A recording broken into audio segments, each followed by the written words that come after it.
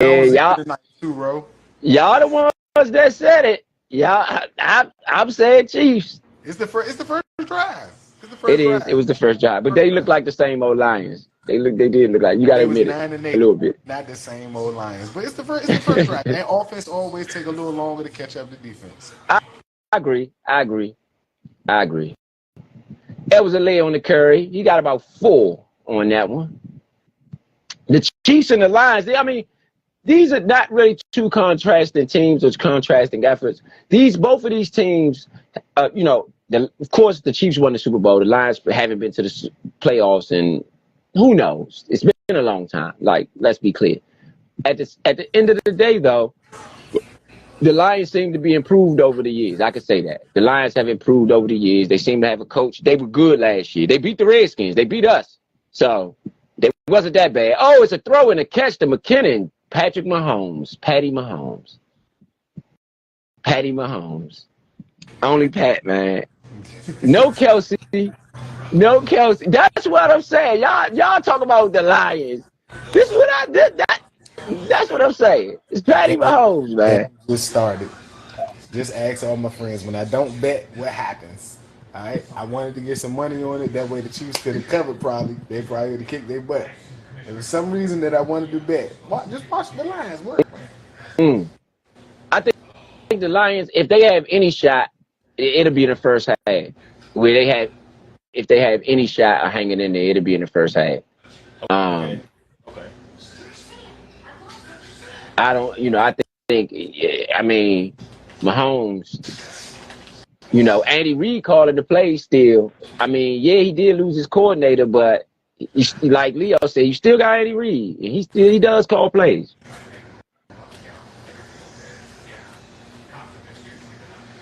So he did use his play designer. Mahomes back to pass. He's hit as he throws. He has to throw this one out of bounds. Nobody to throw it to. He's got a that was 2nd and 5. You got a 3rd and 5 for the Lions. They had good pressure. The Lions defense actually looked decent in the preseason, to be honest. You had the hit on Big Hutchinson with the hit on Mahomes. Who had a very good year. What down is it? This is 3rd down. 3rd and 5. At the 35-yard line, Chiefs 35. It's the first 3rd down for the Chiefs.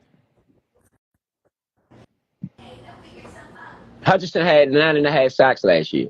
Back to pass. Mahomes is tackled. They gonna have to punt.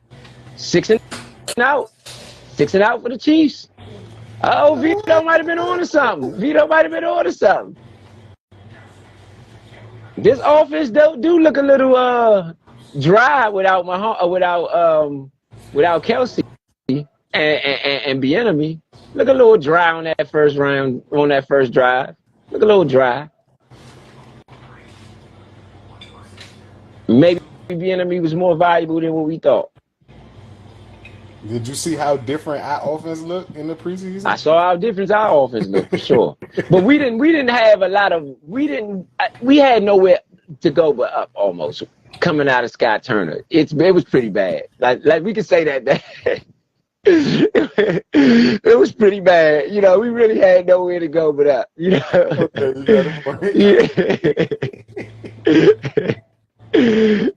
I mean, we had to literally relegate the man to calling him Noah's son. Like, we couldn't even call him by his own first name anymore. We felt bad calling him an adult. That's as bad as it gets. It's bad as it gets. It's bad as it gets. Yeah. Joe Burrow got 275 today. 275? 5 years. How many years? 9 years? 5? 5. Wow. He'll be an 8-year pro before his 2nd deal. Wow. He got 275 for 5. So when you split that up, let me see, 250 and a half a year. Mm. Or like 51 and a half a year. Yeah. 50 and a half, 51 and a half, something like that. Yeah. That's what I'm saying. That's why I don't agree with giving Chase the money, because Burrows had the injury. You had to be out for a year. He did come back. That's what we need you to like. If you get that, but that shows Chase. That's what's going to push. That would be the only thing to push Sweat out is if Chase has that type of year this year. You got to keep that because that potential and that future look at what he could do is going to be better Yeah, than the consistent 7 to 9 sacks. Like Sweat got to have a double-digit sack this year, season. I totally agree. Hold on. Yeah, I totally agree. Which both people's team success. So I mean, I'm not mad at either, but that's going to make the contracts a little more they complicated. they need to figure out if this is where I believe the general manager and the management team really got their first task.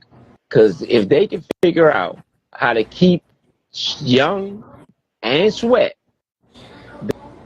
the years that you will have from two veterans like that will be magical.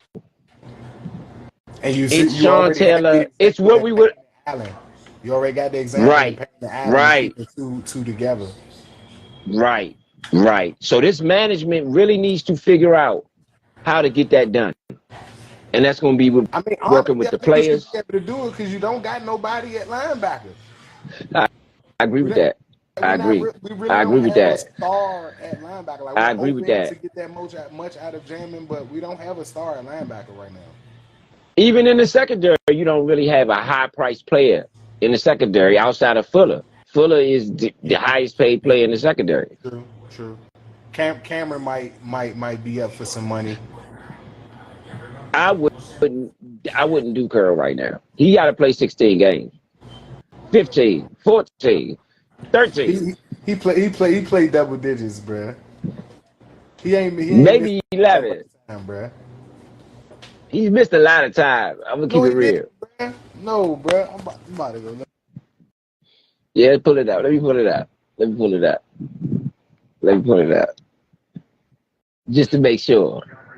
Yo, I'm back. What's good? We having a discussion about Cam Curl right now and how many games he's missed in his career.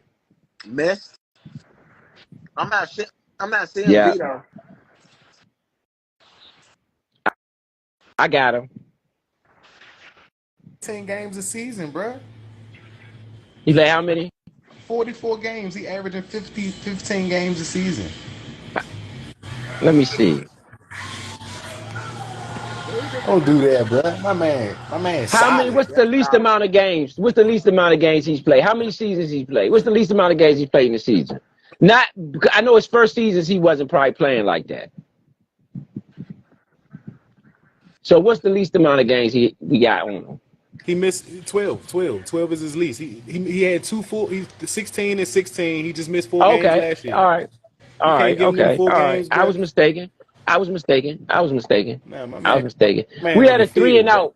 We had another 3 and out for the Lions. They attempted to fake it on their own side of the field, and they got it. They got the first down. They faked the ball on their own side of the field. It's not the Lions you thinking about, cuz. They don't got Whoa. Chris Jones either, bro. You Whoa. know, that's 2 stars that they got on their team not playing tonight. Yeah. I agree. And the Lions, they know they're going to have to steal some possessions. Bro, listen to me. Remember when both of us got to Whoa. start doing that, man. We both Aries, man. You gotta listen to me and I gotta listen to you too. It's a Thursday night game. Ain't no other NFL on, bro. And the Lions don't gotta win. They just gotta cover the point spread for Vegas, to be honest. I think they're going to cover in the first half, but I don't see it in the second half. I'm going to be honest. I think that's when Chiefs pull away. All right. And I ain't saying that you might not be right. You're Dan right. Campbell, a defensive coach. He's not an offensive coach. So if they can figure out what Mahomes trying, and Hutchinson can have a big night, they already getting pressure. I think if they can keep it close, the Lions job is to keep it close, so that in the fourth quarter you could try your hand. 3 and out right now, but once they get going, they can score. Right. I think the Lions' best shot is to keep it close.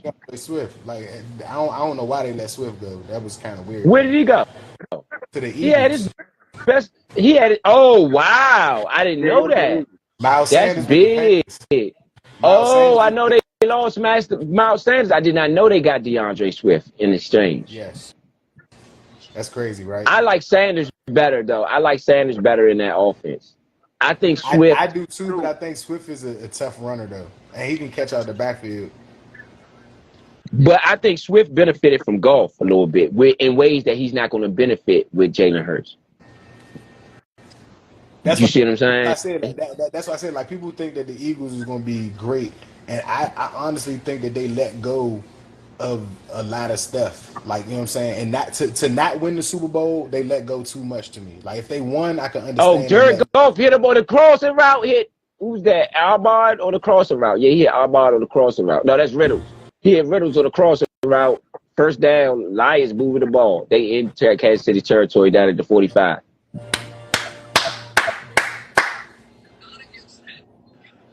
I'm gonna be so mad if they win that I ain't bet no money on this game. I was going to my game bet too, bro. I'm telling you, because I know they had plus money on the Lions. I know it. It's easy Yeah, to it was plus money. definitely plus money on it. And I would have just did what you said. I would have just took the first half because it's tricky to play that the Just say whole game. that whole it's tricky. Yeah, yeah, yeah, It's all right though. I'm gonna yeah. come on the show next week and tell y'all how much I hit for. Well, no, I ain't gonna tell you how much I won. But I'm gonna just tell y'all It's that. it was they got Ty Montgomery. Montgomery is the one who ran it up the middle. That's who the For the Lions running Lions. back is. Yeah. Yeah, but they got somebody else. I'm not sure if he a rookie or they got somebody else at running back. I'm not sure if he got hurt during the preseason. I haven't been able to keep up with them. The Lions with a first down. Boy, that guy ran hard. Montgomery Ooh. is the running back. Not the line. I was about to say the running back. Gibbs. Gibbs with the run. For the that's who their running back is. What is his first name, man? Javante Gibbs. I can't remember. Jemiah Gibbs. Yeah. Jemiah Gibbs. Jemiah Gibbs with the run around the side. I mean, that was hard running, man. That's some good. And oh my goodness, he trucked somebody. Number 6, Cook. He trucked him, boy. Yeah. Back to pass, throws it on the outside. It's another catch. Down to the 19-yard line to St. Brown. Let him get hot, Jared Goff. Do not let him get hot. You hit. Y'all don't remember the game You that right. they put on last year, bro? Yeah. Ben Johnson is their offensive coordinator. His career with the Lions. They do got a classic game against each other. Huh? Jared Goff and Patrick Mahomes do have a classic game against each other. Yes. This might be another one. This might be another one. Put up 50 against each other, or close to 50 against each other, bro. Yeah. I'm about to say the Lions look like they about to go in. The Lions look like they about to go in. You bet your money, you remember stuff people don't remember when you bet your money, bro. I'm trying to tell you. I still don't think they gonna win. Montgomery up the middle to the 13-yard line. I gotta be devil's advocate. 1, number 2. I just understand how many people are going to bet with the Chiefs. It's just so much money. It's the Lions on paper. People don't even know about the Lions. People probably don't even remember until you just said it, that they had one of the highest scoring games last year. So on paper, everybody's going to bet against them, period. I just know better. Yeah. I know Vegas, this is the only NFL money. Vegas is going to find a way to take it. I promise. I think that's what I think they're going to take. Look, I think people betting on the over because of the Chiefs and the Lions. Yeah, that's what I said. Like, we'll find out tonight. They betting, what was the spread? This is a tip for all of the bettors. What was if you look at the individual games, this Thursday night's game, it was 4. And this Monday night's game. I think everybody was taking that 4. Huh? I think everybody was taking that 4. Everybody was probably taking that 4. No, but that's what I'm saying. This is a betting tip for the first game of the season, for the first Thursday and the first Monday. You only gonna find this on our show. On the first Thursday or the first Monday, pay attention to how the team won, like the ending score. Look at what the point spread was for the Thursday game and the Monday game, and see how they won. Did they win via the point spread? Did the home team win? Did the other team win by blowout? Because all of the Thursday and the Monday night games are going to take the same type of narrative. You gotta remember it's a script. You only can change it when they get a chance to sit in the boardroom and do that. There's gonna already be a first 3 or 4 week rollout. Like they're not gonna change it every week. Ooh. Gibbs Third slipped. down and 10. Yeah. Back to pass. It is a touchdown. Detroit Lions. St. Brown. I would have won you Negroes some money. I'm just trying to tell you. Okay. Like I 91 said, yards, 14 plays, 91 yards, 8:04 on the clock. 14 plays, 91 yards, And 8:04 off the clock. what's the first thing that every team says is the easiest thing to do when you come out? Is play defense, not play offense. They scored and they went for it on 4th down on their side of the ball on the second drive Yep, of the game yep, in the yep, first game of the season. These not the yep. same Lions, bro. I'm trying to tell you, the NFL not going. It's Vegas. Y'all just. okay. Pat Mahomes not gonna go. They not gonna get skunked. They ain't about to get blown. I ain't predicting no crazy shit like that. It ain't about to be a blowout and nothing like that. They may even actually lose the game, but the Lions are gonna beat that point spread for sure.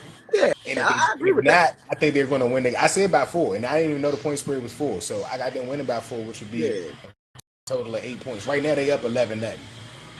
yeah. Yeah, I think they're gonna beat the spread for sure.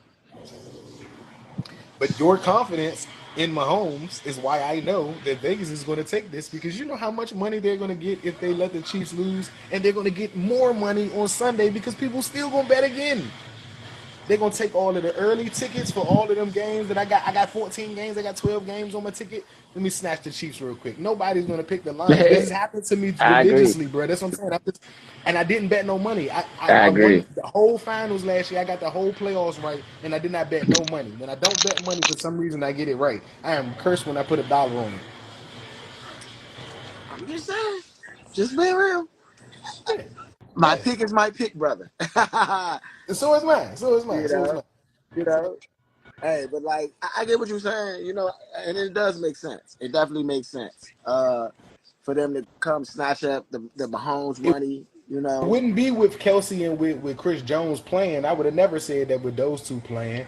It's the fact that those two just happen to be out this game. And that's why they're gonna steal money on the lines, because people gonna bet on the I lines don't know. with I that. don't know. Point. I don't really know that many fans of the Lions that bet with them money wise. Like this is a game for football fans to watch and skip on betting.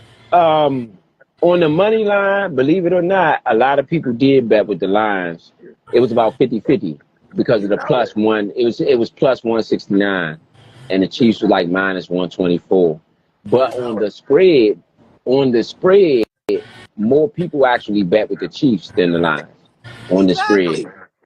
That Exactly. That's minus four, crazy. a lot of as That's crazy as that crazy. That's sounds. crazy. That's crazy for somebody. But you know what, bro? That's what I said. Remember all of the parlay tickets. People taking the Chiefs to win on the parlay tickets. That's gonna cover a lot of bets too. And that's what it, Yeah, that's what I'm yeah, saying.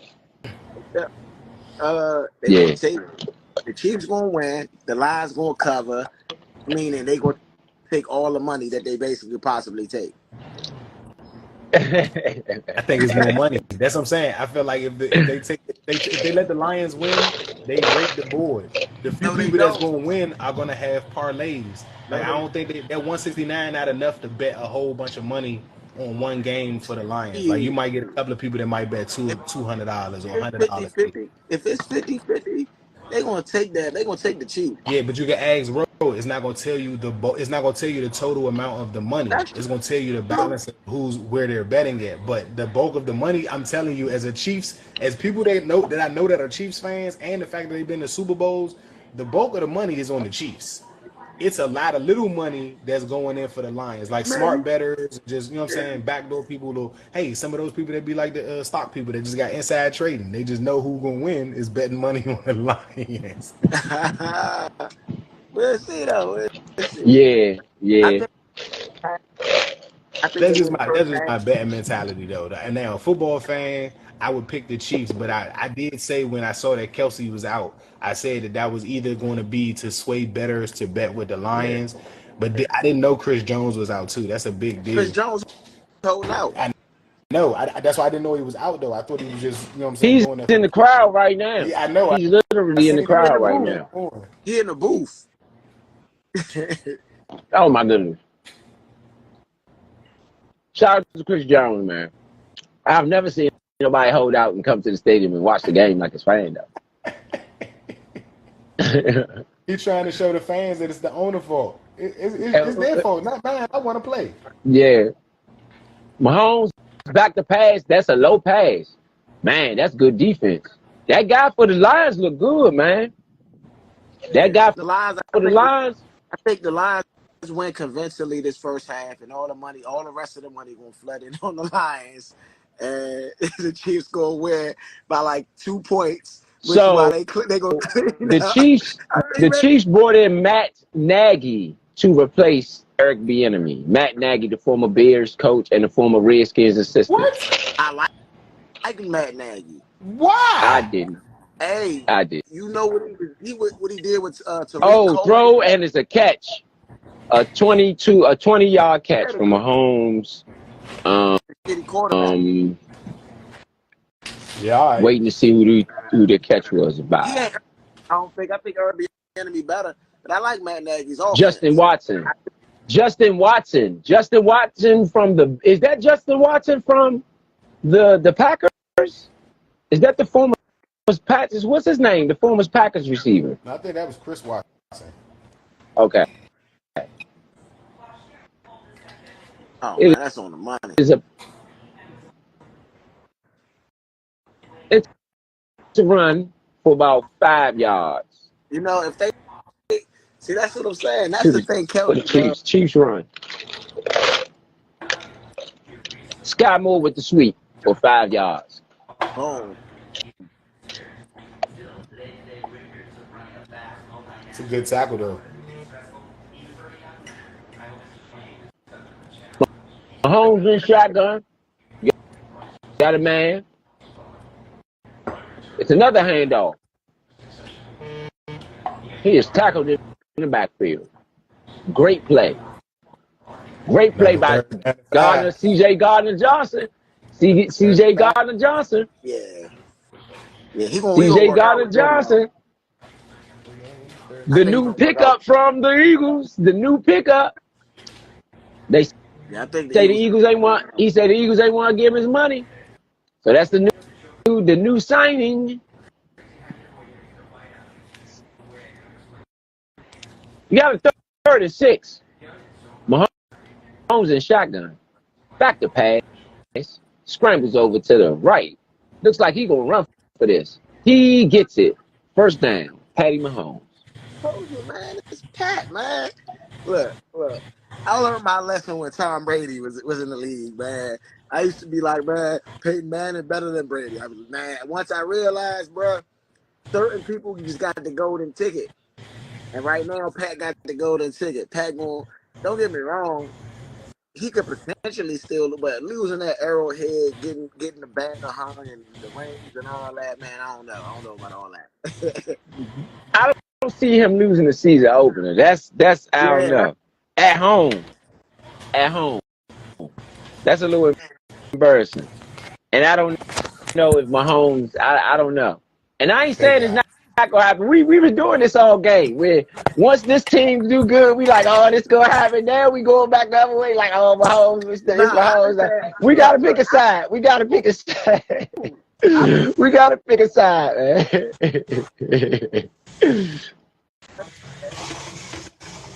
I can't hear you, Point.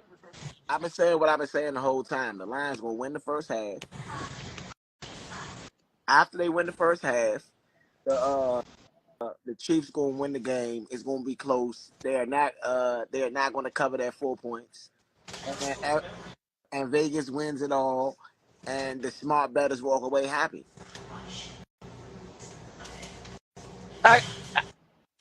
That's what my prediction too. You know, I think that, you know, I don't want to give away all my secrets. You know what I'm saying? Lions offense was ranked 4th in the league last year.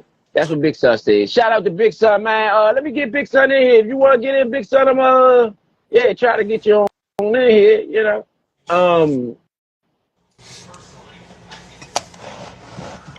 Um,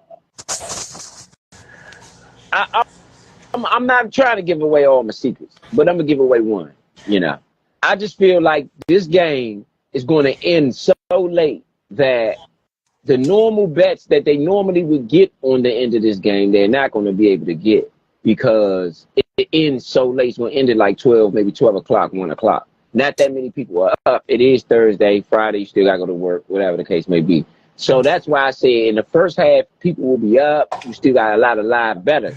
But I think in that second half, a lot of the bettors are going to be gone, and they know that. So if anything, they're going to give away the second half rather than the first one.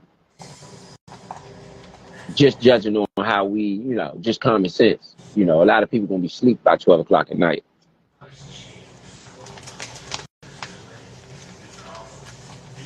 So that's why I feel like, you know, but this is the first game of the season.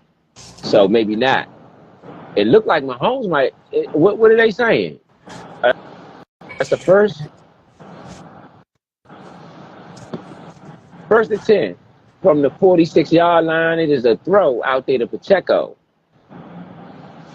He's tackled after a 6-yard gain on a quick screen.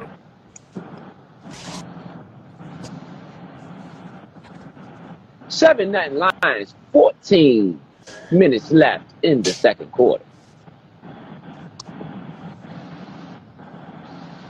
You know, the Lions, and we got Big Son in the building. What's up, Big Son?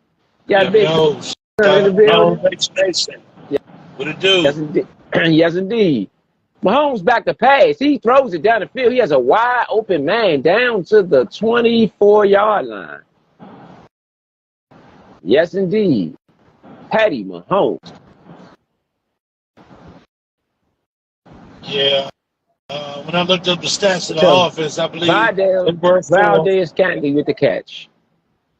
The Bills were second, and or were the Bills first? I don't want to state the wrong statement, but I know the top 4 teams for offense were the Bills, Kansas City Chiefs, Philadelphia, and the Lions. The Lions for sure were fourth rank in the league. Yes, indeed. It is an incomplete pass. He is Mahomes looking for Rashee Rice on the pass. I've been hearing y'all talk, but me and Ro had this conversation back when in the preseason when I watched Kansas City play the Bears. I said that offense looked different without Bieniemy. They don't look like the old Kansas City Chiefs with Bieniemy. They look real different. So to me, it's going to be interesting to see how they maneuver through the league without having Bieniemy, you know, in their backfield. You know, so I mean, it's not going to be the same at all. That's just me. Mahomes with the scramble. Mahomes with the scramble down to the 9-yard line.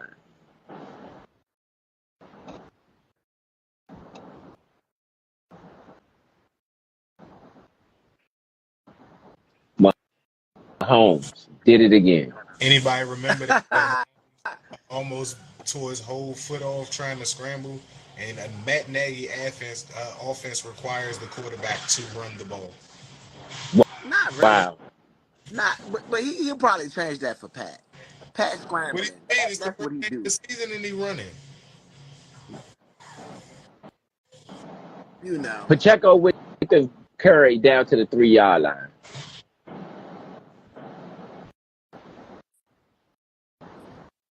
They're missing Travis Kelce, though. I can be honest.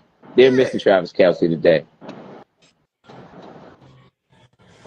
But, Mahomes is still Mahomes. And this is I don't know what type of play design that was.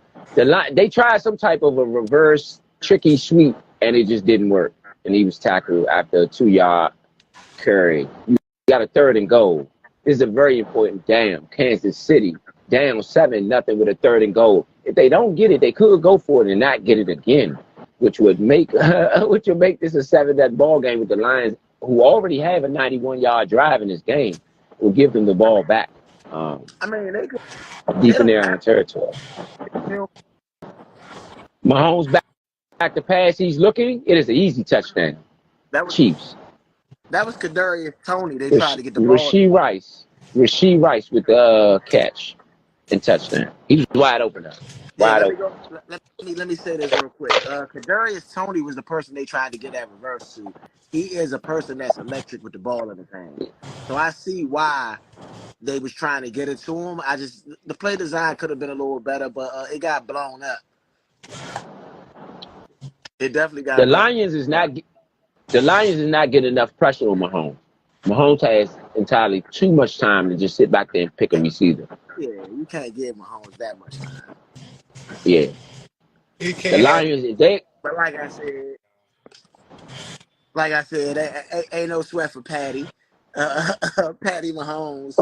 I think he easily walks away with this. Not easily though. I think it's gonna be a good game, but I think it's gonna be what it's gonna be. I don't think it's gonna be another yeah, 50-point game though. I don't know.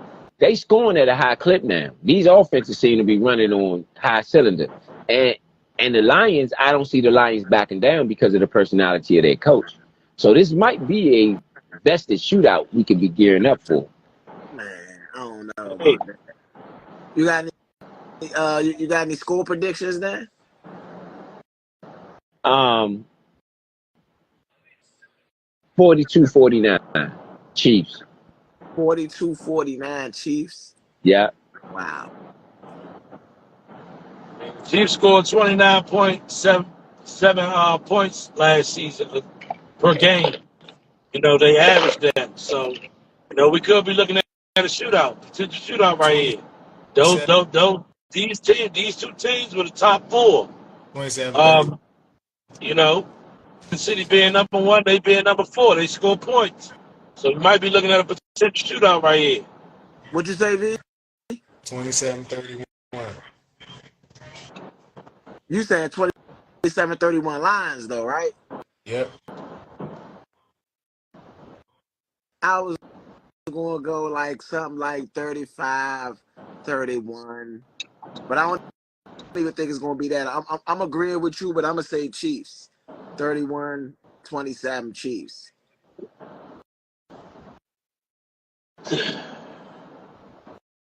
And so Big Side, what's yours?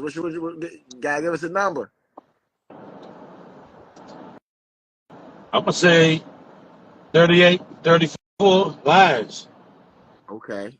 So you believe so we got two people that believe the Lions gonna pull it out. We got two people that believe the Chiefs gonna pull it out. Two people believe it's gonna be a shootout. Two people believe it's gonna be a little bit lower than the shootout. We're gonna see how it go. Right now it's 7-up. You know what I mean?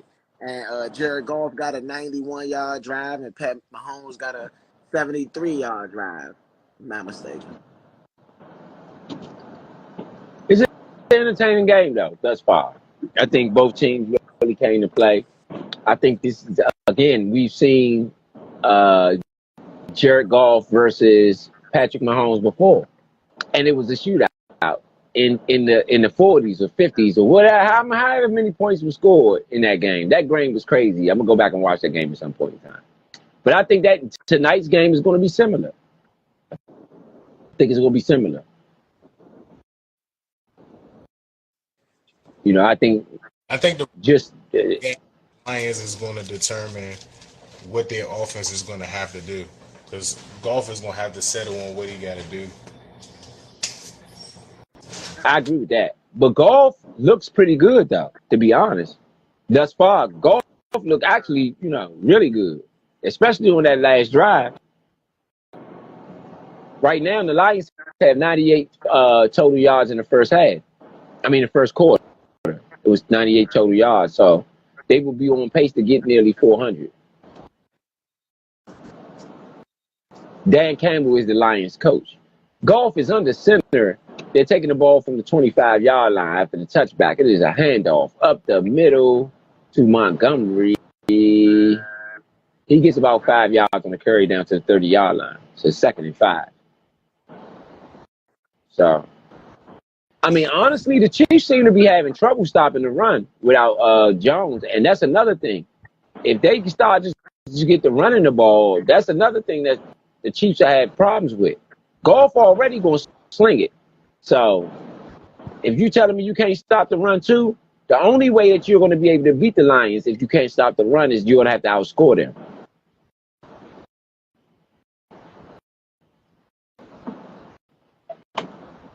You're gonna be locked into a shootout. You don't want to lose your home opener with all them fans in the building. You know, you still got a product to sell. I don't know. I mean, I think we're getting a little bit beyond ourselves. I mean, I feel like these are two good offenses, and they had the whole off season to start their game plan. You know what I mean? So first half, in my opinion, it's going to go to the offense. It's going to get later in the game where them tendencies start to show. I think that's going to be the different. That's going to differentiate the two teams. That's going to differentiate what's really been going on. And don't get me wrong, I like Dan Campbell. I think he's a great coach. And throughout this year, we're going to see better and better out of the Lions. But I don't know. We'll see that. We'll see. Jared Goff with the quarterback sneak to get the first down. It's 1st and 10.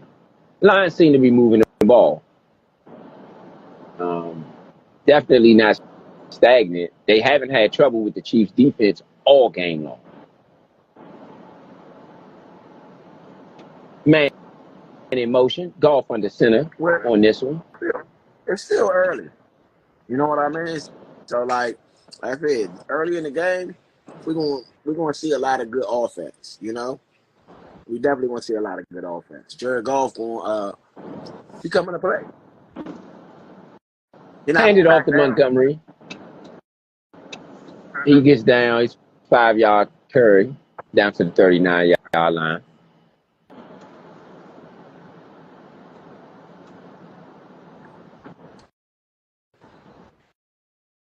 What happened to Jawal Williams?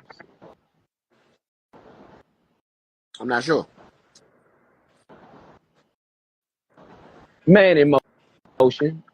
Jared Goff under center. Fakes the handoff on the play action pass. He throws it over the middle. It is a catch. Good throw by Jared Goff. Oh my goodness. That was a good throw. His release is way faster. His release has gotten way faster. And if he got a fast release, it's going to be hard to deal with Jared Goff. Look at this play. Look at this play. He could never make this play last year. His release used to go all the way back and hang. Go back and look at the film. I challenge all the fans to go look at all the fans who are listening. His release has gotten way quicker. Now I challenge them to go on YouTube and watch some it's a tackle in the backfield. 2-yard loss on the first down carry. I mean, that's but no, I was saying, yeah. I was saying that Jared Goff's release last year, he could never make that play. Yes, he could. I disagree. Totally disagree. He had a slow release last year. His release has gotten a lot quicker. And I don't know. I haven't heard any interviews. If you go and look, I guarantee you they probably said that he had worked on that because I could see it. He had never had a fast release like that. I mean, honestly, when we played him last year, he had a pretty quick release to me. Yeah, that's what I was thinking. He had a pretty quick release to me last year when we seen him. That's why they got rid of him for Matthew Stafford. 3 seconds. No, Matthew Stafford got a bigger arm. I think quicker release. I think that's what they wanted. Quicker release. Nah, I think he got just a bigger arm naturally. Yeah. I don't know if he got a big arm. He got a bigger. I don't know. Come on, man. Goff got a gun. I feel like Goff got a gun. Goff do got a gun, but bigger than Sam? Nah. I don't know. I don't know about that. You tripping. You tripping if you trying to say Goff arm. Nah. I don't know. Why not? Why not? Y'all act like he got a super gun or something. He do. You talking about Matt Stafford? I don't know. talking about Matt Stafford. I said Sam. I meant Matt. I meant Matt. Sorry, I meant Talking Matt. about Matt Stafford? Are we I talking don't about the know. same person? We gotta be talking Yeah. about the same person. Golf got a gun, man. Golf gun is like He a turkey. got one. I just don't think his gun is loaded more than Matt. Nah.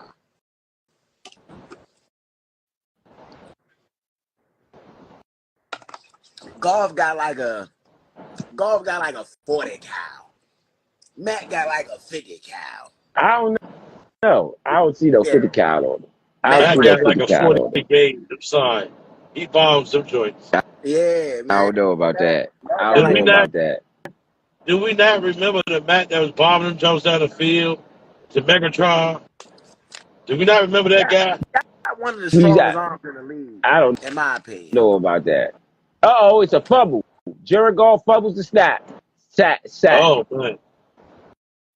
It is a 14-yard loss on the first down play.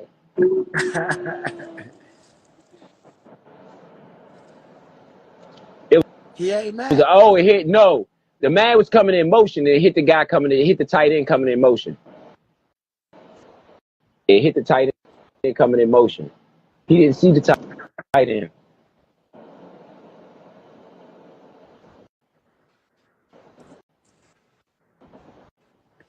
I like Gibbs Second and though so 20. far. I like Gibbs so far though. Other than that play. I Off with like the Gibbs swing other than that. route. He got the 10 yards back. He swung it to Gibbs. Speaking of Gibbs, swing route to Gibbs. He got the 10 yards back. Yes, sir. Yes, sir. What's good, Yeah. my homie? Fat? You know what I mean? You know what we Yes, doing? You know indeed. what Gotta I'm hurry up saying? and get home, man, so I can get on my stat machine. You know? We got a You know what third we and 10. doing? We watch. You know, you want to comment, throw something in the comment section. We got a third and 10 for Jared Goff. Bro, Back he's to pass. He throwing it. throws it to the outside. Oh, fumble. Fumble. Chiefs get the ball. Chiefs get the ball. Wow. Fumble by the Detroit Lions Who fumbled? in the I ain't red seen it. zone. I'm behind y'all this Reynolds game. fumble. Wow. Shout out to Peacock Reynolds for watching fumble. the app. And the app just a little bit behind the, I guess, broadcast. The stream. Terrible, man. The Lions being the Lions, man. That's what I was trying to tell you. This is what I was trying to say. The Lions being the good old fashioned Lions.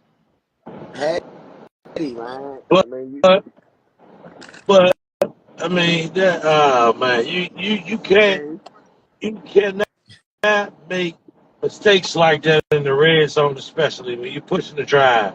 You can't do that. You Yeah. gotta wake yourself up, realize what's at stake. This is the first game of the season. Don't take it lightly. Even though you have 16 more to play, do not take that game lightly. That's what's at stake. This is the first game of the season. Don't take it lightly. Terrible, man. I mean, everybody make mistakes. Yeah. Everybody make mistakes, man. Let the man live. He just gotta go get it back. That's all. The defense We, gotta go. we, we, we do know that around here about the fumbling. This We've is had plenty a team of game. conversations about the It's fumbling. a team game, bro. Defense gotta help him out, and he gotta go get it back. That's all. That's all. Man, fumble mumbles, man. Fumble mumbles. Terrible, man. Terrible. So, question, bro. Yeah. Any dark horse teams you got this year? Um, Any dark horse team? Can't be Washington. I think the Lions. I think we're looking at one tonight. And I'm gonna tell you why I say that. Because Aaron Rodgers is gone out of that division now. That division has Aaron Rodgers list I don't believe in Kirk Cousins, and I like Justin Fields. So I think it's either the Lions or the Bears, because I think either one of them are going to win this division this year. I love what Justin Fields is doing out there. So I really would lean more towards the Bears than the Lions because of Justin Fields. But the Lions are equipped too. Clearly, we're watching them go toe to toe with the Super Bowl champion, 7-7 ball game, about to be halftime. So say what we want, they equipped to do something because they in this ball game. So that's another sleeper for me. Okay. That's another sleeper. Honestly, it's a couple teams I like what's done in the off season, but I'm gonna go with, I think, Justin Herbert getting the money, getting everything locked down. I think the Chargers are gonna be a good team this year, and not necessarily when I say sleeper, they've been decent, but I think they're gonna make a step up. I think they got something special over in that AFC with Mahomes. Then you got O'Barrow that's been right there, and then you got Allen that's been right there, and now I think Justin Herbert is going to be the person that maybe get his team, NFC Championship, Super Bowl type of thing. So I would like to, I think the Chargers are going to be a sleeper. We got a 7-7 ball game, 4 minutes left in the second quarter. Let me ask y'all, what do y'all think about Sam Howell? Give me some thoughts on Sam Howell going into the season. Some of the things that, real quick. Me, I'm going to have to say Jacksonville, man. They might be a dark horse team for me. Jacksonville was top 10 in offense last year. They was right below Justin Herbert and them. You know what I'm saying? So I believe that Jacksonville might creep up the rears and possibly make a playoff push this year. Okay. That's just me. My bad, big That's just son. I forgot to get you. My bad, big son. My bad. That's just me. It's all good. But that's just me. I personally think Jacksonville might be one of them eye-opening teams. Like, really? They in the playoffs? Yeah, playoffs. Nah, yeah. I can see Jacksonville in the playoffs. The Jags made the playoff. Jags made the playoffs last year. And you know Jacksonville made the playoffs last year. Let's not forget that. They did make the playoffs last year. I'm going to change my pick. My bad. The old man, Aaron Rodgers. I think the Jets. Okay. I think the Jets. Because I don't want to pick somebody that's been there. I want to pick the Jets. The Jets is my team, my dark horse team. Even though, because you got Aaron Rodgers, you got Dalvin Cook, they didn't build something decent over there. So I think, of course, and then Garrett Wilson, and then you got Sauce. You know what I mean? They got a mob over there. They didn't build something decent. They do. So I'm going with the Jets. But, I mean, everybody knows what to expect from an Aaron Rodgers team. Like, you can kind of expect them to go to the playoffs. For sure. So, I wouldn't be surprised to see the Jets up in there. You ain't never seen Aaron Rodgers in a Jets uniform? But it's Aaron Rodgers. That's like I never seen Brady in a Buccaneers uniform, but I knew what to expect. No, you didn't. Oh, yes, I did. Nobody knew. Yes, I did. I didn't expect him to win no Super Bowl, but I expected Brady to go to the playoffs. I expected Brady to go to the playoffs. I ain't know about Not at 41 years old, I didn't. I'm not going to lie. Excuse my language, y'all. Excuse my language.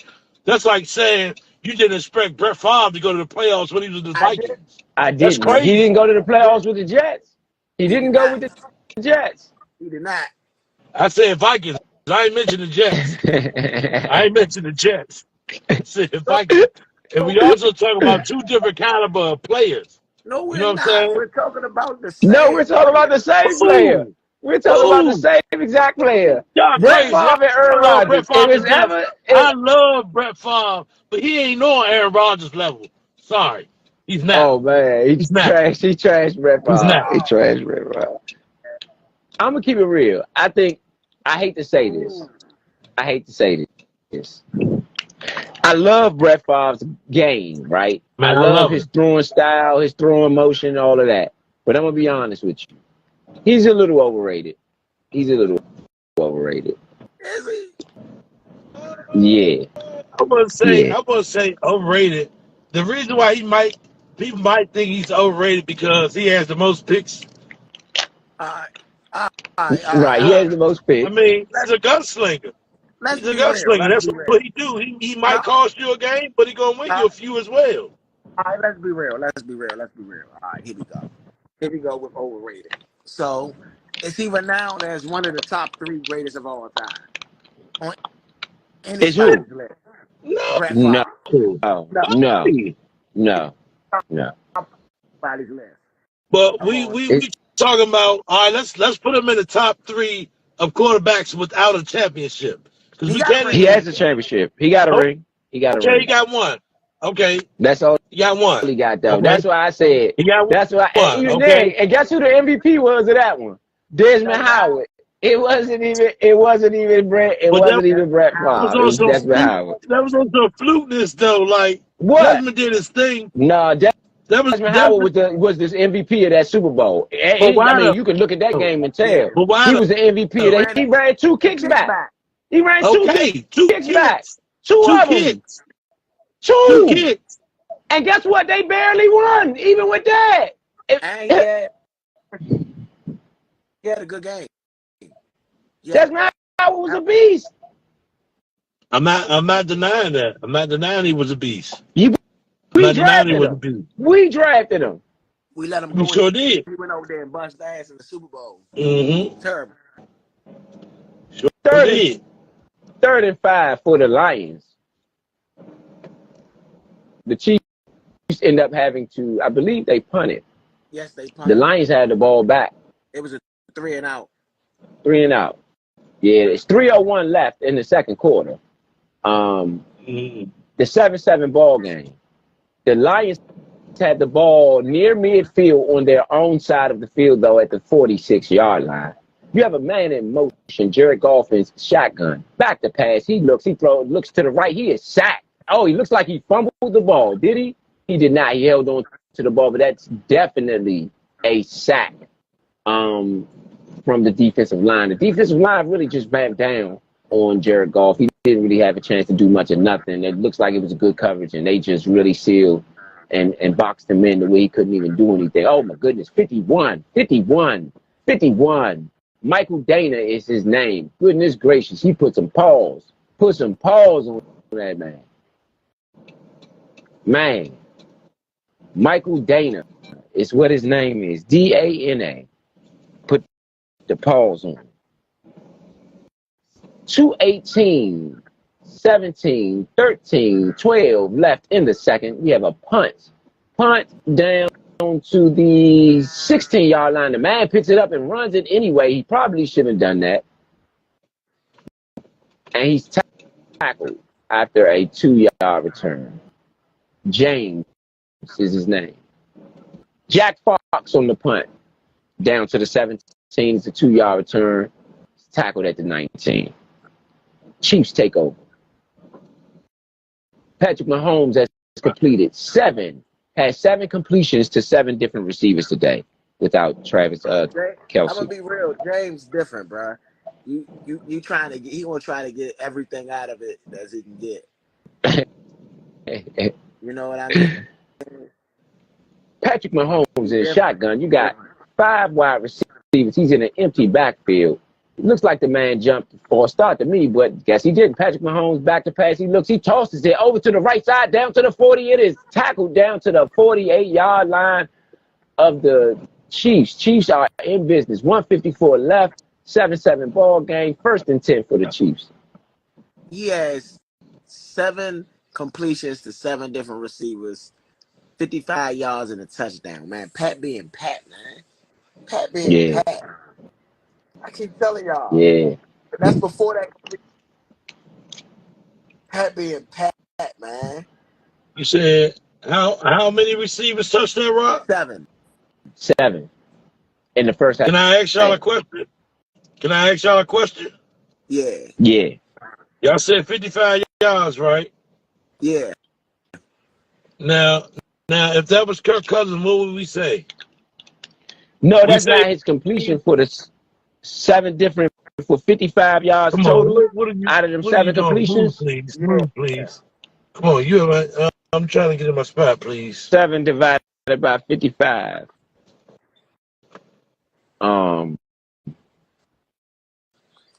It is 8, I believe. About 8, 7. A little bit over 7. It's a little bit over 7 yards a pass.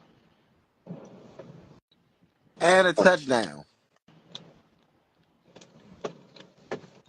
But It's a getting lot the over ball, 7, in fact. listen, getting the ball to 7 different Nearly receivers 8. before halftime. But Before what I halftime. was saying was, even when Kirk Cousins would have a good game, what would we call that? Dink and dunk dynasty.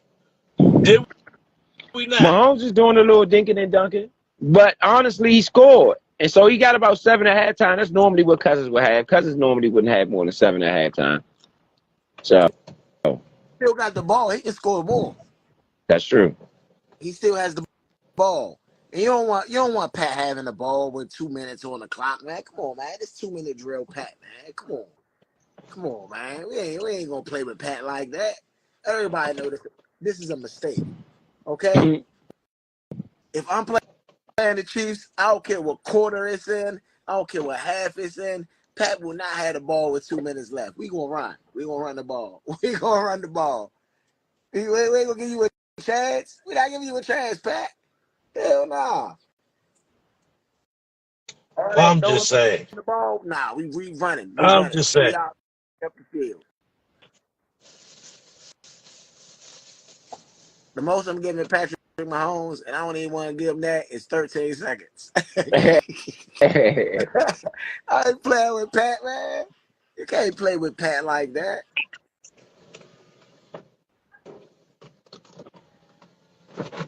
You got back to pass Patrick Mahomes from his own 40. Oh, he's going deep. Oh, nearly intercepted. He was looking for Kelvin Harmon. I would have thought Kelvin Harmon would have been a bigger impact today. The Nah. pass was from the 43-yard line. It is a 2nd and 10. 7-7 ball game again. It is 1:48 left in the second quarter. Hey, I'm gonna Shoot go the out and ball. come back in, fellas. I'm about to Okay. walk in the house. Yes, indeed.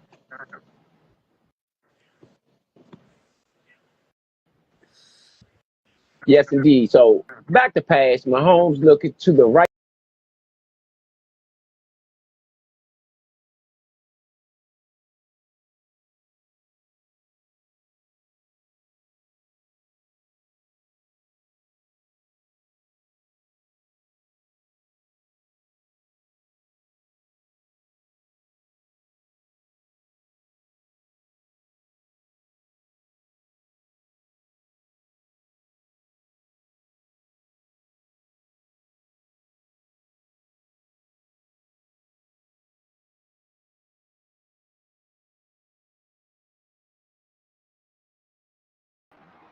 Yes. Welcome y'all to the Nature Show. Just got y'all listen to some of the old work we had. The Nature Show as a network now. It's fully up and running. We've been going for the other day I checked, it was 24 hours. So today maybe somewhere near 48, I don't know. But anywho, we got it going on today, and we're going to tune in today for the Chiefs and the Ravens to get it in. They're playing here. I mean, not here, but they're playing near here, near the D.C. area, up in Baltimore, about maybe 45 minutes away from D.C. They're playing right now, and that's what I want to say. That's a very, very high stakes game in my opinion. You got a lot riding on that game. legacy for Lamar. I wouldn't say so much as legacy for Pat Mahomes, but maybe a little bit of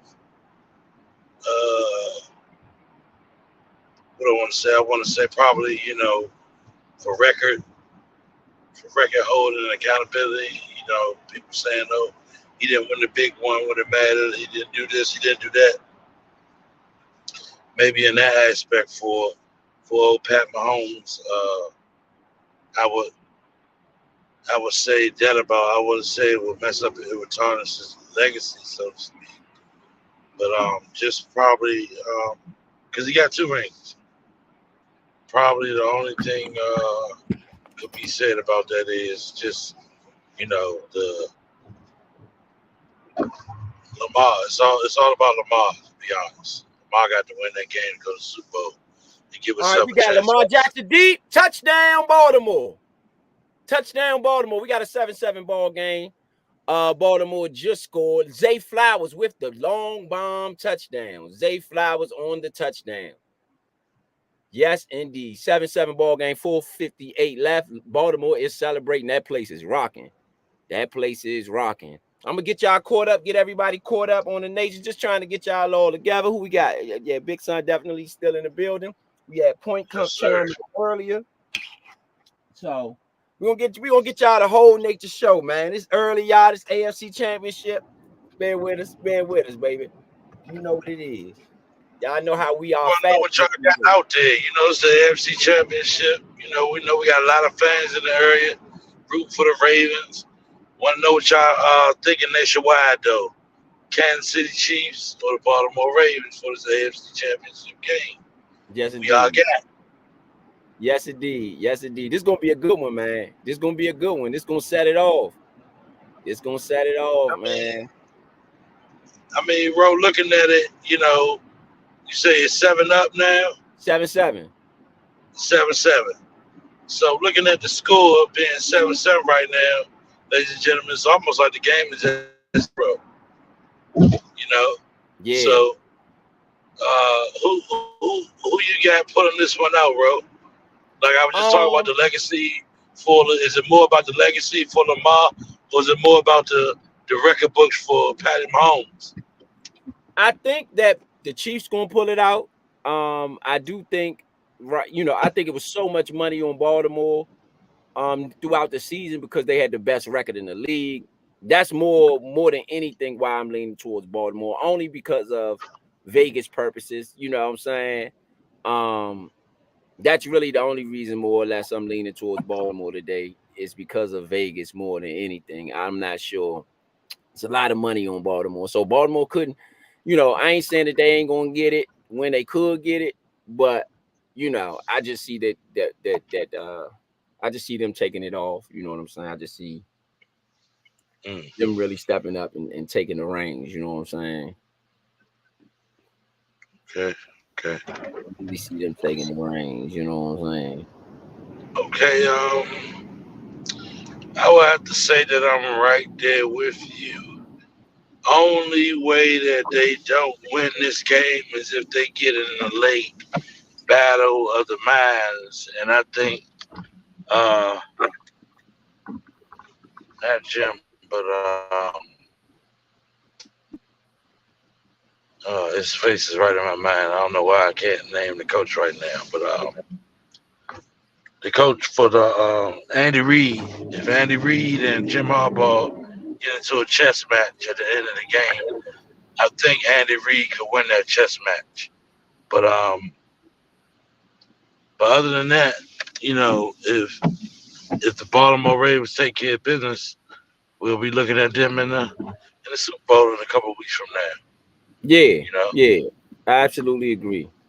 I do think that they can take care of business, and I expect them to be honest. I do expect them to.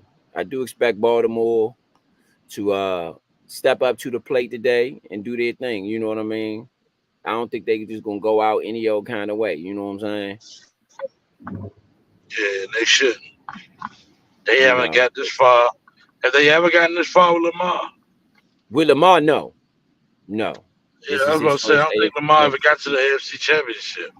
Yeah, this is his first AFC Championship game for sure. So with Lamar, no, not at all. So this is definitely gonna be interesting, man.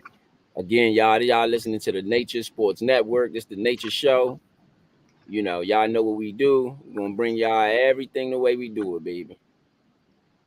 The way that we do it. You know what I'm saying? Shout out to everybody out there listening who rocking with us today. You know, and give y'all what we can. Only the way we can. You got a Kansas City with the ball after the touchdown. You got Kansas City with the ball, scrapping it out. You know, scrapping it out, trying to get it in. We got Uptown Vito in the building. Let's get Vito in here. What's going on? What you think so far? Good game, man. I just got back in, so I seen some of the first drive. Pacheco with the catch, a 5-yard run up the middle. You know, 5-yard run up the middle for Pacheco. Man, Kansas City looked good on that first drive against this vaunted Baltimore defense. The vaunted. I still got Kansas City winning though. Hey, I don't know if you got a chance to check out the Detroit show from earlier that we showed earlier, us at the lines. I'm not sure. Last week. Yeah, the opening week. Yeah, I don't know if you got a chance to peek in, but you had some predictions in there that came to be true. And it's sad that you didn't bet on that game because Detroit ended up winning the game. And you kept on saying, "Oh, hey, man, every time I don't bet, man, these people win. These people win." and they definitely won that game, Joe. And my man Leo ain't had no faith in the last day. He said, "Patrick Mahomes, you gonna bet against Patrick Mahomes on the prime time game?" Hey, but honestly, I'm gonna give myself a little credit because right before half, Point had asked who was my sleepers for this year. Do I have any sleepers? And I said, "You looking at one?" I said, "I'm real impressed by what I see, out of Detroit. I didn't believe in them at first, but I'm impressed right now. What I see. I think they are a good sleeper. So I will give myself a little bit of credit. You know what I'm saying? Just a tad bit. Yeah, man. I had the Dolphins. I had the Bills this year. I thought the Lions looked pretty good early on. And those are 3 teams that made it to the playoffs. I definitely didn't see the Rams or the Packers going. I'm not even gonna lie to you. The Rams. The Rams had a definitely surprising season. I'm not gonna lie. Yeah. Definitely the Packers. Especially the way the Packers started off. You really didn't expect to start out of them. You got to run up the middle, up to the 49-yard line. Past the Travis Kelce. Of course, we're going to get y'all caught up on the stats and all the, the important information in the first 2 drives. We'll make sure that y'all all are fixed in on what's going on out there and get y'all locked in. I need B more to show some dominance, man. 8 for 8 for 75. Patty ain't playing today. Patty ain't playing today. It shouldn't be, but this is AFC Championship game, though. You're right about they scored on the 4th down. Yeah. Oh, they went for it on 4th down. Oh, no. Andy Reid not playing. Yeah. You said that last week. Andy Reid going for blood. He going for blood.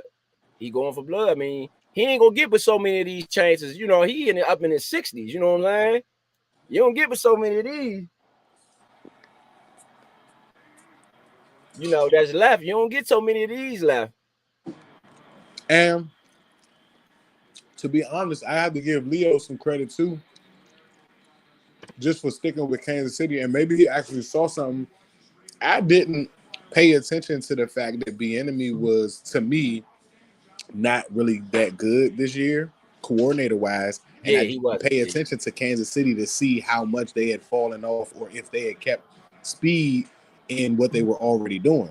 Yeah. And I would almost guarantee that they was going to the playoffs. Not necessarily far, but going to the playoffs. Because it don't really look like they lost anything by letting Bieniemy go. No. That was my concern, for them to let him go like that. You see what I'm saying? That's why I'm like, Josh Hurd, he got to be a mole or something. Something going on. Well, remember I told you Josh didn't hire him though. Right. For them to just willy-nilly, you got a 3rd and 4 for Kansas City. Mahomes back to pass. He don't. Out to the right side. He gets the first down to Rice. And you know what's crazy? Rice scored in that first game. Mm-hmm. Rice scored in that first game. That's the first time I ever heard him. I didn't even think about it until listening to it before we played this game. You know what I'm saying? So Rice scored in the first in game 1. Quietly, though. Quietly. On the low, he's having a great season. Got a 7-7 ball game at the end of the first quarter. Baltimore 7, Kansas City 7.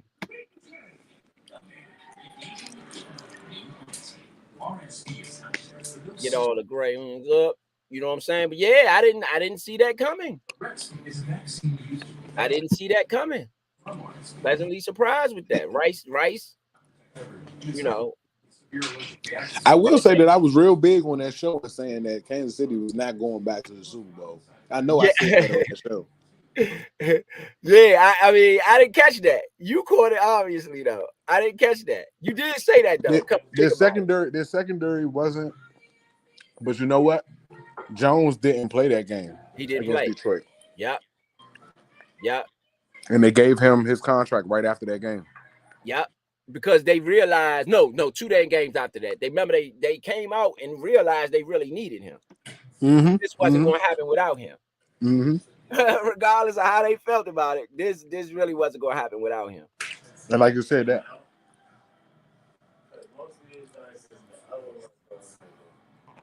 You know, and I think that had to play a part. I mean, when you look at Kansas City overall this year, I mean, this is why I feel like we in a Patrick Mahomes dynasty, whether we recognize it as that or not, because first and foremost, he's been to the AFC Championship game every year of his career, at least. That's unprecedented. You know what I'm saying? Literally. You know, I don't think nobody has ever done that. Been to a championship game every year. You know what I'm saying? I mean, just to even think about something like that is crazy. So Kansas City fans enjoy it. We know what it's like to do that. We've been here. We from Washington. We had a run like that too. Don't get it twisted. You know what I'm saying? Don't get it twisted. We had a run like that too.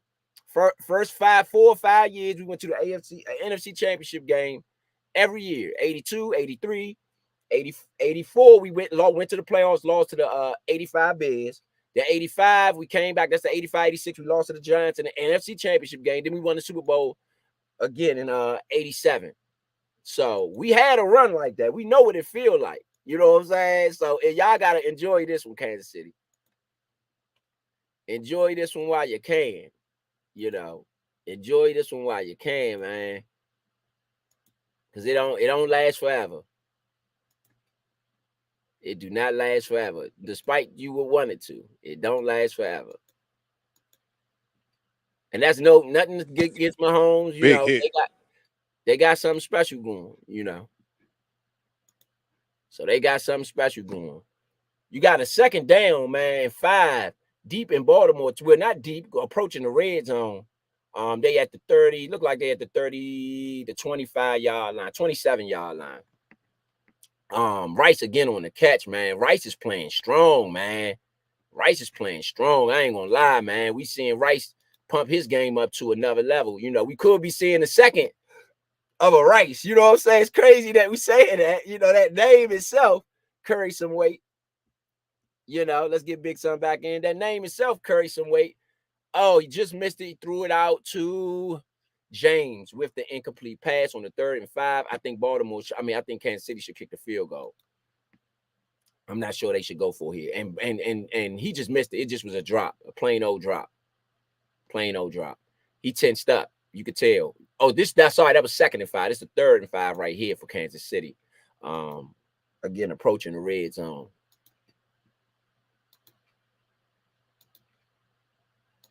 You know.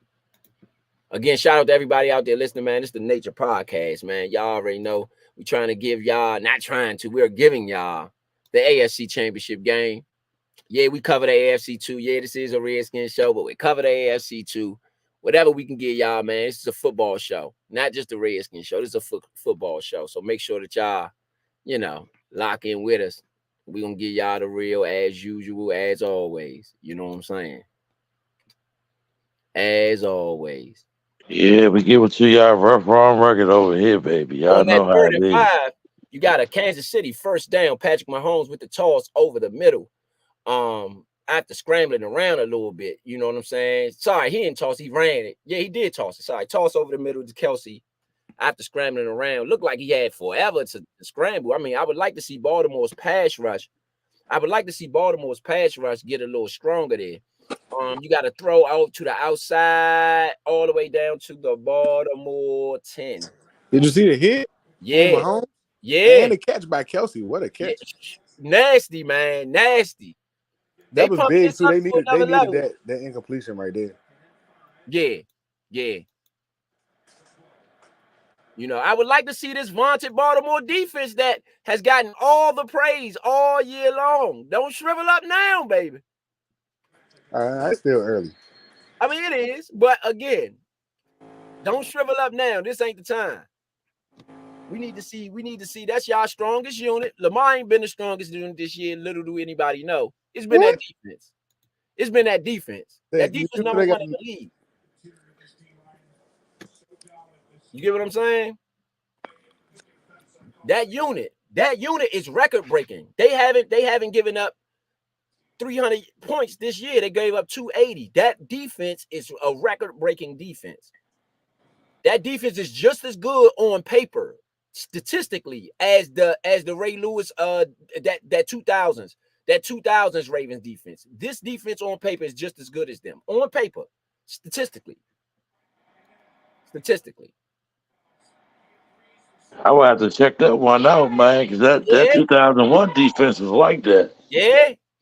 Statistically, this defense I is think just they allowed like something like 18, 19 points a game. That's what this. No, I don't Different know. league. It might have been lower than that. It might have been 13 or 14. It might even been lower than Different that. league. This We're defense, talking about scoring? yeah. No, Baltimore defense back in 2001 was way better than this, John. No, not statistically, it wasn't. They only gave up 10 points a game, bro. They had 4 shutouts the entire season. This Baltimore team has no shutouts. Whether they have no stop with that. shutouts or not, I'm saying the Let's end of the stop year with that statistics. and let's talk about the That's what NFL I'm about to difference say. I between don't know then about and that one, today. bro. One, they don't run the ball anywhere near as much as they did 20 years ago. Everybody passes the ball. Everybody, you can go back and look, bro. Everybody passes the ball a lot. Baltimore's offense wasn't that good. Their defense was better than anybody that I've almost seen outside of probably the 85 Bears, bro. Because they beat everybody by 10 or less. They didn't blow nobody out that year except for I want to say the Bengals the first time when Dylan had his record breaking jump, either that against the Bengals or the Bears. I mean, not Dylan. Jamal Lewis. Right. But other than that game, bro, they was within like a score or maybe 2 against everybody. But they only gave up 10 points. They average of 10 points a game that year. In a passing league, that is impressive, but passing don't got no clock involved in it. You know what I'm saying? So it's a lot that go into that. I wouldn't. Yes, statistically, if you want to say, but it's still not as good as that defensive statistically. 10 points a game in a pro league is crazy. I agree. But this defense, I'm about to pull them They up. don't got no shutouts, bro. Ray Lewis and them was shutting people out, bro. Yeah, but those were considered boring games, bro. Like a lot of people said that some of those games was boring games. The games against the Steelers that year, boring. It was low scoring games because you couldn't score on them Bama's like that. Chiefs scored. Touchdown Chiefs. Running play. Yeah. But yeah, I agree with you, Vito. That defense was lights out. That 2001 defense was lights out. And the fact that they had 4 shutouts, even if they had 2, it still would negate this team right here being anywhere near them. I mean, statistics, We're stat not gonna wise, say okay, that cool, Patrick but McQueen is Ray Lewis. We're not even about to start. bro, Let's start there. No, they got Let's start Roquan that. Smith. They got Roquan Smith. They don't have 150 or 160 tackle player a year for his entire career. But Roquan Smith is pretty good. Yeah, You know pretty what I'm good saying? is not Ray Lewis. They don't have a murderer at middle linebacker, bro. Yeah. I'm not gonna call him that on air, man. Ain't about I to mean, do this. look, hey now. We talk about the Court gridiron. We ain't cases are talk public. about the life. Oh, It was right. off the field. It was off You the field. gotta remember though, he beat one of them that Super Bowl season, so that's why I said You say what? Yeah. he beat that Charge that Super Bowl season. So no, he beat that charge when he came in. No, it was that same season. I think it was that same Super Bowl season. Nah, he didn't go his rookie year. That's what I said. I think that was the second season that John came up. Oh yeah, I don't know. You don't remember the nickname? He didn't go his rookie year. London Fletcher won his rookie year. He didn't go his rookie year. What, to the playoff? To the Pro Bowl? No, to the Super Bowl. No. Who? Ray Lewis? No. Ray Lewis was drafted in 99. In 90, When it, 96, 96 when they became the Browns, when they moved. That's when he was the first pick. When they became the Ravens, he was the first pick when they became the Ravens, him and Jonathan Ogden. When they became the Ravens, he was the first one, the first ever pick that they ever made as the Ravens. So that's why it was symbolic with him and Ozzie Newsome, all them going out together. But I get y'all. I'm not about to I'm gonna pull some numbers just to see what y'all see, because I looked them up earlier in the year. I said, oh, this defense doing something major, man. And again, I will say too, well, maybe not when you talk about the Steelers this year. The Steelers was a playoff, so this ain't to knock the Steelers. They were a playoff team this year. But I don't think well, I don't know. The teams back then wasn't bad, because I do believe they had some decent. I don't know. I got to look at that division and see what that division was looking like. What, the Ravens back then? Back then, right. The Bengals were trash. Let me see. The Bengals were good, just never made the playoffs like that. Or when they did, they went out in the first round every single year. And I believe the Steelers are pretty good too. They still had what's our man name that we wanted to get back in the day before we got Stop. The Steelers were trash until they got Roethlisberger. They had Neil O'Donnell, they had Tommy Maddox. That was Cordell Stewart. Cordell Stewart was way back in the day. That was before Ray Lewis. No, he was the quarter. No, he wasn't. That was during the Ray Lewis era. He was the quarterback for them. Remember, he was at first like a mixed slash player. Cordell Stewart was drafted in like 94, bro. Like 94, 95. No, he played in the Super Bowl in 90 against the Cowboys. Yeah, they were decent back there with Cordell. Yeah, Cordell was the I believe he was the quarterback that year for the Steelers. But that's what I'm saying. He was near the end of his career. They wasn't in the. I don't even know if they was in there when they went to the Super Bowl. I don't even think that wasn't their starting quarterback then. In 2000, in 2001, I mean. No, that was yeah. I mean, I think that was their quarterback that year. Either him or Tommy Maddox. There's only two of them that could have been. Nah, in 2001, the quarterback was Cordell Stewart. Yeah, Cordell Stewart. That's who I said. Yeah. Tommy Maddox was the next year. Okay, Maddox was. That's why I say it only could have been two, because they went back and forth for years. So I know it could only be one of them two during that time. Stewart had a good year too. That was Cordell last year starting. He was still on the team the next year, but Tommy Maddox was over him. Yeah, right. That's why I said I knew that Cordell was older by the time Ray came out. Yeah, because Ray came in around the Peyton Manning and them early and stuff like that. Like not too long after they came in, he was already in. Like I said, when the Browns was in, and then who else they bring in? By the time the Texans came over in the league and shit like that, was Ray like early years. Yeah, I agree. So, man, you got Spags in them out there. 14-7 ball game. Kansas City up on Baltimore. 10-12 left in the second quarter. First down. I think Lamar Jackson and them playing good. I'm gonna be honest. I like the way Lamar Jackson and them playing today. Even though it's a 14-7 ball game, I still like what they doing. I think the first two drives right now are just routine, like the scripted plays. But nobody looks like they're playing outside of who they are as a team. Yeah. I Right. think they both just doing what they got to do to see what the other team is trying to do defensively, what schemes they running. Did y'all see that Eagle staff that they just showed up there?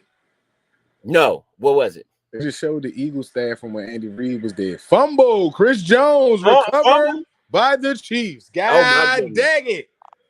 Hey, it looked like dang. Looked like somebody self-destructing. I was just saying that the Eagle showed the picture when Andy Reid was the coach there. Spags was the coach. Harbaugh was on the staff. Pretty much 5 or 6 coaches from this game were on that staff with Andy Reid. Wow. Andy Reid know how to pick them assistants, man. You got to give him credit. He know how to pick them assistants. He always had good assistants, whether it's Joe Johnson. Also might be why he's able to play this game the way he is. Yeah. Your sons really can't. It's hard for your sons to beat the dad unless the dad just don't feel like playing no more. Yeah, Harbaugh was on his staff. Yep, that's how Harbaugh got the job. Good point out. Waiting for them to point that out. Spags was on the staff too. See, and I didn't even know that. I know Spags ended up going to the Giants and becoming a megastar over there with what he did to the Patriots in that Super Bowl. But I did not realize that Spags came from the Philadelphia Eagles. That's a new one for me. I can't remember him with the Eagles, so that's definitely a new one for me.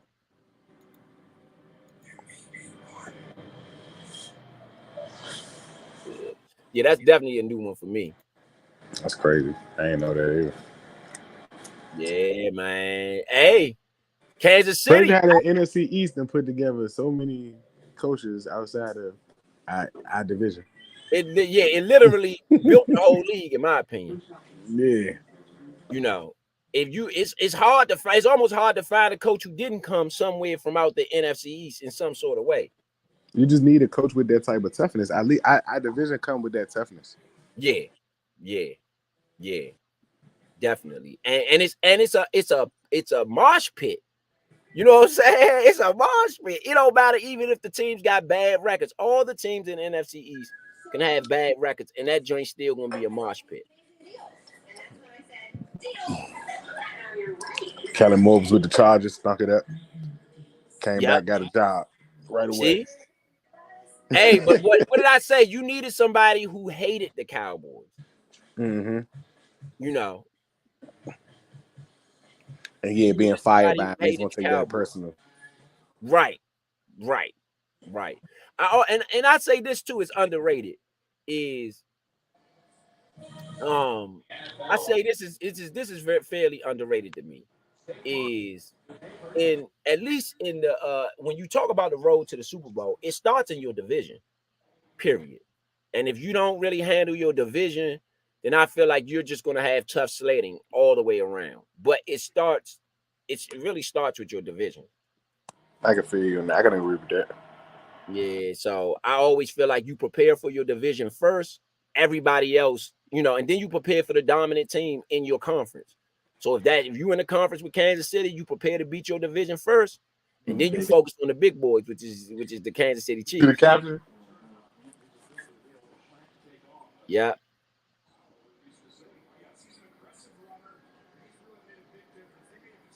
Then you got to focus on the big dogs. The big dogs.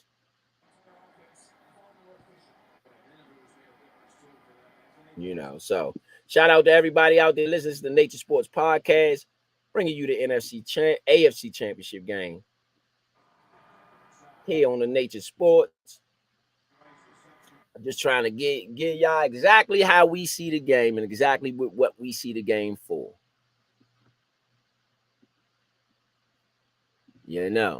So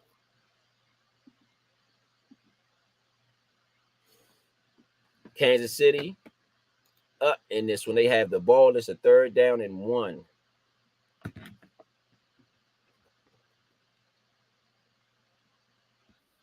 That is Travis Kelce's 151st postseason reception. He is tied with Jerry Rice, the great Jerry Rice. That's a lot though, 151. I ain't gonna lie. in the postseason. It's a handoff up the middle. It is a first down for the Chiefs. Let's get Big Son back in.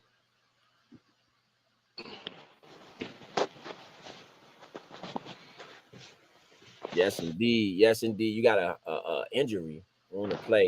Baltimore Raven is down 7:26 left in the first.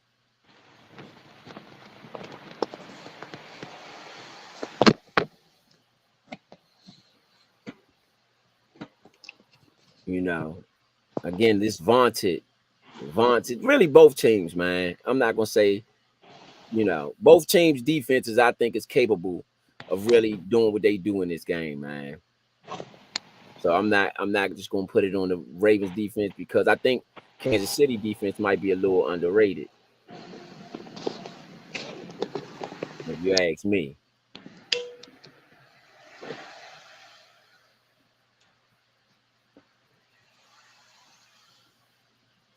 They might be a little tad bit underrated, if you ask me.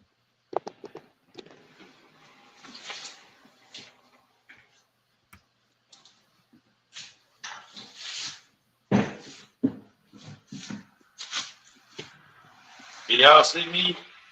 Yes. Let's see. Hold on. Yeah. Yep. You got you in there. Let me see y'all. Man, I can't even see y'all, but not like. No, I gotta get. Yeah. I'm Nah, my cam not on. I'm up here, but No, I see that little sidebar. I'm just saying it's small. Yeah, no. Yeah. Definitely. Yeah, that's better right there. Yeah, baby. Yeah, hey, look though. This might be a nice little setup. Turn this joint into the strokes back.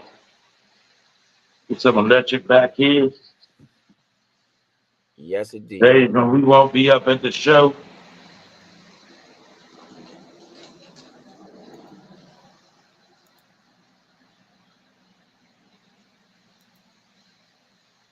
But man, I'm excited about the awards show today, man.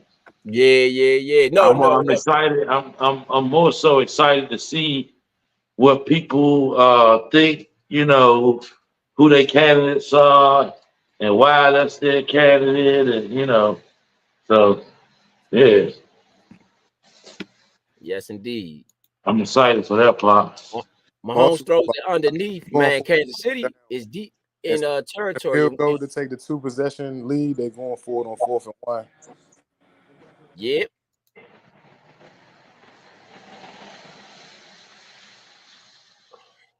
The way Kansas City moving right now, it looked like they might get it, but I just think it's dangerous rather than to take the extra points.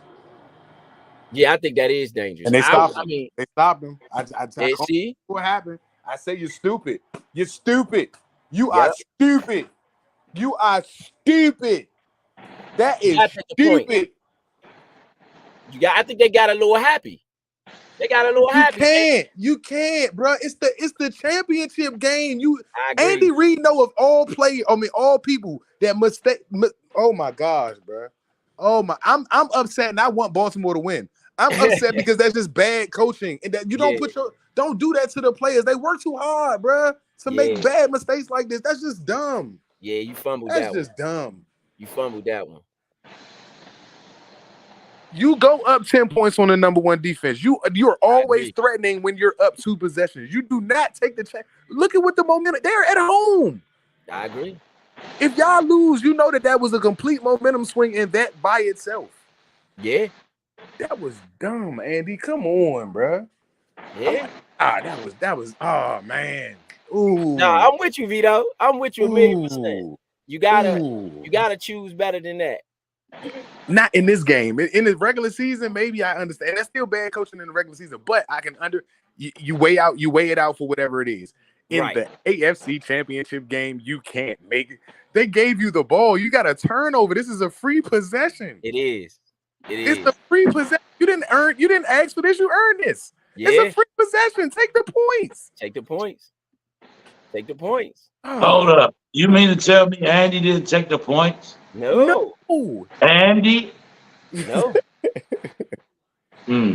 This smells like a Baltimore win to me. It's still early. It's still right early now because Kansas City has definitely come out and shown everything that they needed to right now. But that can be so costly. That could literally cost you everything. Yeah, it's still early, but y'all right. It may still be early, but the destination is set. It's just that they're at home and it's this level of game. Like if they go and score right after this, the momentum is all of theirs. Yeah. Do we remember the last time the Ravens had a defense like that, what they did in the playoffs? Yeah. Yeah. So I mean, with them standing asked for it, bro. like You asked for literally that behind that vaulted defense to show up.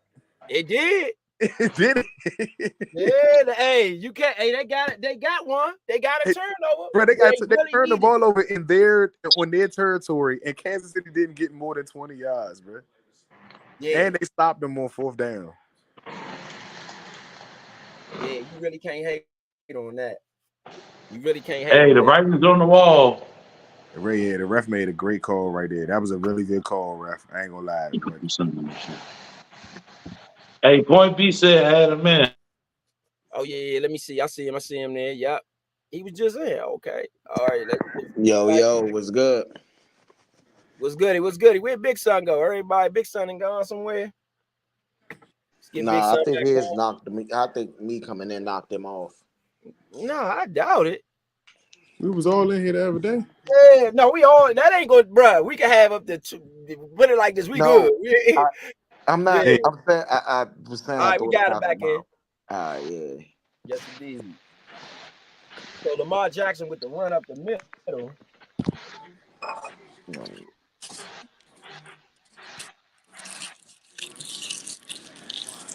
Oh, good tip.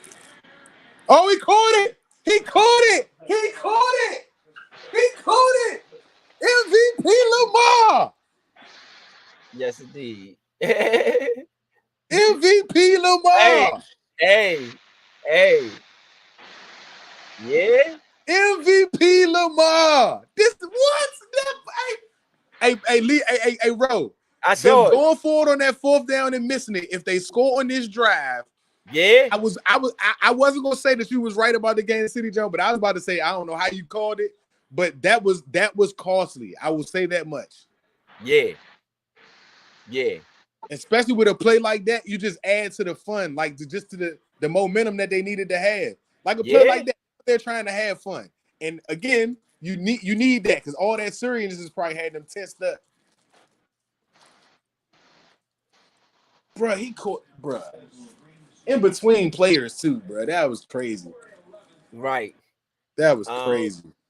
Just to get y'all caught up on the first 1, 2, 3, 4, 5, 6 drives, you had 3 touchdowns. Oh, you had a punt by Baltimore, a 3-and-out punt, and then you had basically 3 straight touchdown drives by both teams, 2 by Kansas City, 1 by Baltimore. Then you had a Baltimore fumble, and then you had a turnover on downs by Kansas City. So that's where we are now, 14-7, 4:17 left, 4:03 left in the second quarter. And you just had the Lamar Jackson incomplete pass to Zay Flowers. Their defense, man, I gotta admit, Kansas City defense look good, man. I ain't gonna lie. They look better than what I thought they would. But again, I believe that's because they're a little underrated, in my opinion. Yeah, Kansas City defense been really battle tested. You know, they've been usually I don't think they're underrated altogether. I'll say that they step up in the playoffs. Like there's been one or two. There have been two of the Super Bowls that they went to already. I thought their defense was really good. One of them, and then the other one, I didn't know that their defense stepped up in the playoffs. This is one of those stepped up in the playoffs. That they played really good the first week, and they played excellent against Buffalo. Yeah, I agree. It's a bad play call, in my opinion. And a good Jones with 2 back-to-back plays, man. Jones, yeah, and the money for. Yeah, on the 3rd and 9, you had the incomplete pass to Zay Flowers. And then you had a 49-yard punt. After the play, Kansas City would get the ball at the 29-yard line. Right now, Lamar Jackson is, of course, the lead in passer on the Ravens. He's the leading rusher, has 3 carries, 28 yards, and he's the number 2 receiver. He has 1 reception, 13 yards. Their There's no. offense have to play better though. I was about to Baltimore's say offense. there is no way that they're going to beat the Chiefs when Lamar's going to have to do it by himself. That's too much for one player to have to do to overcome an offense that's ran by Patrick Mahomes. I agree. They going to definitely have to. They definitely going to have to. They're definitely going to have to come out better than this. Their offense. I want to see the Chiefs' offense just play a little bit better, man. I was about to say. Sorry, the Ravens' offense, because that ain't gonna work. I was about to say, the Chiefs, they do have Patrick Mahomes, but they can be beat as well. So clean up a couple of little, mishaps here and there, you can beat them. No, we seen that first game of the season. No, they could be beat, but what we're saying is that they're not going to be beat if you ain't playing offense like this. With Lamar Jackson as your leading receiver, and he your quarterback, that ain't they ain't about to beat nobody like that. Yeah, the leading receiver is crazy. Him being the leading receiver is crazy. I mean, we've seen crazier things happen in the league. But not them win. We ain't seen nothing like that when your quarterback is the leading receiver, they win the game. So he's the number 2 receiver. Zay Flowers right now is the leading receiver. That'll be a first. Hey. Zay Flowers leading as a receiver right now for them. Yeah, I'm just saying. He's second. He's second. Jackson is second there. I'm glad he caught it though. At least he had sense enough to run.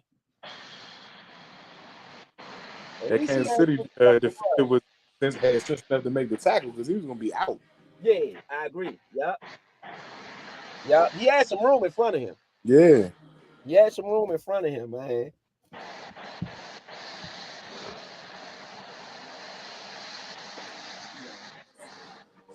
Let me say, this is not the game I expected, but this is definitely. Yes, it is. Yes, it is. Yes, it is. When you made your prediction, what else did you see? I did. No. I thought it would be a lower scoring game. I didn't expect them to put up 21 in the first half. That's what I meant by that. No. I didn't expect, No, ain't no way you're gonna beat the number 1 defense with a low scoring game. That's their game. That's playing into their hands. Kansas City has shown, but they've shown every week in the playoffs that you got to score 30 to beat Pat. I agree with that. As much as I don't think that they was gonna make it past Baltimore, every week they've shown that you got to put up 4 touchdowns to beat these guys. I agree with that. And that they're gonna put up theirs. They're gonna put theirs up because they know that that's what is required. Yeah. Oh, that's an offensive flag, or none at all. It should have been an offensive flag, but I guess no call is cool too. They didn't really impede it that much. 1st and 10, Patty tries to go deep. Yeah, I saw it. The Rice. They had him boxed in. I mean, they seem like they bracketing Rice. Rice is better again. No offense to the great Jerry Rice, not to put y'all in the same category, but Rice has been what he has been. You know what I'm saying? Rice has been what he has been. I ain't gonna even lie, and he deserves a lot of credit. Good stop. Good stop, defense. I like that.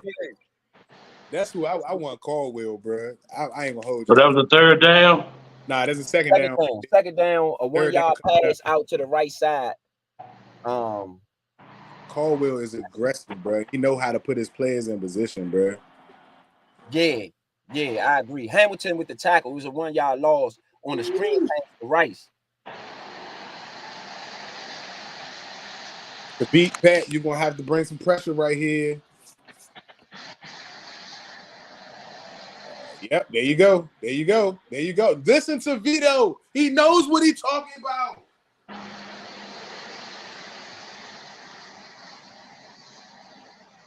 That's Yeah. all I'm saying, fellas. That's all I'm Definitely saying. needed the pressure. They got there quick too. That guy 14, man. Yes. 14. That's the guy who had the tackle on the When you talking about the tackle. safety, you talking about Stone? Nah, his name is Hamilton. That was a great dial-up. It's a safety that speaking about safeties, it's safeties that the Ravens got. Stone, he gonna be a free agent. He had 7 picks this year at a safety. Shorty is solid. He got good range. He hit hard, physical at the point of contact. I think we ought to be looking at him. You starting him over Derek Forrest? Huh?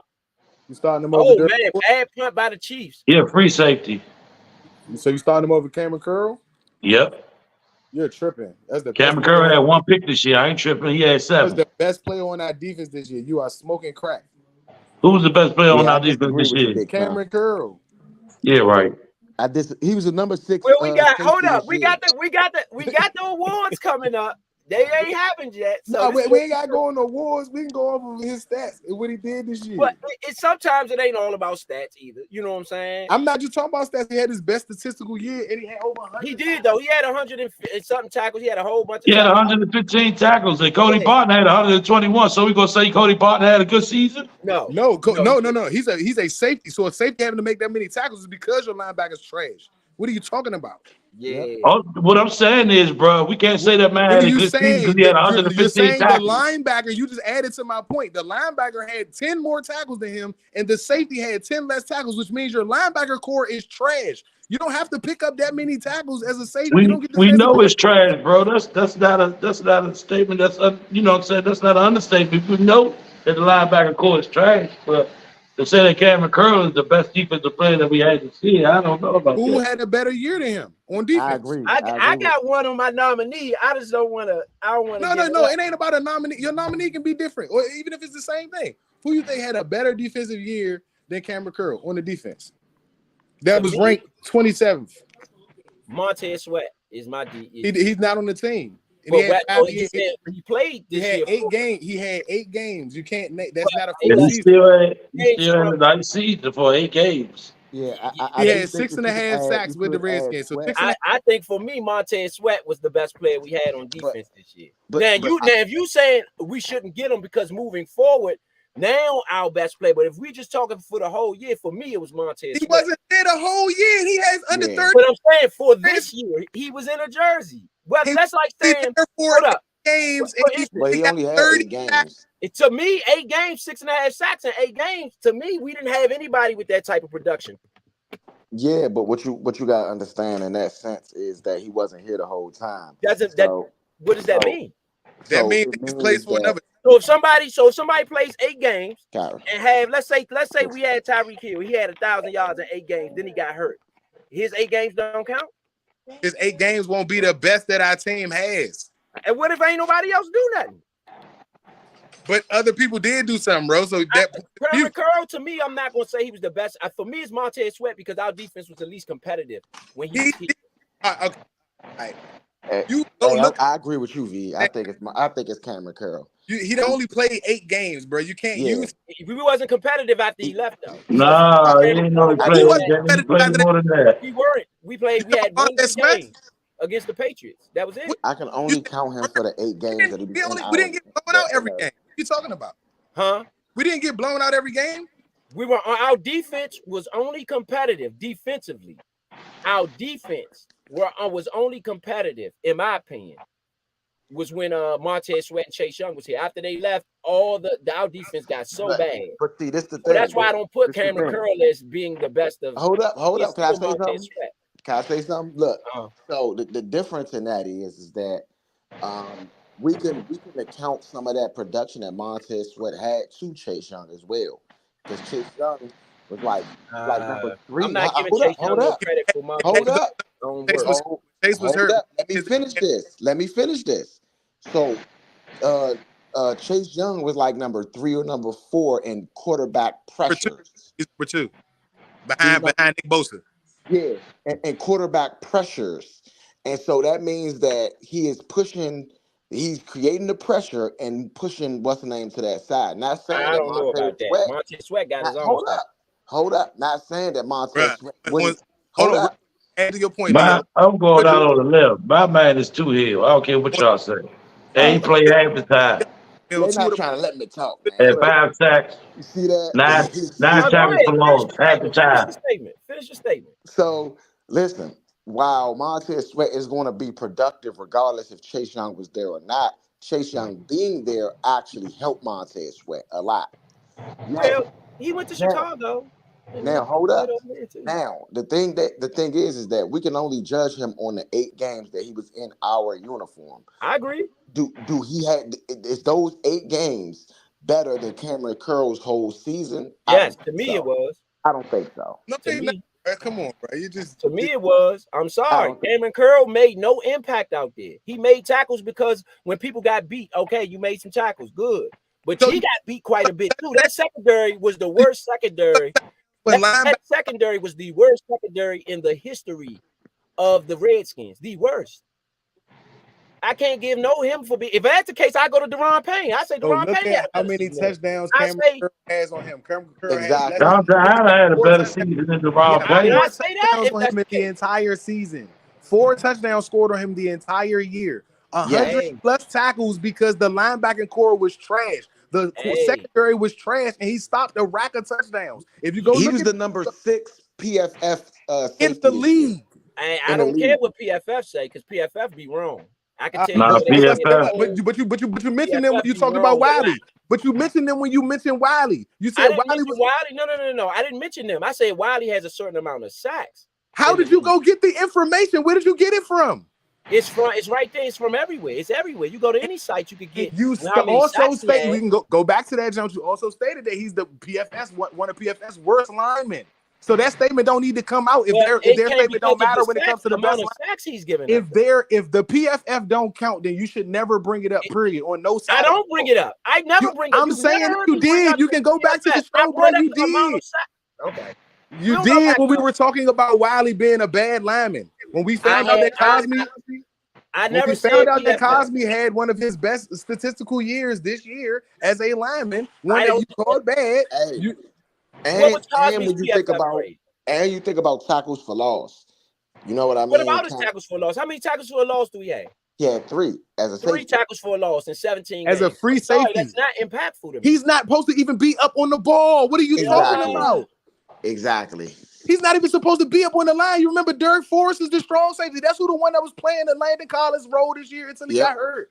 He's not even supposed to be up there on the ball, bro. What are you talking about? I'm not. For me, And guess what? And what you made me listen to 2 times yesterday, which we were all doing for the 24 hours for the podcast to go over the old shows. The Chicago game and the Patriots game. No, not the Patriots. Chicago and the Bills game. Right. Montez and Chase are meeting up together for the sack. They both share half a sacks in 3 of the 8 games that they got, which adds to points that he's helping him get sacks. He only got 4.5 sacks for Chicago after he left. If Cameron Curl was so bad, he only had 4.5 sacks after he left, which means the help that he had wasn't there. His production went down. If Sweat played the whole year with us, then we would be talking about Sweat. But the fact that Sweat only has 8 games, that's not a you know what I'm saying? Well, my pick is Deron Payne then. It's Deron Payne. There you go. It ain't Cameron Curl. Nobody in that deep secondary is going to get any credit as bad as they were. Not from me. Now, anybody else could do, but as bad as they were, the way that teams ran through them, I don't think any of them were impactful. I said the same thing about Kendall Fuller. When they said, do you want to let him go? I said, yeah, he got torched. I mean, none of that. That whole secondary should be. Don't get it twisted. When did Kendall Fuller get rated highly with us? When did he ever have a highly rated year with us? No, I'm saying no. Kendall Fuller for me, just from what I his first year. He never had no high rating with us, bro. His highest rating. Yes, he did his first year. His first year, he was rated in the top. He was rated in the top slot corner. His first year. Yeah, I don't care about those ratings. I usually just take it from what I see. And he got beat up. You know what I'm saying? He got beat up. So for me, that secondary is out of the question. He had 3 picks though. He had 3 picks though. Yeah. I don't say this. Now to give Cameron Curl some credit, he did have to play a lot of different positions. because of the rookies were so bad. Well, Forbes was bad and St. Juice was bad. So they had to use him in a lot of different ways, meaning Cameron Curl. So but I think that, honestly, I think that the other guys were so bad, they didn't even just have to go to Cameron Curl. It was better. It was easier to tear up Forbes and tear up I St. don't Jude. think Jaquan Mott was that bad. He only got scored on what, twice? No, I'm talking about Forbes. The I'm talking about cornerbacks, Forbes and the St. Jude. cornerbacks are who was horrible in the secondary. The cornerbacks are who got scored on often and a lot. And when Forrest got hurt, them having to sub out and putting in Percy Butler and Holmes and all them other guys who couldn't play safety, who was getting a lot of scores on them guys. Cameron Curry, you can put in the PFF just because of the numbers. Yeah, but every receiver, if he was so good, you would have swapped him out and put him on one of these receivers that was tearing you up. That never happened. You know what I'm saying? He never went to A.J. Brown. He never went to whomever else to stop the bleeding. You know, so for that's me, on your coach calling. That's on your coordinator calling plays, bro. You can't just go check somebody because you feel like they act and run out of the zone. Because haven't you seen our coverages get busted a lot just like that? They got Sports Illustrated got Cameron Curl as the 21st ranked free agent in all of the NFL this year. 21st. Okay, he's not even top 20. In the What do we have with the game, bro? What they got Chase Young at? Let me go back. What we have with the game, bro? We are 14-7, 146 left in the second quarter. Baltimore just punted after a 3-and-out, and Kansas City will get the ball back. It looks like Kansas City will get the ball back at the Kansas City 11. Sorry, at the Baltimore 41-yard line. Mm-hmm. So that's a lot of time with a short field. Sorry, Kansas City. No. Sorry, Kansas City will get the ball, like I said before, at the Kansas City 11. You had a shotgun run to no gain to Pacheco on the first down. And again, it's a 14-7 ball game. Kansas City is up in this one. Yeah, Kansas City is up in this one 14-7.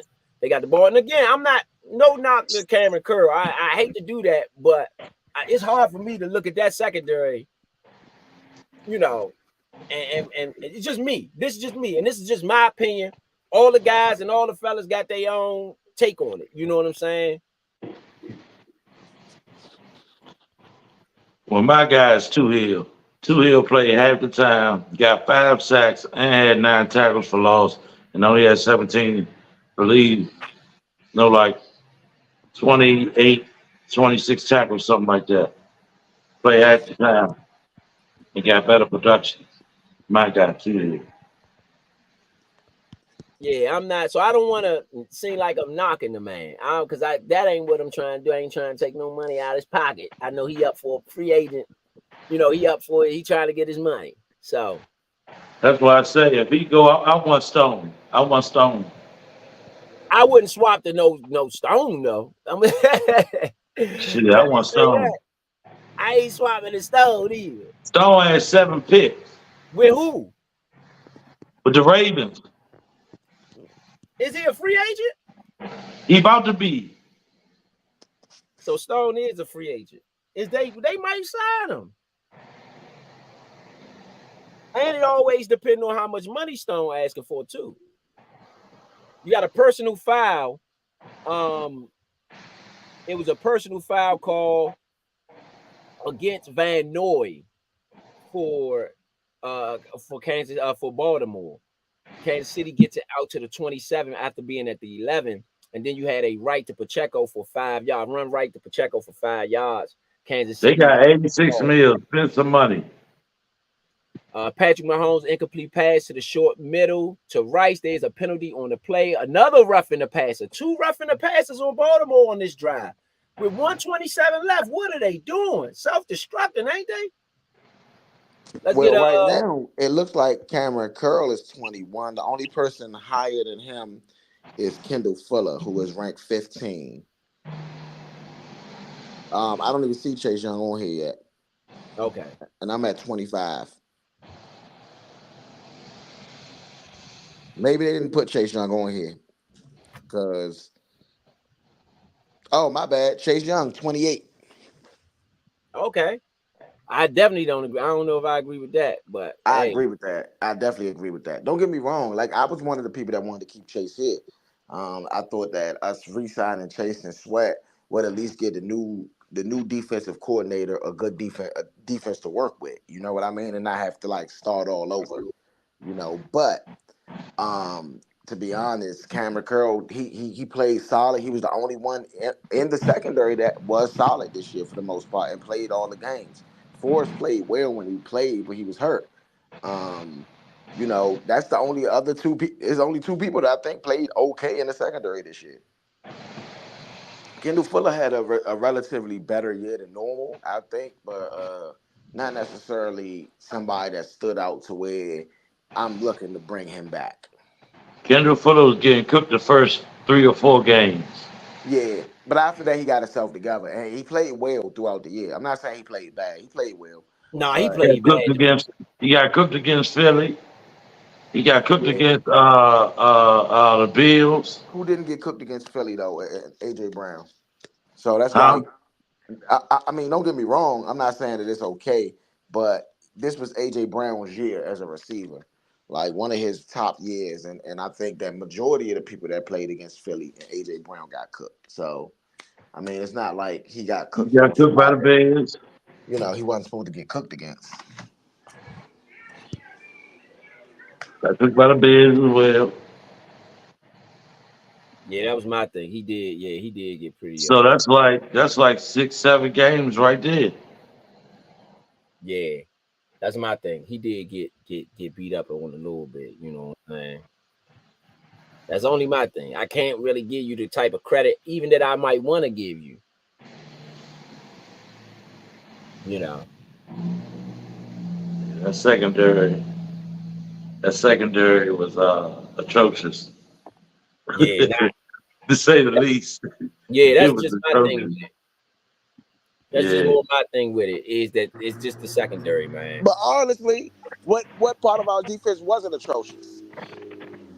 That joint was pretty bad. Kansas City is deep in Baltimore territory. 36 seconds Where left in the second quarter. It's where we at in sacks, Leo, it's for the defense? Baltimore at the Baltimore 29. I don't know. Let me check. And Kansas City might be going to this, man. This is getting ugly for Baltimore, man. They fumbling on this drive, man. This is a late drive. Kansas City down right now to the Baltimore 23-yard line after a touchdown try to Noah Gray for Patrick Mahomes. You're gonna have a 3rd and 4 at the Baltimore 23-yard line with 31 seconds left. And Kansas City has 2 timeouts. This is a masterful job, even though they've had 2 penalties on this drive. They had 2 roughing the passes on this drive. That's 30 yards. Get Vito back in. You had 2 roughing the passes on the play. Hey, real quick, I want to know how many sacks Deron Payne got after they traded Sweat and Young.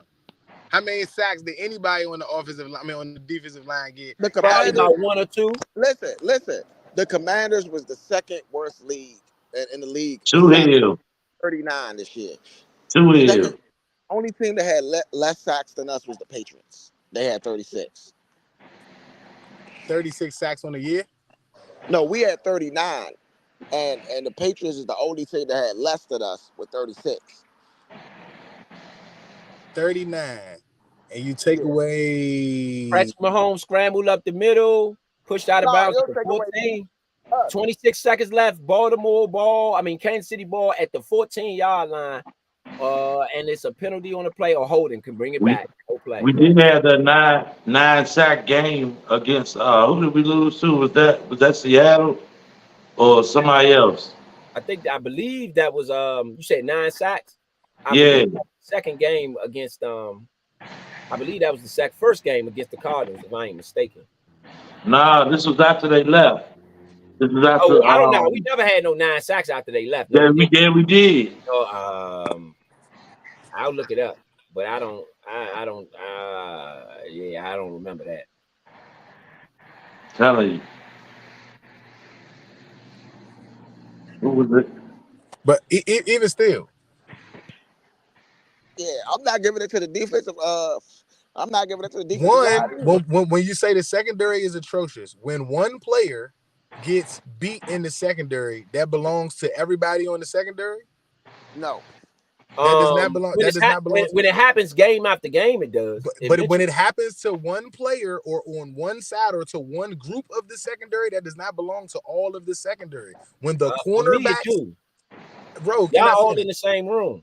Okay, so then how are you giving the defensive line any credit at all when they didn't do shit after Sweat and Young left? I think they were more. For me, it's more about them being more impactful. I feel like they were more impactful on a game, even though they didn't play well either. Now, I'm not saying they played well, but to me, the secondary was worse than them.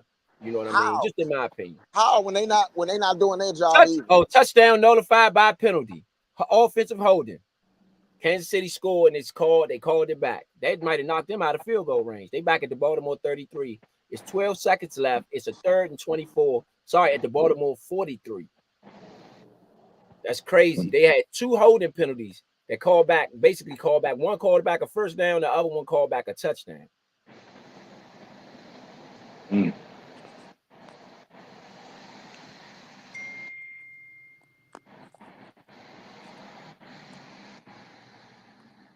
Yeah, I don't agree with giving the defensive line a pass because I think that our whole defense was bad.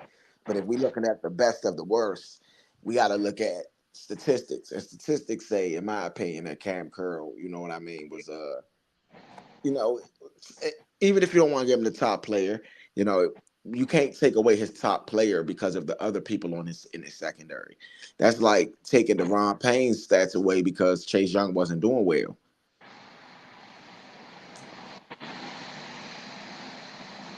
Yeah, I agree. I'm not really taking his. Like I said, for me, it ain't taking his away. I just don't think he was that impactful. That's just me. I mean, if you count all of the tackles that he made, right? I mean, like, let's be real. If you count all them tackles he made, that's an impact on every play, like on every play that he made a tackle on. So he made more plays than the other remember players. this. He got 87 solo tackles, right? It's 87 solo tackles. So that means that he's in over 60 other plays that don't have nothing to do with him. How is that not impactful? Hold on. I'm just going off what you said. 87 solo. No interceptions. Hold on. 87 solo tackles at a free safety. Free safeties don't get sacks like that. You're getting tackles because you're getting the ball caught on you too. No, that's not always the case. The free safety, you do know the free safety stops everyone, or is the last line of defense to stop people from scoring touchdowns. So because your cornerbacks get caught on, again, just like Point said, you're blaming the safety for other players who are getting beat. The safety can't break the play up the way that Steve Atwater and John Lynch used to. They can't. That's no longer legal. So that level of football that we're used to seeing, how you can dislodge the ball, just doesn't happen as often as it used to because that's not legal anymore. Number 2, you're now blaming the safety for saving touchdowns when basically you're saying because the secondary sucked, they should have just let him score so he don't do nothing for the team. His position is now pointless. He allowed 36 receptions this year. That's not a lot of receptions. Hey, that's to y'all. How many times do we play man-to-man? Imagine you do know we don't play man-to-man. So how many times does that actually get quoted? I can't. I don't have all the games in front of me, but how many touchdowns he give up out of 36 catches? I'm gonna find out. I just told you it was 4. 4 touchdowns. He gave up 4 touchdowns. I don't know, man. Y'all, that might be impactful to y'all, but not to me. You name a safety better. That's on a sorrier team. You name what the Bears go to the Bears. I think it's only, again, going back to what I said, I think that's only the reason that he didn't get targeted more was because they had bums out there. No, he only got targeted more. What, bro? You act like Cameron Curl only been good for this year. He's been good since he's been drafted. They had worse. They had other targets. You are making it seem like he's never been good. He's been good since they drafted him. He won Defensive Rookie of the Year when they drafted him. He's progressed every year since he's been there. What are you talking about? We talk about this year. Listen, he's at his best year. He only allowed 36 receptions, and that is tied. And that is tied for 9th in the NFL. Okay. Tied for 9th. Thank you. What does that mean, though? That's what do you mean? That means he's fucking. Never mind. Yeah, you got okay, it. It goes back to what I said. Montez Sweat was top 5 in sacks, or 6 in sacks. No, he wasn't. So for me, Montez. No, he wasn't. No, he wasn't. No, he wasn't. He was 10th. He was 10th. Okay.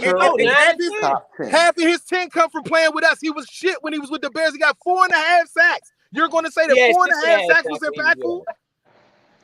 Yeah, 4.5 sacks is impactful to you. So that means that so that means that what Big Son said that Hill is the best lineman. You said that was impactful. He's an impactful player. So that means that what Big Son said is that Hill is the best lineman we got because he had 5 sacks. He's better than everybody else in the line. Montez Sweat had 6.5 sacks with us, though. Who? Montez Sweat. He's not on the team. I'm talking about the people that's on the team. During his time with us, he had 6.5 sacks. But it even still. Okay, but even with that, why I say what I say about Hill? Hill played half the time. Yes, he played games, but he played less than half the time and got 5 sacks and 9 tackles for loss, with only like 26 or 28 tackles. Cam Curry had 3 tackles for loss, playing way off the line. Like, in my opinion, when you look at top 10, ain't none of them in top 10 and hardly any of the others in the stats that y'all talking about. Cam Curry's the only one that's top 10 in one of those. How do we know that? I'm about to look it up. He's the only one top 10 in one of those. But that's because they don't have stats about. That you could. They don't really have stats that you could find like that. Like a defensive lineman don't have a pass allow or reception or none of that. He don't have that. You know how many times he got pancaked or none. There's no stat for that. So but that's he's the top. only Listen though, he's top 7 in tackles, and he's top 9 in he's top in tackles because of that secondary was so porous. But he's part of that room. He's part listen of the to what room. I'm saying. If he's allowing, we talking about hundreds of defensive backs. We talking hundreds. You know what I mean? If you say 4 defensive backs per team, 32 teams, we talking over 120 backs. And he's top 10. That start. We're not even talking about all the subs and everything else. Like exactly. It doesn't matter to me. I just didn't. It didn't translate to what them numbers don't translate. To what I understand what y'all saying about numbers. But understand what I'm saying about numbers. In my aspect, he played less than half the time. He got a lot of production. Trying to get under my skin. But what I'm saying is, for his position, he is basically he's been the best player we had because for his position in the NFL. Well, sorry, it's sacks. Every year. In solo tackles, Deron Payne is number 7 in the league. In solo tackles for his position. He's number 7. Every season. Hold up, let me stop you. Yes, let me stop y'all. Deron Payne for his position is number 7 in solo tackles. He had a bad year. That's the entire team. That's what No. Deron Payne in his position, 41 solo tackles. He is number 7. Right. In the league. So listen, what you're saying is the same thing. Cam Curley is number 7 in the league. No, he was 9. He was number 9. No, for his position, he's number 7. I'm looking at it right now. And let me stop you here. In forced fumbles, Deron Payne is second in the NFL, and second in the NFL at his position. Okay. Second, number 2. How many forced fumbles did he have? How many forced fumbles did he have? He had 2. And he's number 2 in the league for his position. And since that's what we taking. What you say? I just said for me personally. Who's number 2 at their position? I'm not giving credit to nobody in that secondary. That's just me. But that secondary was ranked 32nd in the whole NFL. How do you give credit to the defensive line? How do you give credit to the defensive line when they was 20th in or next to last in sacks? But they were literally next to last outside of the Patriots in sacks. How do you give credit to that group? Well, their group was broke up in the middle of the season. The secondary didn't get broke up in the middle of the season. So he's playing against people he never played against, or he played against, but just on a sparingly basis. He didn't play with them as the, you know what I'm saying. So that room got jumbled up in the middle of the season. That's what I'm saying. that group wasn't gonna have that many more sacks that they wasn't gonna be at the top back of the motherfucker. I can't say what they was gonna do. They was doing pretty good when Chase Young and Montez Sweat was there. They were doing pretty good. Okay, bro. Listen. Maybe because you like to live that way. I'm just going off of statistics. Statistics are what happened prior to. All right. Prior to them being traded, they weren't top 10 in sacks together. Yeah, they were. Okay. They were 7. No, they were not. Yes, they were. No, they were not. Montez had 6.5 sacks. Go to week 8 and look at how many other people had 6 sacks or more. We looked it up. Collectively, the Redskins defense was number 7. Chase Young has 5 sacks on the entire year. They were number 7 in the league. Only got 2.5 sacks with the club, bro. The rest of his 5 sacks is with San Francisco. He only got 5 sacks on the entire year, which means that Montez. Chase Young has 5 sacks with us, I believe. No, he has 5. Let's look it up. I told you he got 10 tackles on the year and 5 sacks. He recorded probably 1 sack with us, and the rest of them are half a sacks. I think he had 2 sacks against the Giants. He don't have no sacks with the 49ers, bro. Maybe a half a sack. He got a half a sack against Green Bay. Hold on. Yeah, that's what I'm saying. He don't got no stats with them. No, he got a half a sack in the Baltimore game and a half a sack in the Arizona game. And I think he had a sack in the Tampa Bay game. You talking about with us? With us, he has 1.5 sacks opening week. Yeah, 2.5 sacks. He had 2. That's a half. 5.5. He had 5.5 sacks. He had 7.5 sacks this year total. With the Redskins. He had 5 sacks with the Redskins and 2.5 sacks with the 49ers. 1.5, 3.5, 4. So he had 5.5 sacks with the Redskins.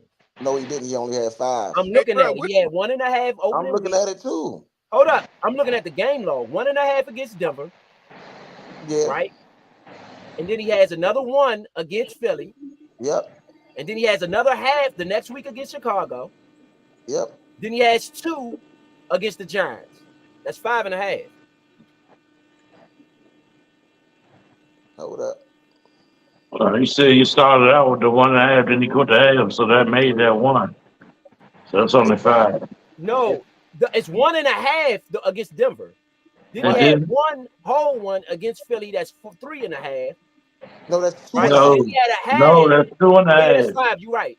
No. You're right. That's a half against Chicago. Yeah, it's 5. That's a half. Yeah. That's 2. That's 3. Yeah, it's only 5. Yeah, he only had 5 when he left us. And he had 2.5. Right. And he had 2.5 with with San Francisco. He didn't have 2 sacks like it's being said. He had 5. So if he had 5, Hill had 5 or 4. Sweat had 6.5. Trust me, we was top 10. We was number 7 when they left. When they were traded, we were number 7 in sacks. Yeah, but what I'm saying is that's only a half a year. So we can only give them credit for a half a year. We can't give them a whole year. No, I'm talking about Payne, though. That's what I'm saying with Payne, with the room being jumbled up. That's all I'm saying is their room. If we're going to take what they did while they were together, they were top 10 in sacks while they were together this year. But they wasn't together for the whole year. That's on the field. The team ain't who they used to have. I'm confused on why we having a conversation in this manner. That's not how football works. It's who's on the field. You go. I'm saying that for me, Daron Payne, for me, was a more impactful player than Cameron Curl this year. Huh? The conversation was Cameron Curl the best player on the team? They only had impact when we had those 2. When they left, they were no longer impactful. Cameron Curl was impactful whether they were on the team or not. No, he wasn't impactful at all. Cameron Curl, let's look at his game for game stats. What he did. He has no turnovers all year. He caused no forced fumbles, no fumble recoveries. He has no turnover. All he did was tackle people. I'm not giving you for being impactful for having a bunch of tackles. That's he not only giving up 4 touchdowns in a season.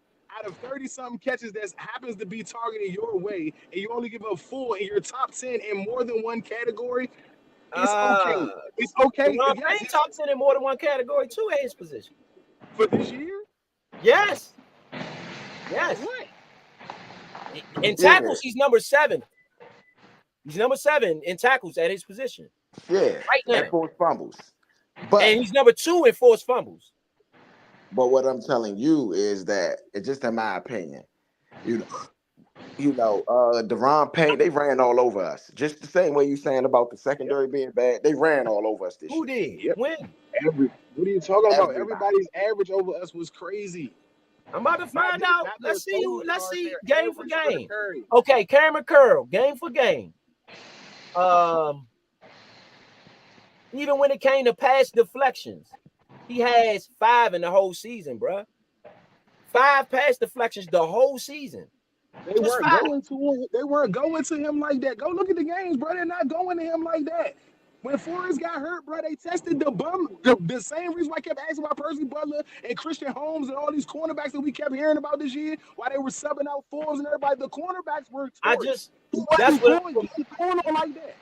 For me, you're not impactful. He has 1 sack. Cameron Curl has 1 sack against Philly. He has 1 sack. Other than that, he has no interceptions, no fumble recovery, no forced fumbles, nothing. Just a bunch of tackles. And he had 10 tackles against Seattle, 11 tackles against the Falcons, 12 tackles against Philly, 12 tackles against Philly, and 10 tackles against Arizona, the first game of the week, the first game of the year. He just got a bunch of tackles. So that's all I'm saying. For me, that's not enough. So that's not impacting the game at all. When your linebackers are obviously not making tackles. And Cody Barton had the same thing. To Big Son credit, Cody Barton had a bunch of tackles too. Cody Barton was getting scorched. Cody Barton has more tackles. Cody Barton has more tackles. We watched him miss probably more tackles than he made. I'm just saying, no, not more than he made. He had 150 something tackles. He had a lot of tackles this year total. He had 121. He had 121. 121. We watched him miss a bunch of tackles. I don't know, maybe you weren't, but I know the one. No, I know he was getting torched. A bunch of tackles. He was getting torched. I can't say that he missed a bunch of tackles. But even if that's the case, Jamin Davis would be my number 2 for after. If you want to say Payne, then Jamin Davis would have been my number 2. Because Jamin Davis had nearly 100 tackles, and he had turnovers as well. No, he had 89. 80. That's what I said nearly. And he had. He had 89. That was all together. That was with assistant and everything. Yeah, 89, like 4 forced fumbles, I think. He got 4 forced fumbles.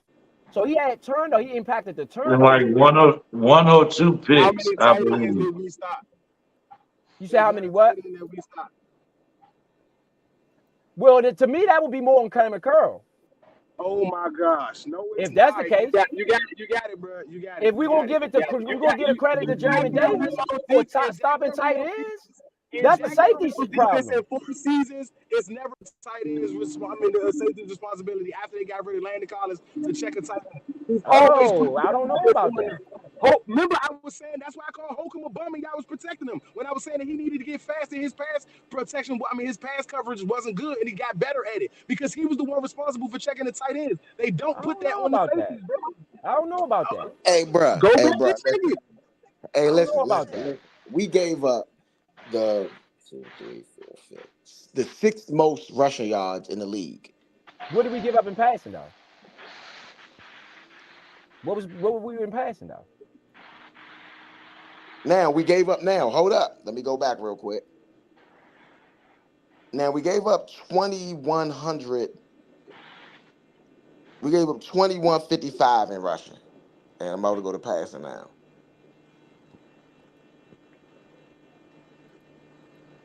And again, for me, it's because the room was impacted. If they didn't trade them guys in the middle of the season, he's playing with different people. Now we gave up 4,600 receiving yards. Now, what did that rank though? That was last. It was last in the NFL. Yeah. Now this is the By thing. how much though? By 140 yards, 130 yards. Who's the next worst team? The Chargers. Somebody else who was impacted and had a room ripped apart in the middle of the season. The Chargers, and then the Bucks, and then the Lions, actually. So 2 teams out of those 4 went to the playoffs, correct? Yes. So that don't mean shit. If you go in the top 5, If you go into the top 5, the Eagles made the playoffs, the Lions made the playoffs, the Bucks made the playoffs. We and the Where were and the they in Chargers did. turnovers though? Let's do it like this. No, How many turnovers did they have? and after that, go to how many teams made the playoffs that allowed Well, 2,500 rushing yards. well, the Eagles had 9 interceptions and we had 8, and the Chargers had 9 interceptions.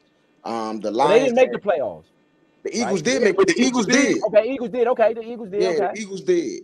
We gave up 39 touchdowns in the air. The Eagles, they gave up 35 touchdowns in the air. I mean, when you think about playoff team, I mean, we gave up let's see, first downs. We gave up the second most first downs, and that is 222. And I mean, no, the Eagles gave up the most, 222. We gave up 218. Um, Rushing touchdowns. We did not give up very many rushing touchdowns, 15. I will say that. But yards per game. And as a matter of fact, they didn't run on us very much either, from what I can see. They only gave it was only 480 attempts. That's like 10. That's the 10th most. They only threw the ball on us, for real, for real. That's the 10th most in the league. That's all I'm saying. I'm Is that basically what the Hey stats Leo, is reading how is just many what I'm teams saying. went to the playoff? How many teams went to the playoffs that gave up 2,500 yards rushing or better? In Nobody that gave up bottom five, just like 2,500 you yards named. rushing. No, I'm talking about what you named first. The 2,500 21 yards gave up. rushing. The The Packers gave up 21. more rushing yards than we did, though. The Packers gave up 2181. We gave up 2155. I mean, None of the other playoff teams, for real, for the most part, gave up a lot of rushing yards. Uh, yeah, the Packers is the only one that made the playoffs that gave up a lot of rushing yards.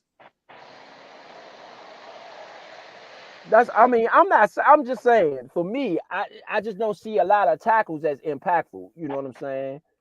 I'd rather you give me something, give me some turnover, give me something else, at least a little bit something else. Deron Payne did have 4 sacks. He had 4 sacks, 2 forced fumbles. Well, I mean, Cameron Curl had a sack. Cameron Curl had more tackles. I mean, I don't know. You could say Deron Payne, but I think that the way that we was giving up rushing yards honestly opened up the pass. I really looked at that defensive line. These are first, and the difference is that Deron Payne is a first round pick. Cameron Curl is nowhere near a first round pick, and for him to be having stats to me that's better or equal is not showing Deron Payne's I value. don't look at it as being equal. I don't look at 100 tackles being equal to 4 Do sacks. you look at top 10 in the league as impactful? A Well, top Deron 10 Payne's player, top 10 too. huh? Deron Payne's top 10 as well. But if that's what you're saying, that Deron Payne's impactful and he's a top 10 player, why isn't Cam Curl top 10? Because he don't Because the have the how many tush Deron Payne pushes is did Deron Payne is stop this second year? in Because we got forced tush fumbles. pushed a lot by a lot of different teams. How many times did our defensive tackles stop 4th and 1s? Well, Because I let know me we look and gave see up a how many first whole hell downs of a we lot of got. them Jones that we didn't motherfucking be. We wasn't able to fight. Let me look at and see how many first downs we got as rushing as opposed to passing. I'm Then gonna come back in. I can't hear y'all again. all right. I'll be right back. So we gotta just to get y'all updated on the second half. We are in the second half. Kansas City went 3 and out on their first possession. Baltimore now has the ball at the 22-yard line, and they are driving it. It looks like.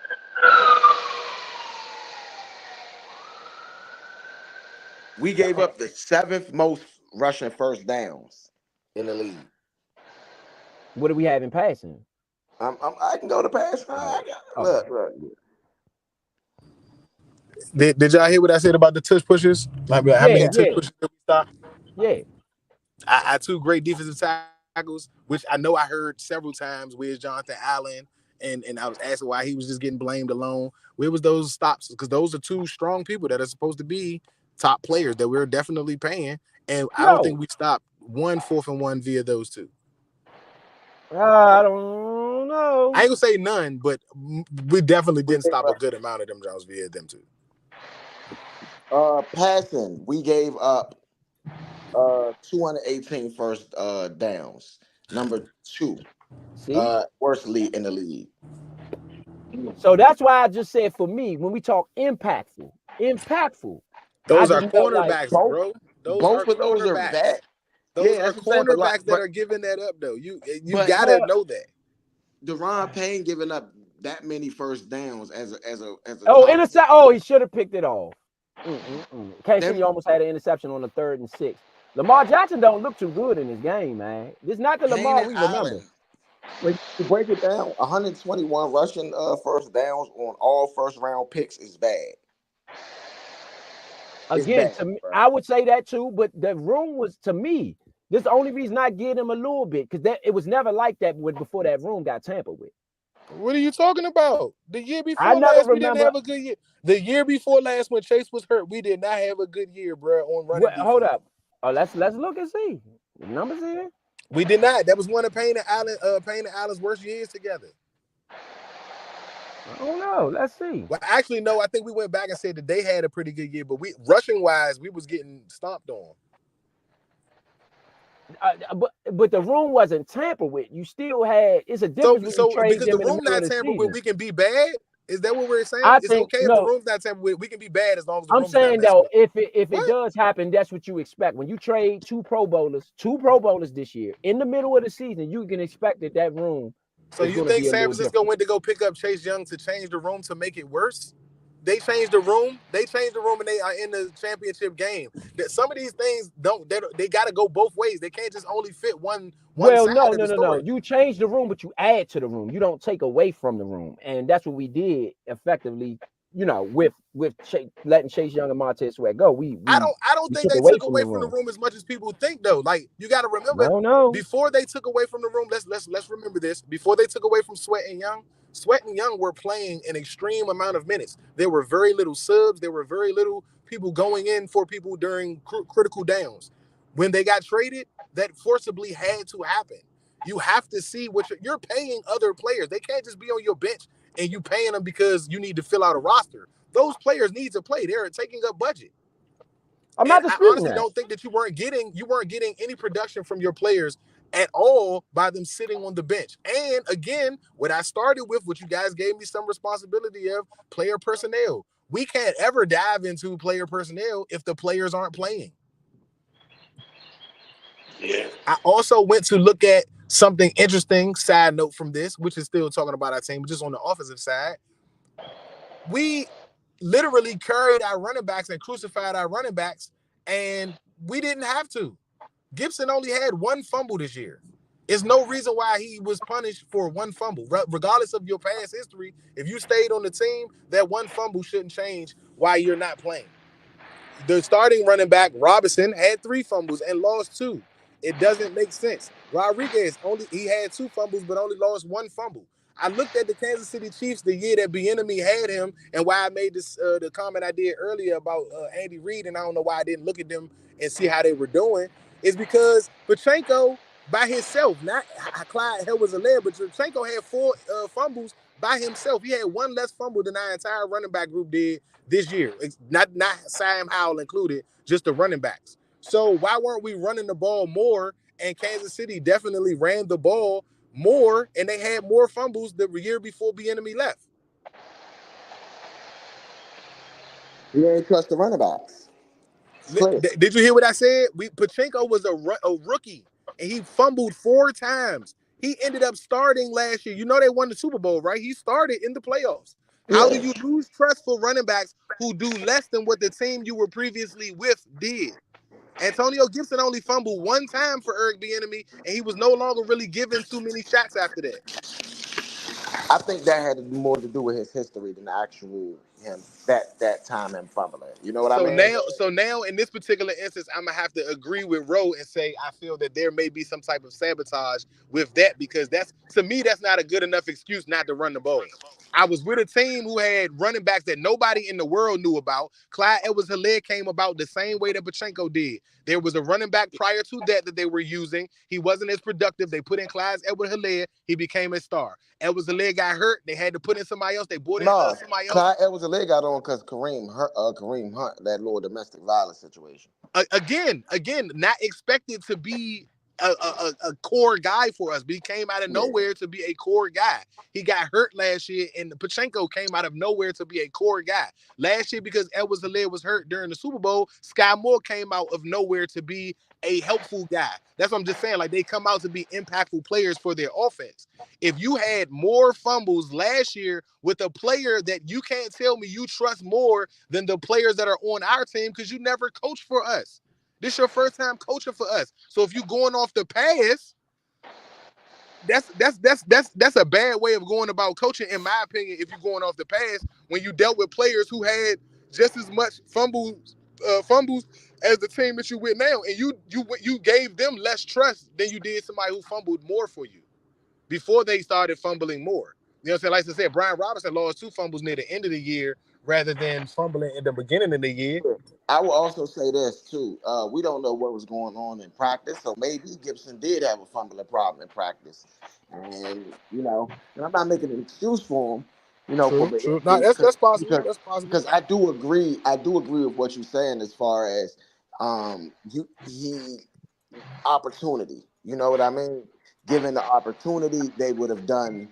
Well, let me say this about the running game. Our running game actually averaged top 10, was 7th in the league in running this year. What you mean? Rushing yards. Your average yards to carry. Average yards to carry, we were number 7. So that was, to me, all Bieniemy. That's one of the reasons why I question Bieniemy so much, because it's just like, what are you doing, dude? Y'all they were averaging 4.7 yards a carry this year, the running backs. I don't think Brian Robinson by himself had 4.1. I don't think that was on him. So my coach of the year for the Redskins, and I'll save it, but my coach of the year is the reason why they was averaging what they was averaging.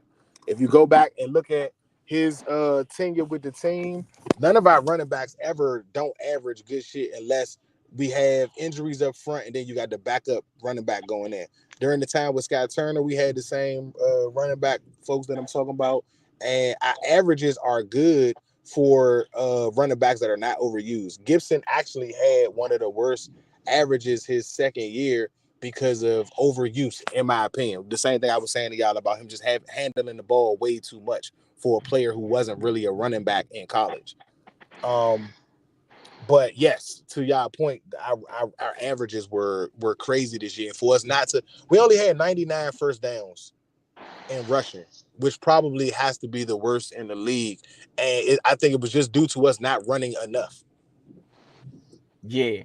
But we should have ran a lot. We had the actual tools like Derek Gore, like you said, Antonio, Rodriguez. We had tools out there that we could have used and ran the ball. Yeah, and that was just my thing with that. That would have put a lot of ease on Sam Howell as well. But it is what it is. Season over. Yeah. Getting caught up on the Chiefs, just to get y'all caught up on where we currently are. You got the Chiefs ball at their own 47 near midfield. It's a 2nd and 17 after we had a holding penalty on a 2nd and 7 so same score. No, 17-7 ball game now. Chiefs are up 2 possessions. Baltimore's offense has hit a wall, and I don't know, man. The MVP, y'all, everybody's MVP. Where's he at? Like the Chiefs and the Lions, huh? Yeah. Everybody's MVP. Where's he at? This is his chance to show. Man. Right now, Lamar Jackson, just to give y'all his stats, his numbers for right now, where he currently is.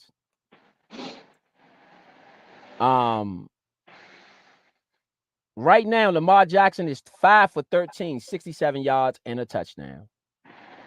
That is it. Yeah, that's ugly. That is it. So his biggest play was when he played wide receiver?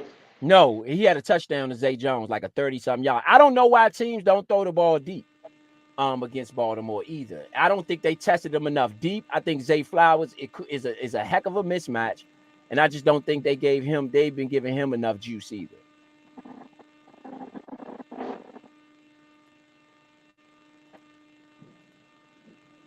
You know, that's my only thing with them.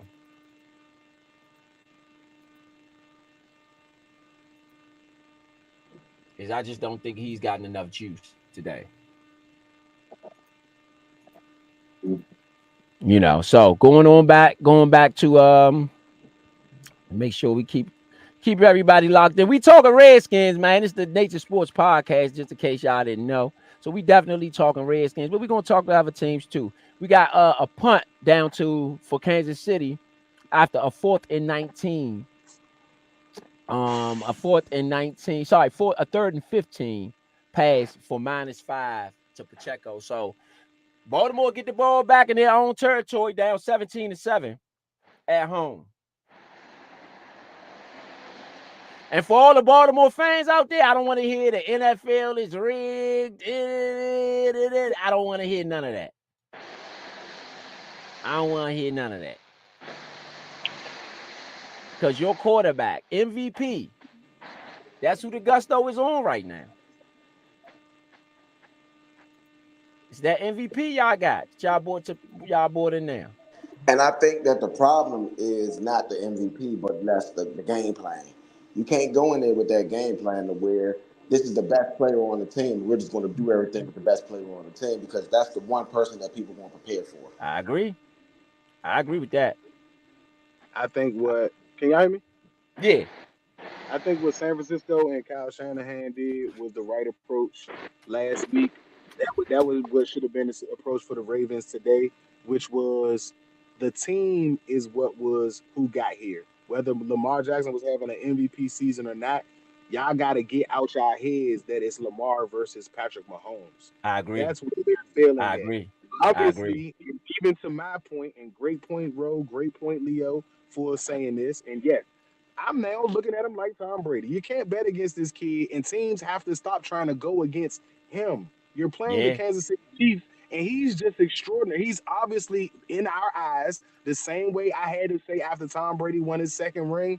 Oh, nah, this dude for real. After the 3rd season of him going back to the championship, whether they won or not, was like, oh, wait a minute, this is not going to stop happening. Even while Peyton Manning was showing his greatness, you could clearly see that Tom Brady was on a mission.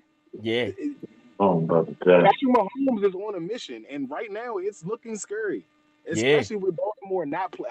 I did not see this game plan going this way, but I also feel like right now where it's going wrong is because things are now starting. Oh, we lost Vito. We lost. Oh, no, let's get you back. Where's the Odell Beckhams? Right. I mean, just his passing in general on the shotgun pass to the left to Gus Edwards out of bounds for a 16-yard gain. Where's Justice Hill? No offense to Gus Edwards, he's had a good season, but Justice Hill has been the man for Baltimore all season long, man. I mean, why they ain't going to me, in my opinion, you know, like V said, where's Odell Beckham? Where are these other receivers? Because let's be real, Mark Andrews, he's held it down for the last couple years, but you can't expect the one-trick pony to continue to be successful. So we know Lamar going to run. Mark Andrews is hurt. Now, I know this is what I'm saying. And that's another thing. Why would they? He's actually hurt. They played him today. I believe he's playing today, but I don't think he should. Isaiah Likely, like going to Vito's point, Isaiah Likely has been your dog all year. Yeah, but that's what I'm saying. So why you would start Mark what's the name here? I don't know. Where are the other people that's supposed to step up? Lamar can't do it himself. It's back to what I was trying to say. You know what I mean? Like, he's been doing it by himself, but he's been doing enough to say he's the MVP of the league. They started to use his legs now because he had a scramble out to the Kansas City to the Baltimore 47, and then he had another incomplete pass right. So you got a 2nd and 10. His incomplete pass right was to Justice Hill. So you got a 2nd and 10. I guess they trying to go back to what got them there, which is why are you doing this late in the 3rd quarter?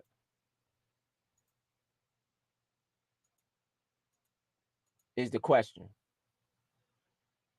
Why are you now going back to what got you there?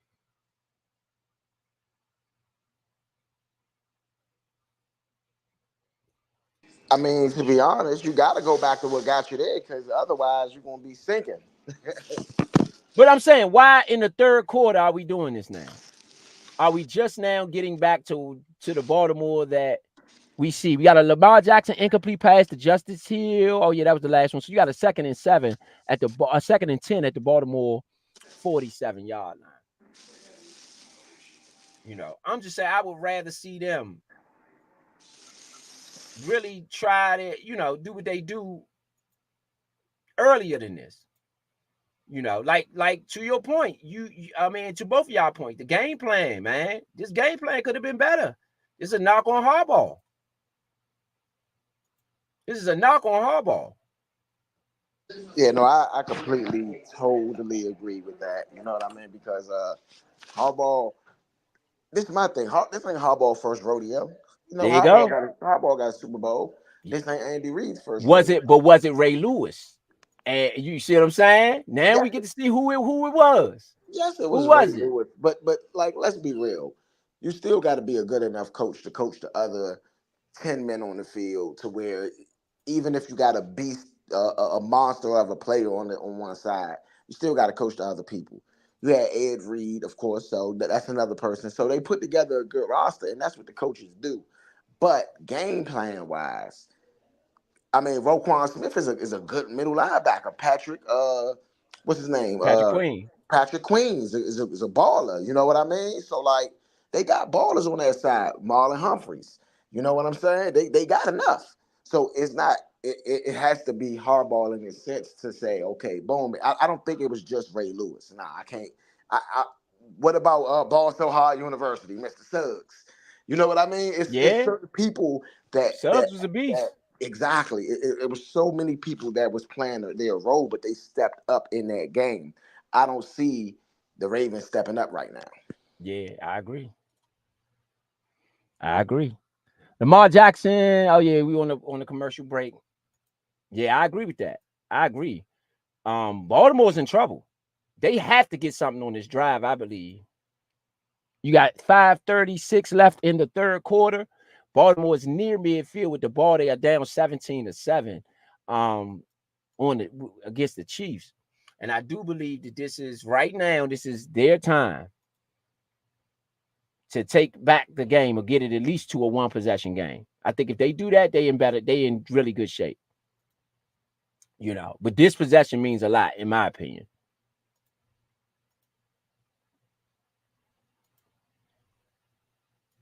This possession means a lot to Baltimore.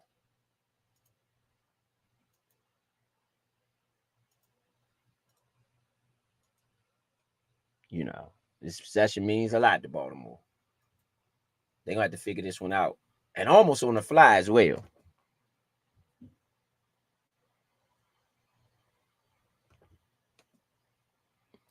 Baltimore, yep. Yeah, it's 7:36 left in this one. I mean, 5:36 left, sorry, in this one. You know, shout out to everybody out there listening, man. This is the Nature Sports Podcast, y'all. This is the AFC Championship game. Baltimore and Kansas City. Baltimore is near midfield. They're down by 10 right now. Lamar Jackson is sacked. Sorry, he had a pass to the left, Lamar Jackson to Andrews for 6 yards. Then there was a penalty, incomplete short right to Andrews with the offensive holding. Then on the 3rd and 9, Lamar Jackson is sacked by Justin Reed on the blitz.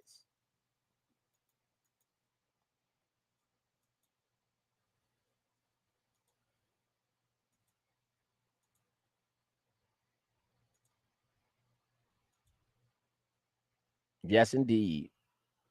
They had to punt a punt 41-yard punt to the Kansas City 8-yard line, where Kansas City will start the drive. This is getting ugly. This is getting ugly.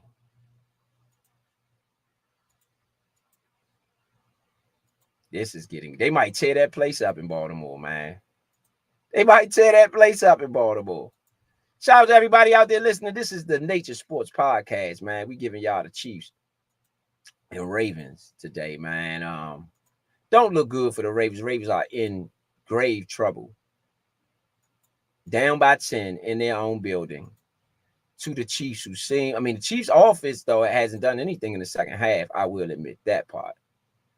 We really haven't gotten much out of them in the second half. You know. So, I mean, I think there's something that just goes for it, man. It has gotten ugly in there. I think it's just me and you online right now. Yeah, I know. Yeah. It's gotten ugly in there, man. It's gotten ugly in there. In Kansas City. Woo! I don't know. What you got for the game? Do you think Baltimore can come back and do it? Do you think Baltimore can come back and do it? Can Baltimore come back and do it? No. You think it's over already? You think it's over? Well, I'm going to say this. If they don't come back and do it, right? I'm going to say this. If they don't come back and do it, then we're going to see a Detroit-San Francisco Super Bowl. In my opinion, we're going to see a Detroit-San Francisco Super Bowl.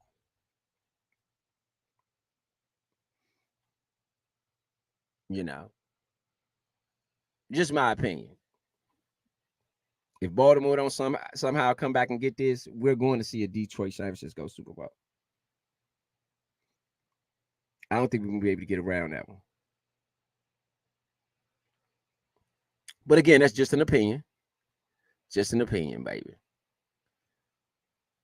You know, just an opinion. Just an opinion, y'all. So, I don't know. I know it don't look good, though. You know, just to be honest, it really don't look good for these people out here today, man.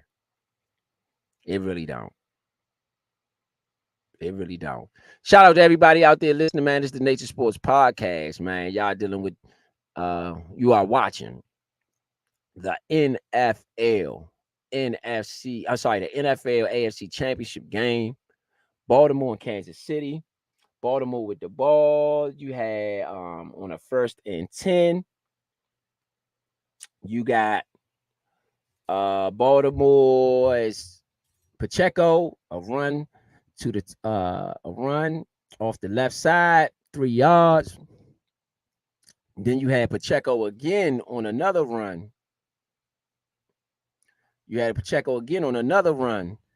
For 1 yard to the 11. You'll have a 3rd and 7 coming up for Kansas City.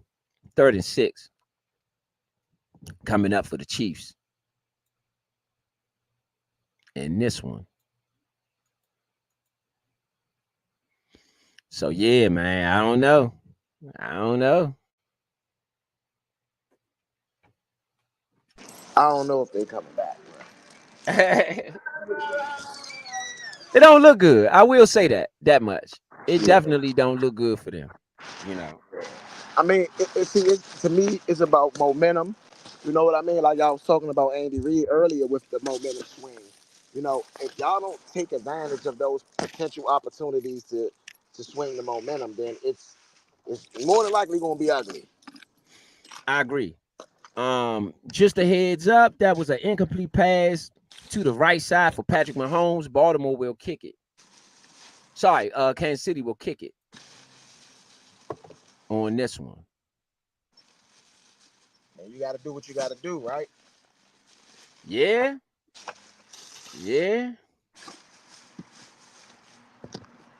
I think that this is not the game that nobody expected, because I think they feel like these offenses were a lot better than what they were. Yeah. Well, they started off pretty hot. I just feel like they hit a wall somewhere. I agree. You know, I feel but like hitting the wall, but you can't hit that wall at that wrong time. I agree with hitting that. the wall at the wrong time. This is the AFC Championship. There's no room for wall hitting.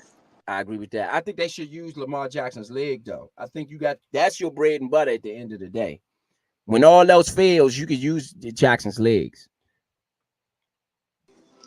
Yeah, I mean, I don't know, man.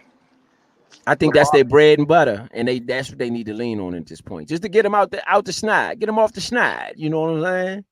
I don't know, man. Like, to me, Lamar, man, right now, I think that somebody got to step up. Somebody else, you know, somebody like you got to think about Eli Manning here, David Tyree. We only know him for that one catch. That's true. He was okay. You know what I'm saying? You have to have an unsung hero. Yeah, he wasn't necessarily a bad player, but he wasn't like a top guy. You know what I mean? Right. I agree. And you down 17-7. And when plays like that needed to be made, you know, like Patrick Mahomes only got 189 yards. You know what I mean? He ain't been killing them. Pacheco is averaging 2.9 yards a carry. Right. You know? Right. Kelsey having a monster game, 10 receptions, 102 in the touchdown. He's been targeted 10 times, has 10 receptions. That's crazy.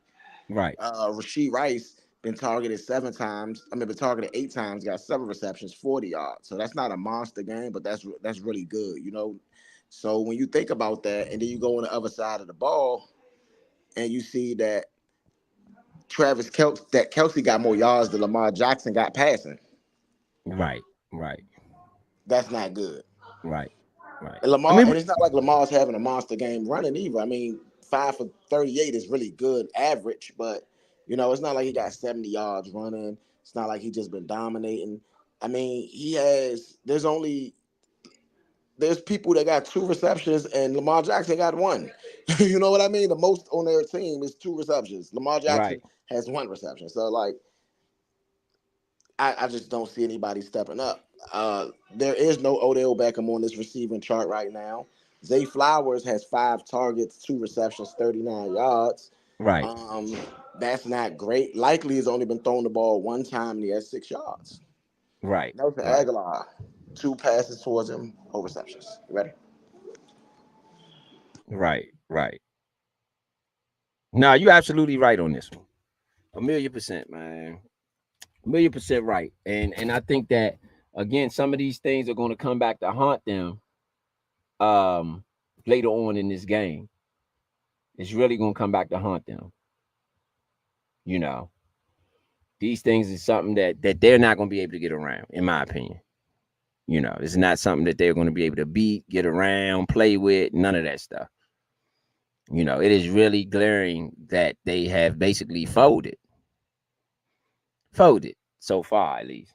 You got a Lamar Jackson deep pass to Zay Flowers to the Kansas City 10 for 54 yards. Lamar Jackson, they are in business. Yeah. Hello? Baltimore is in business. Hello? Zay Flowers, yeah, can you hear me? Yeah, I can hear you now. Yeah. Zay Flowers, they are in business. Business. Hey, what I was just saying, like, that's not enough what they've been doing. It's not enough. Yeah, they are in business. No. To be honest, this is the time where you gotta step up. It's the AFC Championship, and it's win or go home for real. Yeah. I agree with that part. Totally.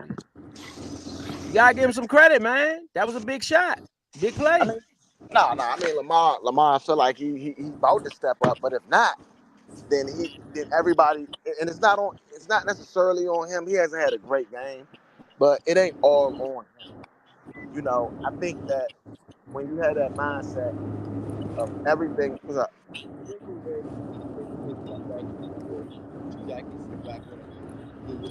Yeah.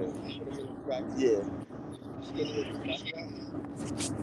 Looney Tunes it's back here somewhere. What? Cameras looking for it? Yes, indeed, man. Yes, what? Indeed. Oh. Yes, indeed. Again, shout out to everybody out there listening. You have another pass to Zay Flowers, pushed out at the Kansas City 14. Zay Flowers is a mismatch. Baltimore don't seem to have an answer for him, and I think they might need to go to Zay Flowers a little bit more. A short pass to Rashad Bateman for 3 yards to the Kansas City 3 on the 1st and 10. Kansas City is deep. Baltimore is deep in Kansas City territory down to the Kansas City 8-yard line. Lamar Jackson and company are finally in business. After a long hiatus. Welcome to the game. Welcome to the AFC Championship game, Lamar Jackson and company. Well, they do have a touchdown earlier. Let me not get on them too much. And honestly, Kansas City defense has sort of fell asleep. I mean, their offense has sort of fell asleep at the wheel, just to be fair. Their offense ain't looking all that hot in the second half either.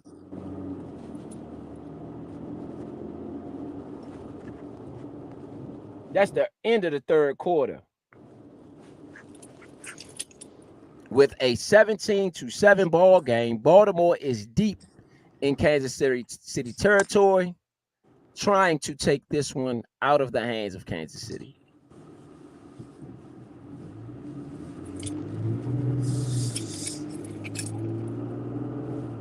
Trying to take this one out of the hands of Kansas City.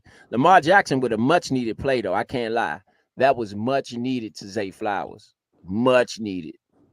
Deep pass to Zay Flowers. But again, I think Kansas City is vulnerable deep.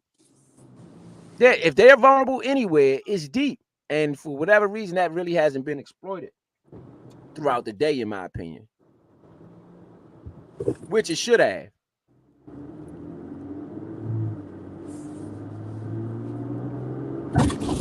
You know, should have been exploited, and it hasn't been. That is glaring.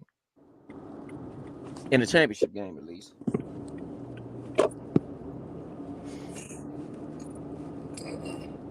Again, shout out to everybody out there listening. This is the Nature Sports Podcast. You got a 17-7 ball game in the fourth quarter, headed to the fourth quarter, but Baltimore is deep in Kansas City territory with a chance to at least go down one possession and make it either a 17-10 ball game or a 17-14 ball game.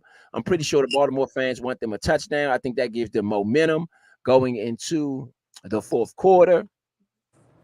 So I think that is highly needed on Baltimore's end, going into the fourth. I think that's highly needed. Highly needed.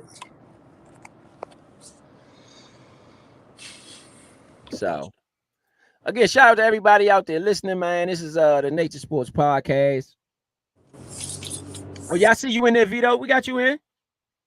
I'm back already? Yeah. We got you in there. Oh, my bad. Yeah. That was everybody else. Yeah, nah, we got you in there. Hey, the one thing I'm gonna point out real quick, it ain't over yet. And no. Is that Kansas City's only at the threshold that Baltimore allows everybody else at, which is that 17. I agree. I said that their offense has been getting 30, and I'm not sure why, or if I'm not saying Andy Reid didn't take it serious, but I'm not sure why he didn't try to get a score coming out after halftime. I really thought that would have put like a burden on Baltimore. They can still play their regular way, only down 10 points. I mean, go back to your point from earlier. That 3 points that they swallowed up on that third down is really coming back to haunt them at this point, especially if Baltimore get in the end zone. Yeah, because it's gonna be tough. It's gonna be tough at that point. You see, so that 3 points is a huge difference right now. Remember, I said last week, I think that it's hard to ask. Don't get me wrong, the Rices, the Pachenkos, the Pacheros, like they've been balling. They've been balling. I can't say they haven't. But like I know, bro, it's hard to ask the new guys or the young guys to just step up in big situations that much. And don't get me wrong, it's happened in the history of the league, but it's just hard to get them to just turn on that X factor. You know what I'm saying? At that time, I agree. especially over vets that's been in this situation, or guys like that's on Baltimore that have been so close to this situation and they haven't made it there. You know what I'm saying? Like they hungry. So yeah. Like I said, I just felt like that was a big point. I don't think that means the game, because if Kansas City can stop them even to a field goal here or get a score right after this, like that, they give themselves a good position to win the game. But you can't take points away from your team, bro. Not in this situation. Nope. And it was another pass to pass. Oh my goodness, Lamar Jackson fumbled. Lamar Jackson fumbled deep in their territory. Kansas City ball. They get no Oh, points out of that. oh wow. No, Zay Flowers fumbles. Zay Flowers fumbled.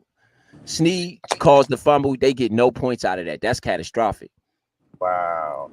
They get no points out of that. And I was about to give Zay Flowers all the credit. He's a mismatch problem.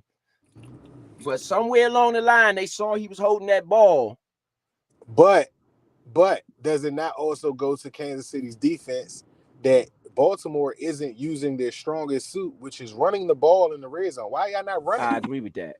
I agree with that part. That's why I say, Lamar Jackson's legs has not been a factor, and that's what you lean on, at least when it get thick. This close to the end zone. Yeah, you gotta at least give him a shot to do it with his legs. That's tough right there. That's tough. And see, this, even though I want to give Baltimore some hope, I can't see winning after making this many mistakes. I don't see how Kansas City loses, even on that giving up that 3 points. They're not making as many mistakes. Like, they'd have to turn the ball over. You know what I'm saying? For me to be like, right. all right, that turnover on downs on fourth down was like a turnover, but by Baltimore not going out and getting a score, it didn't really hurt them like that. Yeah. And it's still a turnover on downs. It's not really a momentum changing. Yeah, it's momentum changing, but not the same way as you call somebody to fumble. Right. So it's, man, that was just to me catastrophic on Baltimore's, and they really needed that. They really, really needed that. That was just that was heartbreaking for them, at least. That was heartbreaking. Shout out to everybody out there listening, man. You got a Kansas City Baltimore AFC Championship game.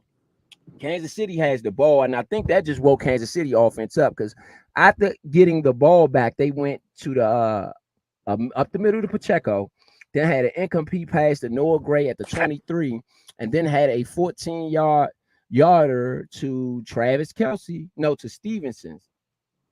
To Stevens. No, to Travis Kelce. Sorry, Stevens on the tackle. And now you have Kansas City ball out at the 37-yard line. Kansas City uses their first timeout.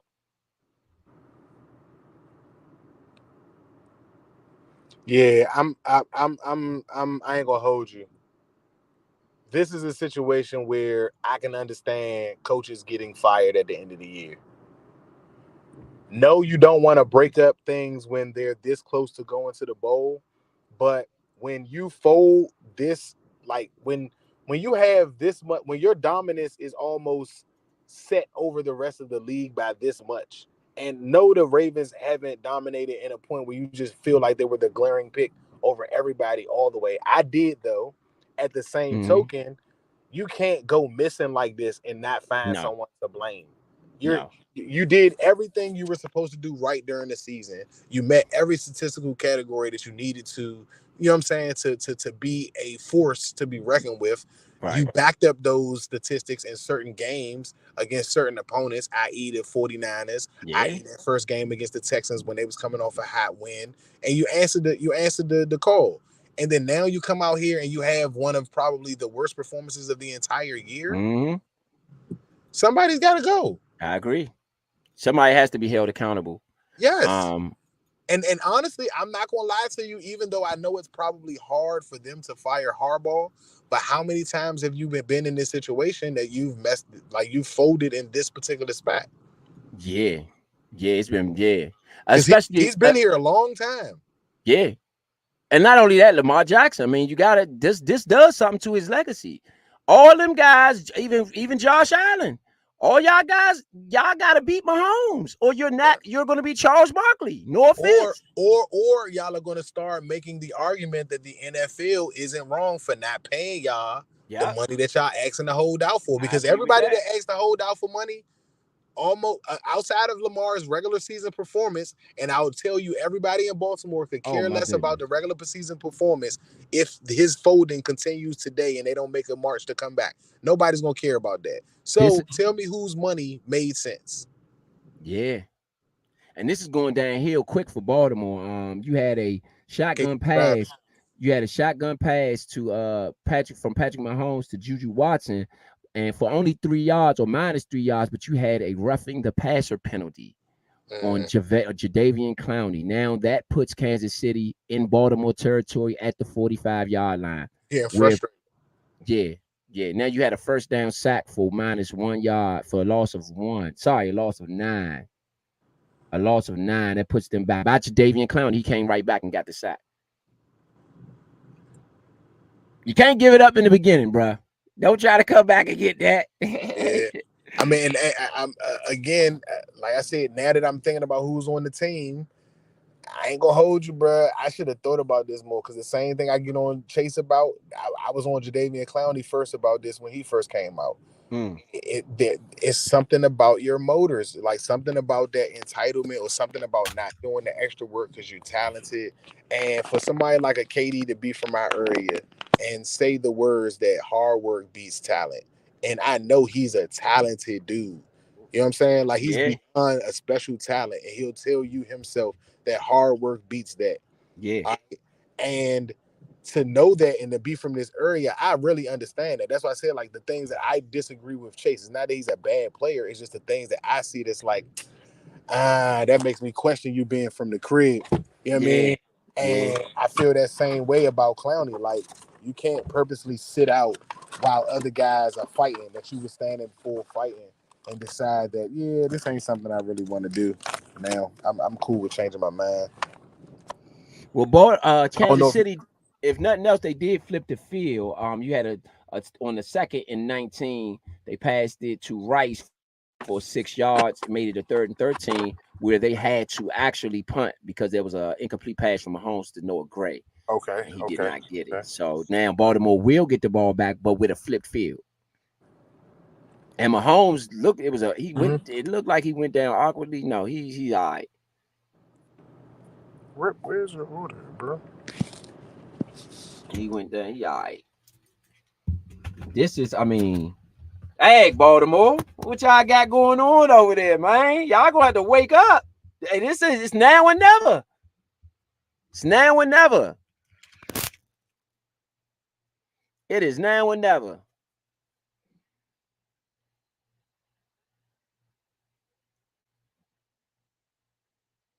It is now or never. You got a 17-7 ball game. Kansas City and Baltimore. Kansas City with a 47-yard punt from the 48, giving Baltimore the ball on the 1-yard line, their own 1-yard line.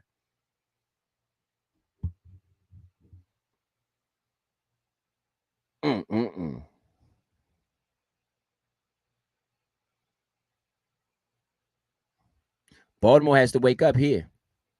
And again, I can't blame it on the defense. Just for everybody.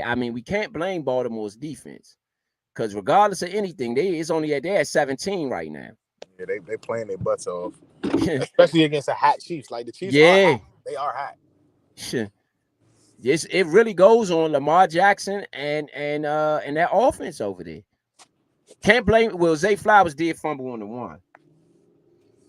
That fumble. Oh, you gonna have a lot of Baltimore fans hot about that. And that ain't the place to have your city hot with you. About that fumble? About that fumble. Yeah. At the 1-yard line. He a rookie. Like, they're gonna be on his back about it, but they can't argue with the year that kid has had for them. I agree. Even today. It's today. And I'm about to say, their first touchdown came over here, a deep pass to him. He tried to dive in the end zone, and they just hit it as he was diving. Yes, and that's and you can't blame him for trying. He's trying to make a play for his team. Unlike the $15 million a year Odell Beckham, that's not going to be there next year. I agree. That's a free $15 million that can go to something else that can help them out. That Odell Beckham trade might be coming back to haunt them, because they don't have nobody else to go to other than Flowers. Well, it wasn't a trade. He was picked up. A pickup. The free agent pickup. That's just way too much money for him not to be producing. Not in this moment, at least. At least he's the veteran out of that room over there. He's the veteran. You got Bateman and all that. He's the one that's been in this position. He got the ring. To get nothing out of him today, he has no catches. He's showing off his shoes that he wore today.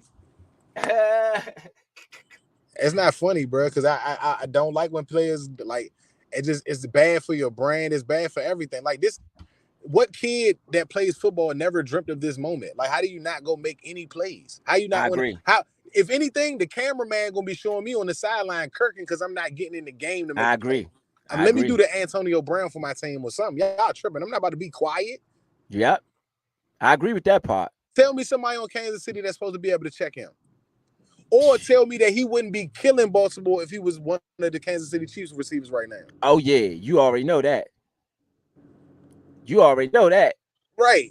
Come on, bro. They made Kadarius Toney a hero last year in probably 2 plays. And Odell Beckham would probably have had his best career year if he went there. And if he wasn't looking for money so much, he probably would have gotten himself some money by now. Because he didn't have a bad year when he was with the Browns. But I just think the focus was getting the money because of him being able to make a name for himself for that one catch. And they didn't have a great year that year for that one catch to turn around to be something that y'all about to just be remembering. Well, Odell was a different specimen until he got hurt, I believe. At least he was. Yes, I mean, he was. Yes, that's true. But I also think that just what you said to me when we was talking a few hours ago about systems.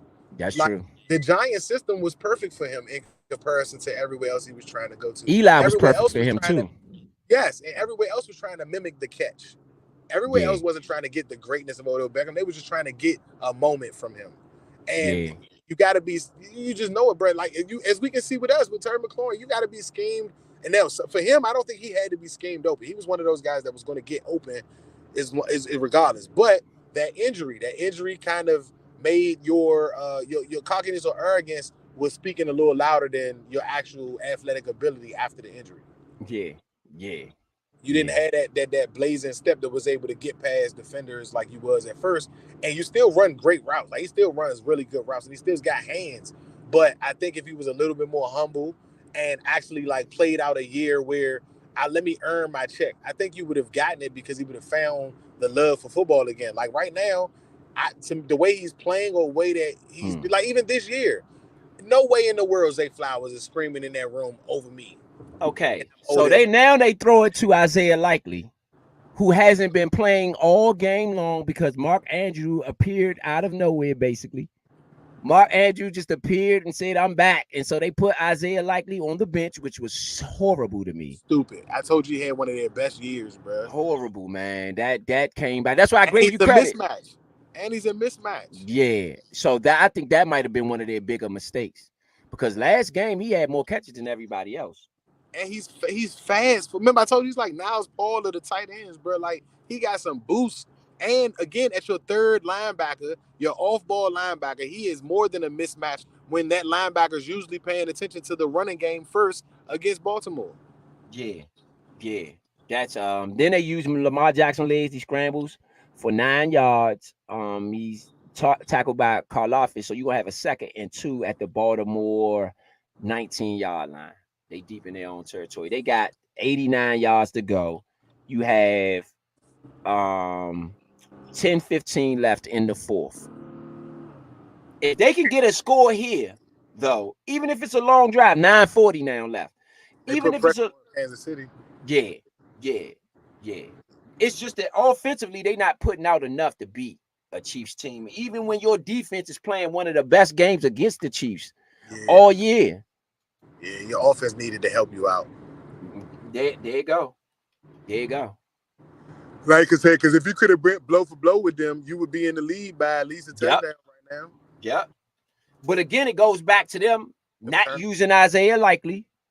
Not really. To me, you should have used Lamar Jackson's legs. If no other time, this was the time to use his legs to loosen up your passing game. Force them to have to focus on you. So you get more to do in the passing game. And you can spread the team out some more. You got, imagine that wide receiver room, they got 4 starting wide receivers. They got, what's his name? I think they got Tutu Atwell. They got Odell. They got Bateman. They got Flowers. Oh, yeah. Right. Like, they got some hoopers, bro. Like, and I feel like they could win one-on-one. And like you said, that even Mark Andrews, why is Mark Andrews not winning unless he's not fully healthy? Right. But even then, he hasn't played. It's going to take him at least a game. He even took Jordan You know what I'm saying? I always say it even took Jordan himself a little bit to get it back after, you know what I'm saying? After taking some time off. And he Yeah, been out more than half of the season. right. So I think that was a little unfair for them to put him in this, or even allow him as a coach. You got to step up and say, no offense, brother, but you ain't been He here. can back up. He can play on running downs. Right. Or I need you all for real. I could get you in here, but it's gonna be sparingly because I really need you for Likely right now. Uh-huh. You know, I really need you to anything, you support play Likely. his role. I just need y'all to swap roles out. Yep. So you got a Lamar Jackson pass to the left to Odell. You just spoke him up. Odell with the catch for 8 yards. And then you have a Gus Edwards run to the right. Baltimore's in business a little bit. Another no huddle. They no huddling, and it's working. You got a run for Gus Edwards 6 yards, 4 yards. You got a third on a 3rd and 2, so that's a Baltimore first down. The no huddle was working a little bit. Why would they wait so late to pull their tricks out? I don't get it, bro. I don't get it. I don't get it. That's one thing I will say with these playoffs too. How as good as the quarterbacks have played in the playoffs, the coaching has been either phenomenal or very questionable. Yeah. So look, Odell, in my opinion, he's one of those players that went over to Baltimore to win a championship, and we have not heard from him in the biggest game of the year. We was just saying that, bro. Why wasn't this is the thing? Why wasn't he implemented into the game plan?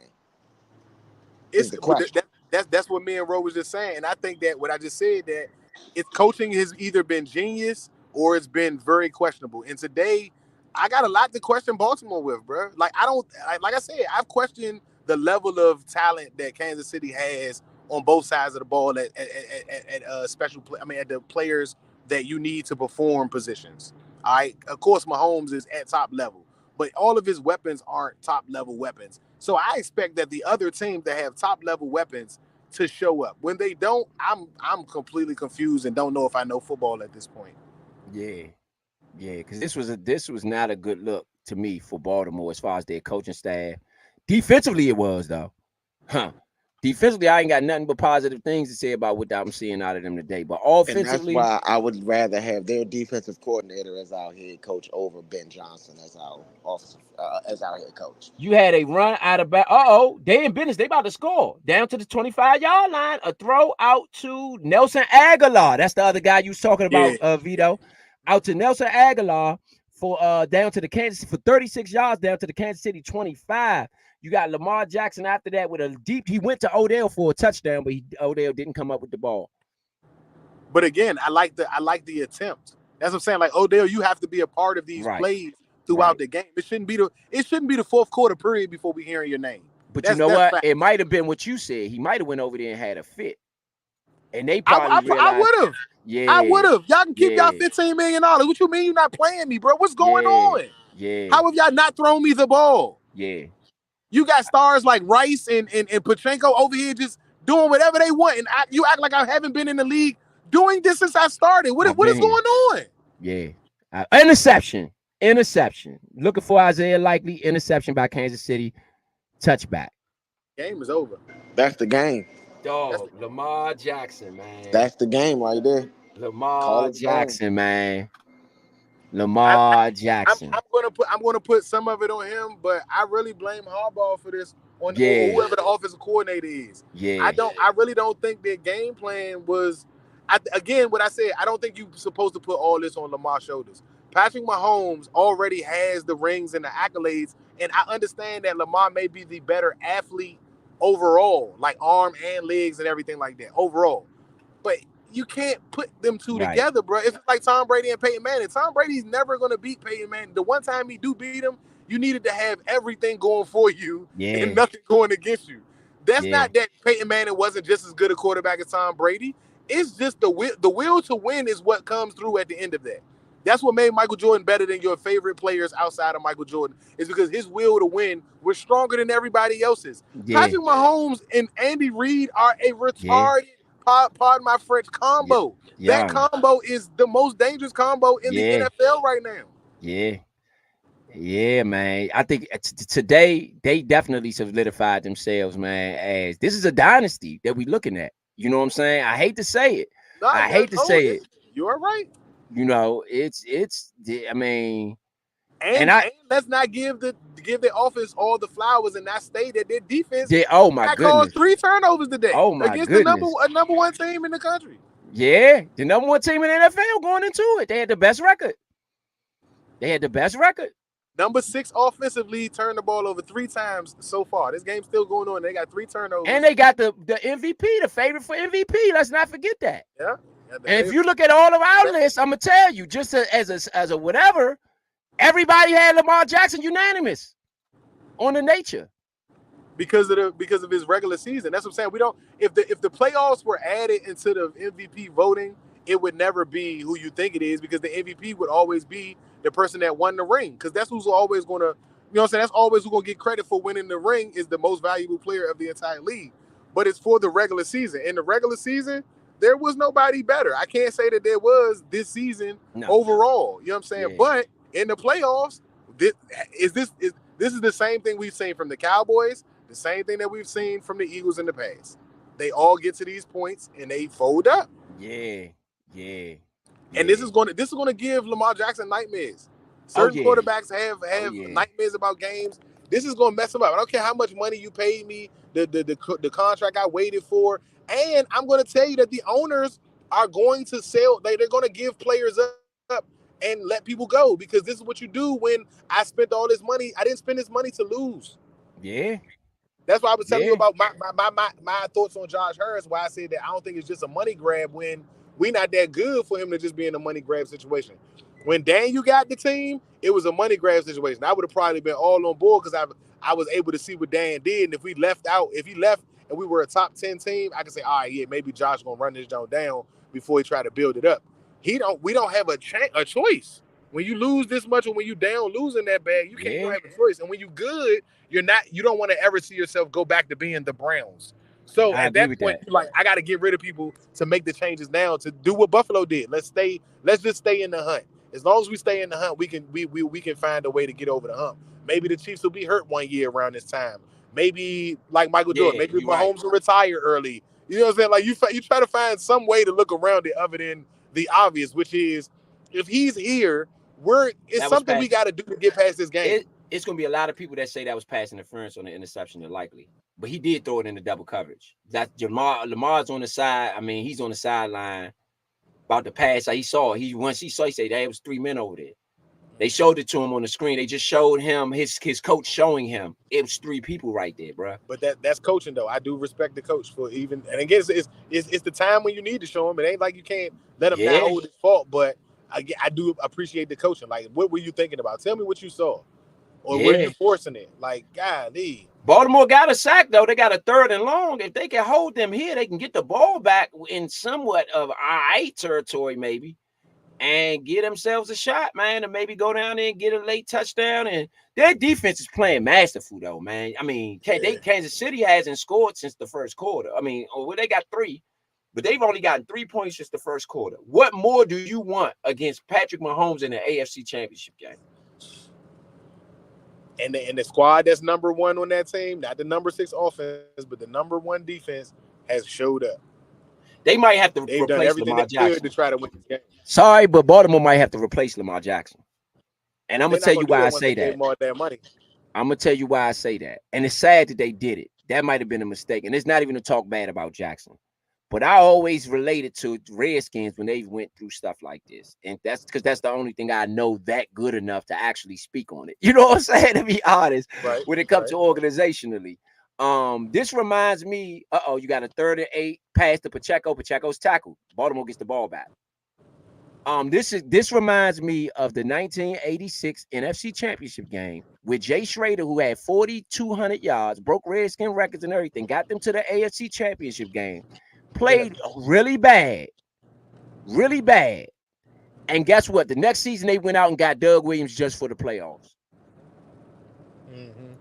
I'm sorry. You got to make an adjustment somewhere. That's the one thing I will credit to Gibbs and them. They made adjustments. Something happened. Nick Foles. They need to get somebody up like a Nick Foles.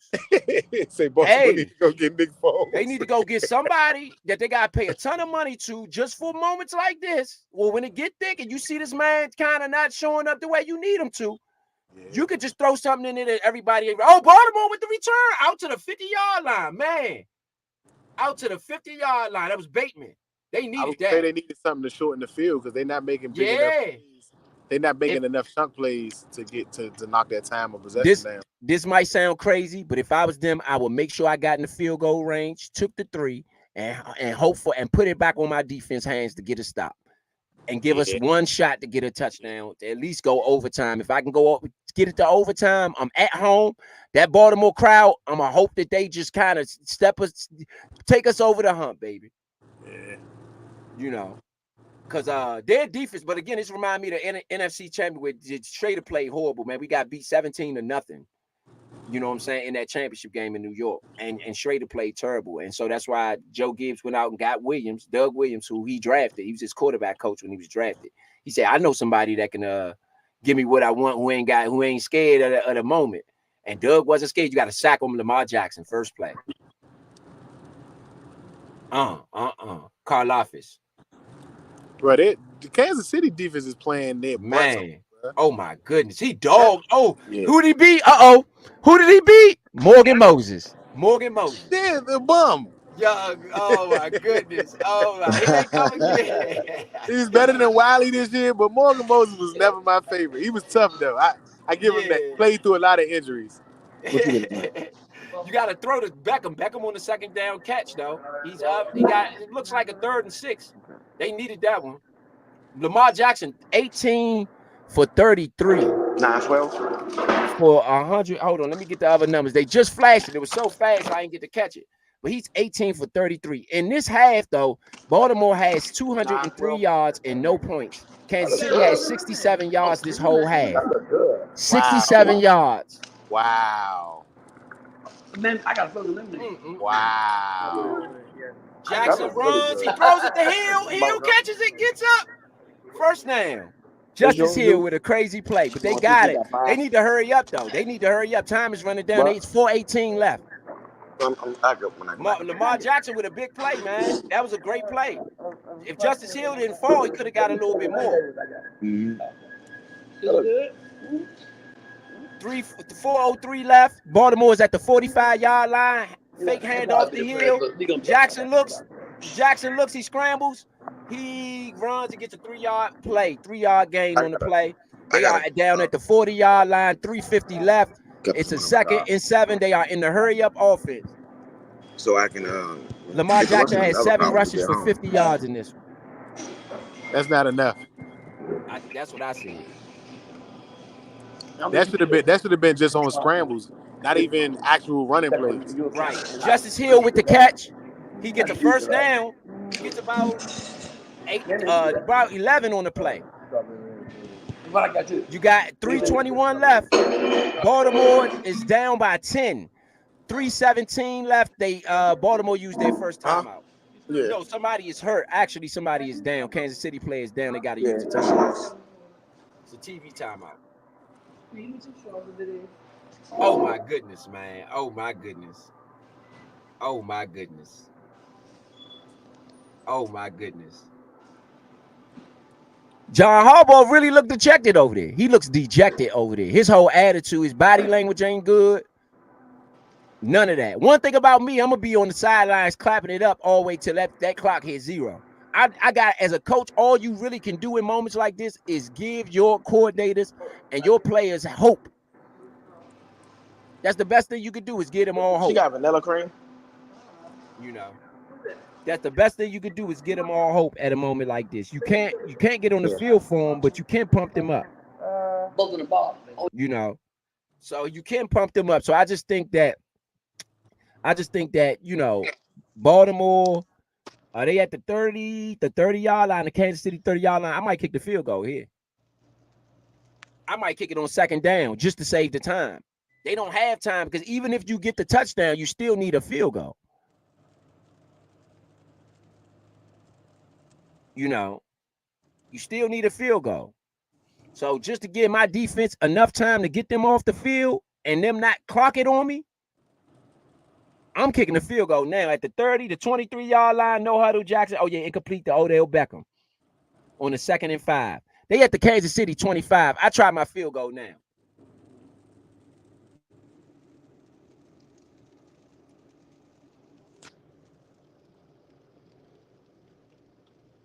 Yeah, I tried my field goal now.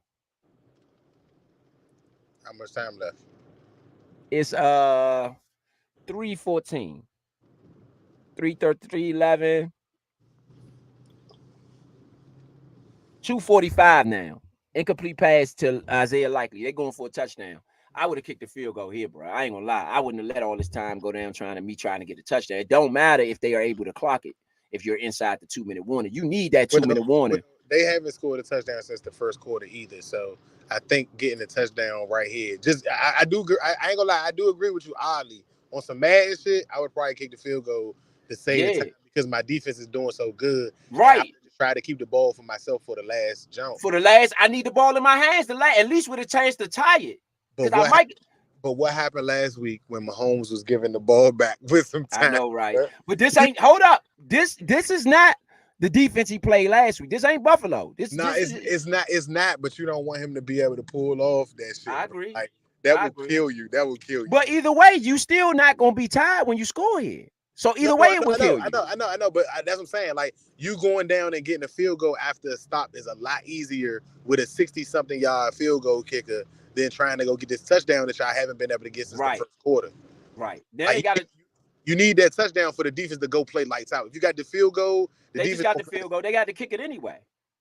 So on the third down. Nah, dope. They got to kick it anyway. Likely was open a little bit, but nah, they didn't have nothing. Likely they should have. And that was they showed that again. It should have been illegal contact. It should have been illegal contact. What the second step or the first one? On the 3rd and 5. They just missed the 3rd and 5. Kansas City just missed the 3rd and 5 pass deep to the deep middle to Isaiah Likely, but he was definitely beat up on his route. They showed it. And I'm gonna tell you something. The refs in Kansas City, they it's gonna be the Jordan, what people used to say about Jordan, the Jordan rule and all that. They're gonna talk about Kansas City because it's been a lot of questionable misses on Baltimore end. And it's gonna be a lot of people talking about that. Baltimore makes the field goal. That's why you should have you wasted 40 seconds when you wasted a minute. Bro. A minute ago. You should have been kicked that field goal. Because now, okay, you take it. Kansas City gets the ball back. Let's say they do one run, and I would gear up for the pass. I wouldn't even expect them to run it. I believe they going for the jugular. They about to try to end them boys here. Kansas City, like you said, given from what happened last week, Kansas City gonna try to end them. They not playing this conservative. Y'all gonna have to strap up. Because if they run 3 plays in a row, they're not gonna get it. No. You know what I'm saying? Or it depends on what they get on first down. But for the most part, I really don't think they're gonna get it if they just try to run 3 plays in a row. But you got to know that Andy Reid wants them to try to use probably one of them timeouts. So they probably gonna run on first down just to get it to the 2-minute 2-minute warning. Chris Jones ain't playing that, man. He cussing somebody out on the sideline on that defensive line. He ain't having it. Chris Jones, whatever they did, Chris Jones ain't like it. I tell you that much. Man, 2:34 left in the game. Kansas City up 17-10 in Baltimore for this AFC Championship game. Justin Tucker is to kick it off. I would probably kick it short. I don't think I wouldn't have kicked it out the end zone. I'd have kicked it short and made him run that back. Just to give me a shorter field. I think getting it at the 25, even if they go 3 and out, when they punt it, you're going to get it all the way down to the 30. You're going to get it from your own 30, and you still got to score. That's a 70-yard punt, bro. 75-yard punt. But let's say they get a roll. Nah. No, I'm saying they own 30. No. From the 25 to the 20, that's a 50-yard. Because they started at the 25. No, that's where they hike it at. The punter is back 15 yards. That's true. Hand off to Pacheco. He gets an 8-yard run on the first down play, but there's a penalty on the play. They're gonna try holding. City. Yep. That's what they've been trying to even the penalties out. Because remember on the last drive they had. No. Too many men on the field. On Boston. On Baltimore. Ooh. That's first down. Oh my goodness. That's a first down. I tried to tell you when you asked earlier, was the game still in reach? Yeah, it's still in reach. Baltimore is Kansas City's up 17-10. It's the 4:28 left in the fourth quarter. Kansas City has the ball at their own 25, now 30-yard line with a 1st and 5. But that's what I'm saying. Like, I don't think that they got to stop Kansas City They and got to stop still them. score. And still score. In this half, Kansas City only had 67 yards in the whole half. Huh? Kansas City only had 67 yards this whole half. Yeah, I mean, Baltimore with an offsides penalty. Oh, Baltimore Lord, defense finally oh my showing up, goodness. but at the same Baltimore time, jumped off sides. That might have been smart, though. I don't mind them doing that, believe it or not, because that starts them with fresh downs. Does start Kansas City with fresh downs, but they're not so close to get a first. you trying to switch Roquan Smith with the penalty. Okay. You want to go get TT yourself? Patrick Mahomes, man, the bully. He's a bully at quarterback. Oh, they gave him a personal foul. That wasn't all the game. Unnecessary roughness. I don't agree with that. They gave Roquan Smith unnecessary roughness. I mean, he ran up, he hit the man, but it wasn't unnecessary roughness. Yeah, I don't agree. Yeah, he hit him. He jumped off sides. He was trying to stop the run. He got caught with the snap count, but it wasn't all unnecessary roughness. That's Baltimore's fourth penalty, fourth unnecessary roughness of this game. Baltimore has eight penalties for 95 yards. Kansas City has 3 penalties for 30.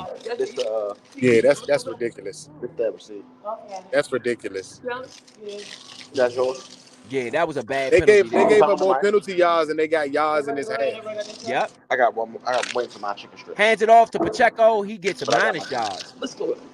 Pacheco gets minus yards on the play. So that's a 2nd and 11 from the Baltimore 45-yard line. It's not over yet. I mean, it's still four. You know, from the Baltimore 45-yard line, we got a 2nd and 11. This is getting thick towards the end, man.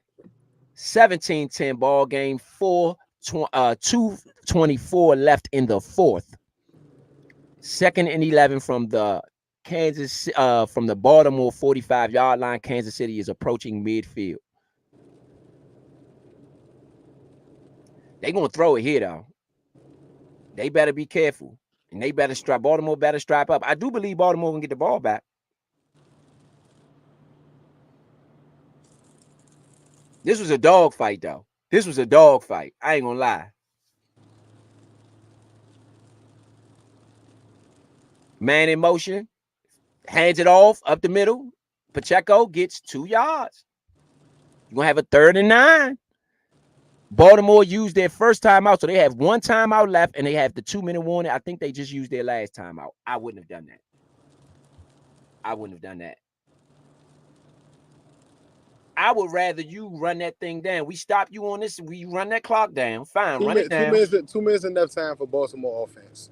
You got to remember, they probably not trying to leave no time for Kansas City after this. And they haven't been, like, scoring quick. So that's true. 2 minutes is more than enough time for them to actually, like, start moving like they need to move with some urgency. But with no timeouts. You got a running quarterback. You can always get out of bounds. Yeah, you want to clock it. Maybe not get out of bounds. You can clock it. One or the other. That's what I'm saying. With 2 minutes, that's more than enough time. Oh, no, but Patrick Mahomes setting up the pass. He's going to pass it here. That's good. You don't need a timeout and defeats the purpose of waiting for the 2 minutes. Mahomes back to pass. He looks to the right. He's going deep. He has a man caught. Down to the Baltimore 27. Good game over. Valdez Game over. Dang, you needed one play out your defense. But I mean, what does that say about Andy Reid to go deep in that moment? What do you mean? I know that the defense is nervous. The defense has to make a play more than I do. I'm in the lead. Even if they get the ball back, it ain't like my defense hasn't been playing good. I'm gonna tell you what we're looking at too, whether people like this or not. Yes, Mahomes and Brady has just retired and has just left. But guess what? You got another Mahomes and Brady in Andy Reid. Patrick Mahomes, man. I mean, you got another Brady and Belichick. Brady and Belichick. You got another Brady and Belichick and Andy Reid and Patrick Mahomes. Tyson and Costello. Jackson, Phil Jackson and Michael Jordan. You know, this is all same level.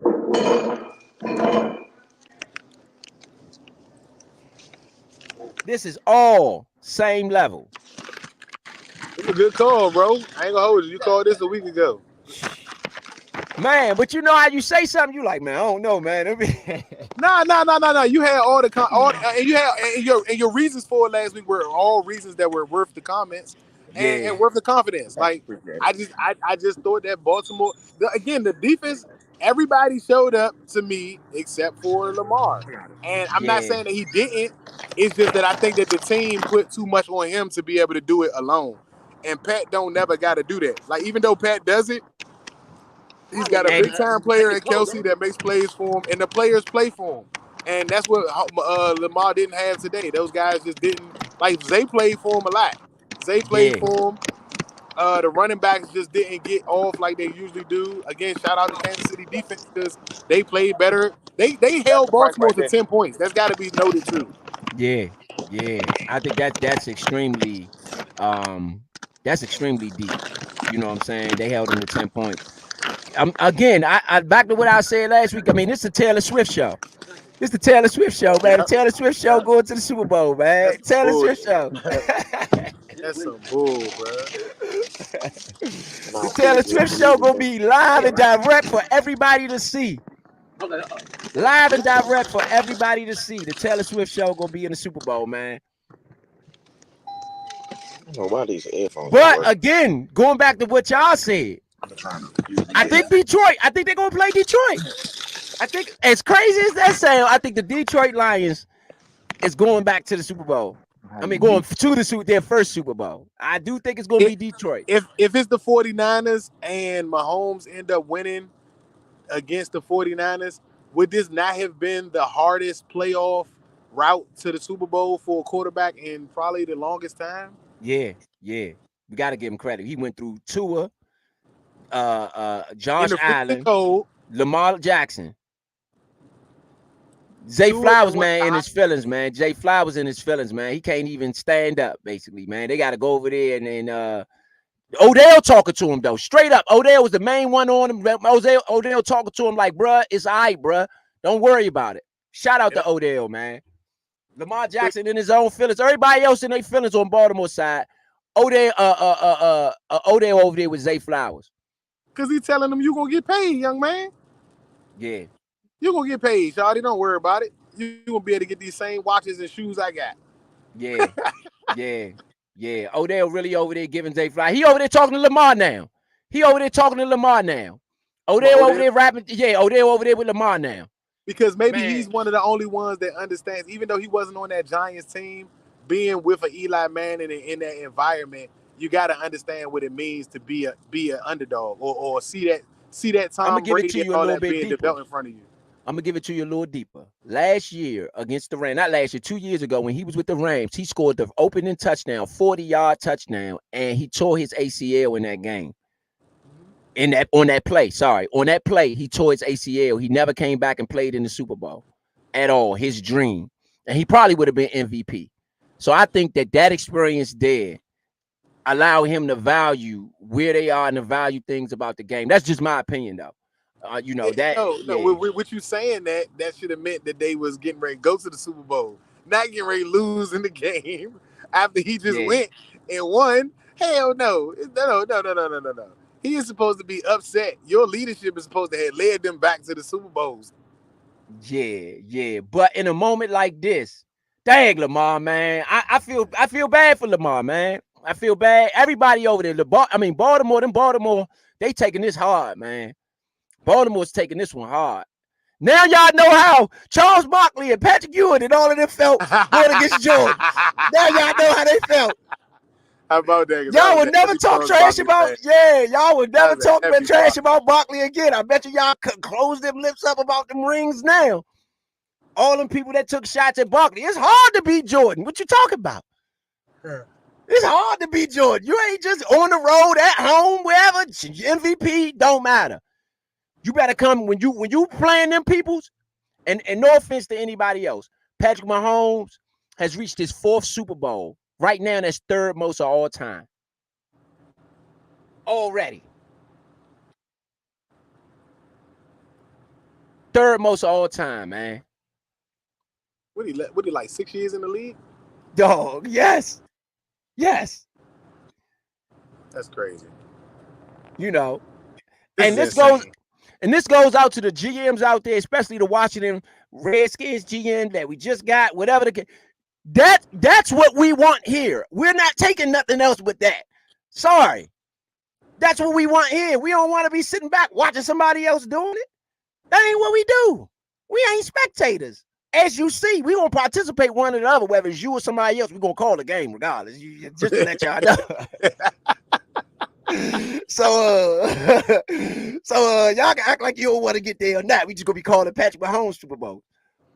But no, this is what we need. This is what we need here, man. This is what we gotta get here, man. Because at the end of the day, all the GMs supposed to be looking at this and saying, "Oh, nah, they ain't about to do that to us." Y'all should be, taking the extra hours, extra scouts, buying extra scouts, doing whatever you got to do to put together something that can knock him off the block, because he's the top of the mountain right now. Period. We could talk whatever we want to talk. And I think McVay, with some of what we saw out McVay, and another thing on the low, and I don't want to reveal, but McVay got some stuff over there that don't nobody even aware that he had. And I wasn't aware that he had until I started doing some of the picks, from our picks, our yearly end awards, our year end awards. But again, that Zay Flowers fumble on the goal line. Ah, man, that one hurt them. That one hurt them. Shout out to Kansas City, man. Everybody in Kansas City, man. Y'all going back to the Super Bowl. You know what I'm saying? What do you say? Enjoy it, though. Enjoy it, man. I can't even hate on y'all. I can't nothing, man. Enjoy it. You know what I'm saying? Shout out to Alex Smith, though. I'm gonna give Alex Smith some credit, because whether we like it or not, he is the one. He's the Doc Rivers for me when it comes to what they got going on. That Doc Rivers, he's the Mark Jackson. He's the Mark Jackson to me. You know what I'm saying? He's a big reason why. He would be Monte Ellis. Yeah, same thing. Monte Ellis. You know what I'm saying? He would be the guard that they had right before they got Stephen Curry, that they was in love with until Stephen Curry became Stephen Curry, and then they forgot that they had Monte Ellis until you remind them. Oh damn, we did have Mark Jackson as coach, right? Before Stephen Curry. Right. And now Travis Kelce was pissed when they traded Alex Smith. He was pissed. And he ain't pissed now. Tell you that. You got a superstar girlfriend. You got a superstar. I mean, your life is good. It's good to be a Kelce right now. It's good to be a Kelce right now. You owe Patrick Mahomes a lot of credit for that. Man. Shout out to the Chiefs. We're going to go through some final numbers just to let y'all, what Lamar Jackson them guys finish with, man, for the fantasy players out there, anybody else who's getting their thing off today. So Lamar Jackson ended up 20 for 37, 272, 1 touchdown and 1 pick, 4 sacks on the day for 17 yards. He also had 8 runs for 54 yards. He didn't have a bad game at the end. When you look at his numbers, 8 rushes for 54 yards. Gus Edwards, but they didn't have enough out of the running game. That's ridiculous. Nope. Gus Edwards had three carries for 20 yards. Zay Flowers had 2 carries for 4 yards, and Justice Hills had 3 carries for 3 yards. They're running backs. Now, outside of Lamar Jackson, had a total of 27 yards. It goes back to what Vito said.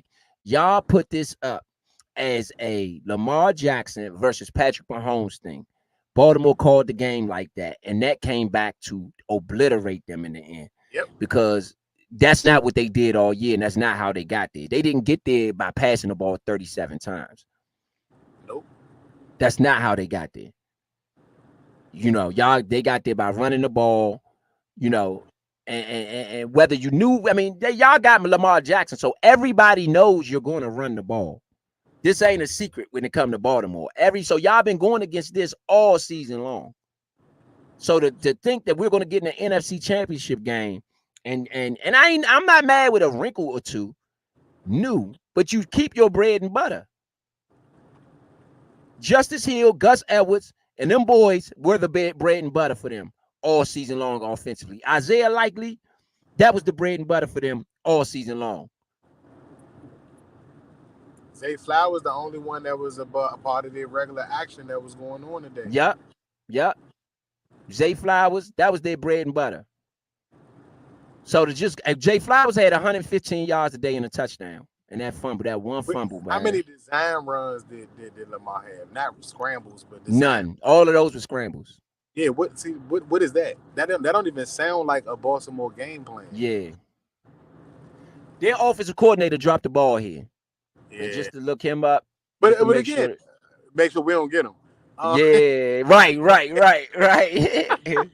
Right. He dropped the ball. Their defense played a masterful game. Yes. I'm telling you, if we can get him, I'm cool with that. I ain't gonna lie. Like, not only just like I would, if he was the head coach, I'd be cool with that, and I wouldn't mind Ben Johnson if he was offensive coordinator. But I don't think Ben is leaving Detroit to be somebody else's offensive coordinator. You know what's crazy about us about to get Ben Johnson? I mean, not about to get him or could get him. We mentioned him in the week one. We mentioned him. Yep. We talked about him. We talked about him week one extensively. Baltimore's offensive coordinator is Todd Monken. Yeah, he's not up for nobody's jobs, but he should probably get fired. Yeah. If anybody's to get fired, that's where I would fire. But this is his first season. This was his first season. I don't care. You did great during the regular season, but has it since Lamar Jackson has been drafted, has the Ravens, outside of his passing performances in the playoffs, have they really had a bad offense? Not really. No. Not bad. No. And what you said about the winning in the division, and it's got to be about more than just getting to the championship game. We have to beat Mahomes. And again, this is your first season. You got to convince me, because you under contract, so it may be likely that unless you're fired, you do return next year. Yeah. You got to give me a very, very solid reason on what happened today, and a very solid reason on why this is not going to happen next year. If we get an opportunity to be in that situation. You can't be mediocre no more. You're not going to win a Super Bowl being mediocre on anything, on any level. You're just not going. You're not going to win a Super Bowl like that. Not in today's NFL. Not with Patrick Mahomes. And you couldn't do it when Brady. And yesterday, when Brady and Manning was there, you knew that if you were mediocre and you was coming to see them, they were going to obliterate you. Same thing with Randy Moss. If you had a weak secondary, or old secondary, or whatever, and Randy Moss was coming to town, you was gonna get lit up that day. But it's crazy that they were such a good team, the Patriots I'm talking about, that they could have a plain, basic game plan and still beat you. Yes. That's the part that blew me about them, was that they weren't really, like, outside of the undefeated team and the team that had Santonio Holmes and Branch, they weren't really exciting on offense outside of like plays that Tom Brady was making. They were a real like calculated, specific offense. They did make big plays, but it wasn't like some of the offenses that were going on, and they somehow just kept getting the numbers. And what I realized is that they always had a James White, they always had a Corey Dillon, they always had what's my man, Brandon Jacobs. You know what I'm saying? Like, they always found somebody that would be the core guy, and then they always found somebody that would be able to handle anything quick where Brady needed to. When he learned that year after they lost the playoffs and he learned that he had to get rid of the ball faster, they fixed that shit immediately. Yeah. It didn't take a whole season. It was fixed by the off season. Like, it was done. And by the time they came out the next year, it was rolling. It was like, yeah, well, Brady doesn't have weapons. And that's why I said that I don't know why I wasn't thinking about it. And because my home stuff looks a little bit different, it literally mirrors the Patriots offense. You know what I'm saying? With some Andy Reid-isms in there. Like, Andy Reid is basically like, he basically like updated Joe Gibbs, bro. He's literally just picking off of everything that he sees that works with other teams, but he finds a way to design it around his team. He don't just copy it. You know what I'm saying? I agree. They don't got just the tush push. They got design pitches that like you've never seen before I because agree. like, he's having a master class, bro. He's Man, having a master class, bro. I can't really say 67 yards of offense and you still won the game by more than a touchdown. Or no, you still right, won the game by a touchdown. right, Like I don't know what else to say, bro. Like right now, until they lose in the big game, I'm next year. Who's gonna go to Super Bowl? The Chiefs. Until they get put out, I can't. I'll pick a secondary team if they get put right. out. That's the only way I'm gonna have to do it now, bro. That's the way I used to do it with the Patriots when they was in the West. I'm gonna say this though, based on what we saw out of Ben Johnson, especially in that second half, I think Detroit has a chance if they get there. I'm not sure San Francisco. I don't think Brock Purdy is going to beat Patrick Not the Mahomes. way the Chiefs are playing, bro. Not the Yeah, way I don't see Brock Purdy doing Kyle it. Shanahan. I'm not sure can beat Andy Reid, bro. Like I agree with you it's there the too. coach. It is the Yeah, coach. yeah, And don't get me wrong, Kyle Shanahan's a hell of a coach. Andy Reid is he really is like Shaq, bro. He won championships on both sides, bro, the East and the West. yeah, He's the Phil yeah. Jackson of this shit, bro. No, he didn't win a chance. He went to the Super Bowl though in the NFC. He definitely won the NFC though, but he never won the Super Bowl. They lost the they lost to Belichick. He was dominant. He was dominant for years in the NFC. Yeah, it wasn't like Belichick was the one person he really couldn't get past. And then when Belichick and Brady left, came from his division, like they right, like, that came from think about if they had to play 3 Super Bowls against each other. I don't think that Belichick would have won each time. No. You know what I'm saying? It was just that somebody else got there, and like the Giants was one of those spags. Another guy from the NFC East, Belichick is from the NFC East. He went out and got Spags specifically for Belichick. You see what I'm saying? Like I said, who stopped the 16-0 season? Spags. So when they lost that first NFC championship to Brady in overtime, that first AFC championship, then came back and lost the Super Bowl, who he go get? Oh, I'm gonna go get Spags. It's over. I'm gonna go get somebody I know who can deal with whatever. He could deal. And again, that's what I said in the beginning. Last game, I said they got Spags. Spags is the one that dealt with that Patriots 16-0 offense. So if you could deal with that, if you can call a defense to shut them down, man, you can call a defense almost to do anything. Yeah, gotta give you credit on that one. That bro. And like I said, at the end of the day, as much as I want to blame Baltimore, Kansas City get paid too, bro. They held them people to 10 points. Man, wow, 10 points. Yes, bro. I never would have. I mean, that's crazy. That's crazy, bro. That's crazy. I'm sorry. That's crazy. And 3 turnovers. That's the part that you can't leave out. You cannot leave out the fact that turnovers don't happen every week. Every team ain't good at causing turnovers. Every playoffs I've seen these niggas go to the Super Bowl, bro. These niggas have been like lights out on defense that they're not during the regular season. And I don't know who you are that you turn on your game like that, bro. I agree. Like Andy Reid got it. He's going to go down as a GOAT. You got it. Like, not that he wasn't before, but like this is like obvious now, bro. Like it's like, okay, whenever you decide to hang it up, we got you a jacket already, sir. Yeah. And then not only that, a lot of teams this year, even if you could not succeed that we are watching a dynasty with Patrick Mahomes and them, you succeed now. I realized the last game. Once they beat Buffalo in Buffalo, I said, oh nah, this is different. These dudes different, man. I gotta give them credit. They different. I really needed you to point that out because I wasn't even thinking about that. Like again, they won the game. Cool. I wasn't thinking about the dynasty part. I'm just literally thinking about this season. And when you said that, it was like, damn, I didn't realize how this hasn't been a long time. Right. How the hell did you? Like, Ruck could probably run off 10 jumps before he retired. Real life. He could really run off, even if you don't win them, he could really run off going to 10 Super Bowls before he retired, bro. Sure. And I mean, that was unheard of. One player that was unheard of at one point in time. Yeah. That was basketball and football are 2 totally different jumps. Football not supposed to have somebody do what LeBron did.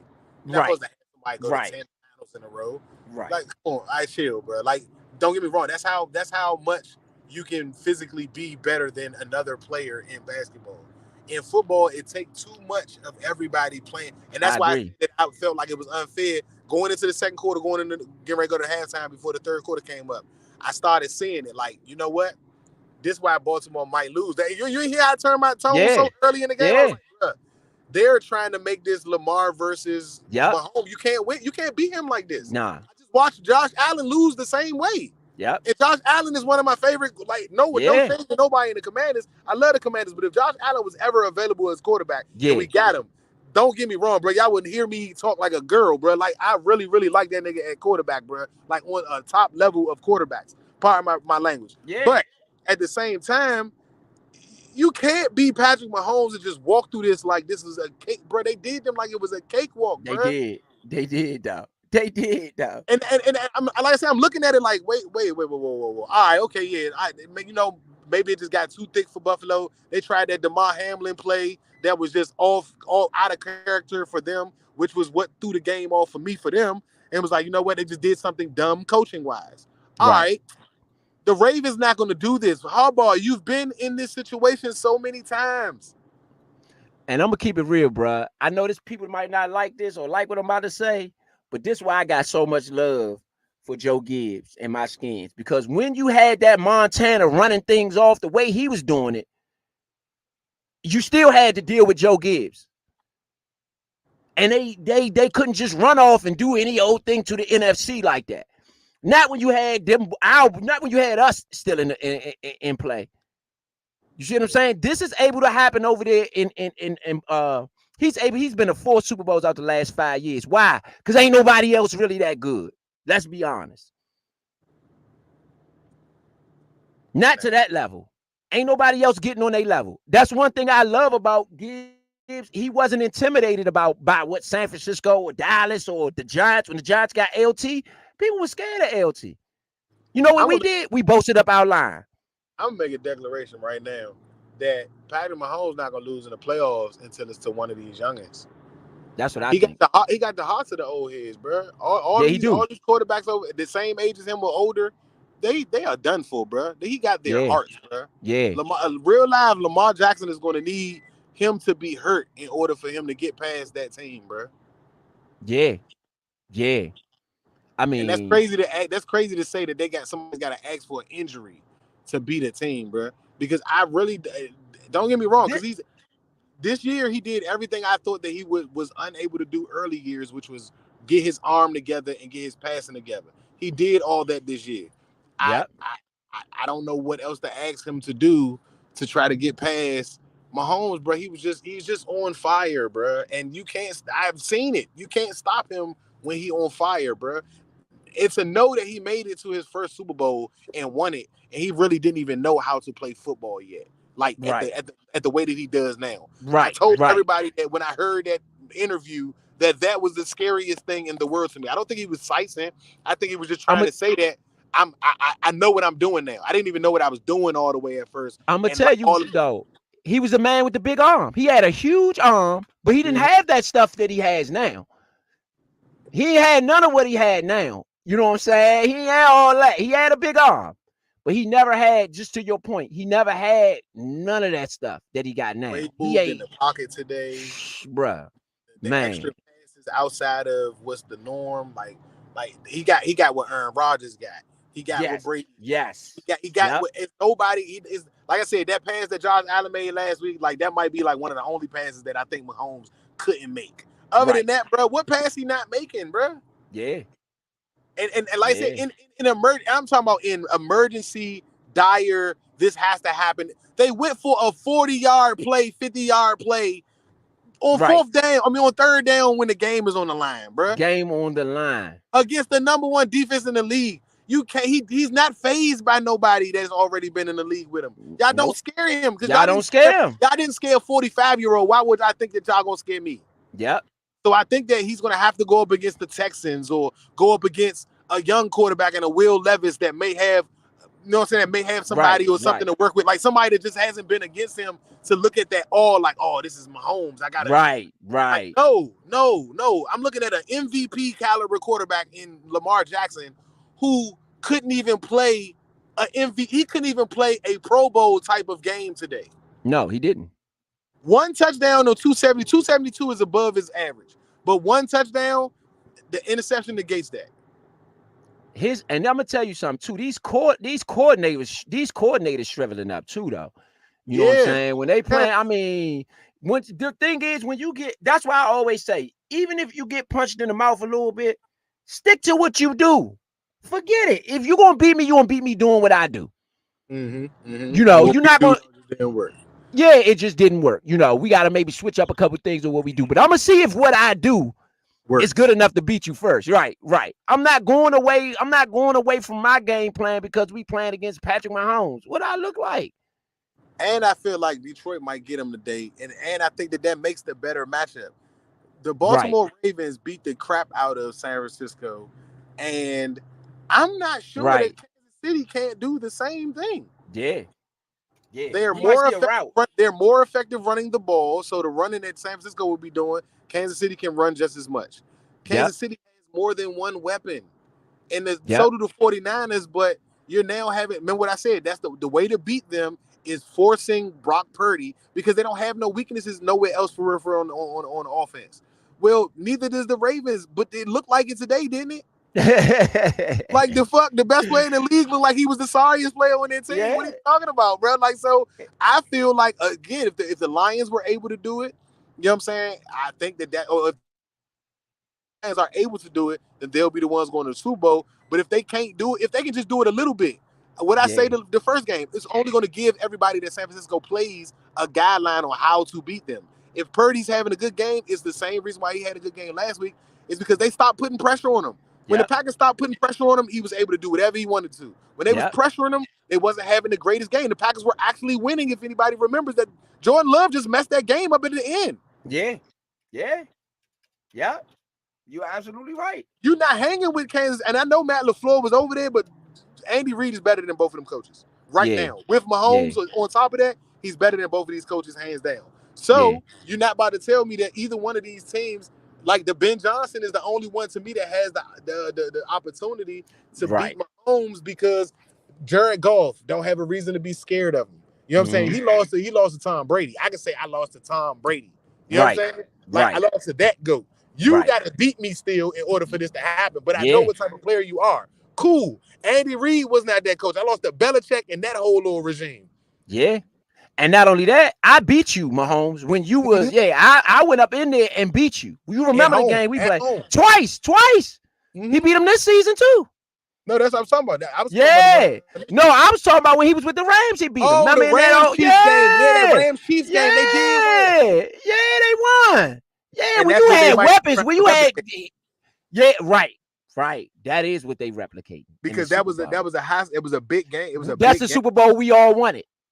That year, that was the Super Bowl we all wanted. To try to get a repeat of that game. Yep.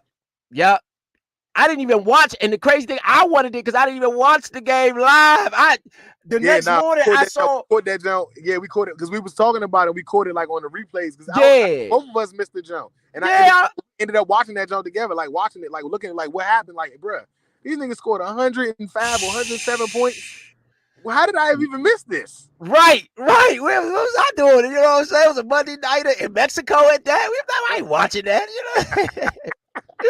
know. Watching y'all in Otago, Mexico. Right. And look, man.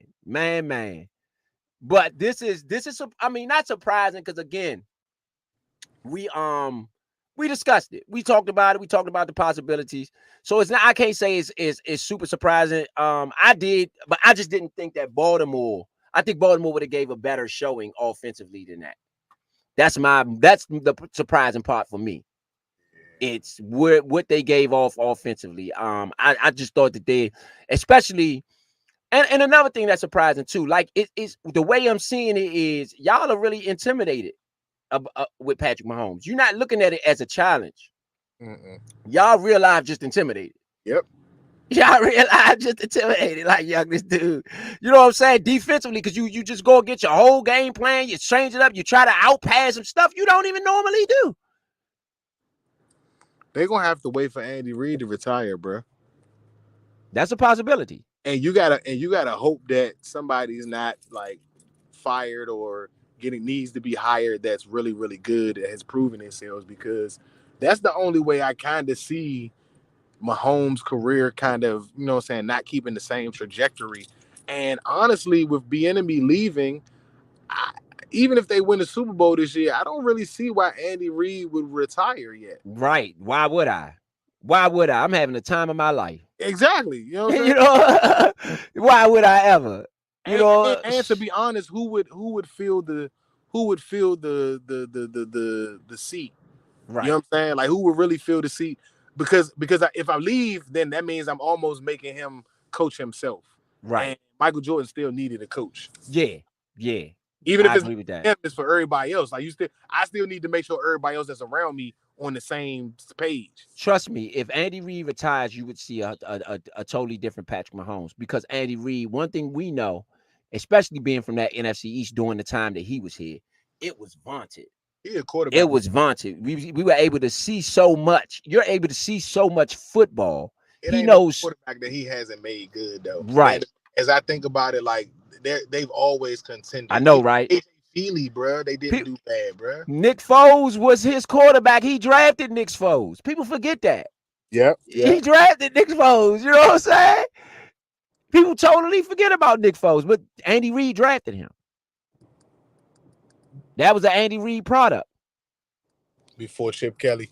Right. Chip Kelly went and took him. And I like what Chip Kelly was doing. Some of it was good. But he didn't take him to, he couldn't have done with him what Andy Reid was going to do with him. Philadelphia, to me, and this is just my opinion when it comes to Philly should be rolling over right now for letting this man go. They fired Andy Reid. They fired him. But they also maybe needed to do that in order for Andy to kind of step up into this role too. I don't know. I'm saying that because so many like think about Tomlin. You know what I'm saying? Tomlin's had so many 8-8 seasons, or hasn't really, you know what I'm saying, gone to where he needed to, but he's been to Super Bowls. You know what I'm saying? Or he's been to the big game or different games in the AFC Championship and stuff like that. Like, at what year do you blame him when he's always close? Like, they made it to the playoffs this year, bro. How? Right. No bull. You know what I'm saying? Crap. When, like, how did you make it? Like, we were talking about firing you 3 weeks before the season was over, and then somehow, like, every year we say we about to fire you, you make the playoffs. Yeah. But I think that's something, man, this is what it goes to show you. What he do got in Kansas City, which what he did not have, I think in Philly was was enough control. Yeah. You know, I think this is what Shady Reid is showing y'all what he could have done had y'all backed up off him and let him run his own show. And then y'all gave the fucking show to Chip Kelly after I leave. You know, so that's part of. But that was part of the reason why I said that maybe he needed them to let him go, because maybe the what I could have done, y'all wasn't letting me do, and without letting me go, I would have never known if I could do that. That's true. I just think they supported him. They supported him a little bit more. I mean, no shot, no knock to the Philly, but he getting the support. He getting probably what he wanted to do or what he was asking to do. You know, give me some play. In Philly, give me the proper people, give me the proper pieces. I could do something. with this. I'm in the garage and shit. I'm about to go upstairs. I'm gonna get back over in a second because that line game should be on. All right, bet. Yeah. Right. Yep. It about to kick off. You got about 5 minutes. All right. Yeah, yes, indeed, man. For everybody out there listening, man, this is the Nature Sports Podcast, man. I'm ETA Money Row. Y'all just watched the Kansas City Chiefs win the AFC Championship and beat Lamar Jackson and the Baltimore Ravens to go to their 4th Super Bowl in 5 years. I mean, they really running the house over there, man. Shout out to Kansas City, everybody out there who been supporting them throughout the years, all the Kansas City fans. Y'all deserve it. Y'all fill the house up. Y'all got one of the best fan bases in the league. You know what I'm saying? Y'all stay sold out. Y'all gonna be sold out even more now. You have people coming from other places to come see the great Patrick Mahomes. You know what I'm saying? Win and do their thing, man. I can't say nothing about you. Nothing negative, y'all did it the right way. You run the ball, play good defense, bring in the right coordinators, bring in the right coaches. And so I think that that's the result of doing things the way that you want to do it. So we already have a kickoff in the Lions game just to get y'all all set up and caught up, baby, because this one is going down. You had a Lions get the ball first. Montgomery for a 4-yard run. Then you had Montgomery up the middle for 15 yards on the play. Then you got Laporta for a 14-yard. They are in hurry up offense. Oh, no, they ain't not in hurry up offense. Golf and them just look good. No hurry up. They just came out, know what they want to do, and they look good. 3 straight first downs, two straight first downs in a 4-yard play. So ain't no getting around that, man. Ain't no getting around that. We're gonna switch everything out for y'all, get all the graphics up, get y'all acclimated to the new game. Jonathan Williams on the right side, touchdown already. Detroit, 42 yards. 42-yard run. Touchdown, Detroit Lions. I don't know if anybody else is listening. Detroit has already went up on the board on San Francisco in San Francisco. Touchdown, Detroit Lions. Did y'all hear me? Touchdown, Detroit Lions. You know, let's switch these graphics out, man. Get y'all the new graphics up. Get y'all this one because this one is about to go down. Down. Yeah, they already up 7-0. But again, that's why I said I'm comfortable with Ben Johnson. I mean, his test for me was last week. What I saw last week, man, was a masterful game. And I don't think that came out of nowhere. I think he's been doing that all season. And really for the last two, at least this season. I don't know if he was their coordinator last year. I have to check up on that just to see. But yeah, man, these people just got up in there. Touchdown Lions. Touchdown Lions. Touchdown Lions.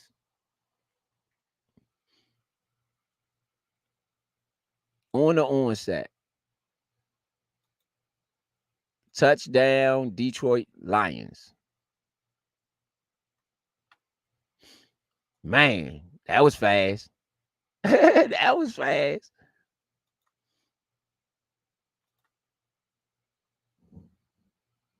That was fast. They ain't playing, man. These people came out want some blood, baby. They want blood. Can't blame them. Can't blame them. After seeing what Kansas City did, man, you got to gear up. No, mediocre football is not going to work anymore in the NFL. You're not going to be able to be mediocre and do anything. It's just not going to happen. It's just not going to work. It's not going to work. Cannot be mediocre anymore. Mediocre football is dead. Mediocre football is dead. Understand that. You know, you're going to have to bring your A game. San Francisco, I guess y'all thought it was going to be a cakewalk. Now, if you looked at the film I looked at last week, you should have known. These boys ain't going to come play with you.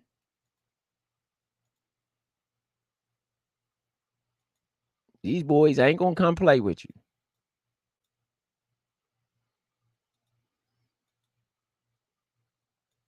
If you looked at what I looked at last week,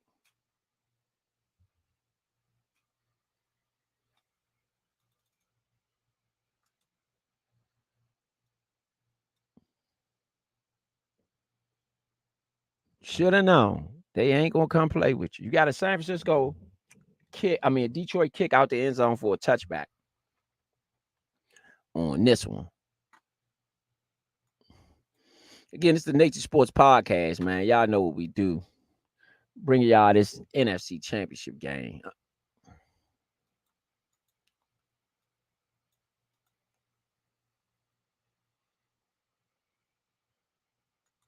Bring y'all this NFC Championship game. Getting it in.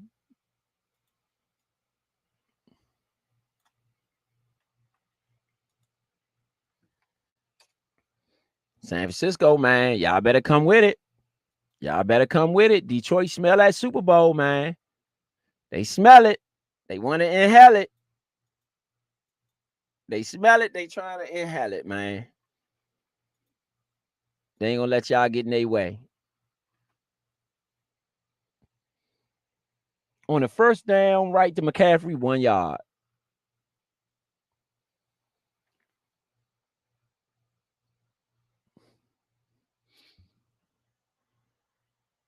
You see, here at the Nature Network, we've taken this trip, this road to the Super Bowl a few times, man. We know what it looked like. Don't get it twisted. We know what it looked like, and we know what a Super Bowl champion looked like, too.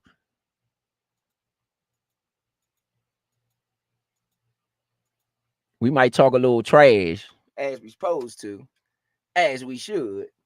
But we know what this thing looked like when it all said and done. Brock Purdy, incomplete pass to Husick.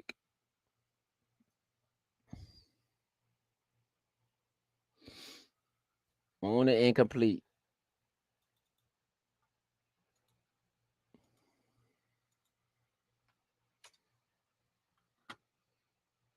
On the incomplete.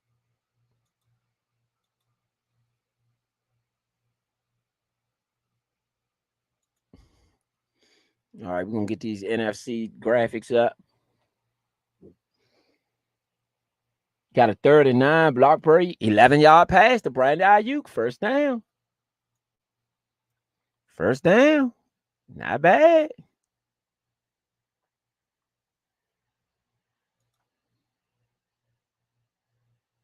Not bad.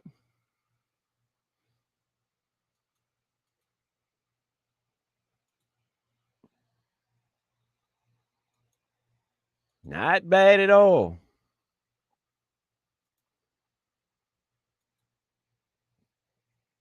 On the 1st and 10, you had an incomplete pass looking for Brandon Ayuk again. Doesn't get it.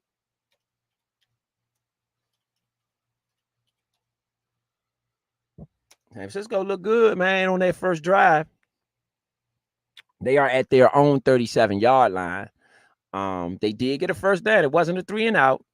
So, but I ain't gonna lie, Detroit came out like world beaters, man. First drive really tried to set the tone. Let everybody in San Francisco know we are in the building. We are here to win.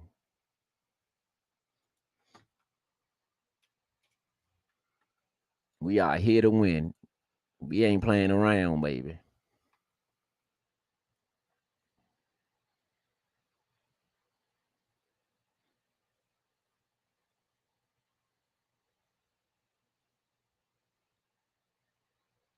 Yes, indeed.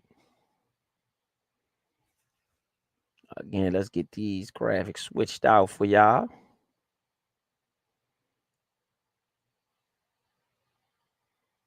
Should the new graphics up?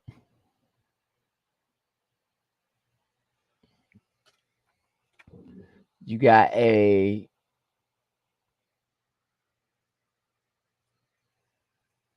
Christian McCaffrey run on the left side, 2 yards on the play. Before that, you had a short left pass to Deebo Samuel, who ran all the way in the Detroit territory for 15 yards.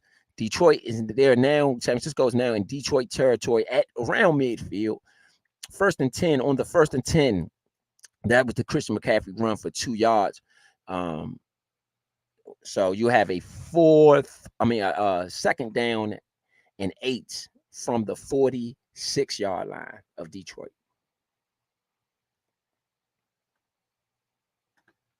This is good, man. This is good. Again, shout out to everybody out there listening. You are listening to the NFC Championship game or watching the NFC Championship game, the Detroit Lions and the San Francisco 49ers here on Live Watch TV. This is the Nature Sports Net. It's Nature Sports Show with Big Son, Uptown Vito, ETA Money Row, and Point B in the building.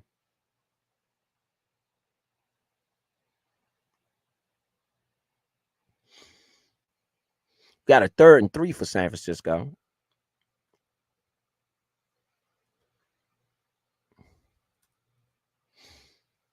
They just passed midfield. You had on the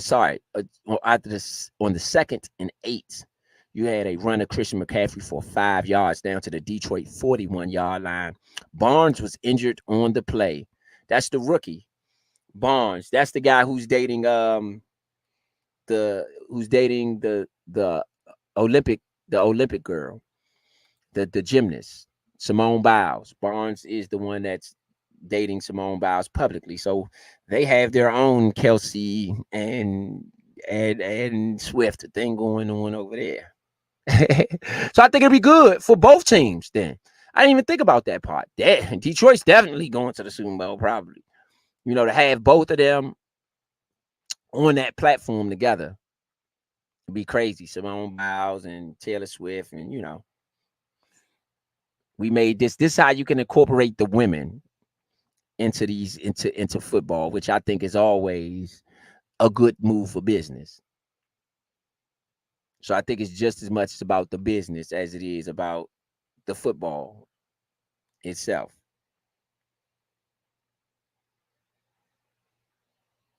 Which is part of the nature. I mean, you gotta sell stuff, right? That's how we keep this thing moving. It's with sales. That is how we keep it moving. Let's get these new graphics up here. AFC Championship is over. Let's get these NFC blickies up.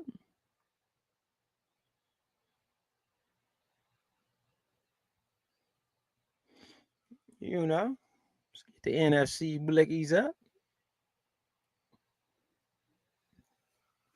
Again, you are watching the Nature Sports Podcast. It's ETA Money Row. Live. All the guys, man. Big Son, Uptown Vito, Point B. Y'all know what this is, man. You know what this is. If you don't, you're going to find out, baby. You're going to find out.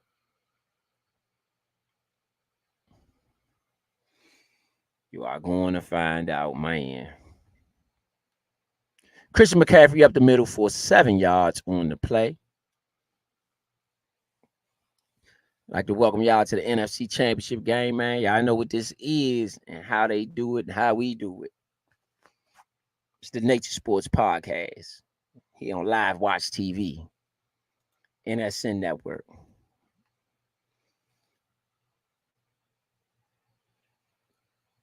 Make sure we bring y'all the real. Always.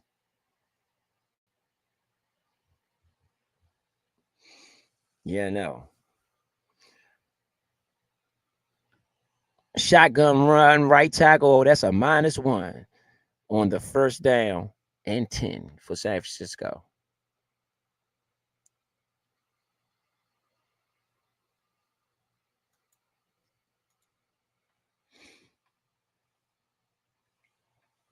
Brock Purdy is 2 for 4 for 26 yards in this game. Kyle Shanahan's record in the NFC Championship is 1-2, taking 2 losses. Last year to the Eagles. And before that, who did they lose? The Rams. They lost to the Rams. Brock Purdy approaching midfield.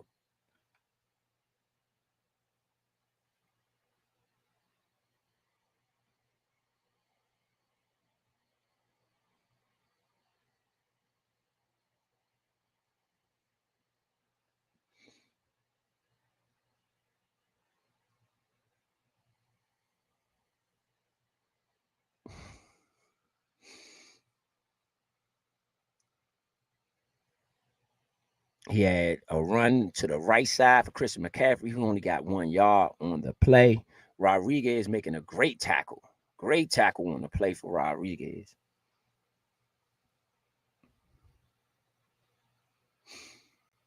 Brock Purdy under center, man in motion.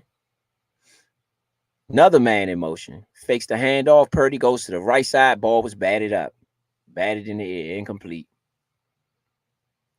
Ball batted by Aiden Hutchinson. You got a 3rd and 11 from the Detroit 35-yard line. Hutchinson and Williams is going to be interesting today. They put Trent on Hutchinson's side, or was Trent always on that side?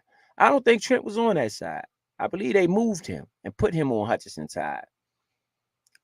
Now Hutchinson is on the other side. He's not going up against Trent this time. They moved him quick, fast, and in a hurry.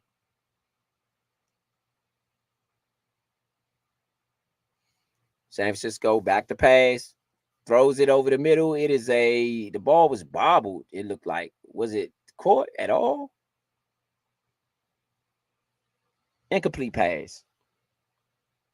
No, it was caught. It was caught. Rodriguez in on the tackle again. It was caught for McCaffrey on a 5-yard play.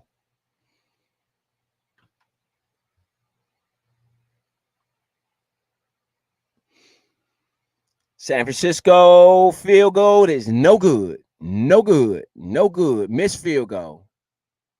Detroit Lions, 48-yarder.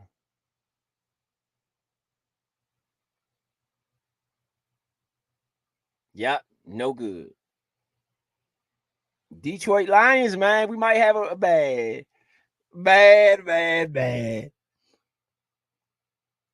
This is why you need to watch the Nature Show if you want, winning some money at least. Because we called this. Well, we definitely called this on air. We definitely called this on air. We definitely called this on air.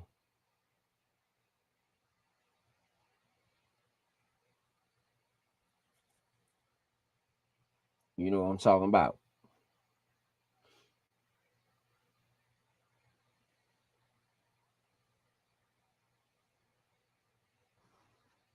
This is the Detroit Lions in San Francisco. Again, Motown versus Taylor Swift. That's basically what I'm thinking the Super Bowl gonna be. It's gonna be great though. Great. I would love to see Motown. You got Usher doing the Super Bowl, doing the parties, and I think it's great. I think it's great. I think it's great for football, great for everybody out there listening. It's great for everybody. I think it's great for everybody. Just to get the graphics up together. Let's make sure we walk this out.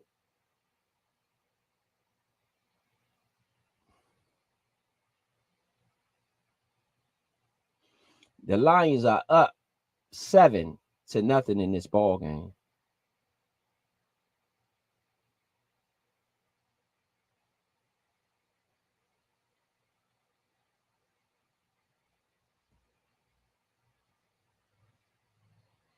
So this is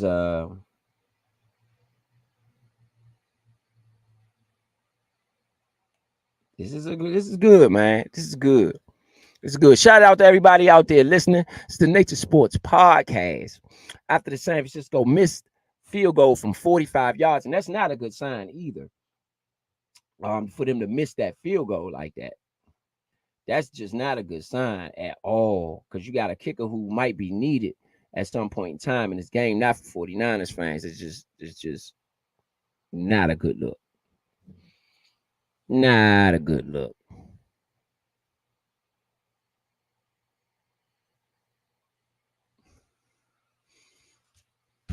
Yep. Moody is the kicker who missed the field goal. Missed field goals have played a big part in these playoffs, ironically. I don't think anybody else would have guessed that. But they have. Jared Goff on the second round handoff to Gibbs for 7 yards on the carry for a first down to Sean Gibson with the tackle.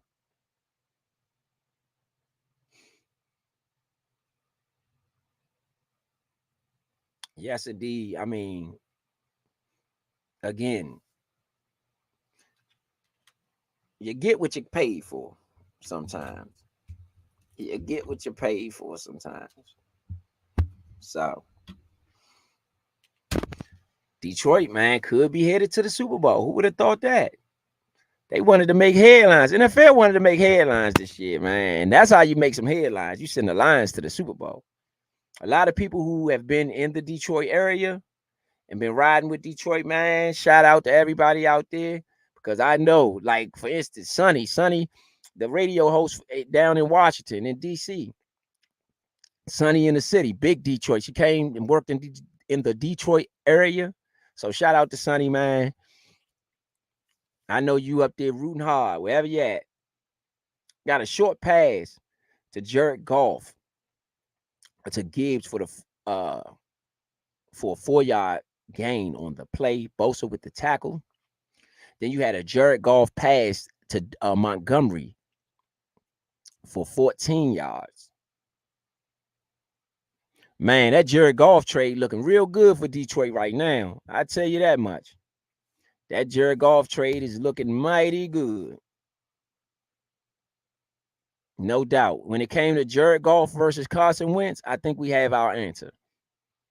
It was Jared Goff. Jared Goff is who should have been gotten. There's always one good, one bad. They are deep in San Francisco territory already. At the not deep, they're at the 31-yard line. They're in field goal range. After the Jared Goff pass to Montgomery. And then after you had a 1st and 10 incomplete pass to Gibbs.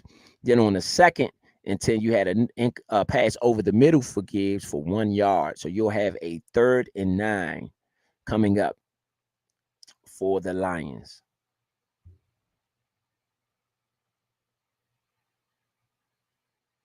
Yep. Right before that incomplete, Jared Goff was 4 for 4 for 38 yards. Dan Campbell's record as a coach is 24-26, 24-26-1, with a chance to go to the Super Bowl. This is crazy. Jared Goff passed to St. Brown, 17 yards. To San Francisco, 13 yards on the play. They are in the red zone.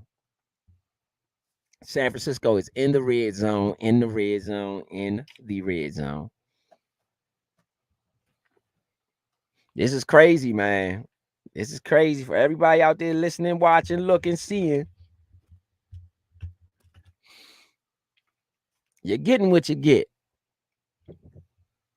Ben Johnson, the offensive coordinator, man, he's doing a masterful job, and they got the look of determination on their faces, all of them.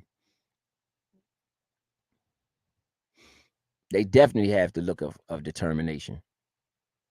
I mean, he's calling a great game. Ben Johnson is calling a great game. And he's really keeping Jared Goff in some good positions too, just to be honest. He's doing things that they don't expect. And I mean, it's working. It's working. I think basically this first quarter, at least for Washington, Ben Johnson is etching himself into at least as the Redskin coach. He doesn't, I think that's the best option right now. Out of all the coordinators and everything I've seen, I think Ben Johnson might be the best option. Goff back to pass, throws it short. He was hit as he threw it, incomplete pass on the play. He was looking for St. Brown.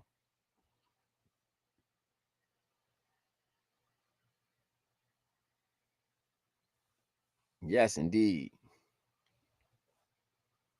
Steve Wilks, the defensive coordinator for the San Francisco 49ers. I like Steve Wilks. Steve Wilks was out there in Carolina with Ron Rivera for a few years. And I really like what he did. He was an intern coach out there. And I just think that Steve Wilks is masterful at what he does. So I expect San Francisco to play well defensively.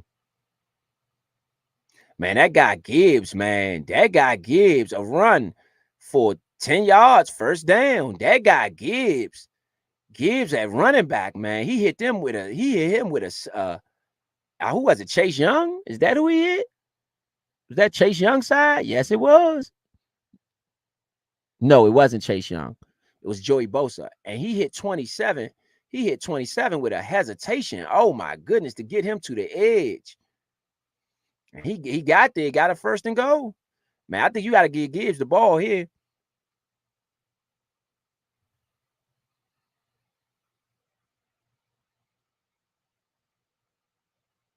Detroit, man. Detroit.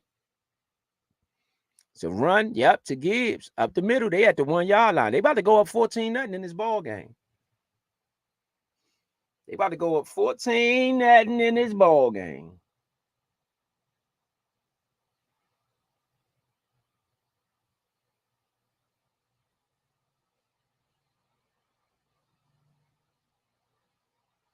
Yes, they did. Touchdown, Lions. Run up the middle to Montgomery. They are up 14-0 in this ball game.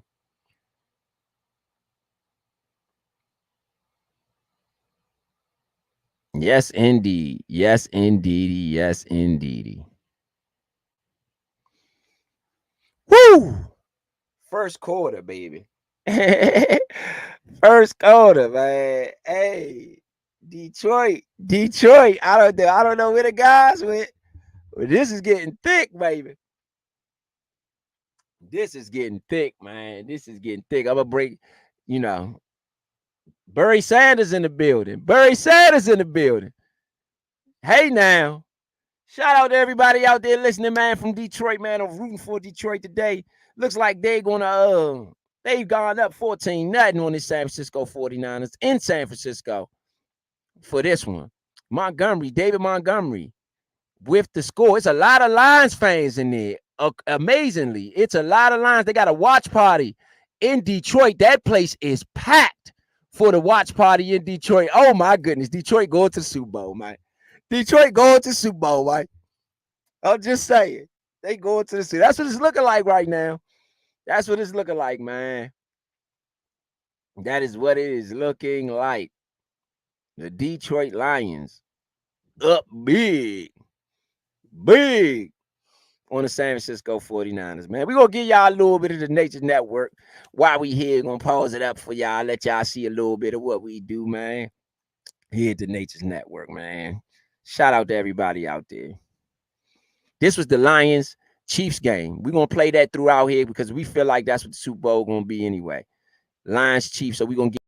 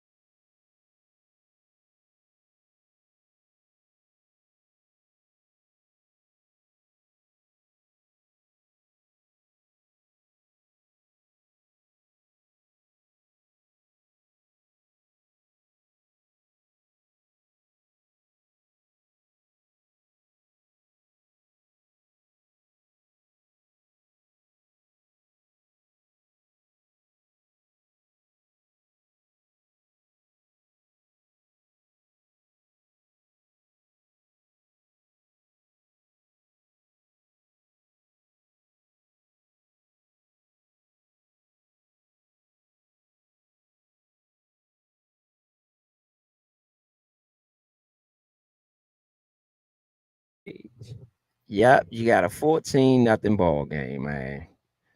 I don't know what they thought or how they thought it, but they ain't been doing too much thinking. They ain't been doing too much thinking with that. Because these people are not playing. San Francisco short right pass to the middle to Debo Samuel, who is out of bounds.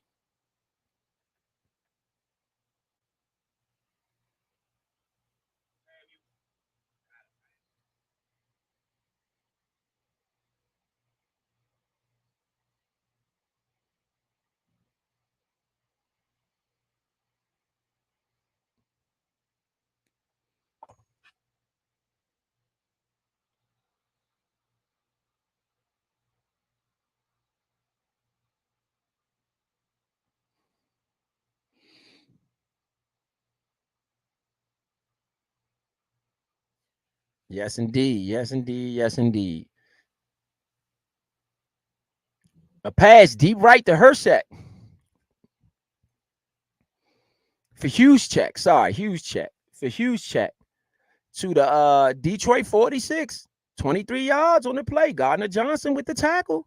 San Francisco not going to go out like that. They're not going out like that. Chris McCaffrey with a run to the Detroit on the 1st and 10. Chris McCaffrey for the run to the Detroit 42 for 4 yards.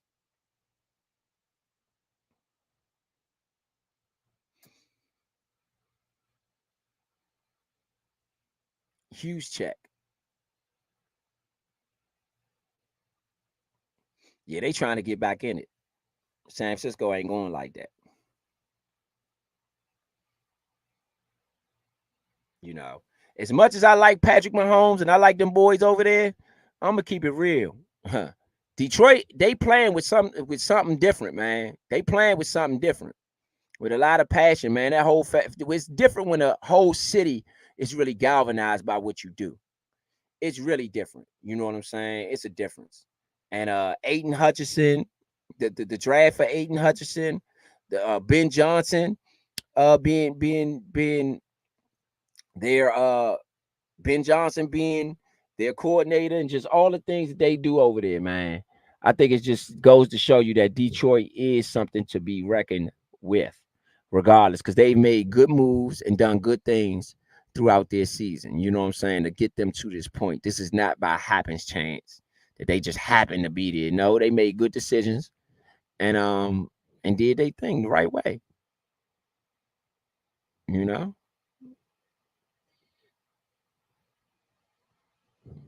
Definitely did their thing the right way, man. Listening to Studio Runners Radio at StudioRunners.com. To the most football knowledgeable, faithful, most caring folks in the world, the Redskins faithful. By Vernon Dean, and the Redskins will go to the Super Bowl.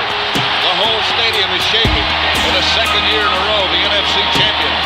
Redskins 24, 49ers 21. Credit to Bobby Beathard. You touched on it earlier. Jack Kent Cook, not only that he will pay the kind of a salary it took to get a Doug Williams, but also they're almost one-to-one in coaches. They have more coaches than anyone by far in National Football League. Rip and roll right. Touchdown Redskins.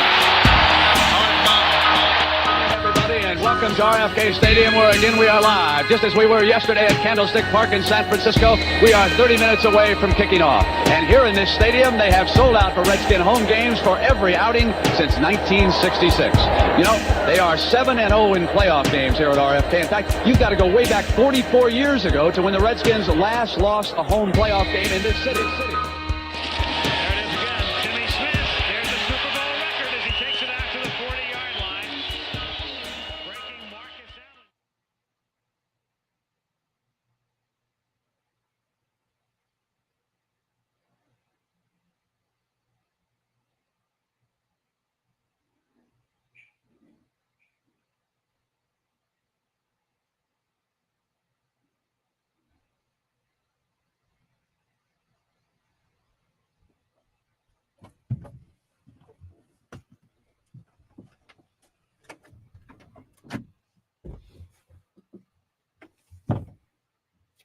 Yes, indeed. Yes, indeed. Yes, indeed.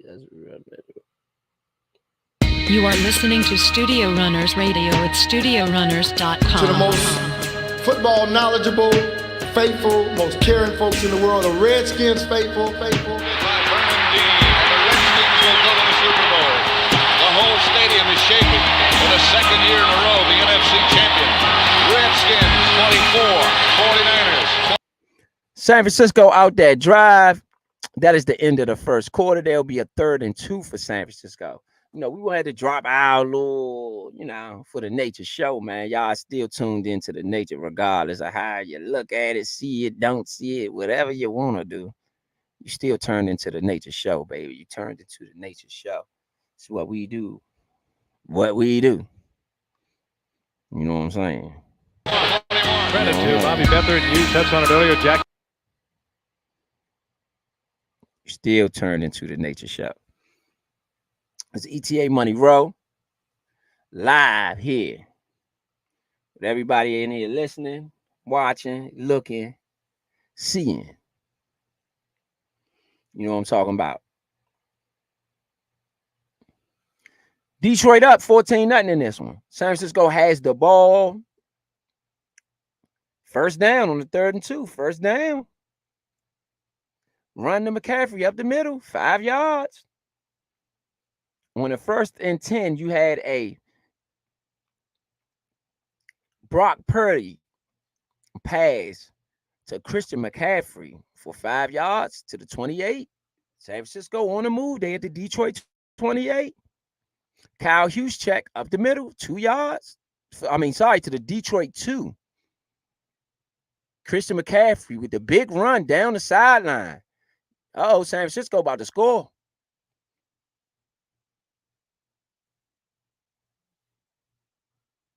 After the Christian McCaffrey's really stepping up, man, doing his thing. I think last week showed a lot about Christian McCaffrey too. Is that in the big games he ain't going nowhere. Gardner Johnson missed the tackle though. He just went up too high. Christian McCaffrey hit him with the stiff arm.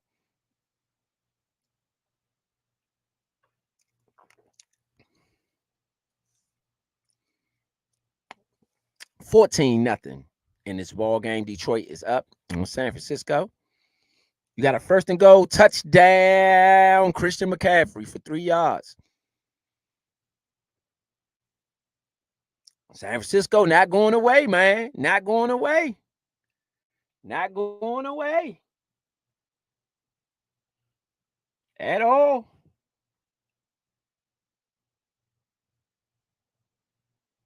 They are not going away.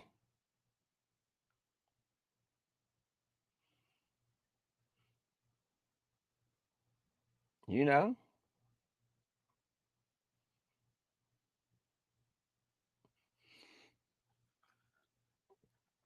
Not going away. Lions answer, man. Lions answer. Got Vito back in the building. What you think? What you think? Have you peeked in yet? Looking good, man. Yes, I have. 14, Yeah. 14-7 now, but 14-0 in the first is big, bro. That's crazy. On the road in San Francisco. Yeah. Well, related to Redskin news, let me see what you think about Johnson so far in this one. I'm impressed. I'm impressed. Like so.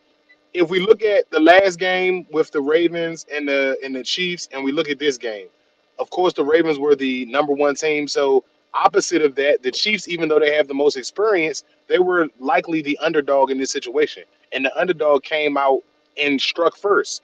Well, in this situation, the Lions are the underdogs to the 49ers, and not only did they strike first, but they struck back to back. Yeah. Yeah. Now, of course, we need to see 2 halves from Ben Johnson. We have seen 1 half apiece, if you ask me, in comparison from the first 2 playoff games. The first week, we saw offense in the first half, and then it kind of dwindled out in the second half. I don't know what happened.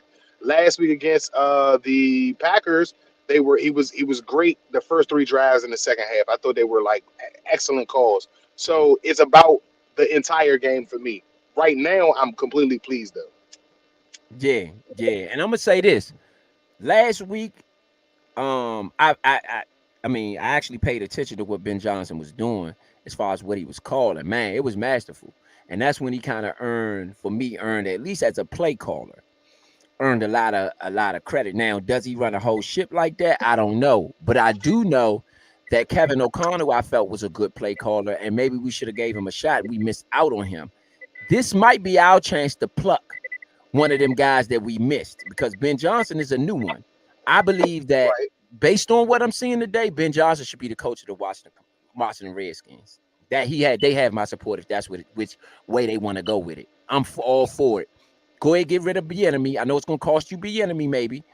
No. Bieniemy's already he's still there, but he was willing to go some.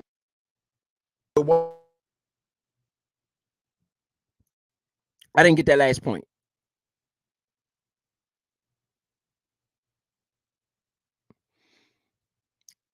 I think you're breaking up. What to Vito's point, he said Bieniemy, I guess, was willing. No, go ahead. There you go. Can you hear me? My bad. I got you back. No, I was saying if he goes to be a head coach somewhere, I don't believe we have to pay him any money. It's if he goes to be a coordinator somewhere else. Got you. Gotcha. But what do you think if Ben Johnson is the head coach and Bieniemy is the coordinator? See, the only problem I have with that is Bieniemy is. It seems like now I could be wrong, but that thing that kicked off with him and Del Rio don't. That's not. It don't That sit right with it. It doesn't sit yeah, right with me either. I do agree with you with that. Like I said, I yeah, feel like that's something for a coach's room, not on the field during the game, especially when y'all both going through the same things. It's not like your right, offense is helping the team win and his defense is right. messing you up. Like you hurting him just as much. You hurting him more than he's hurting you, to be honest. Yeah, yeah, yeah. And that's course sort of why, if anything, I would shy away from it. If anything, because I don't know how those personalities are going to mesh. That would be my main concern. Well, you still those are two offensive minds, and you still would need to get a defensive mind for the building. Yes, I agree with that. I agree with that. Which route do you go there? If you do get Ben Johnson, what do you do at defensive coordinator? I'm screaming to go get the Ravens coordinator. If he doesn't want to be a head coach first, and because a lot of those head coaching jobs have been filled already, I'm going after the Ravens coordinator hands down over anybody over the playoffs so far. What makes you think he's going to leave Baltimore? So the same thing I said, that somebody's got to get fired, and I don't think that him at coordinator is. I think they have so much Hand off to talent. Gibbs. He gets to the 40-yard line, man. Got Montgomery. They are running all over San Francisco. Go ahead. Sorry. That's all good. Yeah. I think Baltimore has the talent to continue to be in the top 5, top 10 in defense. Coordination wise, I definitely think he matters. But if they hire from within, if you saw it today, Terrell Suggs came down to get his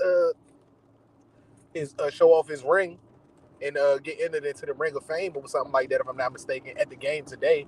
So Oh. maybe he's in conversation for a position like that, looking at what DeMeco Ryans has done. They could hire from within, but I think that if anything, they're going to look offensively for finding a hire. If I were them, I would probably keep Caldwell. I don't see a reason to break that up because the offense had a fluster. And if I'm Caldwell, outside of Mahomes, you can't ask for a better quarterback to already be on your team than Lamar Jackson, outside of what you could try to go get in free agency. So leaving would be more so for the challenge. I don't really see picking up our roster. Like, I wouldn't leave Baltimore to come to us, even with the picks. It's too soon for that. Right.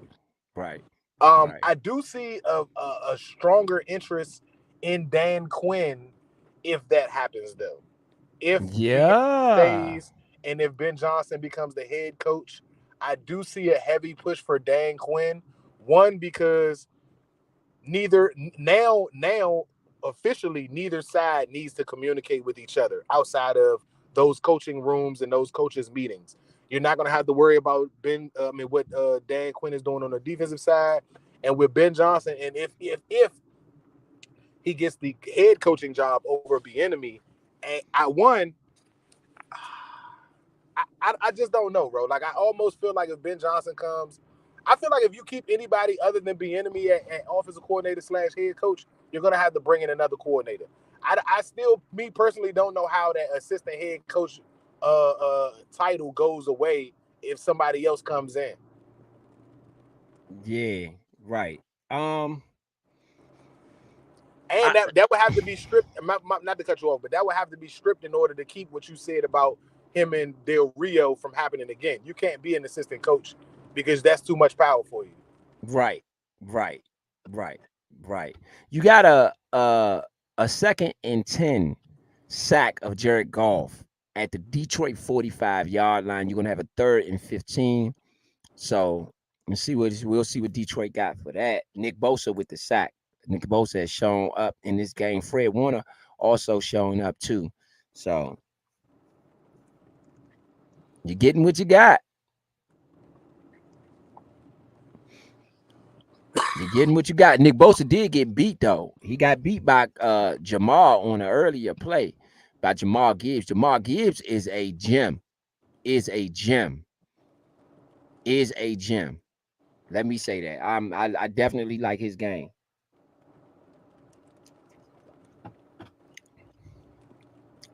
So you have a 3rd and 15 for Jared Goff. He's a man in motion. He's back to pass. Throws it underneath. It's a catch. It's going to be a 4th and 6. I would go for it there. Laportier with the catch. Warner is hurt. Somebody got hurt on the play. Greenlaw got hurt on the play. He need to come back. Yeah. Good tackle. He stuck him. But it looked like it looked like he done something to his elbow hole. Yeah, he's gone. It looked like he might have separated the shoulder.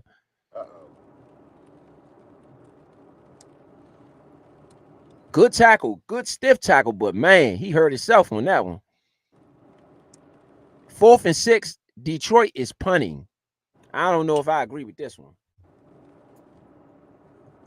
They punt the ball down to the San Francisco 34-yard punt down to San Francisco 12-yard line.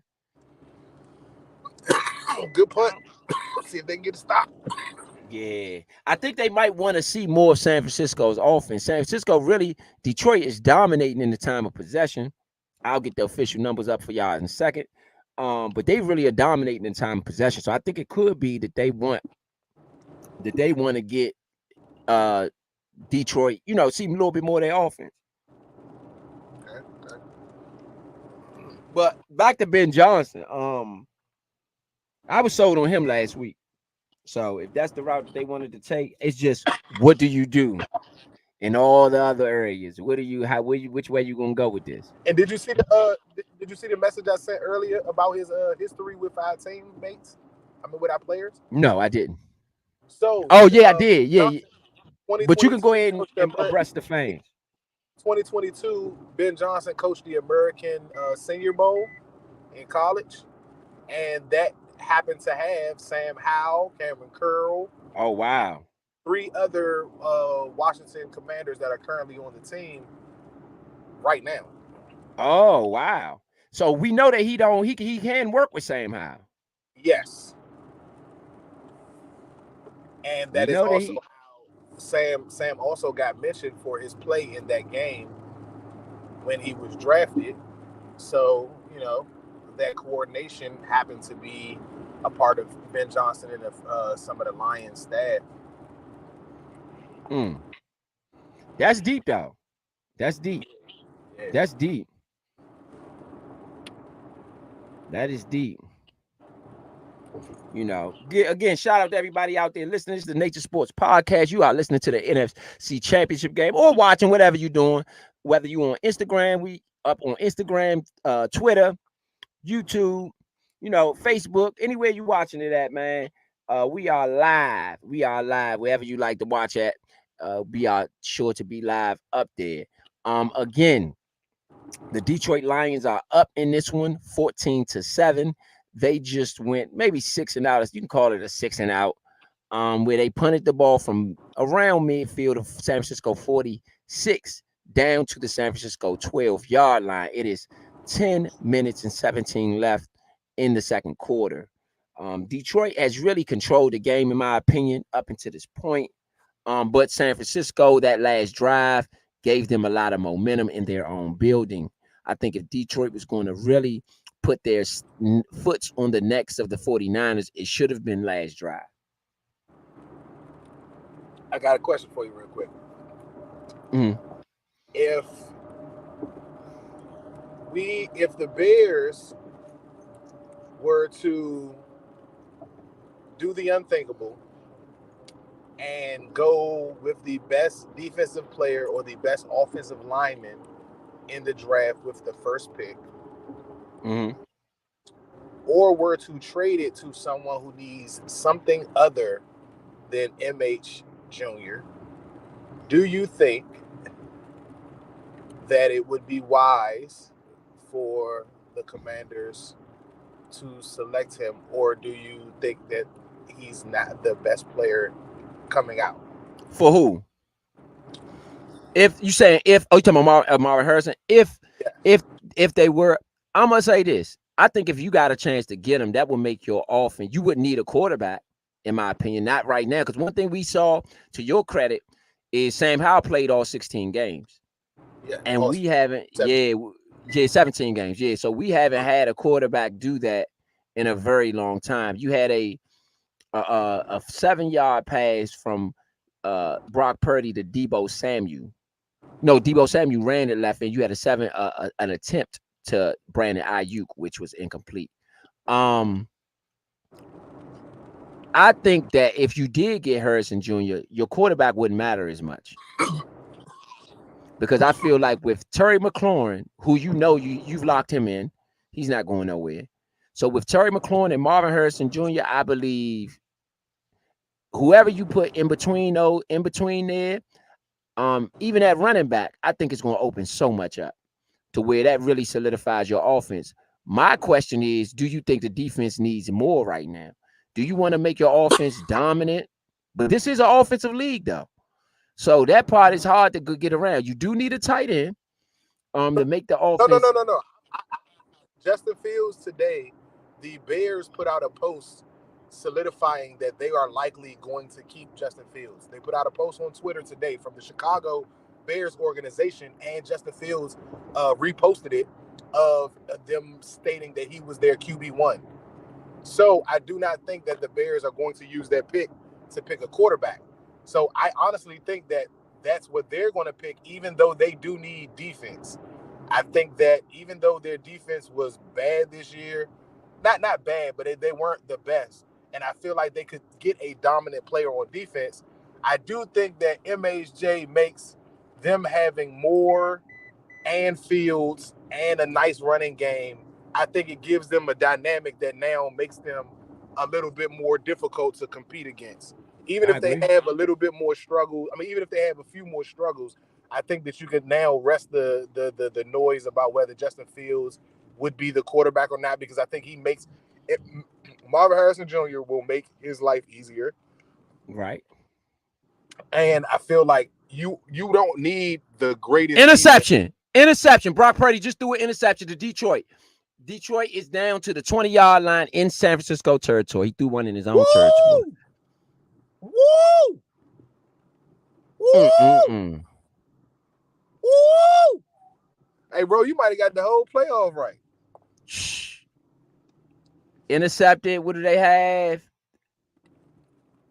Penalty, Detroit, Gardner Johnson. Illegal block. No, illegal block. They still got the ball. Okay. At the San Francisco 31. Just not on the 20. Yeah. I can't, honestly, we got to remember this too. We got to remember this too. That Detroit I know you haven't got a chance to see it, or I don't know if you saw it or not. They are having a watch party. Yes, everywhere in Detroit, everywhere. It's in at the stadium though. And the stadium is sold out. I know somebody that stay up that jump, bro. They're having a watch party in 12 different locations that's like big ass nightclubs. See? They got the stadium filled up and they got the whole city filled up. I don't even think Kansas City beats them. Next week. It's a special year for them, bro. In order to break that up, everybody has to have a crazy accomplishment, bro. Like, remember I said it seems too early to break up the Lions. Like, why would everybody do right? That wouldn't make sense. But Johnson is interview. He's on his second interview with us. So for whatever reason, I know. You know. And like I said, if and again, to me, this gives a thumbs up to Josh Harris if they're able to complete a combo of picking a GM and a coach that at least gives us positive effort moving forward. I'm not saying that they go to the playoffs in the Super Bowl next year, but if Ben can turn the team around from 4 and whatever to a 7 to 9 win season, and 7 wins is not acceptable by any means to me on a fan basis. But looking forward, if they're within a score of the 3 or 4 games they may lose and only have 7 games that they win, and Sam Howell progresses outside of what he did this year, if our running game actually gets more than 200 carries, like I can take that as some type of like positive progression. But I think that he can I think we can go to the playoffs because our division, little do people want to, well, at least with anybody else, I feel like our division is getting weaker coaching wise. It's not, the teams are still the teams, but I think that like the Eagles are panicking to me. I don't know, like to me, they're losing too many coordinators and too many pieces when they were just right there. They're just right there to go to the Super Bowl. Why is it so many pieces leaving? Like something doesn't sit well with me with that. Then without AJ Brown, they're not a threat to me. AJ Brown has to be happy, bro. And if they don't fix that media wise or fix whatever's going on between those two, that's not gonna be something. Are they gonna be competitive? Yes, I think they got a good team. But let's not forget that, guess what? One of the best centers in the National Football League is retired. Yeah. He played for the Eagles. He's a lot of the reason why a lot of what they were doing was going. So if they don't hit it with the best center in the draft this year, and if he's not good, or they just miss on the pick, that's something that's definitely touchdown lines. That's Jamal Gibbs, man. Gibbs, bro. I'm going to tell you, I don't know if he been talking to Burry. I don't know what's good because Burry there. But he got some stuff, boy. He got some stuff with him. He hit a dude with a hesitation early in the game. Now he just scored on a 15-yarder. I mean, it was 5 plays. Jared Goff looks ice cold. Deebo Samuel's hurt. They working on Deebo Samuel's on the sideline. It don't look good for San Francisco.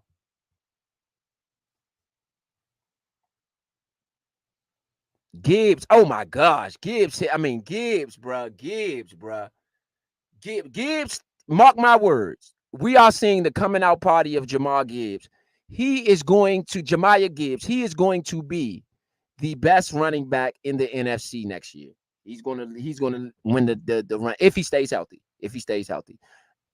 And it depends on what happened with Ben Johnson, because these running schemes, bro. Whoo! Sorry to cut you off. I just had to say that. Man, they are up 20-7 in San Francisco. Man.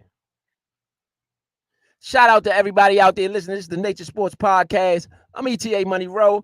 You got the Lions up big on the 49ers, man. I don't know what they 49ers out there doing. I do know what they out there doing. They out there playing a team that's come to play. You know, this wasn't going to be easy. It wasn't going to be sweet. It wasn't going to be none of those things. You know what I mean? It wasn't going to be none of those things. So the Lions came out, punched them in the mouth. They are up by 14. Still a lot of football left, though. Don't get it twisted. Still a lot of football left.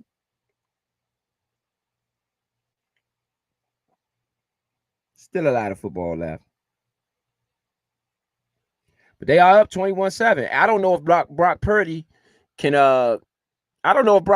come back from something like this. They're going to need him to, though. They're going to need him to. They're going to need Brock Purdy to come back from this type of deficit.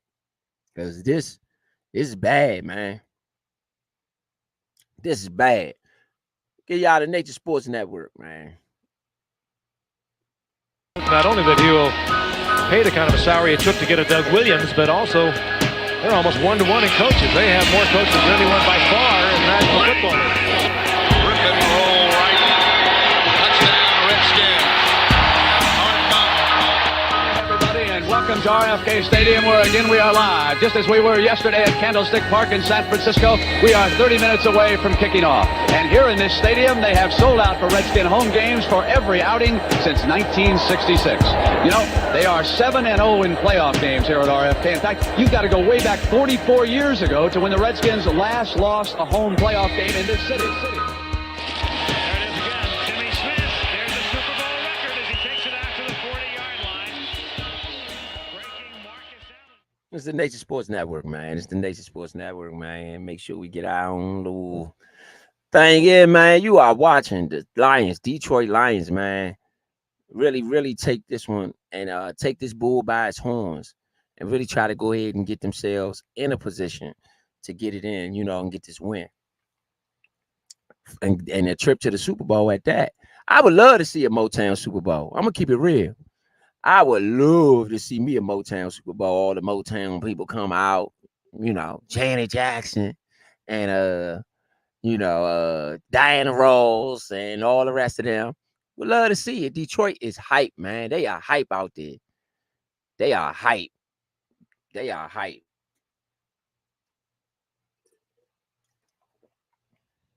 Greenlaw is heated on the sideline.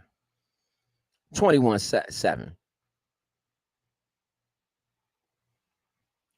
Hey, it's football. No reason to get heated. You got to do something about it. Don't get heated. Do something about it. Brock Purdy, incomplete pass short to Christian McCaffrey. I'm going to say this, though. Jared Goff is putting on the clinic. And I think that we all need to recognize that. Jared Goff is legit. And even the Rams, the Rams let him go. I get it, McVay. I get it. But I don't know if that's too smart. I don't know if that was too smart. That pass was behind Christian McCaffrey as well.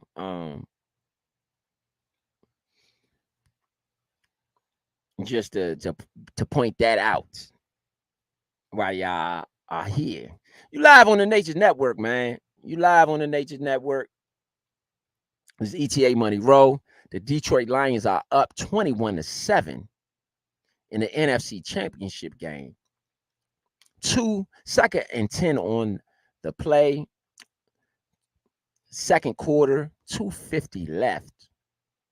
You had another incomplete pass to Christian McCaffrey on the left side, and then you had a Brock Purdy incomplete pass deep to the left to Ayuk. That is a 3-and-out for San Francisco after being down 21-7. I'm not sure they can get it back, man. This is the rookie class. Jamar Gibbs, Laporte, Jack Campbell, and Brian Branch. Brian Branch is actually the one who is dating Simone Biles. Brian Branch is the one that is dating Simone Biles. And, to my knowledge, I'm going to make sure that I'm right on that one. I don't want to be giving her nobody that she ain't dating now. But it was a good try by Purdy on the third down. But I believe we're going to see those two relationships, which have been really some of the forefront, especially when it comes to the ladies. These are some of the things that the ladies get to dive into, the relationships. Who is these football players dating? We all knew who Cookie Johnson was when Cookie was dating Magic. Everybody knew who Cookie was. So we get to see who these guys are dating. I think it's good for football. I think it's good for the NFL. I think it's good for the women. I think it's good for everybody. So, these two relationships could easily be on the forefront. I could be wrong. She might not be dating Brian Branch. I'm putting in I could be totally wrong. I might be totally wrong. But hey, we're going to say it today, baby. It is a kick long down to the 20-yard line. Detroit runs it out, and it's a do we got a penalty on the sideline? No. He was tight roping. Somebody had to push him out.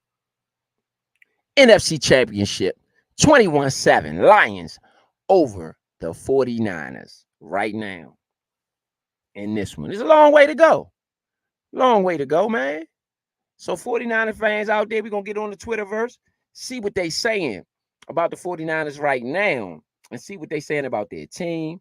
Y'all already know how we do here on the Nature Sports Podcast. We don't just like to give our opinions. We like for the fans to speak for their piece. And we're going to air you out. Whatever you got to say, we're going to air all the fans out. Let them speak their piece, man. We like to know especially when covering other teams. The fans who are covering other teams, the fans who've been covering other teams, for the whole time, for the whole year, they know their team better than anyone else. They watch these guys week in and week out. So we always like to give credence to some of the things that the fans who have been watching these guys all year have to say. That's always the best way to go about it. And so, just to give a heads up, you had a 3-and-out by San Francisco. Detroit punted the ball. It will be, San Francisco punted the ball. It will be Detroit's ball down at the 29-yard line. I believe the Detroit, no, hold on. It'll be Detroit ball after the 3-and-out. Let me get it where they at. Yeah, at the Detroit 29-yard line. I was correct.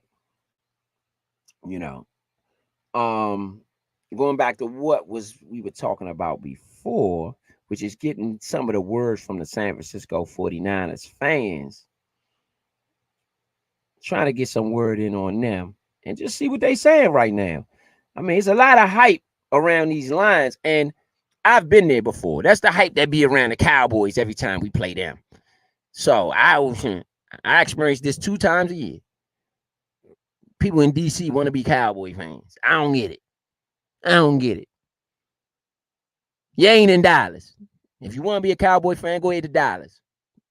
Dallas, the land is cheap. They ain't got no taxes, no state taxes down there. So if that's what you want to do, go ahead and do your thing. Going back to the 49ers, though, the fans in San Francisco. See if I can get something in there.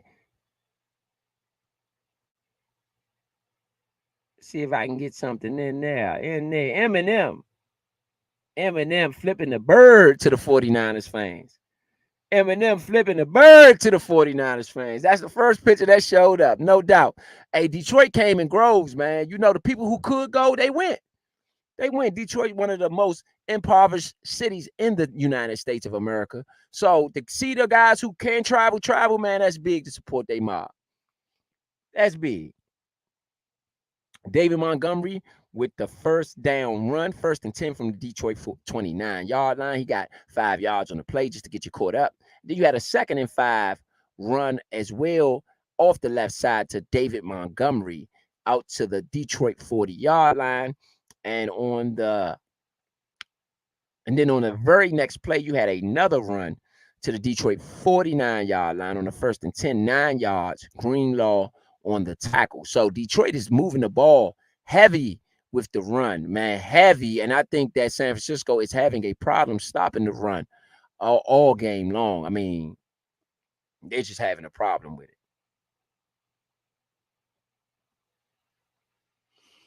Let's get the San Francisco fans up. See what y'all got to say. Play calling is terrible. OG_Brody on Twitter. He said the 49ers play calling is terrible.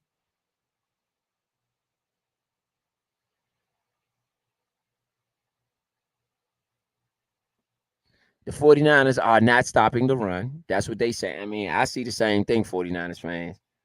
It's another run up the middle to David Montgomery to the San Francisco 45 for a 1st down. Fred Warner on the tackle and Randy Gregory. You have a 1st and 10 right now for the Detroit Lions at the San Francisco 45, where they ran the ball again to Jamar Gibbs, who got -2 on the cut. Chase Young on the tackle for a loss. Chase Young on the tackle for a loss. Chase Young. And it was a short pass to David Montgomery. Sorry, I thought it was a run. It was a pass to Montgomery on the 6-yard play before the Chase Young tackle for a loss. Chase Young. They got a linebacker playing at tight end right now, and I can't hate them for that. He's playing two-way. He's been playing two-way all year for them guys. So I can't hate on that. That's their heavy set. Yeah, Chase wasn't going for it.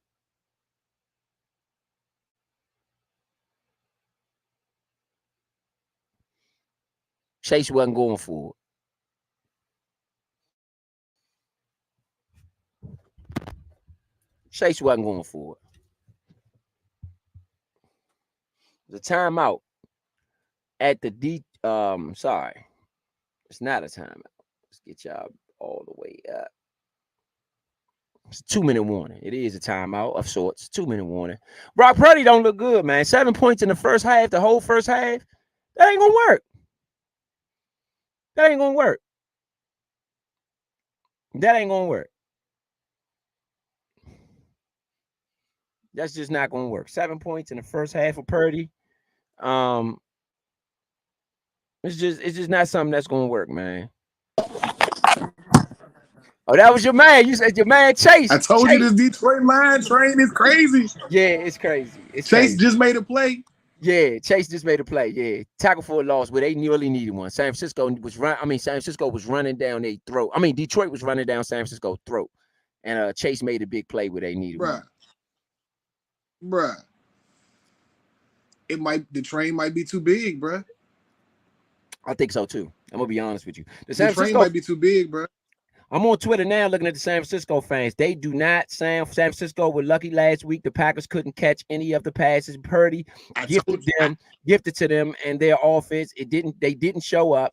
Now they are playing a better team and getting shellackled. They should have gotten last week.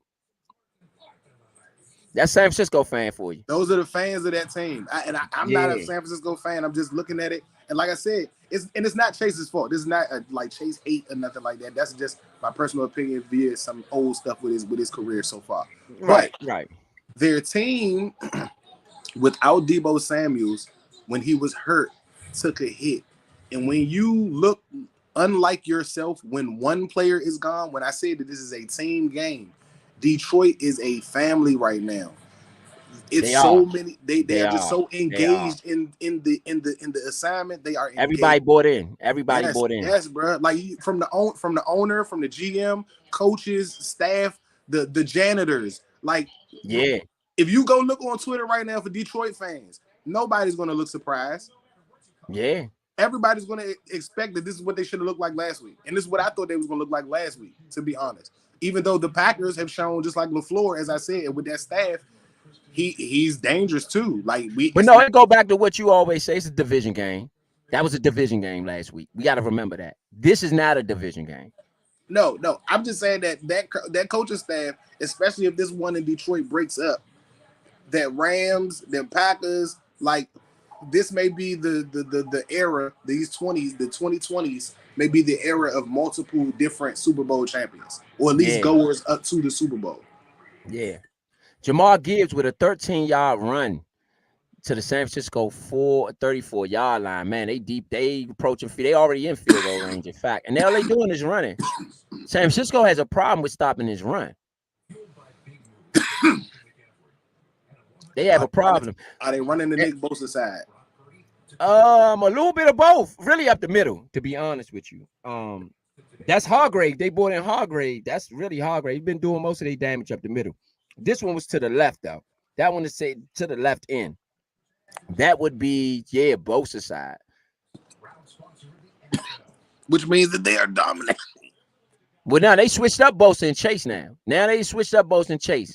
Bosa they should have put Chase back on the side where he made the play at. Yeah, they ran the Chase side. That was all on Chase. That was 100% on Chase. Chase ran down, went inside. They went outside. That was 1,000,000% on Chase. 1,000,000%. Chase went all the way inside. They ran outside. Yeah, that was on Chase. He ran outside his lane. Easy first down. Easy first down.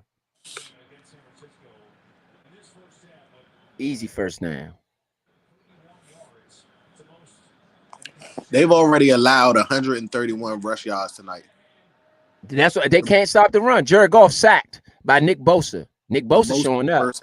Most in the first half by the under Shanahan. Nick Bosa with the sack, man. Nick Bosa showing up. I can't lie. Nick Bosa showing up. They needed that bad. I mean, do we agree or disagree that he's a tier 1 lineman? Oh yeah. And it is a left tackle to Jamar. They try to go off the left tackle again. Hargrave now shows up with the tackle. On the 2nd and 18. Yeah, you got a 3rd and long, 3rd and 18 at the San Francisco 42. If I was Detroit, I would play this for a field goal here. Yep. I would not play this. Yeah, no. You take a. I wouldn't even do a screen. I wouldn't do anything behind the line of scrimmage. I'll probably run a draw if anything. Yeah. I'll try to get a couple y'all there at the 42. If they can get it to the 35, they got a shot at the best hash that the kicker likes. Yeah. I would definitely play this for a field goal. Would not play this for anything other than that. You just held it a little too long on that sack by Bosa. You got to throw that away. Yeah. They didn't get anything on the draw. They did a draw, exactly what you said, too. They did a draw. They ain't get nothing. Ben Johnson think like you think, huh? I mean, that's Greenlaw. That's one of those old Gibbs plays right there. If things ain't working right, we just go back to the defense. Don't do nothing that's going to lose us any yards. Right. Greenlaw on the tackle, man. Greenlaw was pissed. Greenlaw showed a lot of emotion in this game. He came back after the injury? Yeah, he came back. Yeah. Oh, yeah. He's playing through it. Good job. That's tough. Well, yeah, when you're losing like this, you don't want to go out as if you're injured. If you can play through it, you're going to play. Yeah, he was slamming his helmet. He's been over there in people's faces. Greenlaw ain't having it. He ain't having this. 21-7 in his building. That says a lot about his unit. Yeah, you got to be pissed. Yeah. Sorry, that wasn't the 3rd and 18. They did a draw play on 2nd and 18. It wasn't the 3rd and 18. He didn't get nothing. Ooh. And Chase made a little bit of first down. St. Brown. They got the first down. Oh my God. At the 20 yard. They had the 20 I'm about to see it. Hold on. Oh my goodness. Oh my goodness, boy. Oh my goodness.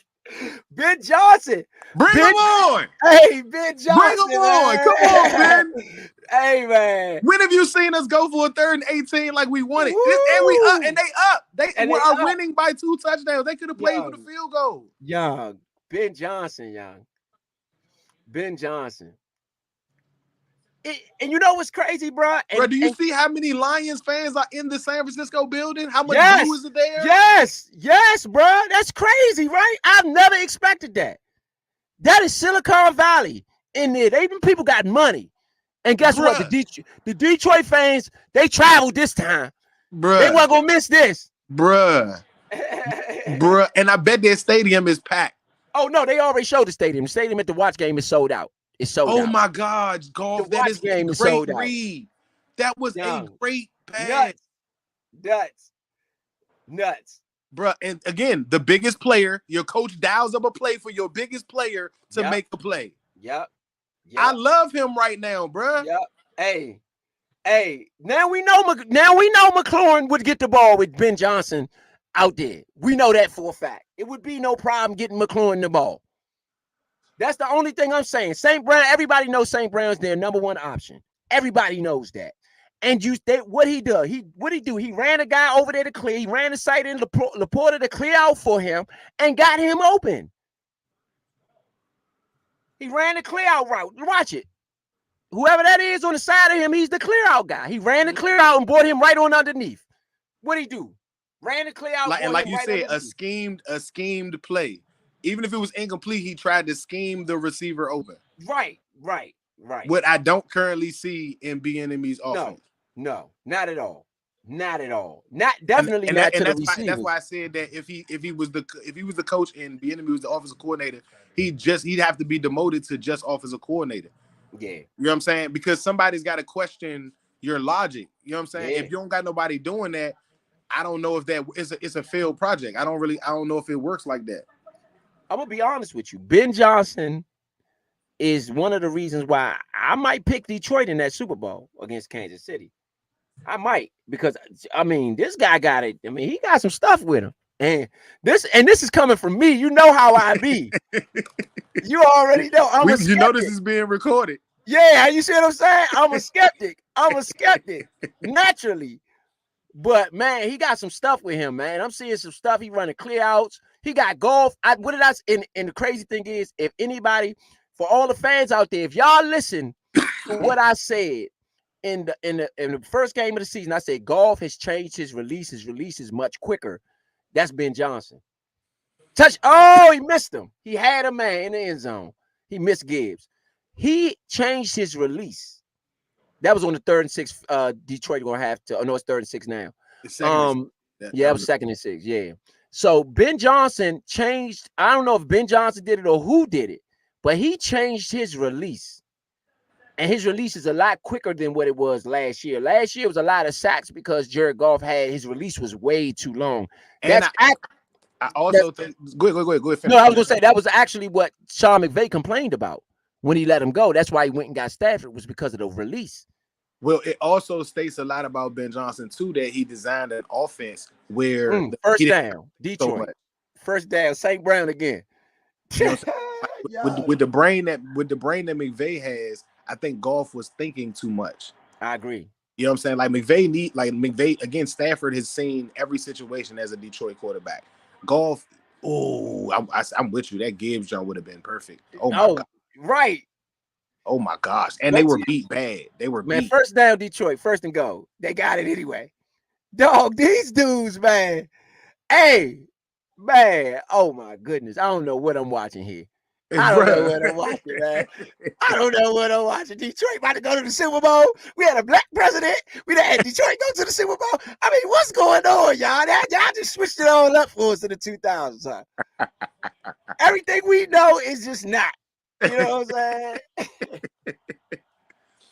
Oh man, that's equal. Detroit going to the Super Bowl is equal to having a black president to me. Meaning not equal, but surprising. As surprising, like, dog. And it says a lot about our organization too. We need to get it together, y'all. I'm sorry. We need to get it together. If they can go, ain't no reason. Ain't no reason in the world. Ain't no reason. Y'all don't have no more excuses. Out of me, at least. Everybody will. St. Brown on 3rd and 6. Bruh. Crazy. St. Brown, 5 catches in the first half, 73 yards. Come on now. And I'm gonna be honest with you, St. Brown probably ain't better than McLaurin. Bro. No, I don't think so. I don't think that. I think that if with Ben Johnson offense, McLaurin might have his biggest season ever. Yeah. So y'all hear this, Commanders? I think McLaurin is a better route runner than St. Brown. I think St. Brown is good. I ain't knocking him at all. But without that Redskin game against us last year, it would have been harder to pinpoint that he's the guy that he is. Don't get me wrong, he stepped up since then, and I'm not saying he wouldn't have been on anybody's radar because he did step up since then. But I believe that McLaurin, even with the offenses that we've had, is still a better overall receiver, especially if given the opportunity to be put in positions like this. I think he'd have at least 1,500 yards easy. Yeah. And that's now we do have until next season's roster comes out, we do have Samuels and Dotson. So it's a possibility that may be 1,100 or 1,200 yards, but you're looking at a boost in touchdowns. Yeah.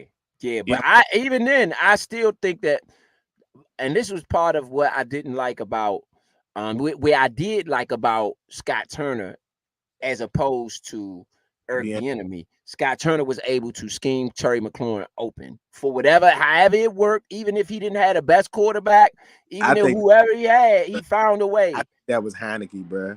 That's why it could have been Heineke. Them t-shirts got made. Them t-shirts was not a Scott Turner make these t-shirts for me. I agree. Was all Heineke, bro. Like Heineke knew that was if I was going to be the starting quarterback, I gotta find this guy. Right. And the way that the fans have embraced me, how am I not going to embrace the best receiver that we have? Right. That don't even make sense. That's what I'm saying. Like I said that it may be I'm hoping that it was just Bieniemy and not me seeing what I thought I seen in Howell this year. Because I'm sorry, in emergency situations, especially with me getting hit so much in sacks and all of that, yes, the coach is telling me to do this and do that. But it's no way I can't look for Terry McLaurin, bro. It's no way in the world I'm not. San Francisco fans that gave up. They say 49 is Swiss cheese now. They say 49 is Swiss cheese now. I mean, they only down 17. But they know their team. That's why I believe them more than I believe anybody else. They watch this team. Who's been attacked? I said it last week. I said it the week before, regardless of the wins from the previous week before. All right.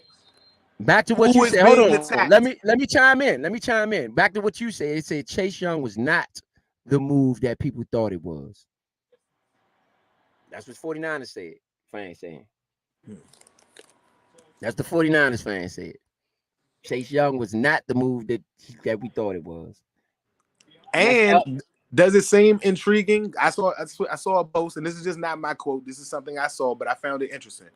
Does it not seem intriguing that Adam Peters from the 49ers organization was able to give rid of a third-round pick for Chase Young, and then he comes to the same organization with that third-round pick, and it still was rumors that he may bring Chase Young back if the price tag is right?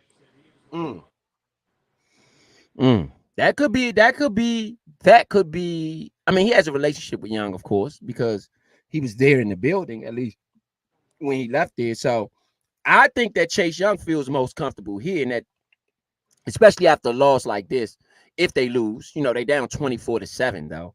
So I mean, that's not outside of the realms of a possibility. But if they were to lose, I think that you go back to where you're most comfortable at. And he's most comfortable in. Because I don't unless the 49ers say, all right, we've got a little bit more time with you. Let's say that you don't want that much more money from us, and we can offer you a little bit of money and you're willing to stay. Then you can now give us a year to show us where you are and what you can do. It's nothing wrong with staying with the 49ers. You know what I'm saying? At the same token, what's best for your future? Right. And honestly, playing next to Payne and Allen, sorry to say it, was a better look right now, at least what we seeing out there, because we looked at his numbers. He had 5 sacks with us before he left. You know what I'm saying? He hasn't had pretty much too much of nothing over there. Yeah. So playing next to Payne and Allen seemed to be better for you. It seemed to be better for you, Chase Young. And Brock Purdy, man, he don't look like he about to even be able to compete with Jared Goff. Jared Goff throwing lasers out there. Brock Purdy right now is 7 for 15, 93 yards and an interception. His rating is 39. That's what I said. But that's what I said the first 2 weeks. I said the 49ers are skilled everywhere. The only place I see being able to attack them is at Purdy. And they might need a quarterback, man. They might have to get rid of Purdy after this year. As crazy as that sounds. That's what they did to themselves. They shot themselves in the foot, getting rid of Trey Lance to the Cowboys. Yes, they did. Because they gave I don't know, though. I don't know. I wasn't sold on Lance either, though. No, it's not whether you sold on. What was the rush for him to be it? You already had Garoppolo. And again, without Lance being ready right away, you found Purdy. So what's the reason to rush Lance? I agree. I mean, the thing is, too, that we saw the boy out there in Green Bay. He looked just as bad as Lance, to be honest. But you saw when you gave him some playing time. And look what he turned around to do. You got to stick behind the guy. You can't just give up on him on a test run when you ain't put him in those situations. And guess what? As a coach, it's your job to put the quarterback in. He's a first-round pick, which means he's not a complete bust in talent. There's something with him that people saw that can be coachable. Now, there are things that makes players uncoachable, and there are things that players have nuances and things that they have that are hard to work with. But that's also a job. It's a job of yours to make this player better. I'm more than sure that everybody didn't want to start. Whoever coached Tannehill didn't want to start with him as their quarterback to start the season. And I'm not knocking Tannehill at all because he's had a good career for himself. But what I'm saying is that I know that he's not knocking all of the numbers off of the wall when you got other quarterbacks in your division like a Brady or a Josh Allen or something like that. Tannehill is not making you feel like you got the best chances in the world to complete all of the passes. So what you don't do as a coach, if you're trying to win games, is not put him in the most uncomfortable situations. That's still a coach's job to do. And I think if you're not going to play Lance in a full season, not 1 or 2 games here and there, but a full season, or at least 6 to 8 games, you can't really judge what you're getting from him because you haven't really given him a shot to overcome certain things. Sam Howell, the hard times that I'm giving him is honestly because of the way that the league is set up and because so many young quarterbacks are having success. That's the only reason why I'm giving him a hard time. First of all, he was played with the worst line in NFL history. I don't care what nobody says. All right, whether you bring Wiley on or not, this was the worst line combination ever. And we went through more linemen because everybody wasn't healthy all year. We started the season with a center that had a broken kneecap that didn't pass the physical. Because you can't pass one if you still have a broken kneecap. I don't know what physical they are doing in the league, giving these dudes cough medicine and make sure they don't have a cold. Because if you're still injured coming from one team to another, I don't know how you pass the physical to start. Yeah. Again, the same running back that we are all impressed with at times, Brian Robinson Jr., played football and started after being shot in the knee. So I'm not really sure about the staff and how they looked at things under Rivera or the Snyder regime in certain aspects. All right. It just doesn't make sense. And it's hard to question that when all of that could be legal issues. To speak forward, though, same thing I said, you got to give your system a chance on a quarterback. Now, if they felt like it didn't work, that's fine. You move on. But like, what did I tell you? Brock Purdy and that trying to bring Tom Brady back through the last player in the draft, it's not going to happen like that, bro. Tom Brady's got his own story, and that story is going to be the story of that legend. It's nobody else going to be able to do that. If they do, they can have some success like a Purdy, but this is what happens when you get to what I say about the golf was a number 1 pick. Yeah. You know what I'm saying? This shows the talent right now. What I've been, and he's a Super Bowl. Was he number 1 or number 2? Who was number 1? Let's see.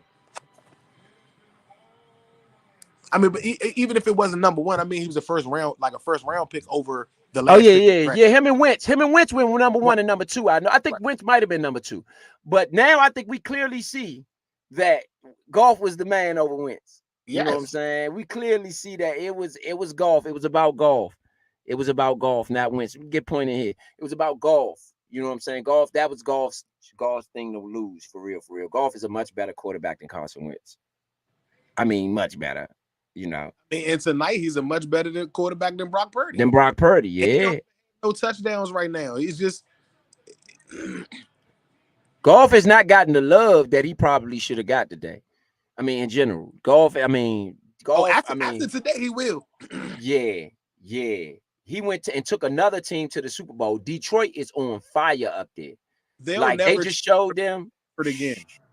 I think after tonight, the Detroit fans will forget about Matt Stafford. Yeah.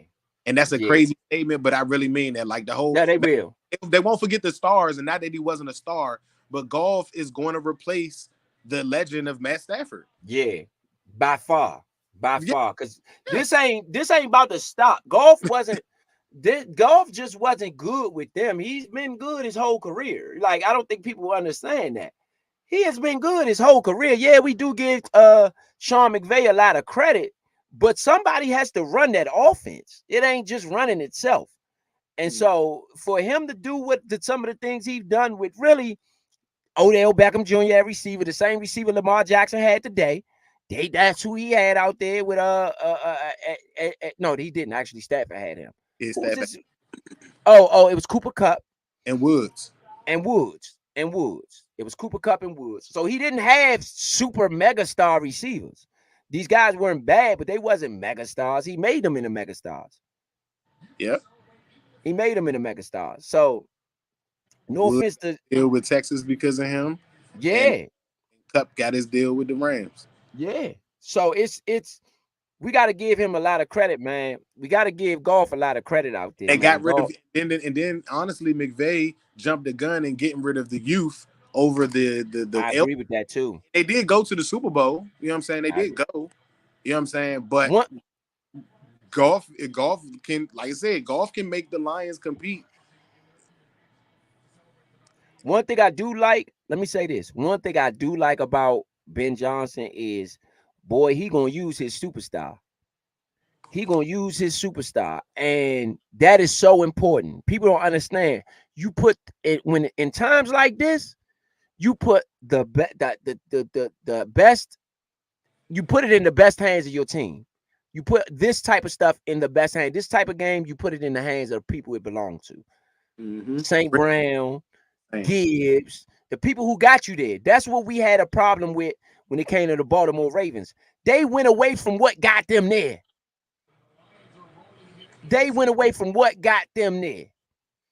And that is the main problem with what Baltimore was doing. That was the main problem. They went away from what got them there. Let's get point back in here. They went away from what got them there. And that's, I mean, to me, that's just massive when you come to this. So you probably can't even hear nothing in that stadium. I mean, that's crazy. Detroit is, I mean, I can't, when you got a whole city behind you like that. Hey, Leo, how you sounded about Pat Mahomes? I give you yours and I bow, my friend. But boy, oh boy, do these Lions look something crazy on the 49ers right But you called it, though. Vito, I'm going to be honest with you. I listened to the show, and we're going to play the show again, which is, it's crazy we even started the day off. Today, I said, let me make sure I play the Chiefs-Lions. Let me make sure we open the day up with the Chiefs Lions. For everybody out there, we are 24/7 broadcasting. We broadcast 24/7. We've been on a nature marathon all week long. And this morning, the broadcast was the Chiefs Lions this morning. That's the beginning. That was the broadcast this morning. And I'm gonna give Vito some credit. He said, "This is not the Lions you remember." He said it. Beginning of the season, first game of the season. This is not the Lions you remember. This is not the Lions you remember. And boy, if we would have rolled with that, if you would have put that money on them to go to at least to win the NFC championship, that much money you would have made. Lord, I don't even want to talk.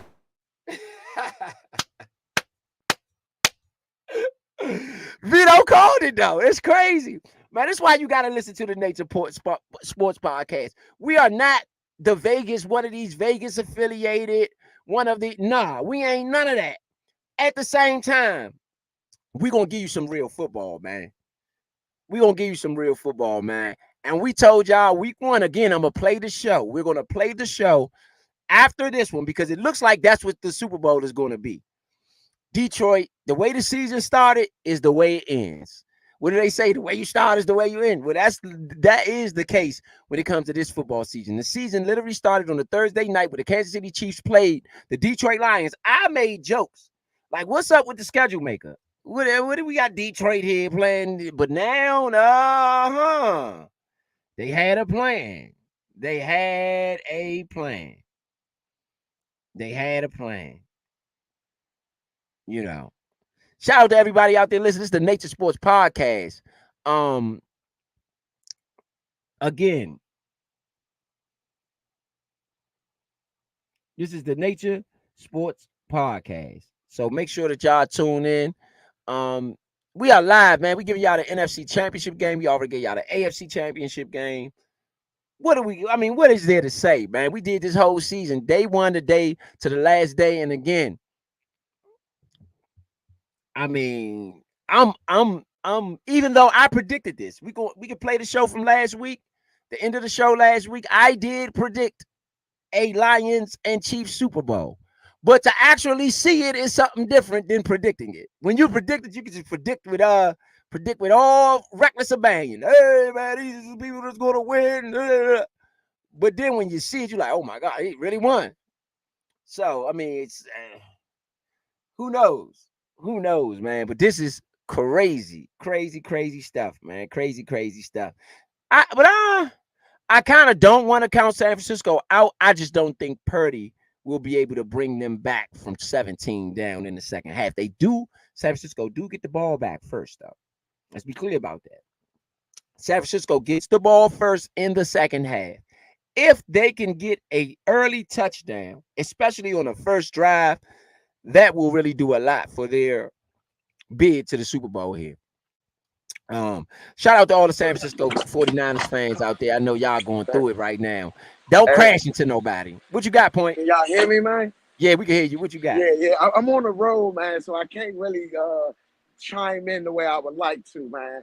But I'm gonna say the Detroit Lions came to play. Hey, they not bullshitting. But to be real, it's been a lot of big plays. And I don't know if they keep it up in the second half. You know what I mean? But it's going to be interesting to see.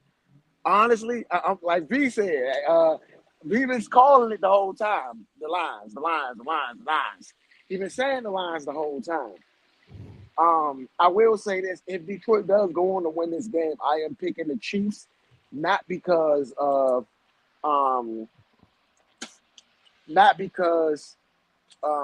Patrick Mahomes or that he's been there or none of that, but simply because the Lions beat him in the first game of the season. Really? You gonna pick the Lions? No, I'm picking the Chiefs. Oh, okay, got you. Because the Lions beat them in the first game of the season, right? They did. But that was without Kelsey, and that was without Exactly. Chris Jones. Exactly. So if I'm picking somebody, I am picking the Chiefs. Nah, I think Because Kelsey played. No, he didn't. He I didn't? just listened to the game. Nope. Okay. Yeah, he didn't play. Yeah, he yeah, didn't so play. that's why I'm picking the Chiefs because of that. I mean, I don't know how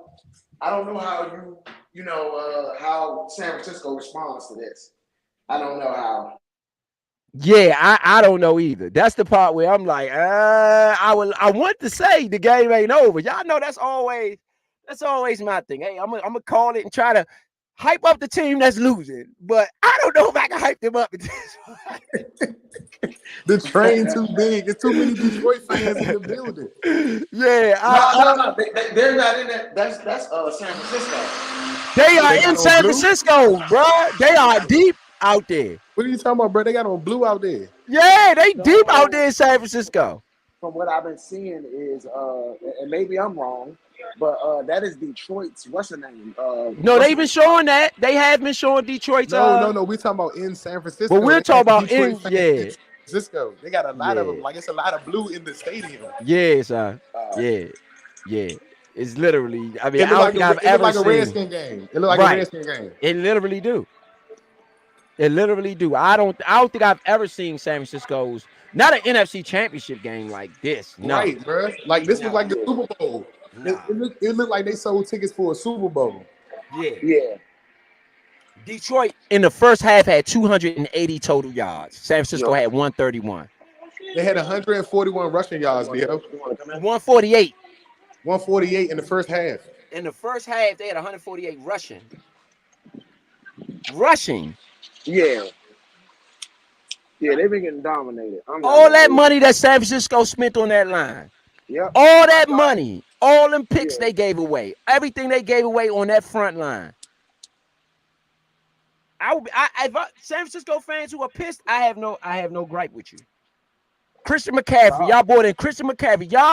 Y'all basically, what word I want to use? Wager your future on your now.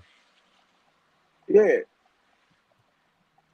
But honestly, can you not say that Christian McCaffrey isn't a trade that most teams will make, even to the day? Oh, he showed up. He's playing. He's doing the best he can. He showed up today. He's playing hard. Like, that's what I'm saying. So last week, he showed up. He already got a touchdown. He has the only touchdown is Christian McCaffrey. He has 11 carries for 37 yards. That ain't his normal numbers, though, but he do have 3 catches for 38 yards. So he had about 70 yards in the first half by himself on 4 targets. 70. So he does have 70-something yards by himself in the first half. The second half had started. You had a fake handoff to Purdy over the middle. He throws it. Is a catch for Deebo Samuel. Deebo is back in this game. They are in hurry-up offense. San Francisco has woken up. Yeah. They just made a play. But you can tell their body language is much different. Nah. Hey, Kyle Shanahan faced that a lot, man. That's why their body language. I'm not going to count San Francisco out. I'm going to just say that this is a big deficit to come back from. I don't know if they can come back from it, but this should be a better half for San Francisco. I know Detroit better make sure that they keep this up. San Francisco throws it to the outside. It is a missed tackle. Deebo Samuel. They went to Deebo again. Deebo down, 9-yard gain. They're going to Deebo and Christian McCaffrey them to death right now in this next half. And I can't blame them. And George Kittle. I don't know why they haven't thrown the ball to Kittle. I don't know where Kittle has been. Nah, I'm gonna be real. That's been them all season, man. I've been betting with Kittle. He's been not inconsistent, but they haven't had him in every game plan. Purdy. No, it's not even Purdy. It's the game plan. If you look at it, he's doing a lot more blocking for Christian McCaffrey. I can see that. When you're passing the ball, when your first down target is Brandon Ayuk, 60% of the time, more than anybody in the NFL, and then most of the time, your second and third. Honestly, though, he's their number 1 receiver. He's not Deebo's number 2, basically, by the way they play. But it could be because Ayuk is their possession receiver. He's their number 1 option as far as throwing the ball to. I got you. What I'm saying is that when Garoppolo was there, you mean to tell me that the game plan changes, that you don't give one of the best tight ends in the league the ball? 1st and 10, San Francisco on the Detroit 27. They have driving. They're driving. They didn't have a whole offseason to kind of devise a plan for Christian McCaffrey. I really think that it's because Christian McCaffrey came along mid-season. They kind of just kept with the same system. I think they should have used that system because Kittle was a monster in that system. This system, Kittle don't seem to be as, I'm not going to say important, but he's not as used as often.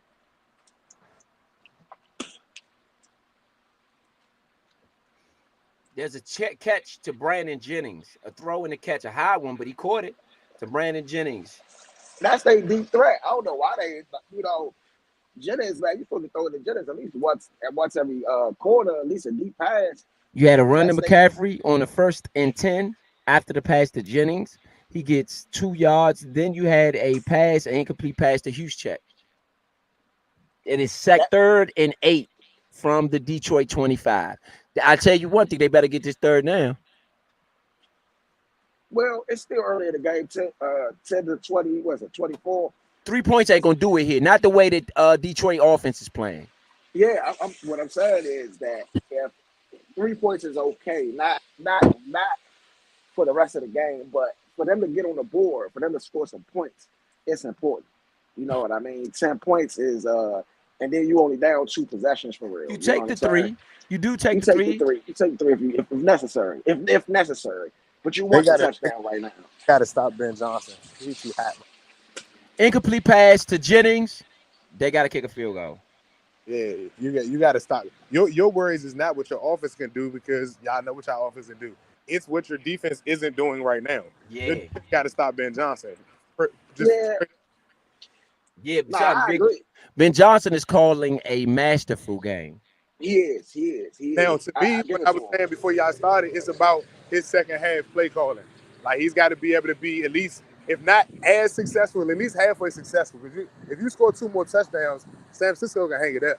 Yeah. Man, they scored one. They scored 1 more touchdown, man. Well, no, I'm saying that they've scored, what, 2 touchdowns and 2 field goals? Three touchdowns, one field goal. 3 touchdowns, 1 field goal. So if you score 1 more touchdown and 2 field goals, and San Francisco scores 3 more touchdowns, you still win the game. I'm just saying that Ben has to put pressure on them by scoring. He can't just. I agree with that. I agree with you. Play the game like you played the first half. There's no reason to be aggressive. And you were running the ball being aggressive. You wasn't even passing it just to be aggressive. They were running. If they can still have that dominance and running the ball, it's gonna be a hard game for San Francisco to come back. I agree with that. I don't know if they can come back in this situation. That's all I'm gonna say. The situation I think the train too big. I ain't gonna lie. I think the train too big. San Francisco does it.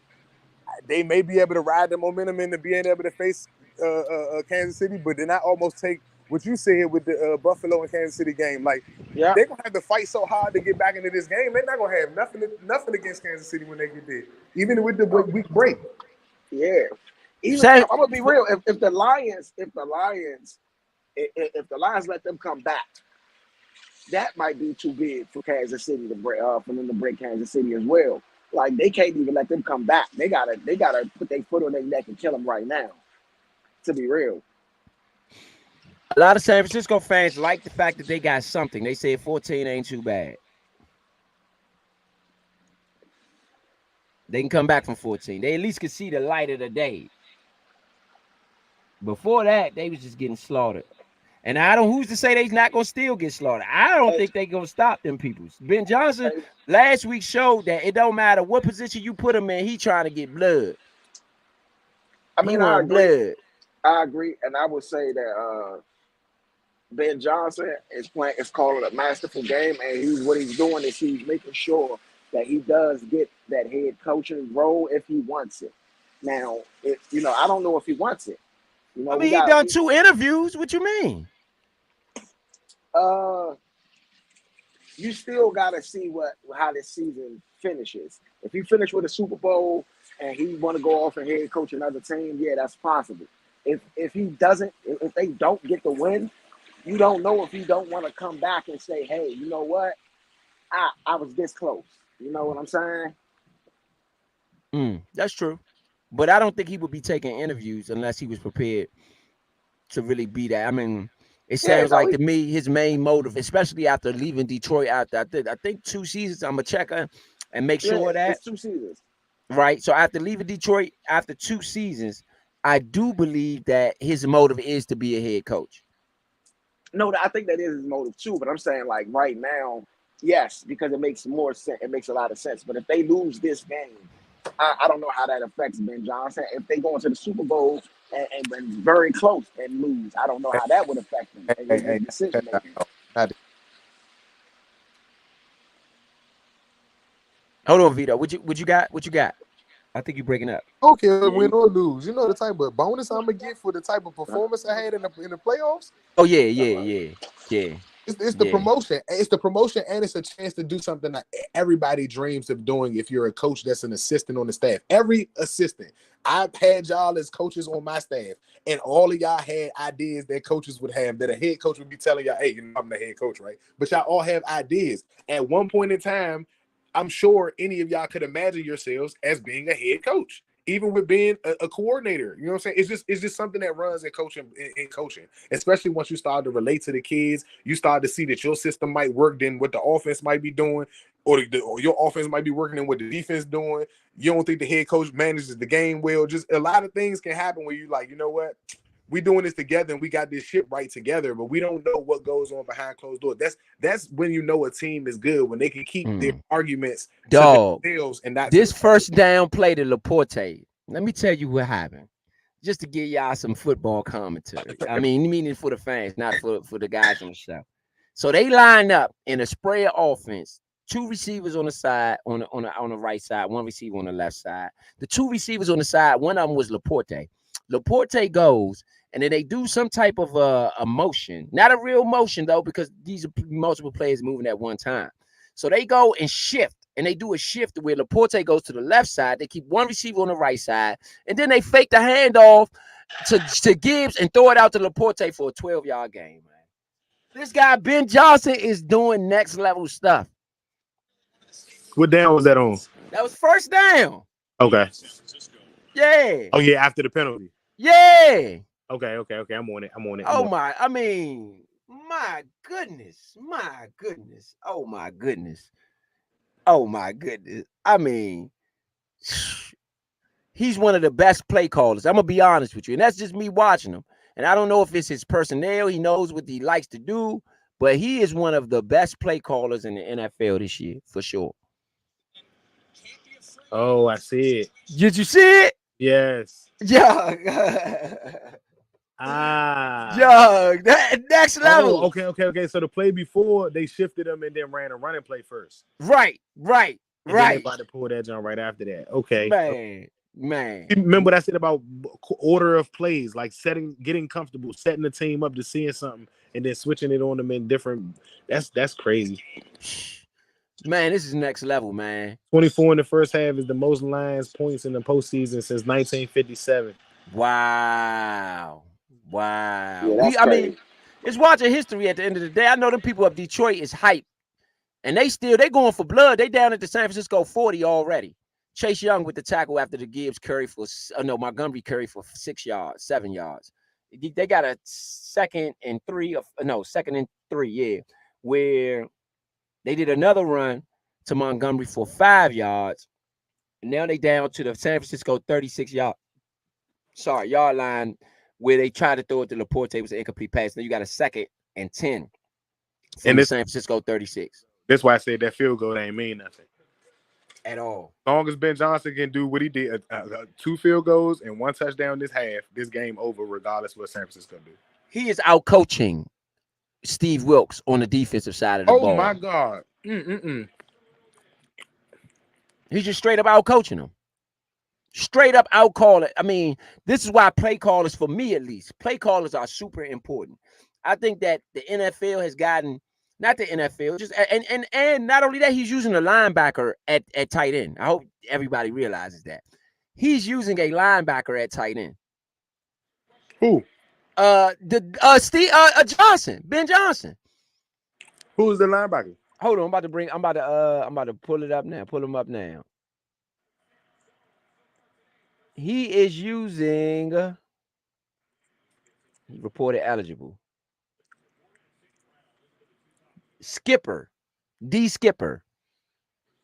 Skipper, he's who reported eligible. He's a linebacker. You gonna see the 58 out there, or whatever it is, whatever his number is. You gonna see it out there. I mean, he's doing stuff with his personnel. I've seen so many reported eligible signs on this joint. I don't know what I mean, Ben Johnson is next level with it, man. Also note that every running back for the Lions has more yards than Christian McCaffrey. See there? Good hit. Oh my gosh. 4th down. God dang. They ran St. Brown up the middle for what? Oh, Jesus. Oh, they going for it?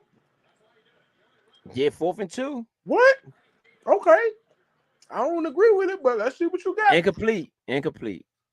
I don't agree with it. They might should have did that. They might should have took the points there. That might have been a first mistake. These are mistakes. That might have been a first mistake. You take the points there because you only up by 24. So San Francisco got that 3-point that drive. They got that drive, only got 3 out of it. You could have matched their 3. You still up by 3 possessions, whatever it is, 2 possessions. You should have matched 3 possessions. You should have matched their field goal with a field goal. You can't. The big drop though. That's a good pass.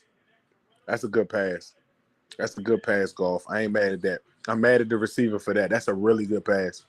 I don't know if I go for it there though. Just because San Francisco only got 3. Totally agree that I'm matching the points. That way it's a lost possession by San Francisco. That's it. It was a good pass though. You're right. Right on the money. He should have caught the ball. That's why you go to St. Brown in those positions. That's exactly why you go to St. Brown. He should have caught that though. Right on the money. He should have caught that. Yeah. He should have caught that. It's the whole city watching you. You can't drop no passes. The whole daggone city and everybody in their mama in the city and everybody who used to be their mama in the city is watching you. Your mama's is watching you. You got to catch every ball, man. Look, hey, I ain't dropped that. Yeah, and that way, even if you lose, you win or whatever, it ain't my fault. You can go to dinner. You can go to the what's the name dinner. You ain't got to worry about people cracking jokes. To Thanksgiving dinner, and you ain't got to worry about nobody cracking no jokes. But they might be cracking jokes. You drop them pads over slippery fingers and all of that stuff that the people like to do. Vaseline fingers and all of that. So I don't get it. You got to catch that one. You got to show some concentration or something. Shout out to everybody out there listening, man. This is the Nature Sports Podcast. You are listening to the NFC Championship game here on the Nature Sports Network. We bringing y'all that good play-by-play. Again, 49ers, Lions are up 24-10. And this is in the third quarter. 6:58 left in the third. Lions only got 3. Sorry, San Francisco has 3 in this quarter. The Lions don't have anything. So this is what you got. This is where we stand right now. It's going to be, there was a turnover on downs. I mean, on a good drive, though, 8 plays, 47 yards. They should have gotten something out of that drive. You don't really want to just waste the drive, and which they did. They wasted the drive. You got to get something when you go 8, 9 plays, 40, 50 yards. Try to get something out of it. Even if you can't get up in the end zone, you're up by 14 at the time. I don't know why you don't make this a 3-possession game. My logic won't have me. My logic just doesn't comprehend why you wouldn't take the 3 there. Sometimes it's all right not to take the 3. This is not a dog fight right now. You up by 14. Could have easily took that 3. You should have easily taken the 3. So Brock Purdy, pass to Deebo Samuel to the left side for 17 yards. Joseph was injured on the play. That is a big loss for Joseph. I mean, for the Lions. Joseph for the Lions is a big loss. Shout out to everybody out there listening, man. Whether you're on Facebook, YouTube, Twitter, wherever you at. Instagram, wherever you at, man. Deebo Samuels is a lot to tackle, boy. Yeah. Yeah. Yeah. I mean, why wait until the second half to get Debo involved? I get it. He was hurt. Something happened. Whatever that happened. Where's Kittle? Where's Kittle?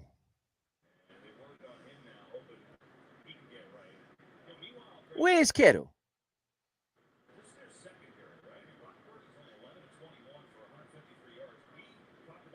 Reynolds with the drop. Reynolds with the drop.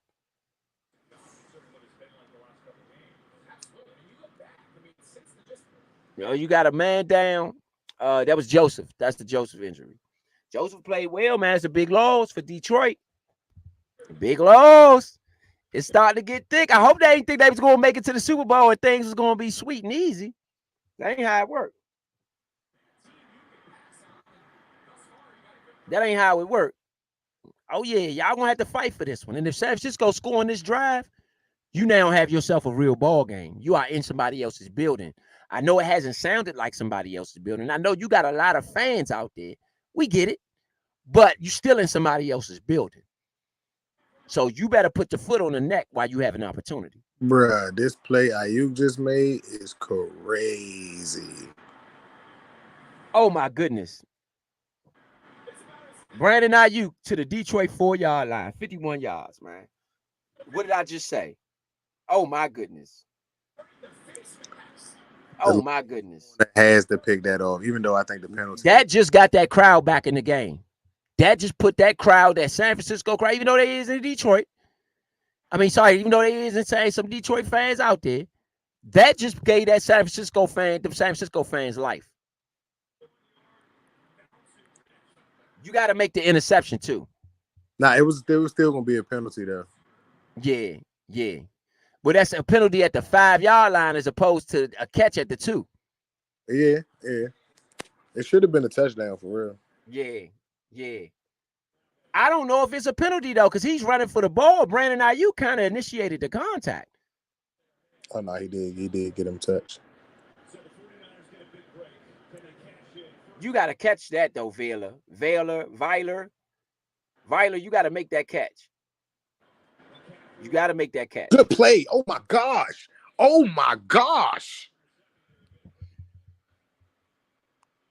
Big McNeil and the boys came to play.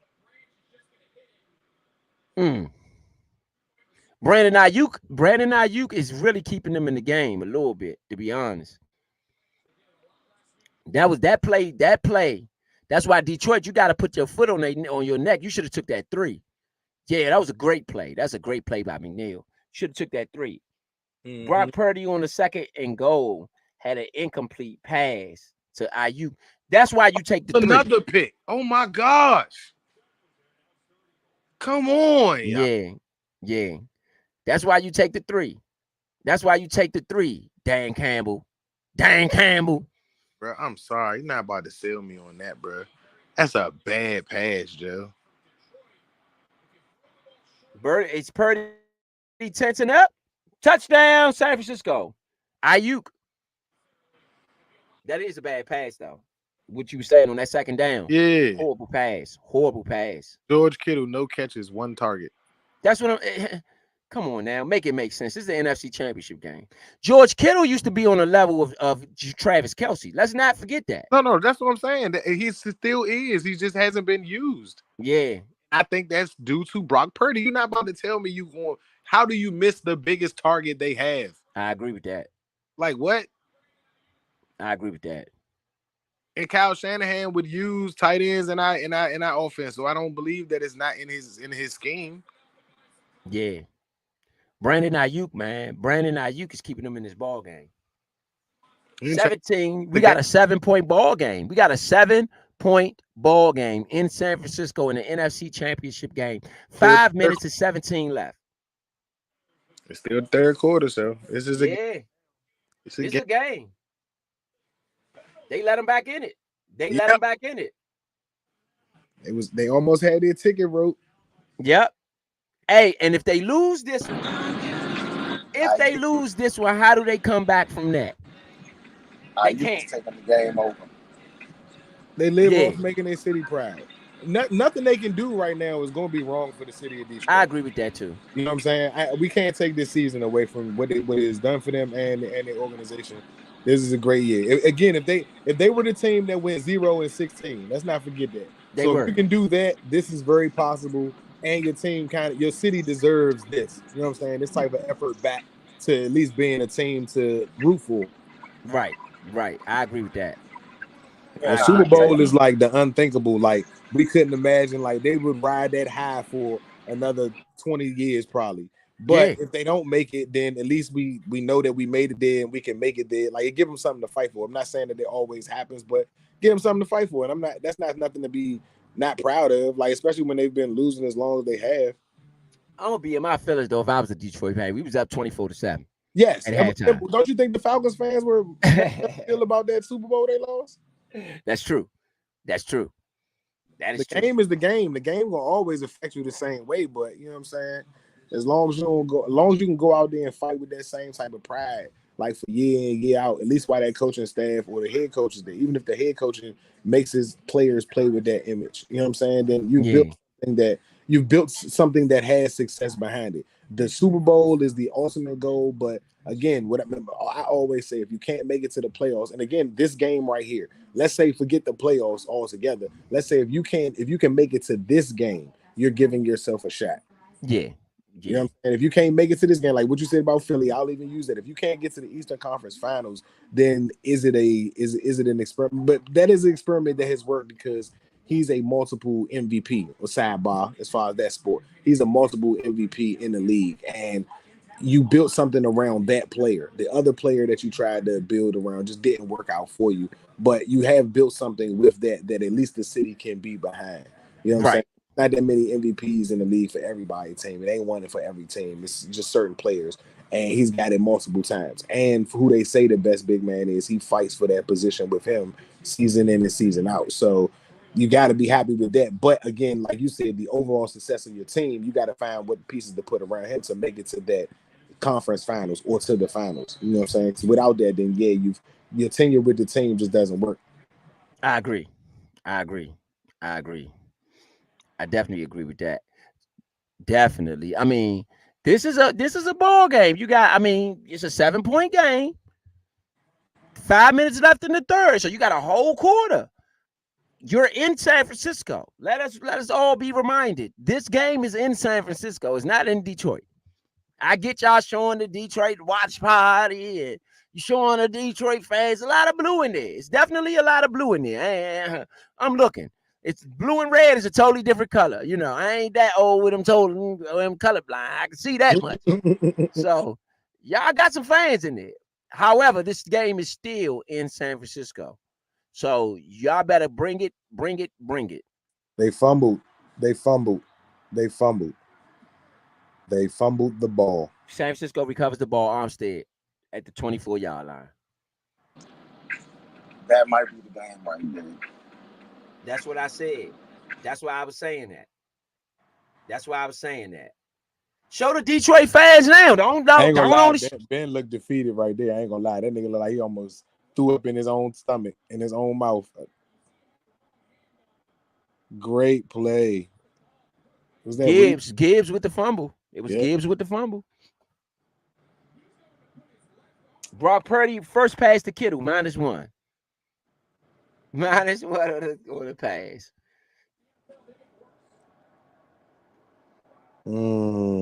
Great.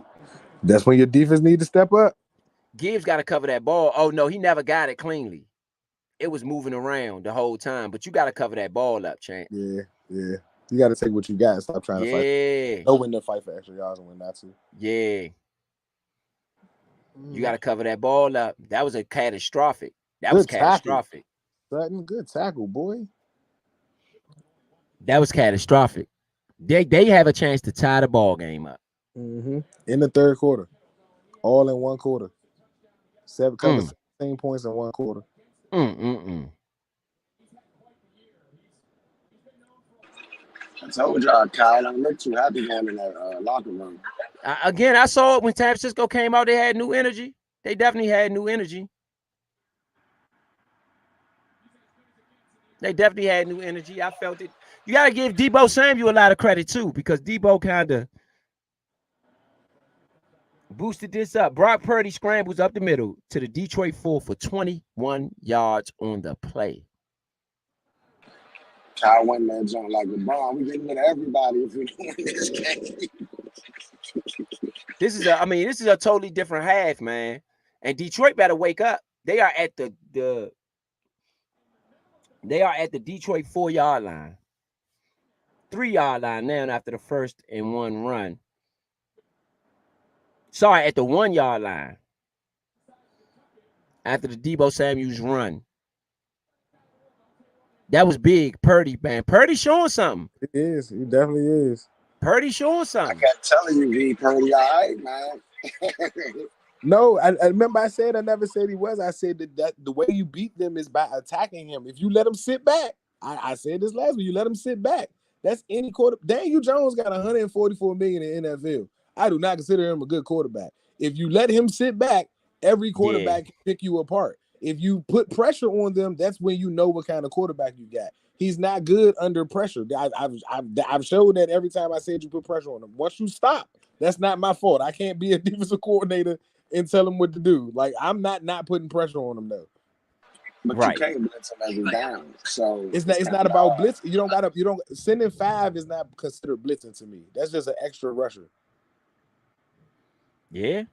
But who you send don't got to be the same player. Like, you can mix that up. Again, just letting him stand back there to make a throw or make a read is not what I want any quarterback to do. You got 2.5 seconds to throw the ball. If you are not throwing the ball before that, then I'm giving you way too much time. Anything over 2.5 seconds, you can get 30 to 40 yards downfield. Touchdown, Christian McCaffrey. Touchdown, Christian McCaffrey. He ties the ball game up. 17 and 1 quarter. Ben Johnson, I am now looking for your response, sir. Yeah. Hey, San Francisco partying now. San Francisco partying now. They look at them around now. the Detroit fans. They jumping around the Detroit fans too. Yeah. Cause they was hype. Dang, Detroit. Y'all got it. Y'all had it. Just like when they played the Redskins. Got excited, and it all fell apart.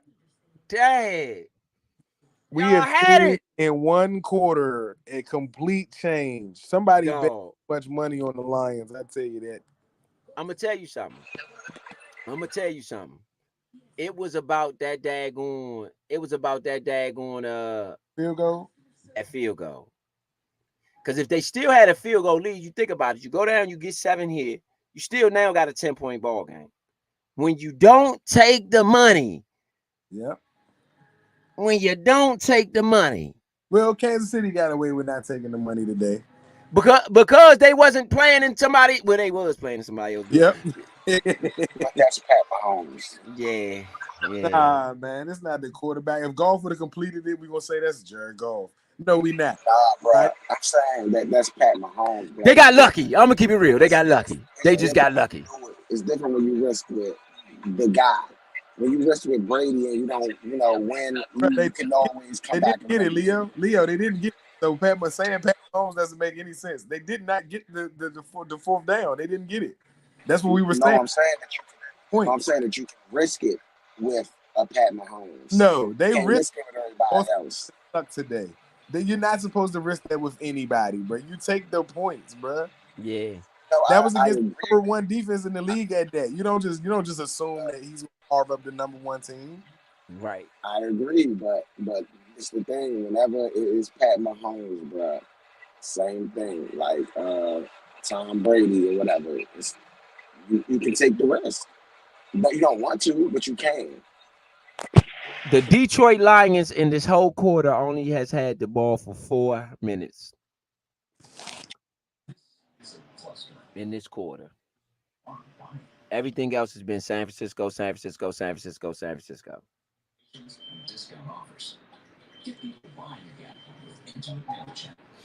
I don't know, man. I think that Detroit might have, especially because they're the underdogs. You know what I mean? Like the true underdogs here. Like they ain't like Kansas City was like, if you're picking the Chiefs, you're still picking like Patrick Mahomes and them. This ain't that situation. They are really the underdogs here. So I think you got to be a little bit more conservative when you're the actual underdog, not somebody who they think can beat. Yes, the Ravens were the favorites, but they ain't really the underdogs today. Yeah, San Francisco then woke up. Them fans then woke up. This is the NFC Championship game. Them fans then woke up. They are hype out there. They are hype out there. Them fans then woke up.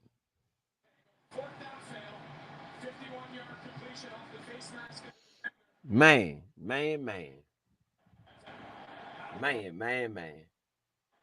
This is a whole new ball game, ladies and gentlemen. 24-24. Let's update this score over here. Yo, you asked why would a Ben Johnson want to leave? That's why you would want to leave, though. Your head coach doesn't take the points instead of saying, let's go for it on 4th down. Yeah. Nah, I didn't say why would he want to. I said that if nah, he want to leave. It's just a debate on whether he is or not. Nah. Well, again, I say, a head coach's job is different from an offensive coordinator job. It's a tackle. Chase Young.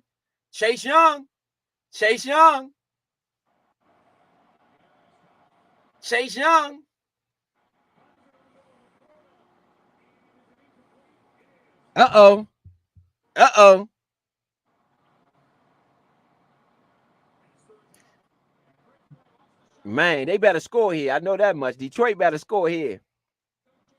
They have no choice. You got an incomplete pass for Goff to Laporte in the middle and did another incomplete pass. San Francisco gets the ball back. They got a punt.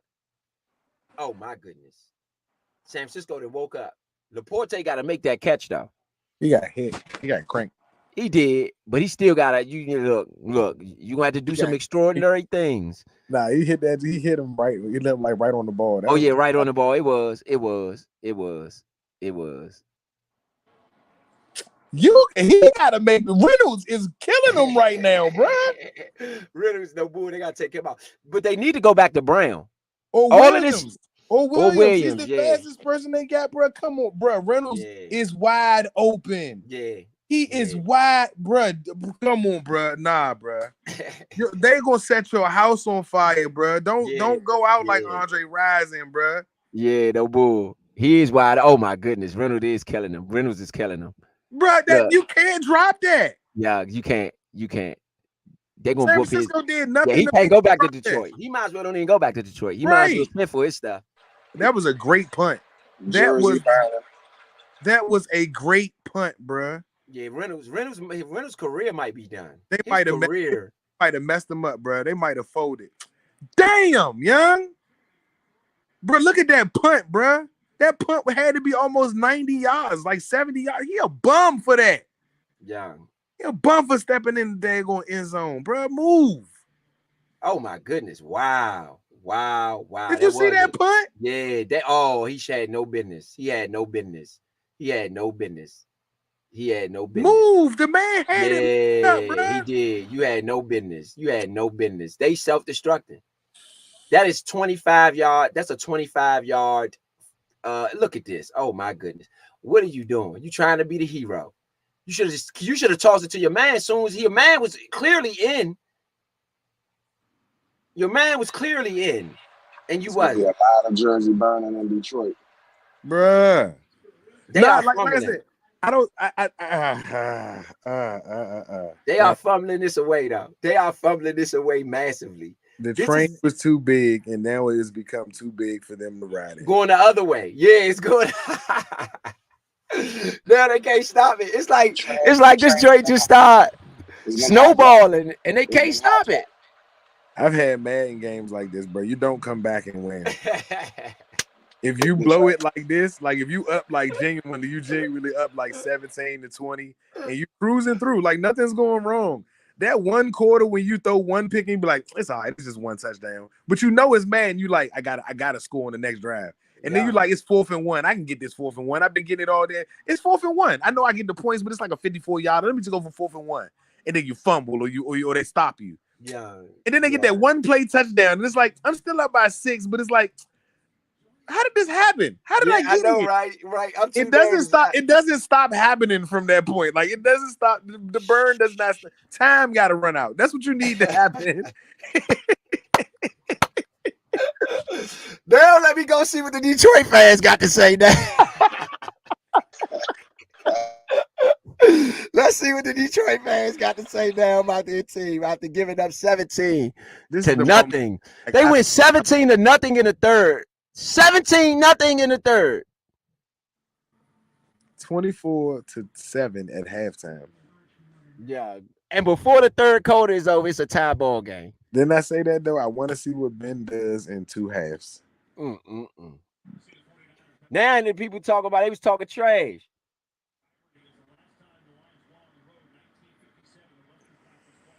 Man. They talk about the Lions. Oh my goodness. Oh my. Let's see what the Lions fans got to say, man. Let's see what the Lions fans got to say. Self-destruction. Self-destruction. Self-destruction. Bruh, Brock Purdy just made the play of the night. Everything you could do to give away the ball game. Look at what they just did. This is how you give it away too. That was the first tweet from the Lions. Everything you can do to give away the ball game. You just missed the sack and then let them complete it to the only person that never gets the ball for them, the Christian. Oh, first tweet from, with a second tweet from regular TL Hank. Right, he says the entire weight of the Detroit sports history in the mind of every Lions fans right now, all cause that because they would not kick the field goal. Yep. We called it here. We said if you John, this like, why you got to listen to the Nature Sports Network, man. Oh my goodness, huge check with the tightrope. We had him after the Houston catch on the sideline that went for 10 yards. You had San Francisco with the ball at the 30, at their own 30. Christian McCaffrey ran for 8 yards. Joseph on the tackle. Then you had on the 2nd and 2, you had another Christian McCaffrey run for 6 yards. San Francisco's now out approaching midfield at the 44-yard line. Rodriguez was on the tackle on McCaffrey. Man. San Francisco's comfortable now. Ain't no nerves in the game. Everybody cool. Yeah, exactly. Nobody fussing no more, slamming helmets. All that's done. All that's stopped. Kyle done cleared up. He ain't red in the face no more. Right. Great. Everything back to normal. 0-0. 0-0. We got 1 quarter of football to play. After this quarter left. This game might end up being something amazing, though. I'm going to keep it real. This game might end up being something amazing, man. Again, Lions fans, y'all doing y'all thing. Y'all did your thing. It's 24-24, but y'all might have fumbled this game away. Ben, no, it's 0-0. You can complain about all that tomorrow. That's right? true. It is end of the third. 0-0. Yeah. You got to let that shit go. It's 0-0. Ben Johnson got the defensive coordinator got to stop the 49ers from scoring a touchdown. Johnson needs to find 2 first downs. That's all y'all need to focus on is 2 first downs. I know, right? You got to stop the bleed. You got to stop the bleed. You got to put a Band-Aid on this cut before it turns into an open game. Right now, it is a full-on bullet wound. They need stitches, bro. They don't. There's no Band-Aids for this.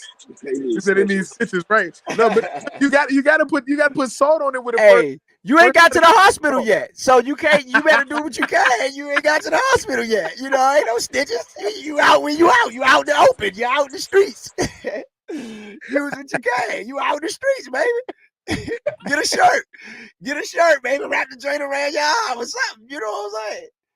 Y'all better do something before you bleed out. They gonna bleed right through that shit, bro.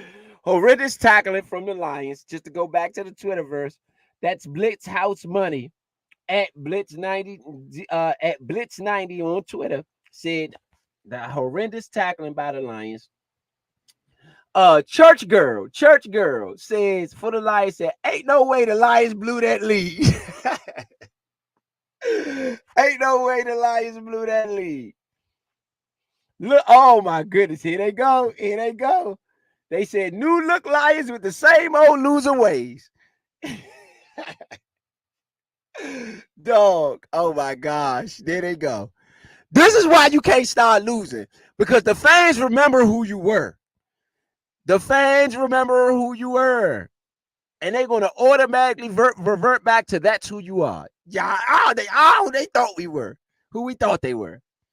That's the most iconic line in football, man. The most iconic line in football for several reasons, man. Several reasons. They are who they thought they are. The Lions who we thought they were. I will say this though. Ironically, during that game, the Chiefs game, something similar to this happened. And for whatever, and I was talking trash, talking about this same old lines, the same old lines, the same old lines, the same old line. And guess what? The Lions found a way to win that game. So we could be looking at the same scenario.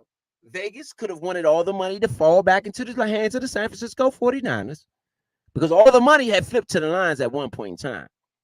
So Vegas could have wanted all the money, as it was on the San Francisco side. I mean, on the Detroit side. Oh, sorry, on the San Francisco side. Everybody betting with San Francisco right now. So, largest comeback in NFC Championship history, ironically, was the 49ers against the Falcons, 28-14.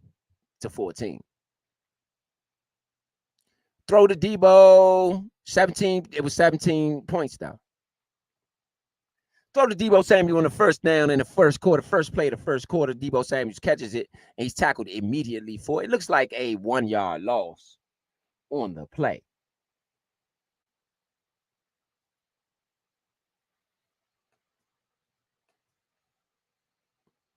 This is getting thick, man. This is getting thick. This is getting thick. This is getting thick, man. That air out there, you can cut it with a knife. Then you had a Brock Purdy pass to Kittle, 27 yards to the Detroit 28. Chris McCaffrey for the 4-yard run on the 1st and 10. They are approaching the red zone. They are San Francisco 49ers are deep in Detroit territory, approaching the red zone. Kittle, finally. I've been said that. Well, I mean, where's Kittle? That was a good play by Purdy, too. That was a good pass by Purdy. Will we have a Super Bowl rematch? Will it be the Super Bowl rematch? San Francisco and Kansas City again?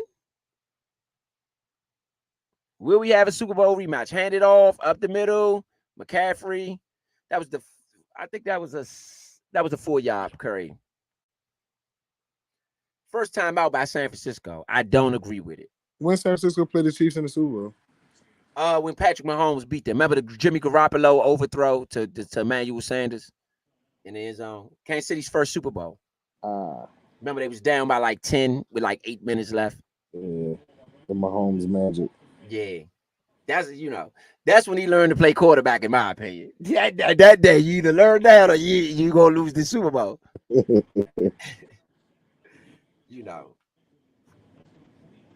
That is the reason Jimmy G is not in the 49ers anymore. I agree. Yeah, the 49ers fans will never outlive that at all, ever. Straight up. Brock Purdy scrambles up the middle, 13 yards to the Detroit 13, 10 yards. Oh, my goodness. They are in business. What is going on? How y'all let these people get back in the game? Oh, act like a Detroit fan, Joe. Because the Redskins used to have coaches that coached this team. Dog. And these guys, like I said, are going to be the future of the Super Bowls in the next decade. They all going to likely get to the bowl, bro. McDaniels, LaFleur, Shanahan, McVay's already been there. Uh-oh. Brock Purdy sacked on the 1st and 10. -7. Melafiano with the sack. Uh-oh. Yeah, 5 players, Leo.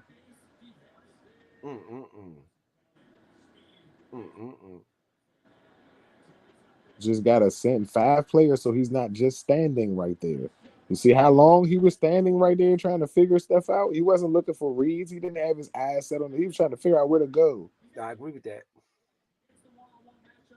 I agree with that. Then you had another sack on back-to-back plays. Purdy sacked again. I don't McNeil with get the sack. And Leo, I'm not, and nothing about what I'm saying is about a right or wrong thing. I'm just saying, y'all remember the second year that RG3 was the quarterback. The reason why Kirk Cousins, to me, was the quarterback after RG3 left or was injured further more than he already was supposed to be is because Gruden called plays for him to get annihilated, and teams were blitzing him like they had a plan together to do this. I've never seen it since then. I've never seen a quarterback blitz that much, that consistently, like almost every play. Lamar Jackson can run. He don't get blitzed every single play. Yeah. You know what I'm saying? So I'm saying, like, for a Daniel Jones, how do somebody give him $144 million when majority of his career he's played on teams not blitzing him? His best throws are when no one's around him, no one's bothering him. When they blitz, he has rushing yards because he runs the ball. He don't try to look for the open man. He runs, which means he be panicking. And that got him $144 million. I don't necessarily agree with that. That's the problem. Jim smoking crack. I want to see San Francisco going to have to, on the fourth down, San Francisco going to have to kick a field goal. I want to see what Ben Johnson got. It's 10:41 left in the fourth. San Francisco just made the field goal to go up 27-24. I want to see what Ben Johnson got right here. A lot of Lions fans, though, just to chime in, a lot of the Lions fans, like this one here, Greg at GMG 1968. We say it all started when the Lions did not go with the field fourth down attempt. It all started. Yep. That's where it all started at. It changed the momentum. If they'd have kicked that field goal, it would be tied right now. Yep. At worst. Yep. We faithfully preach this for all the fans that's listening here on the Nature Sports Podcast. We faithfully preach this. Hey, man, you got to kick the field goal when you got a chance to get points. Take the points. This ain't Madden. All it's going for it. You go for it. This ain't Madden. Kick the field goal. There is no guaranteed fourth down play that's going to work all the time. Yep. Even that tush push and all of that, it don't work every play, every time. There is no coach that's 100% on fourth downs that attempt more than 5. I agree. They bust Brock Purdy lip on that last play. They bust this lip. Detroit ain't going home without a fight. No, they're not. They're not. They got to go back to Detroit after losing and being up the way that they were. Yeah. These people watching y'all right now. You better know that. And that's not as easy as it sounds. That they got to go back home. They was playing at home. It's like y'all got to go home, but everybody here fighting with y'all. Right. They in that state. They in the stadium. They bought tickets to somewhere they didn't have to be today. No joke. They playing tickets. Closed down. Like I told y'all, they got 12 bars and clubs open. Dog, they're gonna tear them bars up. No, now hopefully they don't. Nah. Somebody bid tab gonna be up tonight though. Somebody drink like a mug tonight. Hey, I don't know what's going on, man. I don't know what they're gonna do up there. I'm gonna tell you because that's somebody who ain't won in ever. They've never won nothing. Yeah. Never, and they had a chance, and you messed it up by going for it on fourth. Boy, yeah, man, that's a bad one. That's why you don't do when you up. When you up, don't get fancy. Why are we getting fancy and we're up by 13, 14, whatever we're up by? What are we getting fancy for? Make them go for it. You got to take what you get. Man. This is the Nature Sports Podcast, man. We are at a 27-24 San Francisco lead after San Francisco has fought back in this one. Big time, scoring 20 unanswered points. 20 unanswered to take the lead in this one.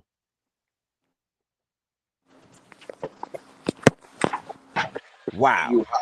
Do you hire Ben Johnson if he loses this game? I still do. I think he's I'm about shown to you say that's enough. the Yeah, he's shown you enough, man. That guy has called a good game. only reason why I say so, Leo, is because he still is going to have to hire an offensive coordinator.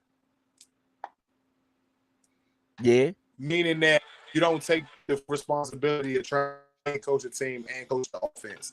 It'll be about his leadership and can he lead the team. You know what I'm saying? I definitely think he would have to work on in the offseason his offensive approach to two halves, or understanding that you got to score. Your goal should be 35 points a game in the pros. I agree. 5 touchdowns is a lot. You know, it's a lot. But if you plan on that, then falling short at 24 to 27 to 28 a game isn't bad. And that means that you need to try to match a defense that can hold people to no more than 21 a game, 22 a game, so that your averages mean that you win more than you lose. I'm personally, like I said, and maybe it comes from Madden, but it does come from coaching. You know what I'm saying, as well. I want to do what the Ravens did this year. I don't think anything in the 20s is what a coach should assume that his defense should be scored on at any point in time in the season. Williams with a catch. That's who Vito just called for Williams. Williams just got a catch, a 22-yard catch on the play. He juggled it, but he caught it. Then you had a run to Montgomery on the left side for 16 yards. This all started when Detroit stopped running the ball, though, to be honest. Then Jared Goff, incomplete pass to the left side. He went deep to Williams. He could not get it. You got a second and 10 from the San Francisco 37-yard line. Already. They got to run the ball. This all is going on because Detroit, for whatever reason, wanted to go pass happy in the second half. And you just really don't have to do that. San Francisco has a problem stopping the run. They have all game long. They got Chase. That was on Chase side. That was on Chase side. They ran the Chase side, got another 15, 16-yard play. So that's Kansas City going to exploit that, though. If they the ones who get to the Super Bowl gets them, they're going to exploit that. Pitch back. Jared Goff. That was the deep play. He didn't get that. Williams dropped it, though. Williams dropped it. Man, they dropped so many balls. They dropped, I mean, no foul. But they dropped so many passes. They didn't drop so many passes, man.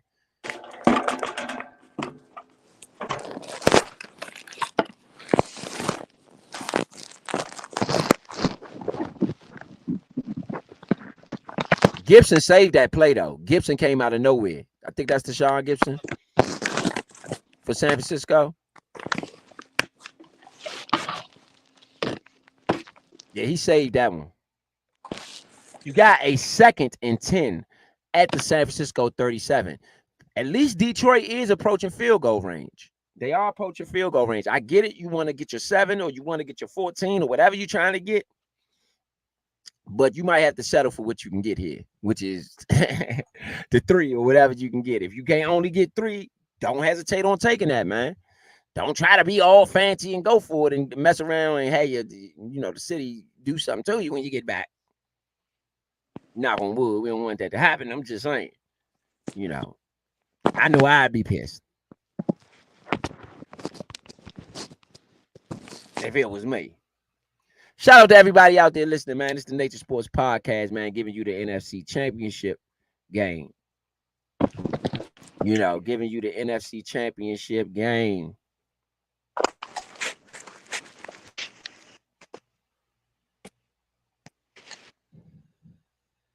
And it's getting thick, man. It's getting thick. It is getting thick. Where do you rank Kyle Shanahan as a head coach? I mean, as far as what? What are we comparing it to? I mean, top coaches in the league. What do you rank him at that point? Oh, he's top 2. It's him and Andy Reid. They always in the daggone Super Bowl.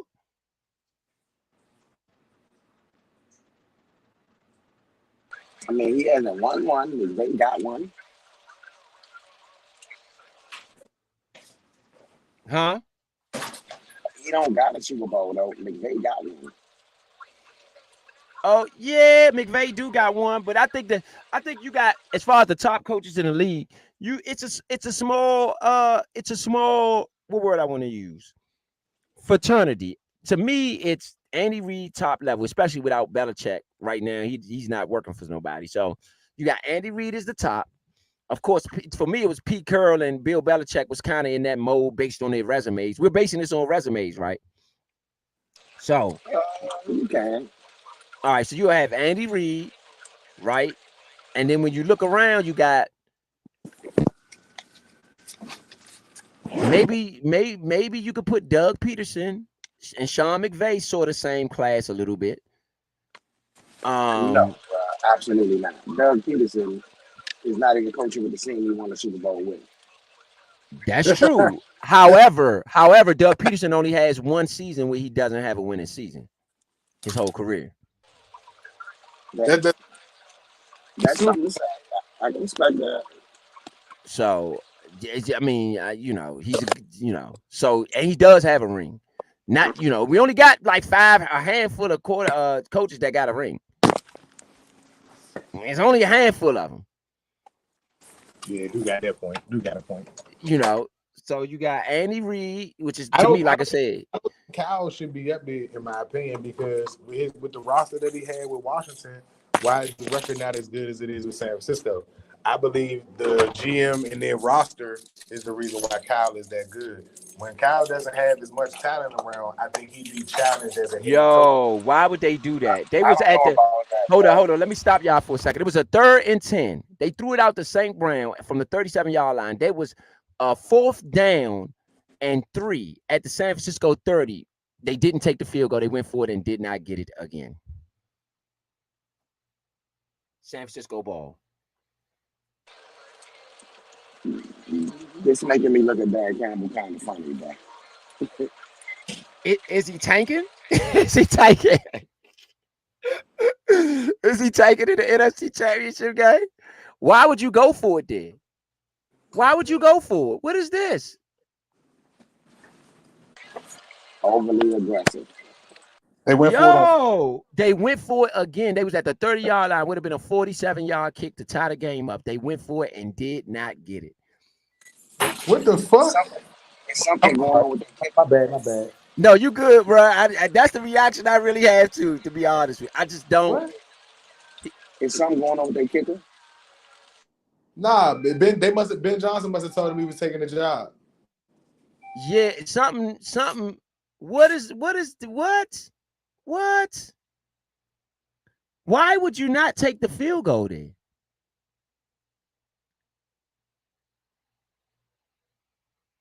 I don't get it. See, this is why you got to watch the Nature Sports Live, because we're going to give it to you raw, man, from the very beginning to the very end, man. Hand off to Christian McCaffrey up the middle. It looks like he got 8 or 9 on the carry. Then you had another carry by Deebo Samuel. Got down to the San Francisco 45 for an 8-yard carry. You have a 1st and 10 from the San Francisco 45. San Francisco's approaching midfield, up by 3 in this ball game. They about to just clock it. Detroit might not get the ball back. 6:11 left in this one. San Francisco's up by 3. Don't clock it, because then you run the risk of losing because you ain't trying to put up the points. What they need to do is go score a touchdown in the game. I agree. But if you hold the ball for 5 minutes and you score, you're up by 10 now. Yeah, but if they go up by 10, there's no point of that's a win, regardless. It's not enough time to score 2 times. In the second half, Detroit has 5 first downs. Why are they not running the ball? They stopped running the ball for whatever reason. I feel like everything that worked in the first half, they just went away from in the second half. I feel like this is Ben Johnson, man. Like, that's why I'd rather have the Ravens over Ben Johnson.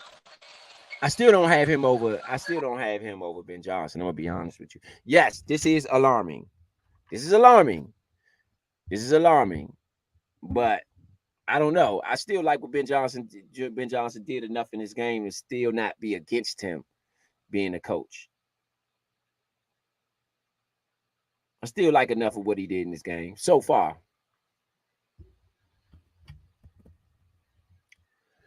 I mean, McDonald, bro, has been consistent last couple of years, and I don't know if there's a better candidate. I do think Ben Johnson's a candidate, Go ahead. but McDonald definitely should be a candidate. Like, I think a lot of people overlooking him because Ben Johnson. Oh my goodness, Brock Purdy. Brock Purdy scrambles out to the right side to the Detroit 28 for 21 yards. They are That's in. Game. Yeah, that was on the third down too. Brock Purdy got about 50 yards rushing in this game. Who would have guessed that?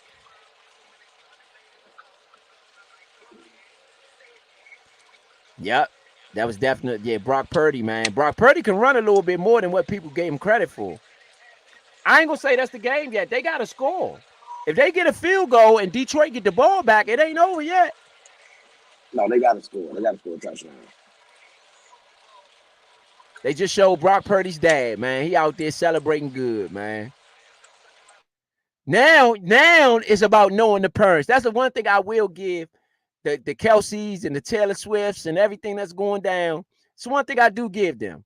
It's about knowing the parents now. The parents are a thing now, and I can respect that. Nothing wrong with that.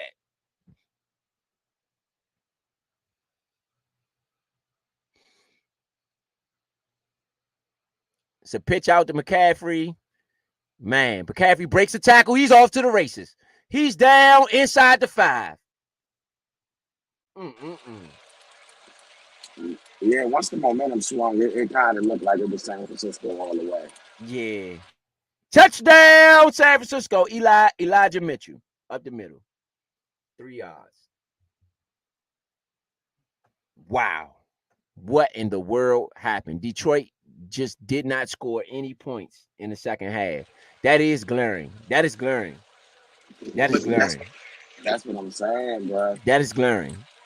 Because even if you look at the championship games, McDonald did what he was not everything he was supposed to do, but had a very good game.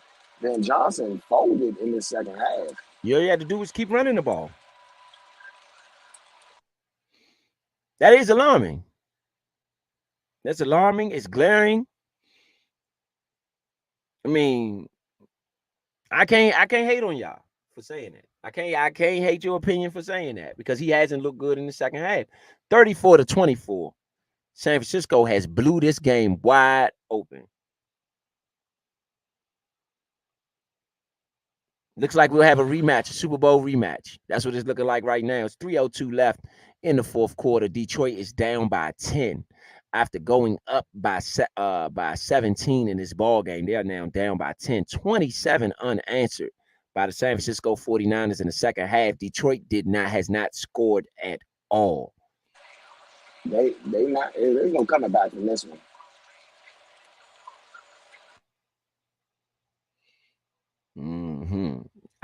Yeah, it's looking pretty bad. Wanted to see Motown in the Super Bowl. Don't look like it's about to happen. No Motown this year.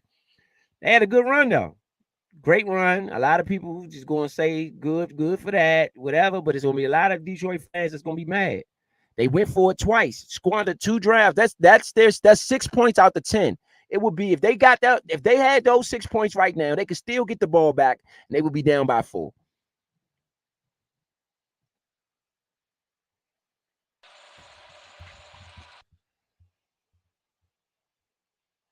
They almost got to get in field goal range, just kick the field goal and then try to score a touchdown. That's what I said.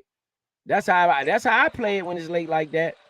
But I mean, it do go both ways because if you do that, then that means you got to get in the end zone. At least if you get in the end zone first, all you got to do is worry about getting a couple yards for the field goal. Right. It do work both ways. I don't know, man. This is bad. I mean, you squandered the NFC Championship game. Those fans don't forget that.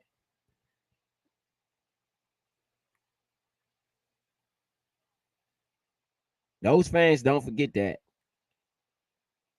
I never forget who squandered the Redskins. The Redskins, I'll never forget who squandered our little stuff. Our NFC Championship games. Jay Schrader.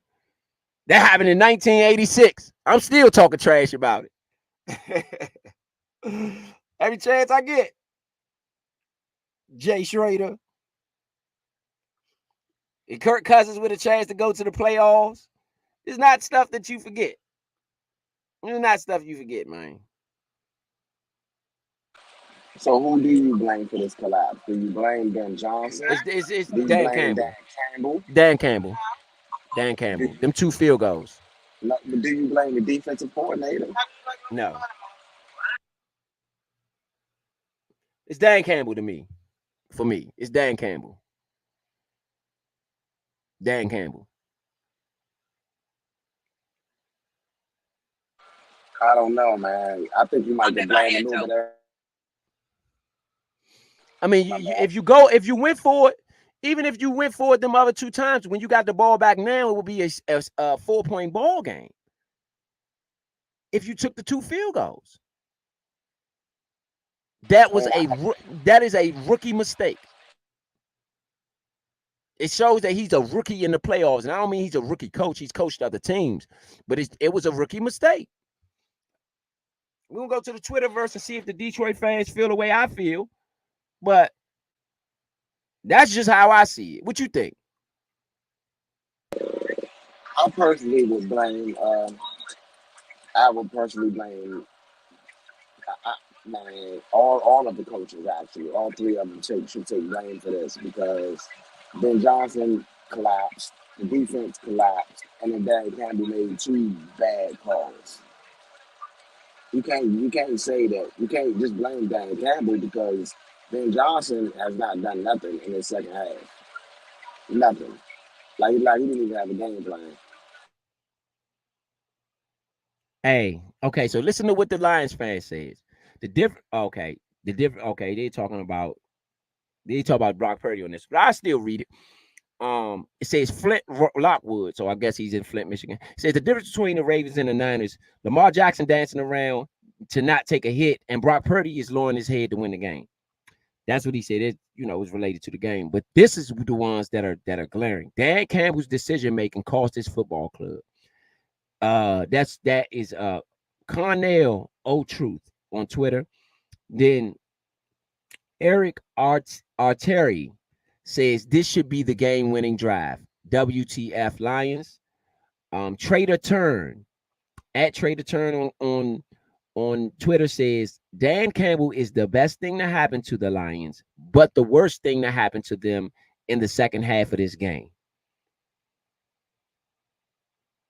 Why don't you think people are saying anything about Ben Johnson? Okay, it says here, there we go. Oh my goodness, crazy you just said that. This loss, if it comes, will be heartbreaking. Nicole Bowman at Nikki BOWFB says this loss, if it comes, will be heartbreaking for the Lions fans. With offensive coordinator Ben Johnson almost certainly departing, but they will have so much to be proud of this year. It's crazy. You just said it, and it just popped up 3 seconds ago.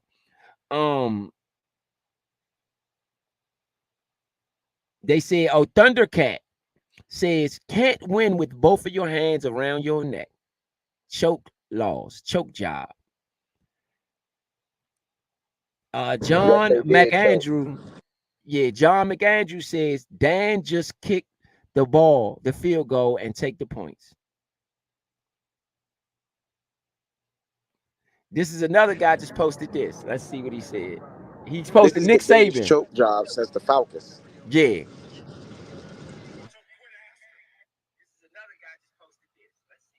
Oh, this hold on. He says he posted the quit asking or the quit asking Nick Saban, the Nick Saban comment.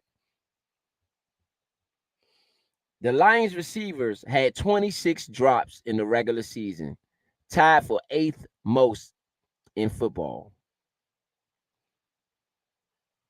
It says, well, the world is back to normal since the real Lions showed up in the second half. So I'm just saying, of course, the Lions will kick a field goal on 4th round if need be. Said nobody ever. It was a good year. Dan Campbell won't be fired this season or next, but he will be fired eventually because of blown leads like this one, that linger over his head. Ex Dan Quinn Falcons. Oh, they're comparing them to Dan Quinn now. The daddy boys. The daddy boys with the choke jobs. This was a choke job. No doubt. The Lions are in field goal range, just to let everybody know. It is 1st and goal for the Lions. Golf shotgun pass to Frisker. Ran out of bounds at San Francisco 1. They're at the San Francisco 1-yard line.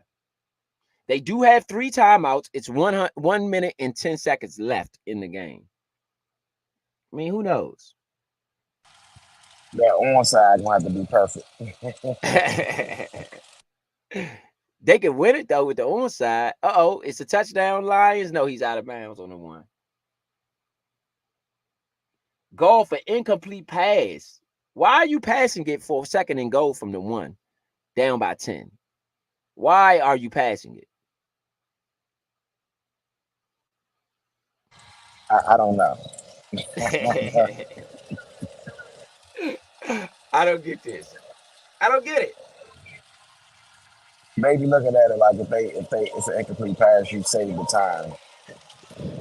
XX Tomboy on Twitter says, Gen X Tomboy, she said, once again, at the Lions fans, always a Lions fans. Time for hockey now. The Lions suck again. We suck again. That's what she said. I think that's a disrespect to that team, man. They threw the ball again. No, they did run. Montgomery run right to the San Francisco 3 for -2 yards. Frank Warner and on the tackle. That is why you throw the ball. I wouldn't have thrown. It's 4th and 3 now. First time out by Detroit. I would have thrown the ball. Yeah, I don't get that. But I would have thrown the ball. Like, you don't. That's why you have to use your timeout, because you wasn't throwing.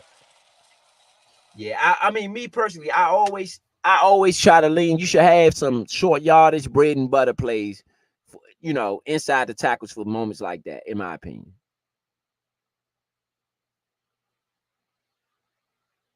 I can agree with that. But like I said, me personally, first down, maybe I run.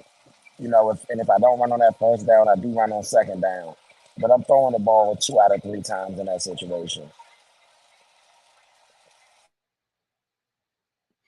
The Lions are so much improved. Number one reason that the Lions are so much improved.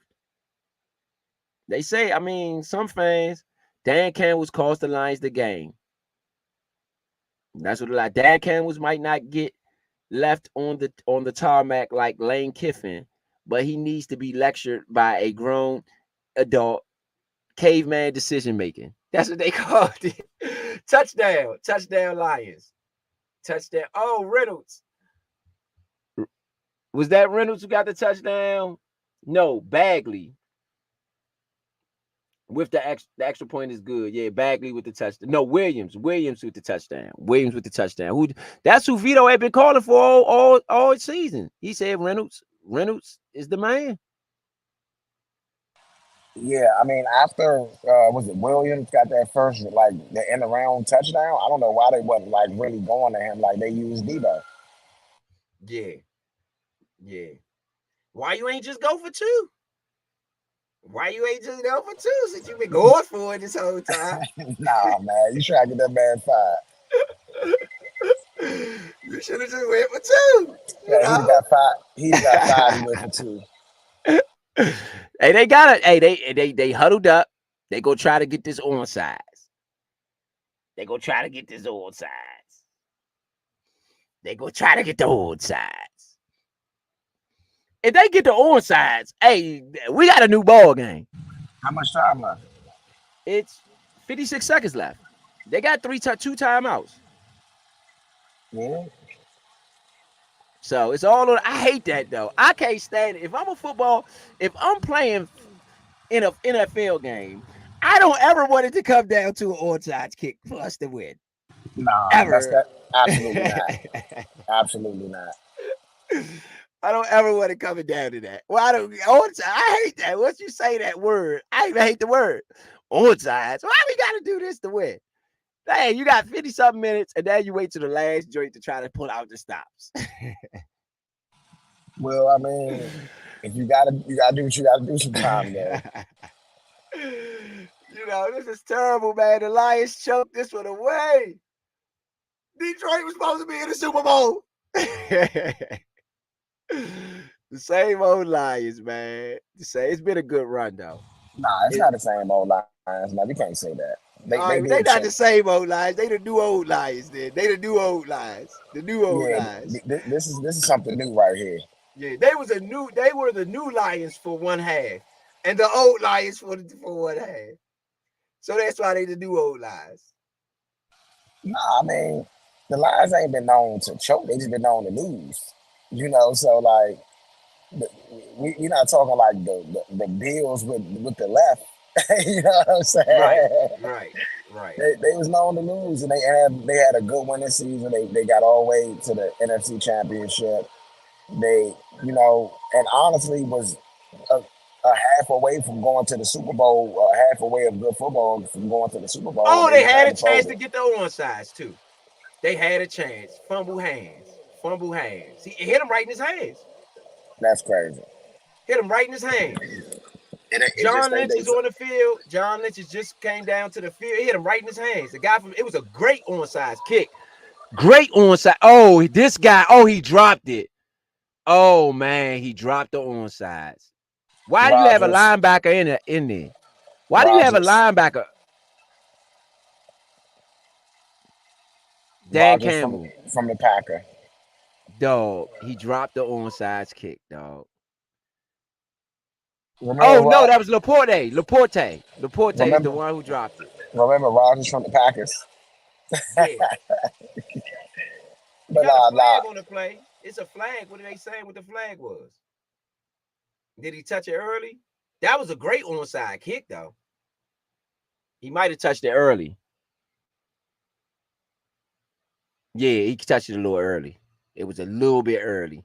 What he should have did was just knock them 49ers players out the way. That's really what he should have did. He shouldn't have been trying to catch nothing.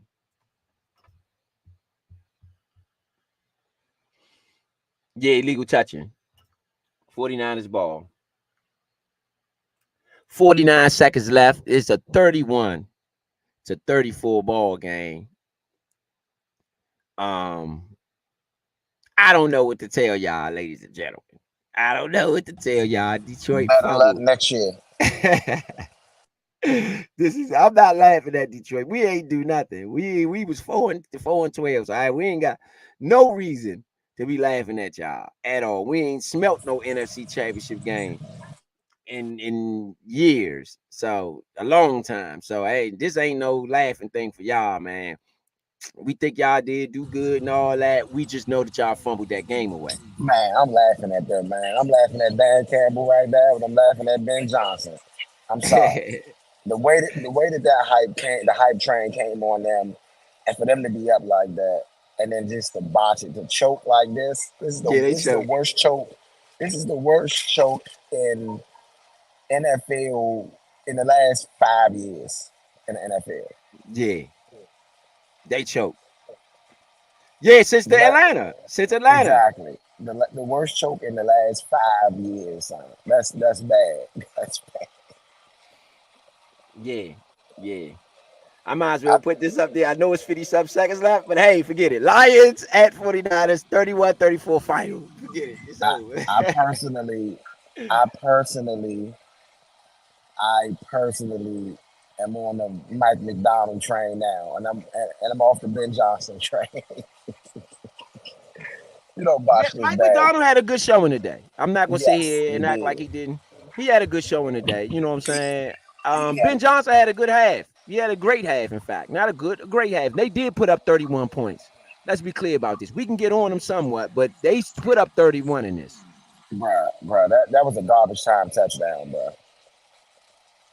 It was a touchdown, though. They should have put up, and let's be clear about it. They should have put up 38, but your coach wanted to go for it. Well, he the one that called the play on the 4th down. So what you supposed to refuse to call the play? Say, nah, man, I ain't called nothing. You need to go. You need to kick the field goal. Nah, what he did is he called a bad play that they didn't get it on No, the twice. guy dropped it. No. The guy dropped it right on the money. Okay, And that was this, one. yeah, the guy did drop it right on the money. And on the other one, it was just nobody was open. But that means that's a bad play. That's because he ain't want to go for it. That's probably what it was. Nah, bruh. You gotta give credit where credit due. Yeah, Dan Campbell was the one that said go for it, but Ben Johnson ain't say, nah, we need to kick the field goal either. He threw that play in there. How do we know he didn't say that? How do we know he ain't say, hold on, man, coach, I don't think that's the best idea. And Campbell was like, do what I tell you to do. Nah, man. That ain't happening, bro. You know, he might have said it. Nah, bro. That ain't happening. Yeah, I don't think that. I think, though, especially after the first time you went for it, I think you should have at least learned that. How we know it wasn't Ben Johnson on the sideline talking about we need to go for it? That's true. That is definitely true. That definitely could have been a reality of what was happening there. I got this, Dad. I got it.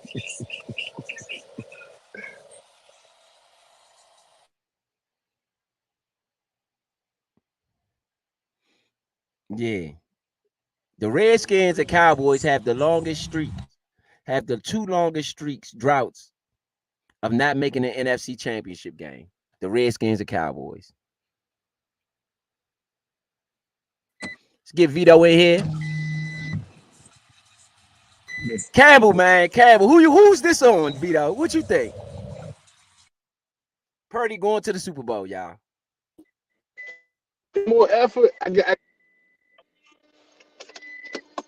Purdy going to the Super Bowl? Yeah, Purdy's going to the Super Bowl. It's a final. 34-31. San Francisco wins this. It ain't no more time left? That's it. Game over. They have stormed the field. They've stormed the field. Chase Young going to the Super Bowl. Good for him. So it's the 49ers. 40 a rematch. Rematch. 49ers and Chiefs. Dan Campbell looked broken. He looked broken. He know it's on him. Who is it on to you, though? Oh, Vito clicked off. Again, you know, just my opinion. It's Dan Campbell, man. Dan Campbell, man.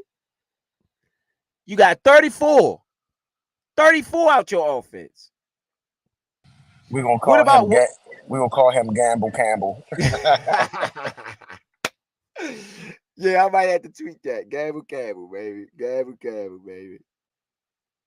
Gamble Campbell, baby. Did it again to the people's, man.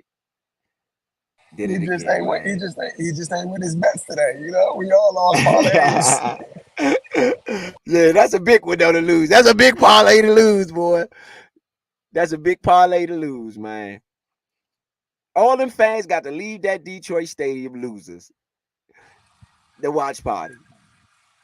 You know, one thing about it, we attended watch parties too for the Nationals, and we came home winners just to let it be known.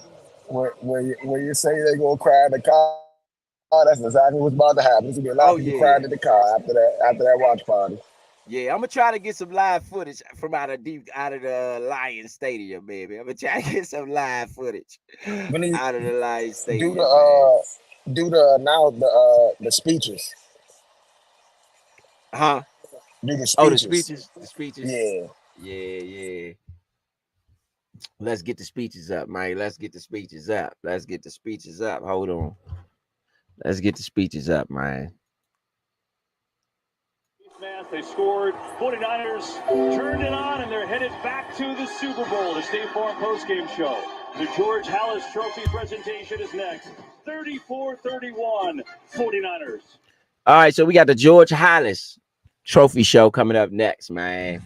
31-34. You know what that means, though? That means Peters helped put together another I ain't gonna say he put it together himself, but helped put together another Super Bowl appearing team. I'm not giving him credit for nothing. Bruh, he got a job for a reason, bruh. He wasn't nothing but a daggone scout. Nah, bruh. What else was he? He ain't run no room in there. He was a daggone scout, a high-priced scout. I'm just saying, he ain't on that team now. They won without him. No, he was on that team this year. I know, but he ain't there now. Nah, bro, that don't count, bro. He been there the whole year, bro. He only been in the build in Washington for 2 weeks. I'm saying, if he builds us into a Super Bowl champion, if he builds us, he actually did something. But for me, he ain't been nothing but nobody's but a man's assistant. You an assistant, man. You ain't the man. Kyle Shanahan, to me, and Brock Purdy and all of them guys, he did help draft Brock Purdy, no doubt. I guess, you can say that. You was a scout, so maybe you saw something, you suggested something. But we need to know more about what you did over there. Because we ain't really clear on what part you played in all of this. That's just my gripe. I mean, I'll say wherever he been going, they've been winning. So who are you talking about? Peters. Adam Peters. I said that he just basically helped put together another Super Bowl appearing team. Yep. Right. That would be true. That would be true. He's only left a trace of success everywhere he's gone. That's what I was saying. But again, we don't really know exactly what his role was. Well, let's say he a good luck charm, because wherever he go, they been winning. Well, they wasn't winning wherever he go, because they were 4-12 when he was there before they got Kyle. So I put this more on Kyle. That's me. Even then Lynch, I give it to Kyle more than Lynch, because Lynch was there and they were 4-12. And then Kyle showed up and they've been to the championship every daggone year since then. I mean, they also needed the players, though, because Kyle didn't have this type of success in Washington. Well, he wasn't the coach in Washington, though. Or in Cleveland. He wasn't the coach in Cleveland either. He wasn't the coach. This is his first head coaching job. His offenses were not as successful until he became a head coach. Not true. He went to the Super Bowl. Atlanta. Yeah, he went to the Super Bowl. Okay. That's his offense. And they gave up 24 points and didn't win the Super Bowl. He didn't win with San Francisco or anything. Yeah, right. He didn't. Yeah. He didn't give up anything. Dan Quinn is the one that gave that. They called Dan Campbell Dan Quinn today. That's what the Detroit Lions, that's what the fans calling him, Dan Quinn. We started calling him Gamble Campbell now. Gamble Campbell, man. Reason why they lost this game. Thank you. That's what I was asking. Who do you have this loss on? Gibbs has one fumble, and as bad as that fumble came at that particular time, they were still winning when that fumble occurred. And he was part of the reason why they were winning prior to that fumble. After that, you have two bad fourth down calls that you don't take points on that essentially would have had you tied at this point of the game. When they tied it at 27, they would have just been tying the ball game if you'd have kicked the first field goal. And the last time that you didn't go for it on fourth down, you essentially blew the 3 points that you needed for this game to be 34-34. The entire city of Detroit, regardless, and you and Reynolds, if you hold a player accountable, I will hold number 8 Reynolds responsible for 2 big third down drops. But again, you can fix those mistakes as a wide receiver. I can't fix my coach being boneheaded in the biggest game of our entire franchise's history. Yeah, that's what I'm saying. Like we had these Super Bowl tickets Yeah. for us, and you gave us every reason to not go. Hey V, what if it was Ben Johnson? Like, bro, I got it. If it I, was, I would need Dan Campbell to be like, "You're fired." Okay, Not, so no. just You would be Ben Johnson would be fired instead of electing to take another job as a head coach.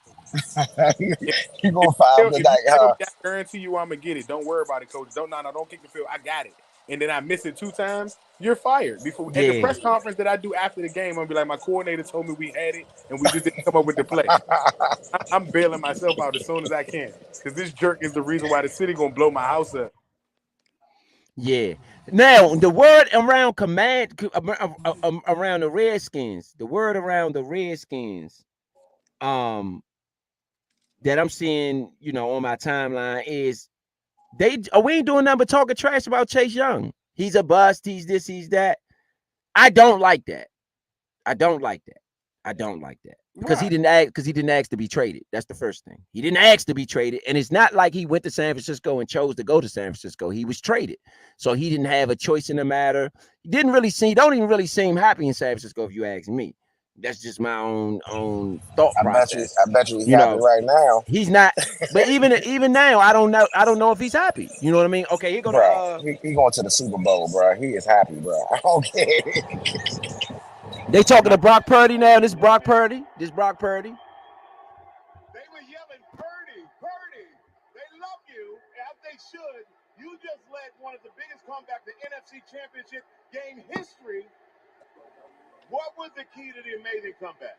Man, first of all, glory to God. He's given us this opportunity, man, and for us, it's a team sport. We knew we had a half left. Defense did their job. The boys on offense took care of business. Coach called a great game, and we have the faithful behind us the whole way, so we love you guys. Well, Coach called a great game. You played a great game. Congratulations on your way to the Super Bowl, young man. Your second year in the league. Christian McCaffrey, everybody. Come on over here, Christian. You've been a great player in this league for a long time. Hey, I'm happy for Christian McCaffrey. I'm happy for Christian McCaffrey. Moment to go to the Super Bowl. So how does it feel for you to know that you're going to the Super Bowl 2 weeks? His father out there, Ed McCaffrey.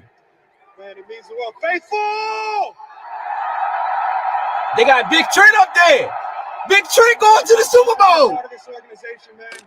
The guys in this locker room, from the coach to every single person that puts Big Trent going to the Super Bowl. Man, I'm just proud to be a 49er, and we got one more. You got one more. You know what? I got time. In the great words of Kobe Bryant, job not finished. Here, man. They love you too. Job not finished. They got Big Trent up there. Is the job done? How are you job feeling? not finished. Congratulations, young man. How are you feeling? Knowing that you have the faithful here with you, gonna have them travel with you to Vegas. Oh man, they're gonna be in Vegas too. Oh my goodness. That is in the first half, not gonna lie. But and here we are now. Let's go, faithful. We're back, baby. Woo! He said they had us in the first half. I ain't about to lie. Hey, I rocks with Kittle for that one. Kittle say they had us in the first half. I'm not about to see it live. Thank you, Michael Strahan, the 49er. Ben Campbell, like, come on. Hey, 17 points at half. Jimmy, what a way. I'll something once that part over. I'm not saying I want to point out something once they finish talking. Oh yeah, no, they finished that. Now they finished. They gave the trophy away. We were talking last week about the last 4 teams that were available and what could happen as far as what we thought about the Super Bowl. I did make one interesting point I'd like to say, and not for a pat on my back, but just to be something to think about later on when the playoffs come about. Detroit and Baltimore would have had to have the longest travel to get their fans from where they are to Vegas for the Super Bowl, which would have essentially added to their price totals for the tickets. Right. Kansas City and San Francisco would be a hop, skip, and jump for both teams to go to Vegas. Them Detroit fans is heated. Sorry, I just noticed that. Go ahead. You're right. No. That was all. I just wanted to point. Okay, yeah.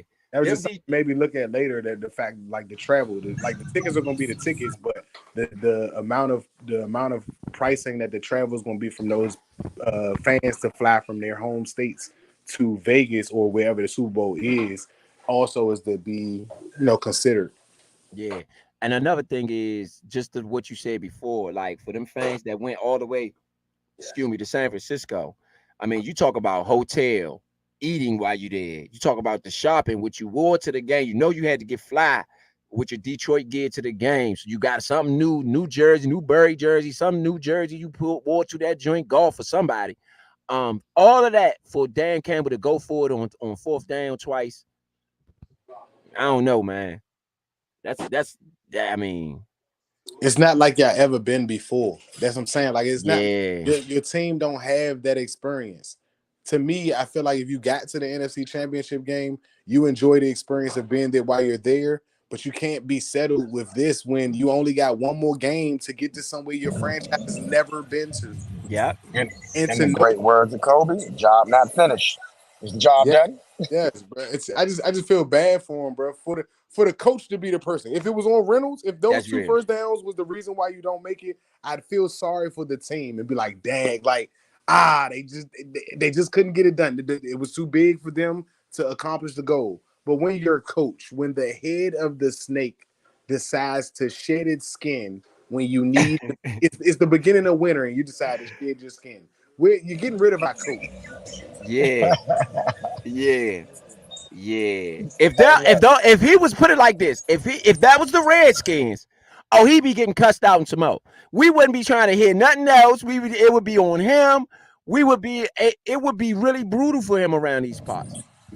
look, We would man. never go for nothing like that. Detroit is going for it because they ain't got no rings. Well, it happened to us. Gamble Campbell, man. It happened to Gamble us too. Campbell just A lost lot his of parlays, man. a lot of coaches made that bold move this year to go for it on fourth down, and it cost them a lot. A lot of teams, if we think about how many crucial fourth downs a lot of teams missed this year, we'd have a whole nother playoff picture. It's a lot of teams that really just didn't get it right. Again, some teams went on fourth down and had great runs at it. And in the playoffs, they showed us that they weren't even a team worthy of completing that many first downs, which The I'm talking about I the Eagles. agree. Eagles. Like the Eagles was I getting agree. first downs left and right on fourth down. And in the playoffs, that gave them the confidence to make bad decisions at the wrong times. You know what I'm Yeah. saying? And coaching that goes apart, that goes to say that, like I said, the players matter, but the coaching and the staff matters as well. You have to be prepared for the game that you are playing. And I think that it just got too big. I don't understand how you go forward on that fourth down when you have points, when you got a chance to go up 20 points. Let me say 20, this. it's 27-7 if you go for it. And I don't see how you don't take, because to me, other than that, you're telling me your kicker can only kick if you at home. I agree. Let me say That's what this I was though. saying. Maybe it was the kicker. That's what I was saying. Maybe the Man, kicker was injured. you know how reporters say stuff on the sideline? Get that to the reporters then. Make sure that we got our backs covered by saying Right. that it's hurt. Don't let us go out there and look like I'm just making a dumb move as a coach. Because at this point, Yeah. who's not going to like the match, Leo? Somebody's going to like the match. Yep. What else, man? Yep. And let me say this. Let me say this though while we at it. I'm just gonna hope that Deron Payne and Jonathan Allen goes out there and kicks it with Chase Young for this week. They need a taste of that, man. I need y'all to see what that Super Bowl week is like, to get a taste of it, to get a feel of it. Whatever players, because Trent Williams out there too. Y'all played with Big Trent too. Go out there with Big Trent and Chase Young, man, and go and kick it with them dudes out there, man, and get a taste of what Super Bowl week is like, man. Just get a feel for Hey, it. bruh, they are not about to allow that, bruh, in the San Francisco locker room. They are not invited. Number one. Number two, if They they can't go out, tell Chase who he can have as guests. there is going to be player tampering. They cannot do that. Not while the Why? season. Because he's gonna be a free agent next year. And not because the season is still going on for them. They can't do that. That's why they He, can't with the I mean, that's why they can't actually sign or nothing like that as coaches. Like they have to wait until their season is over. They still have stuff that the job is not completed. The Taylor job Swift ain't does not done. play football. Taylor I Swift agree. can't go because she don't play football. I agree. Well, somebody from the organization who got a relationship with him need No, to you take need to themselves be out hurt. there and get a taste of No, that. I'd rather them be hurt. Be hurt. Go somewhere else and hope it happens because Chase just ended up in a very good situation because Sweat was traded as well. You want to go where the Bears are?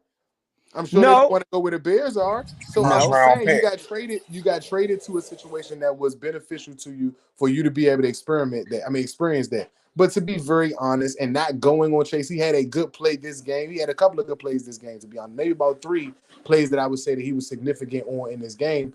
But he really didn't have that big of an impact on their overall success to me.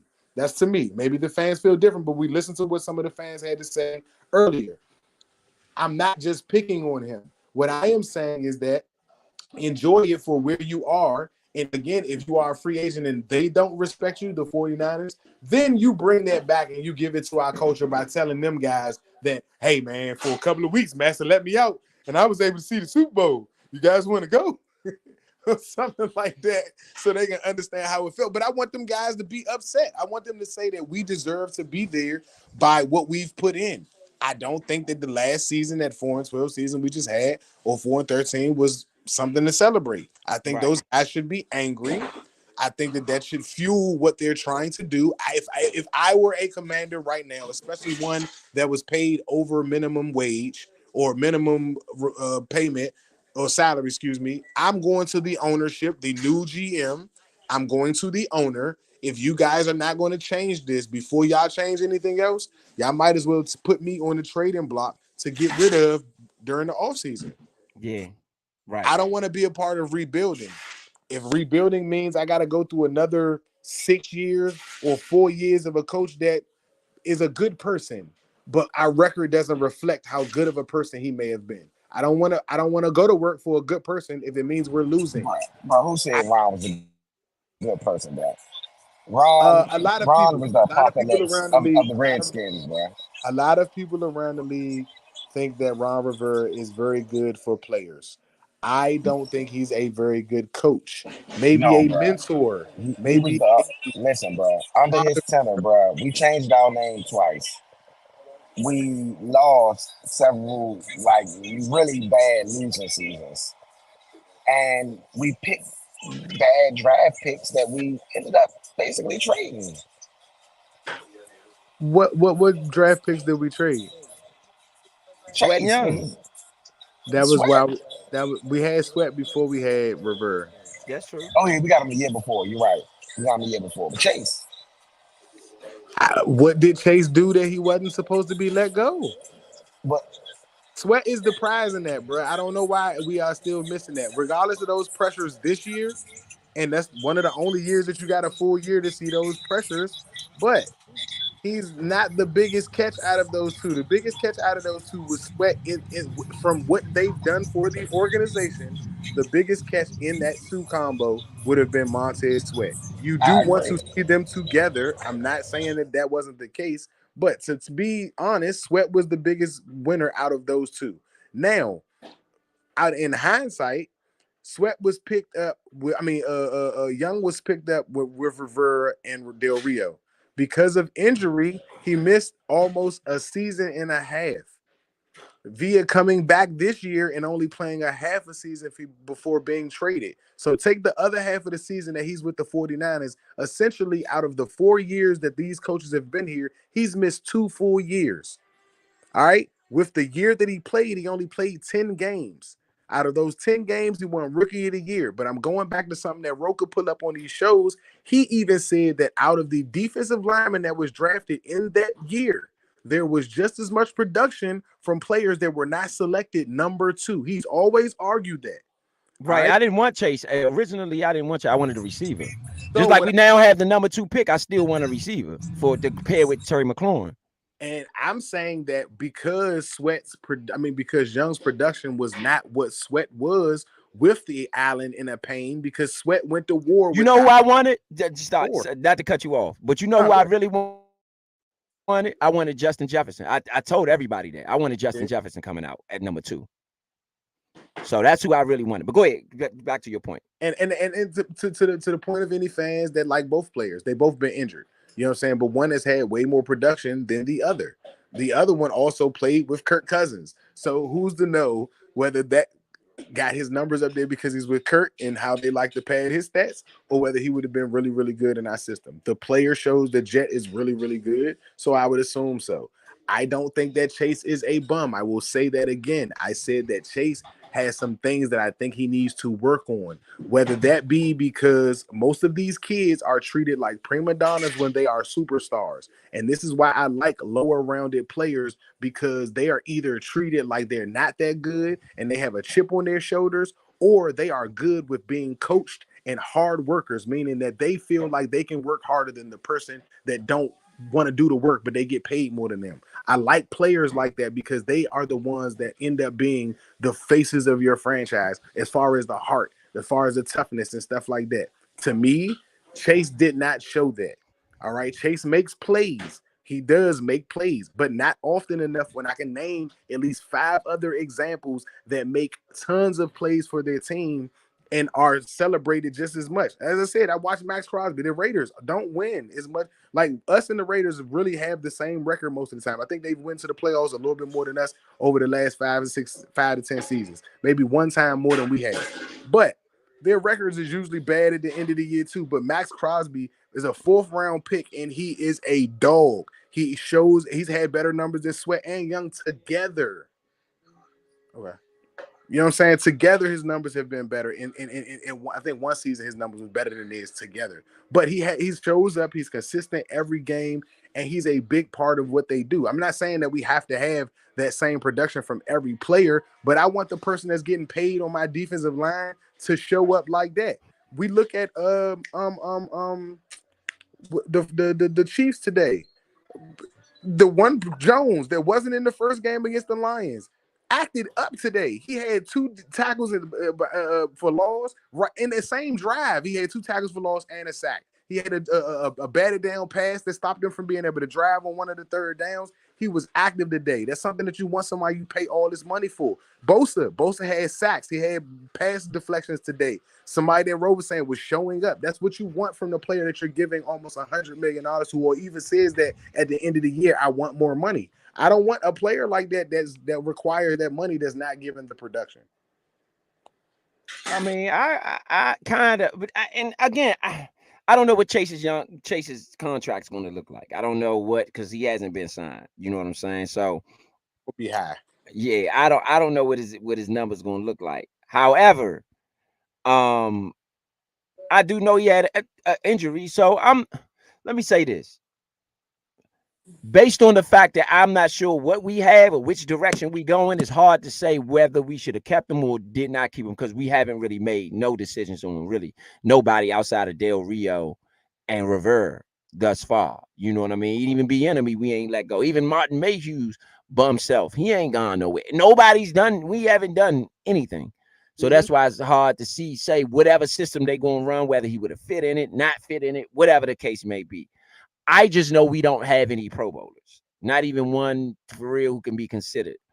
So that's more my thing, is like, we need as much talent around these parts as we can get.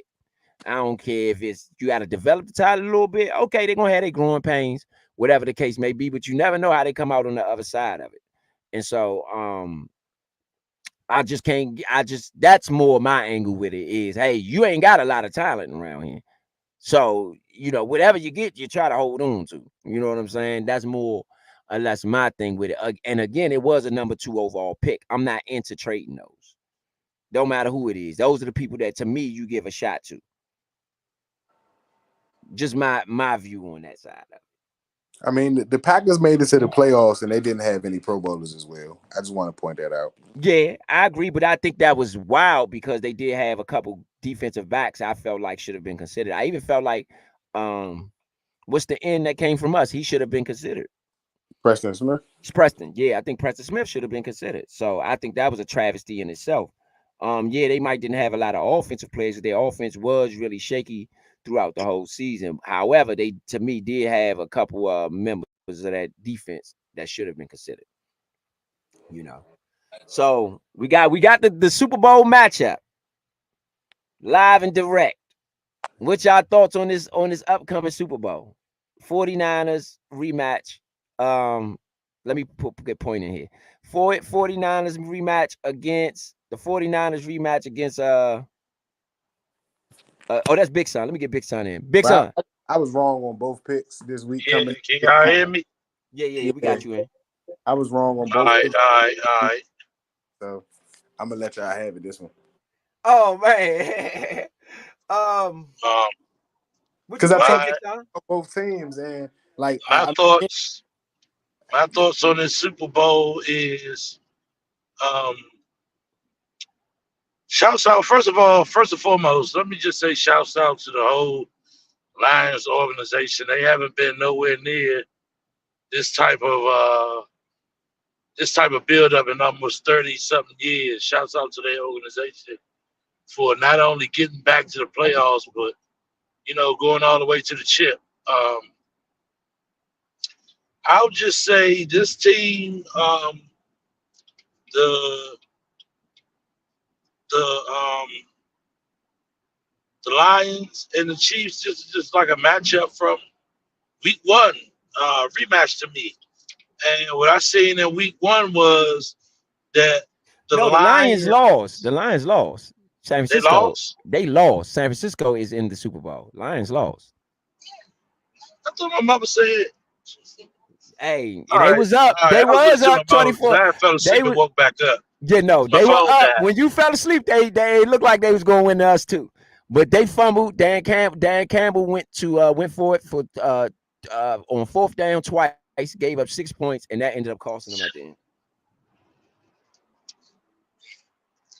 Okay, so well, flip the script on that one. Anyway, still shouts out to the whole Lions camp. They haven't made this type of noise in I don't know how many years.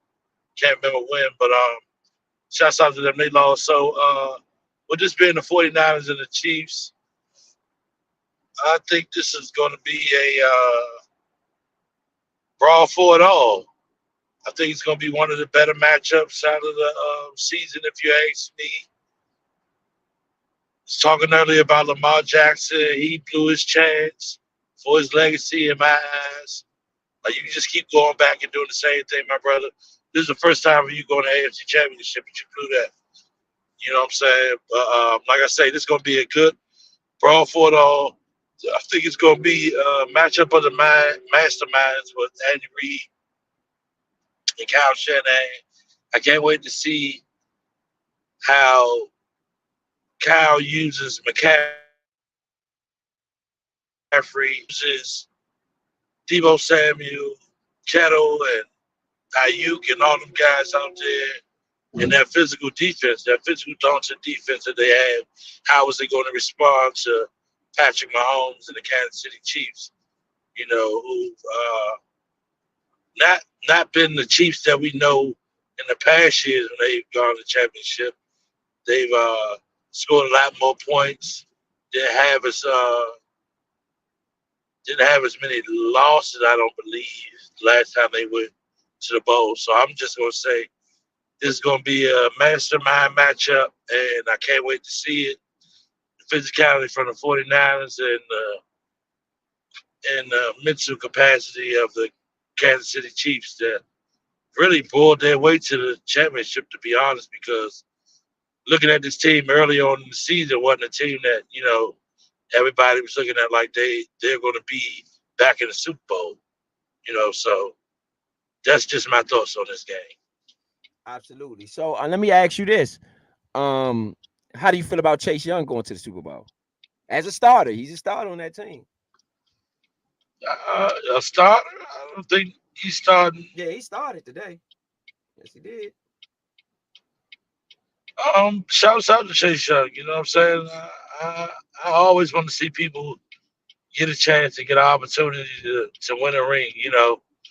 Whether they former players or just players in general. It's always an exciting time. Me being a former football player myself, I know how I would feel excited to be at the Super Bowl or even playing for one. Not necessarily wanting or anything, but just necessarily getting there. So it's in spite of all the things that happened here this season, what happened here took place and transpired, and him being shipped out to San Fran, big ups to him. I'm happy for him. I feel good about the guy being able to, live out your dreams, play the Super Bowl. What do you feel about What do you feel about Trent Williams? Trent Williams going to Super Bowl. I think it's fitting for Trent Williams' career. He's been, if not for his entire career, maybe on the back end, probably the best left tackle in football since he's been in the league. You know, you might have some arguments out there. A couple other names, you know, Jason Peters might get thrown around or something like that. But Trent is another one. You know, it's very fitting for Trent to be in a Super Bowl. His work ethic that he brings to the game, his mindset, is very fitting for Trent Williams to be in a Super Bowl, in my eyes. You know, he's put in the work over the years. But we drafted Trent Williams, what, in, what was that, 2010? Yeah. I believe, 2010. So he's been around the league for a good long while. And he's put the work in, and he's a dog. So that would be what I want to say, that would be a nice hang up to have in your closet of awards, you know, winning the Super Bowl after all of the other accolades that he's accomplished in his career. So I think it's very fitting for Trent Williams to be in the Super Bowl. Oh, let me get Vito back. Off, he yeah, absolutely. Okay, yeah. I just want to make sure you was in. Yeah. Absolutely. What do you feel about where you didn't see the second half of that? Because I was gonna say what you feel about Ben Johnson, which was supposedly the head coach. A lot of Redskin fans are calling for him to be the head coach right now on Twitter. A lot of them are saying, "Oh yeah, welcome Ben in. Ben is going to be the next coach. Ben. That's all you hear out of a lot of Redskin fans. What about you, Vito? You saw it. What you feel about Ben Johnson after what you saw today as far as him being the head coach? 2 field goals. A touchdown after 24 points in the first half isn't something that I would like to see. But I will say that the coach kept that from being 13 points. And remember I said if they scored a touchdown and 2 field goals, didn't I say the game would be over? No matter what San Francisco would have did, the game would have been over. Your coordinator put you in position to do just that. Your head coach decides that this is not the time to do just that. And I don't know what else to say to that part. Other than that, I think he did everything you needed him to do to be able to beat the juggernaut that was the San Francisco 49ers today. Juggernaut because whether they gave up whatever they gave up in the first half, being the most rushing yards under Kyle Shanahan in the first half, which was 148, with having Jared Goff have over 150 or 170 yards in the first half, they came out and, really, really fought. They almost played just as good as the Ravens defense did totally today against Mahomes in that second half. I can't say that they didn't do probably the best job they've probably done almost all year defensively. They showed up. They made the answers to the calls. Can't argue that at all. Ben Johnson did everything that I asked that he'd be able to do, which was show me that he could put together 2 halves of football. Third quarter was rough. That was rough.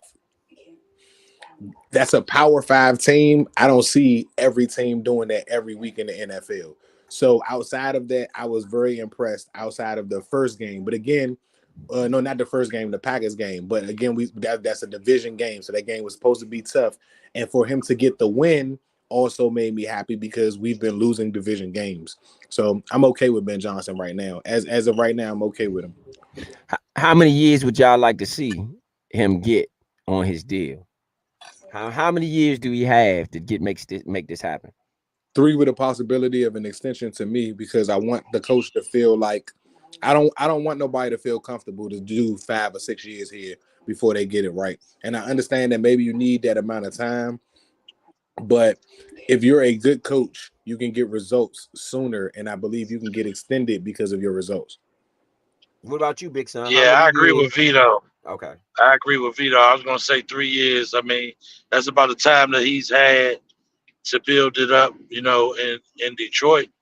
The last 3 years they built the program. So I'm with Vito on that one. Don't give nobody time like Ron Rivera.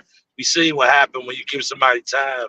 They feel as though they can lose, you know what I'm saying? So I totally agree with you on that, Vito. Okay. So overall, I mean, at least when you look at what you saw out the season as a whole, and we're gonna go over our season review just to let all the fans who listen to know we are doing a season review, so we're gonna go over that.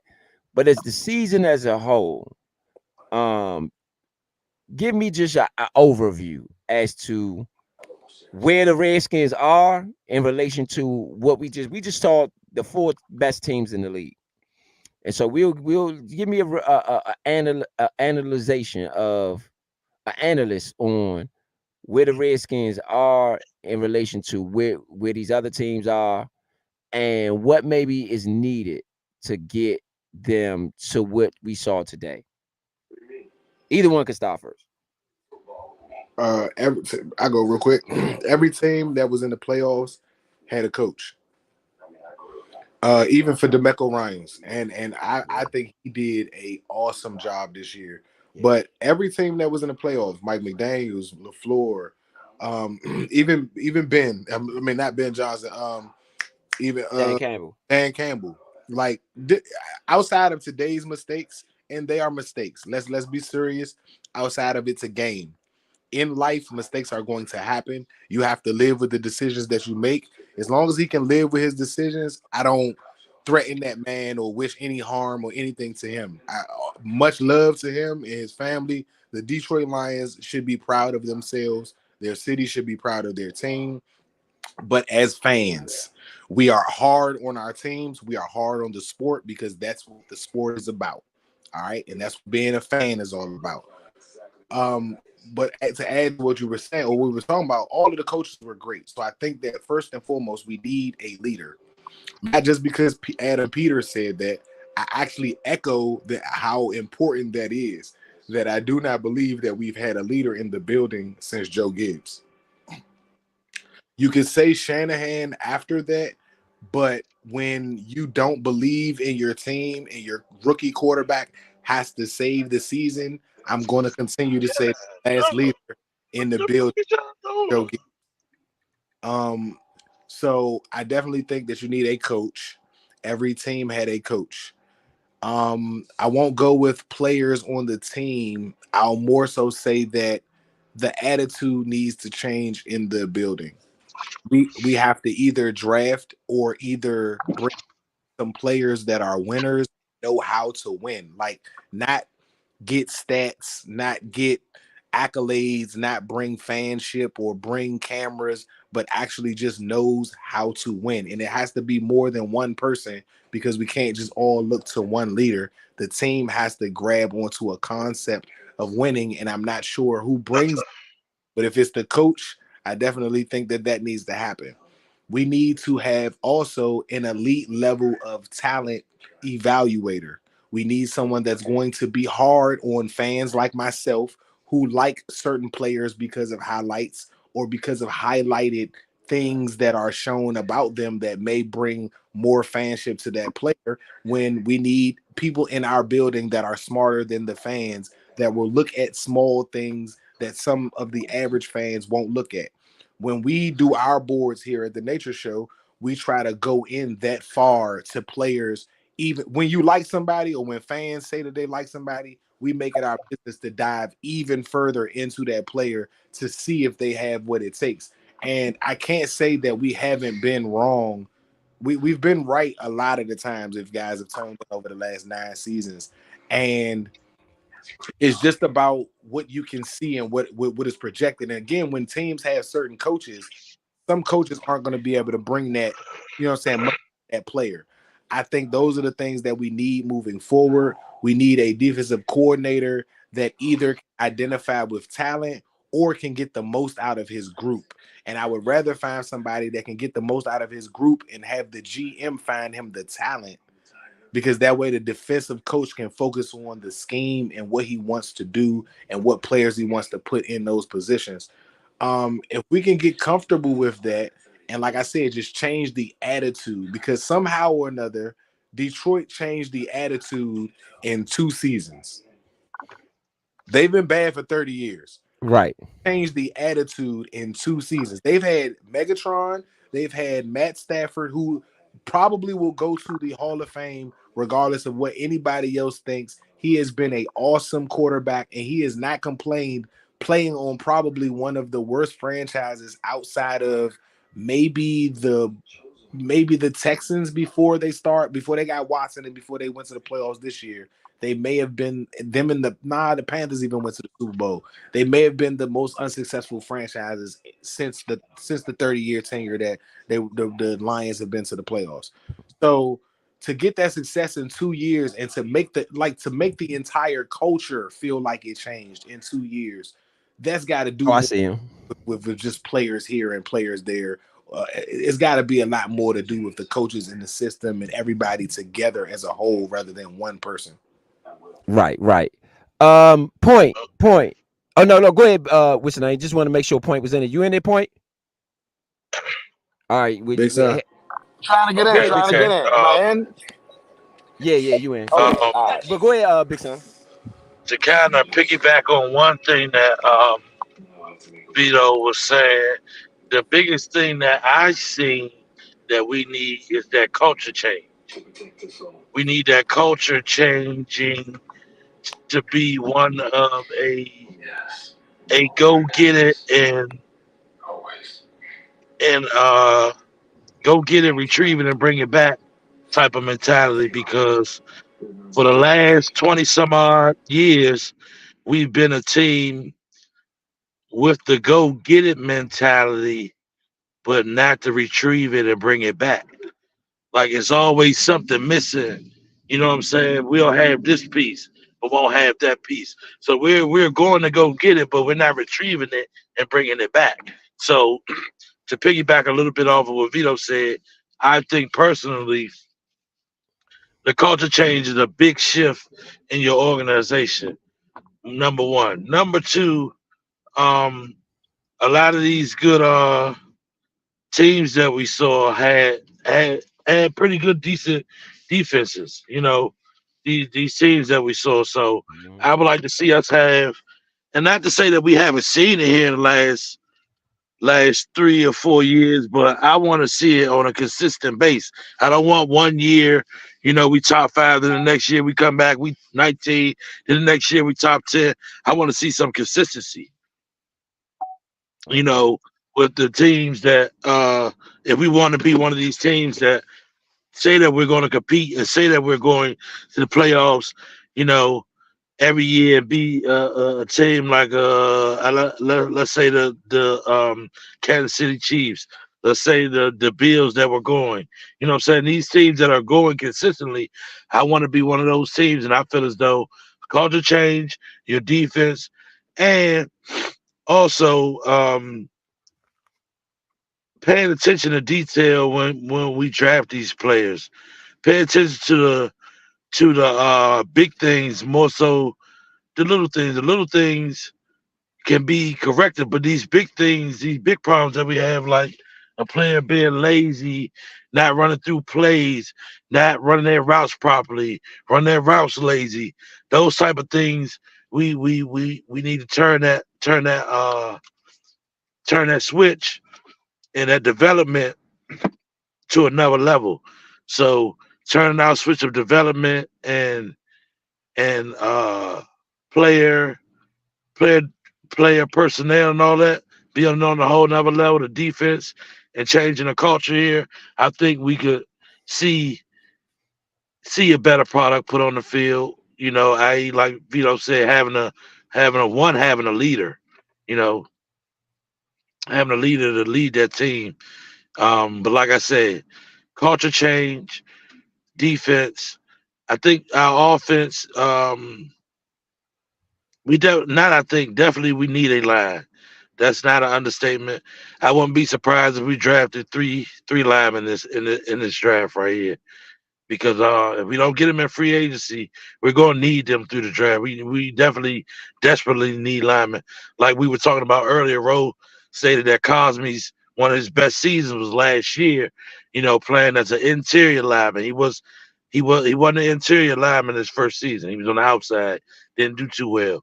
But that's what I'm saying. Like people figuring these things out, plugging people into the right position so we can get the most out of a player. So that's just my big up right there. Like I would just like to see uh um a better defense, better player personnel development, and culture. Change the culture around here so we can win some football. Okay, what you got, Point? You know what I'm saying? Did you hear the question? Yeah. So look. Okay, all right. My personal opinion. I just think we need to work on that offensive line first and foremost because you win games from the inside out. And so that's the first thing. And I agree with Big Son when he said culture change because the Lions changed their culture in 2 years. 2 years ago, the Lions was on Hard Knocks, and now they was in the NFC Championship. So those are the two major things. We need to get a coach in here that, and I'm no not going to bend, but that's not going to fold in these big games. You know what I mean? Excuse me. The Andy Reid's, the best coaches learn how to win in these positions, in these spots, and they know how to win in these spots. Now Andy Reid went through his years of losing with the Eagles and went through, so experience means a whole lot. But I think number one is the offensive line because it was horrendous. It was some of the worst football I've seen played at any positions, skill positions that we had. Um, so yeah. So I personally think that it's time for us to really work on that offensive line because we can't. There's no offense without the offensive line. As far as rebuilding the defensive line, I think a KJ is cool for an edge rusher. We might need another edge rusher, and we need some linebackers. So my opinion is we need to bring somebody in like McDonald from the Ravens because he's somebody that can change the culture as far as defensive line defense, the pressure that the defense is going to be able to create.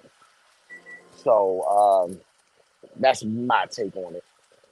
Real quick, would you like a Dan Quinn? No Cowboys. Is that the only reason, and not just not his resume? His resume is okay. I'm not necessarily against his resume, but I will say this.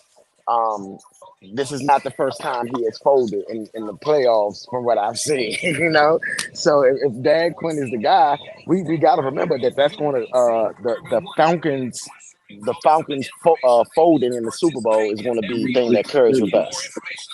But he folded in the Super Bowl. Fall out. Right. And he was the head coach in that position, wasn't he?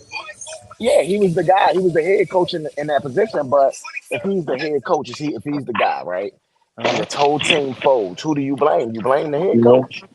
Oh no. By all means, that is totally understandable. But he doesn't call offense either. And were we not blaming Ben Johnson in a sense that if they only score 24 points the entire first half and don't score any more points, we're not gonna put that on Dan Campbell about them 2 field goals more than we would Ben Johnson that they didn't score any points. No, I think we would. I think we put all of that on both of them. I think that is equal. They share equal rights in that. If those fourth downs don't come up and they don't score any more points than 24 points, and the 49ers score 30, 31, or 34 points and win the game after only having 7 in the first half, you're not going to blame the offensive coordinator at all for not scoring any more points? No, I do blame the offensive coordinator. I blame him as well. Why are we not blaming the offensive coordinator in the Atlanta game, which would be Kyle Shanahan? We do. You know what I mean? Like, Dan Quinn should be brought up because of what? Dan Quinn should be brought up because that was his defense that was his defense that let Tom Brady go up and down the field to score all them points. So he didn't have a decent defensive coordinator. Y'all hear me? Yeah, we got you. Oh, okay. Go ahead. Well, I'm about to say, Dan might have been Dan Quinn's defense that let them come back, but that was Kyle Shanahan's offense that kept on throwing the ball when they were up 28-3. I think that is still in there. I got beat. For me, let me say this. It was Dan Campbell's offense. I mean Dan Campbell's defense, and it was Kyle Shanahan's offense. I don't know. Was Dan Campbell. Dan Quinn was the defensive coordinator and the head coach? He didn't have a defensive coordinator? No, yeah, he was the defensive coordinator and the head coach. Yeah, he called the defensive plays. Okay. Yeah. Later on in it, he came and brought Raheem Morris in, which got Raheem Morris. It's which really built his buzz again, because that's last year in Atlanta. Dan Quinn brought in Raheem Morris to take over the play calling. So that's what got Raheem Morris back on the fold, believe it or not. Where a lot of people don't know that. But Raheem Morris was done after he left Washington.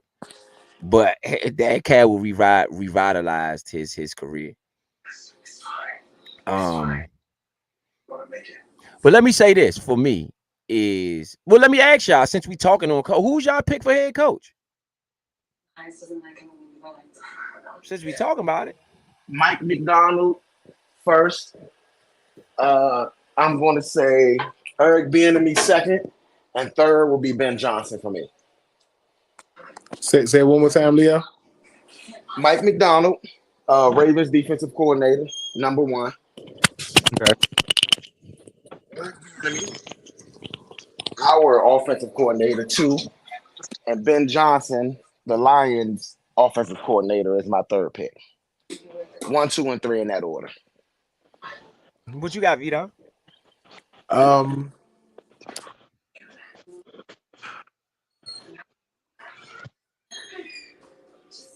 What?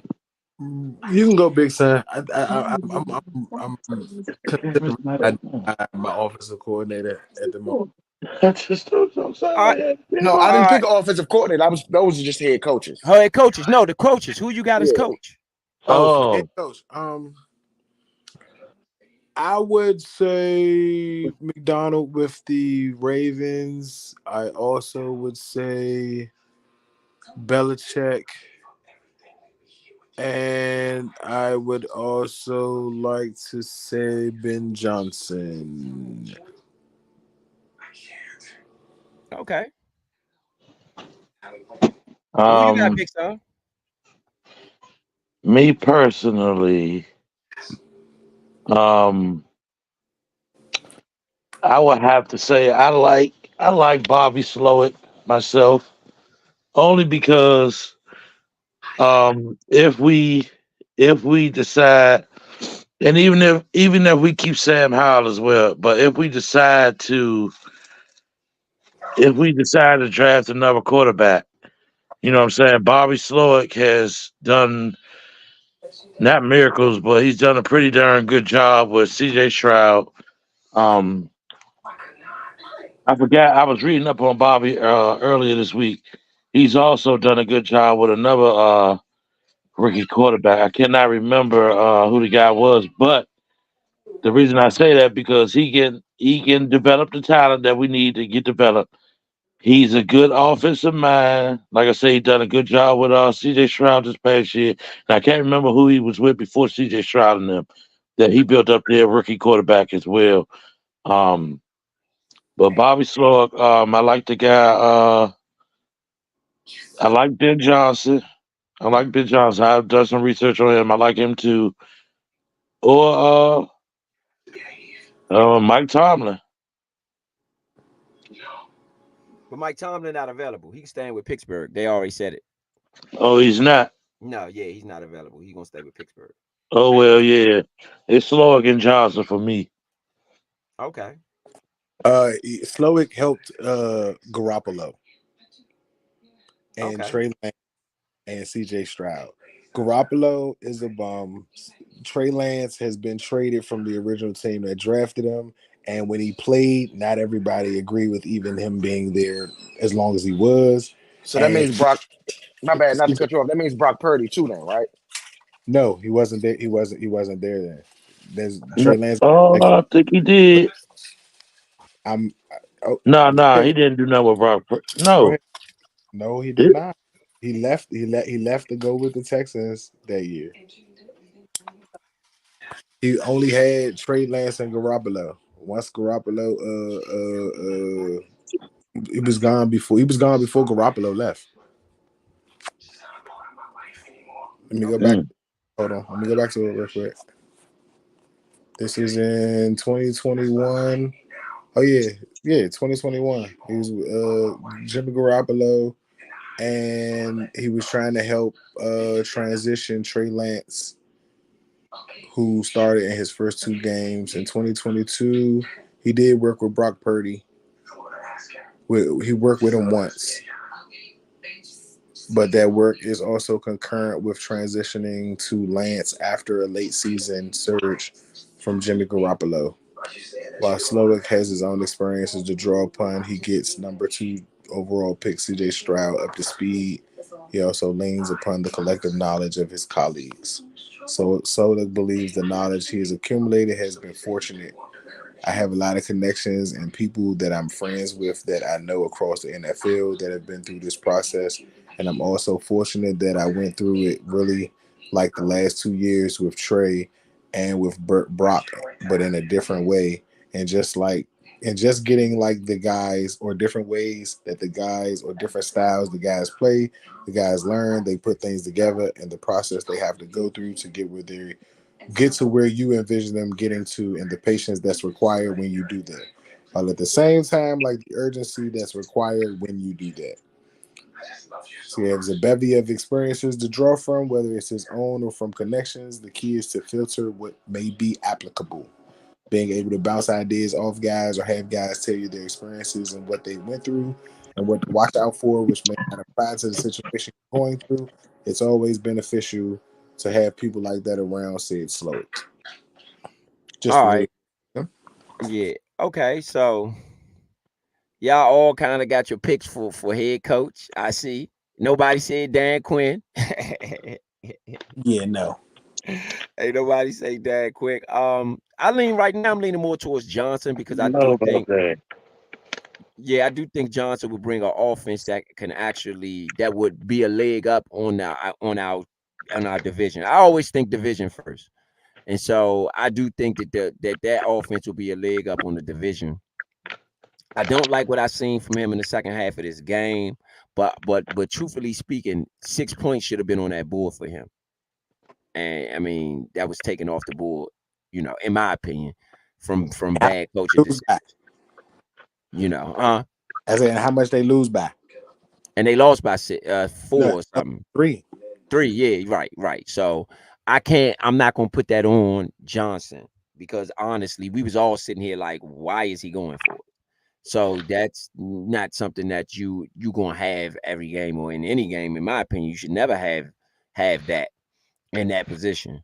So I'm not gonna blame him for that. One thing I would add to Johnson being somebody that I would definitely put high on that list, because I wasn't going in order. That's just my 3 choices. But Johnson impressed me today because he went to the star players. Yeah. And not every coordinator was adamant about putting their star guys. Yeah, I agree with that. The start, and that's something else. Like I said, I was impressed by him in his playoff run. He played in the wild card game. He gave us 3 games to see what he can do. And so, outside of maybe the first game, and I was highly impressed by what he did. But he hasn't put together. I don't think he put together a whole game yet, where we see what he could do fully. But just based on the numbers from St. Brown to golf to the running game, I think that's a good guy to have. Now, does that translate as a coach? Who knows? So I haven't heard him speak or anything like that to fully say. However, as a play caller, I am impressed with what I see, and I think that hopefully that would translate into more of what he do as a play caller. Because we don't know if that translates. Same thing with Bieniemy. I think Bieniemy might be a better head coach than he is a offensive coordinator, because I think that, well, I don't know. I'm not going to even say that. But my first choice would be Ben Johnson. My second choice would probably be Bill Belichick with a Bieniemy or a Johnson or somebody, some young coordinators with Belichick. But I don't know if Belichick gets to the point to where he wants the accolades. he wants to this. They getting too much attention. I don't want that. We don't need no more attention grabbers around here. So I don't mind Belichick if you got some young coordinators, and if he don't mind taking a back seat and being more of an executive. And I don't mean executive like picking the players. No, I mean executive like on the field executive. Hey, you're not running the ball. Hey, you're not doing this. Why is the defensive backs playing so far off? That type of stuff. I would love to see that because I think he will bring some fundamentals here, and that's something that we just don't have, in my opinion. A lack of penalties being called on us. That's what somebody who cares about not being first in penalties in the damn league. Yeah. So, but we haven't seen we haven't seen an older coach. Andy Reid we saw work. Mm-hmm. So yeah, so I'm not gonna say that Belichick might not be bad because you just need somebody you need somebody that has been through every scenario of football that nothing's going to surprise. Like tonight, as you can see, Dan Campbell's not been a coach for 20 years. Belichick's not going to not take those points in that situation. I agree that. I agree with that. Andy Reid took that situation one time on that fourth down, didn't take the points. He did not put his team in that situation anymore in that game. Yeah, I agree. Next time he got down there, he took the points. Dan Campbell did it twice. Yeah, like come on, bro. That just wasn't smart, bro. I'm almost happy I didn't see it because I would have been kirking out on the show and we wouldn't even have got through 5 or 10 minutes because I'd have been trying to not crash my damn car. Yeah. Yeah. I'm almost happy I moved around as much as I did today at work because I wanted to bet on this game, but and Detroit would have had me so happy like I was about to go to the bank and I'd have been so bad. Yeah. And that's how I think a lot of even Big Son thought they won. Big Son literally thought they won. Yeah, he thought they won. So, I mean, just your final thoughts, y'all final thoughts on this weekend, on the playoffs, whatever you want to talk about on the final thoughts. We just gonna open the table up, whatever y'all want to mention, whatever you want to talk about, however y'all want to do the final thoughts. I'll start off. I didn't make it for the award show or none of that stuff. So no, we didn't do it. We didn't do the award show. Oh, okay. We don't do that during the week. Cool. Well, that's coming. I'll start off by saying, looking at the playoffs this weekend, let me know that how can I put it? I'm still in tune with football, but football is still football. That's what it let me know this weekend.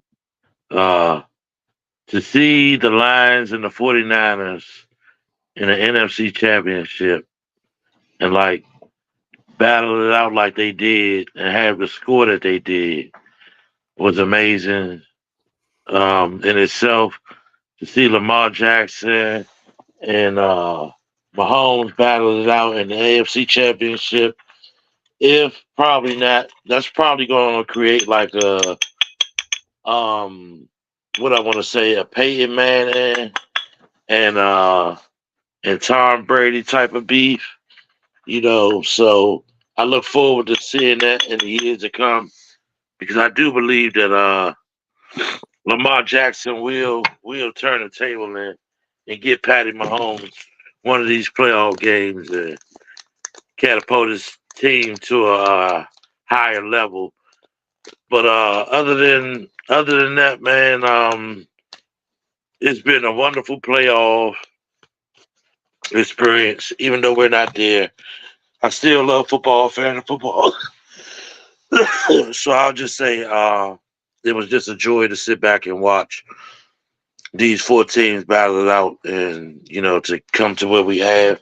Now the Super Bowl coming up, so I'll just say I'm looking forward to the off season and all that we have going on our sides of things, but it's still great to see football and enjoy some football and not have the heartache and pain at the end of it. So that's my final thoughts.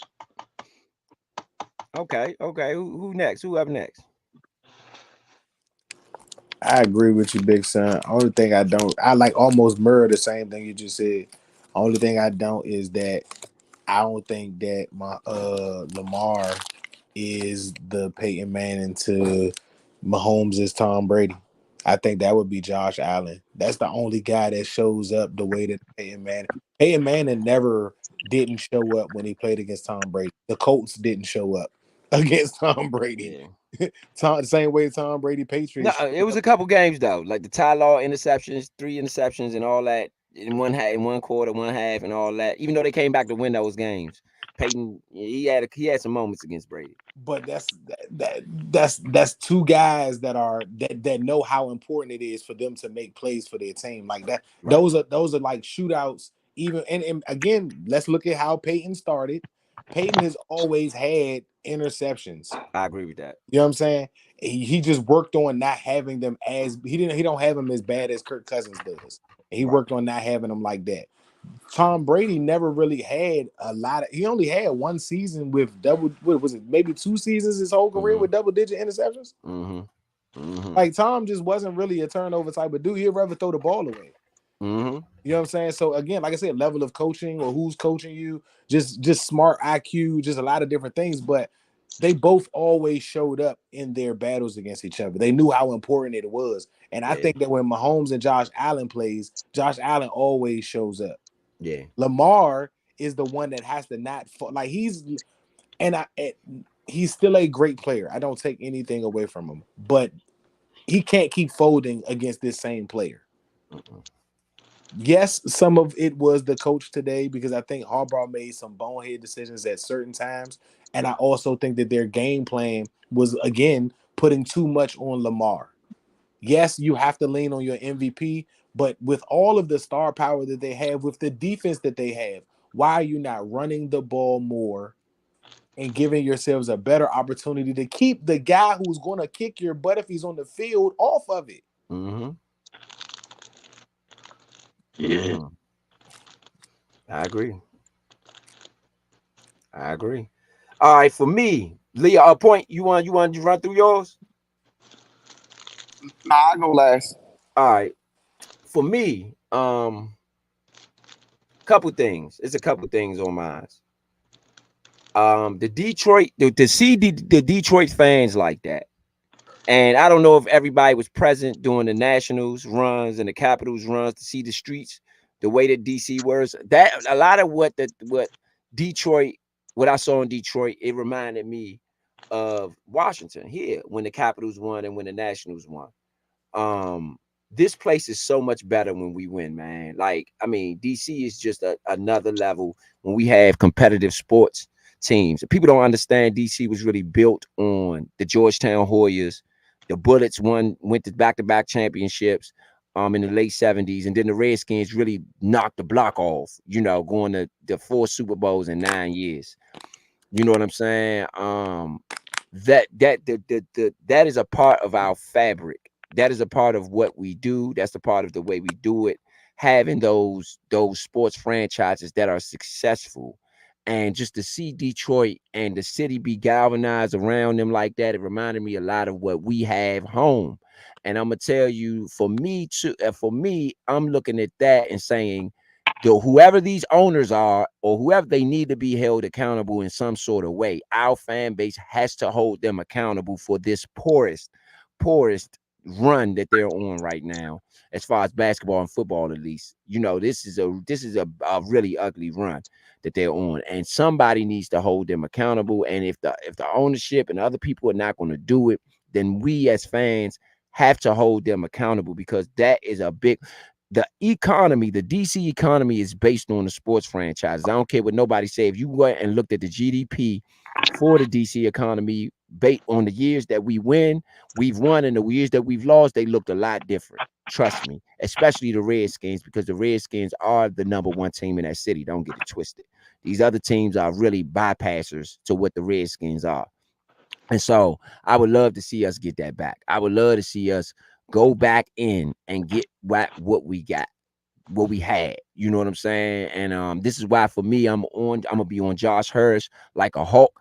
I'm gonna be on this other guy, the new guy that we got, Peters, like a hawk. They're not getting any benefit of the doubt from me. I just want you to win. Yeah, I shut up and win. You don't have to post nothing. I don't have to never see you in an interview. I don't have to never see you do nothing but win. That's the only thing I care about, is the product on the field. We no longer care about the draft pick. I don't care. We can have the number 1 overall draft pick. I don't care who you bring in here because we've had that before. I don't care. I just show me what you can do with this person. I don't want to hear about it anymore. I'm tired of hearing about it and nothing happens. So to see Detroit be like that was really inspirational, and it's just really something to see. Secondly, this is a Patrick Mahomes. This is a Patrick Mahomes dynasty we're watching. And I'm jealous of it, to be honest with you. I ain't from Kansas City. I don't even know nobody from Kansas City. But guess what? I'm jealous of what they got going on over there. Straight up. You know what I mean? Like the four Super Bowls in the last 5 years. You want to know why I'm upset about it?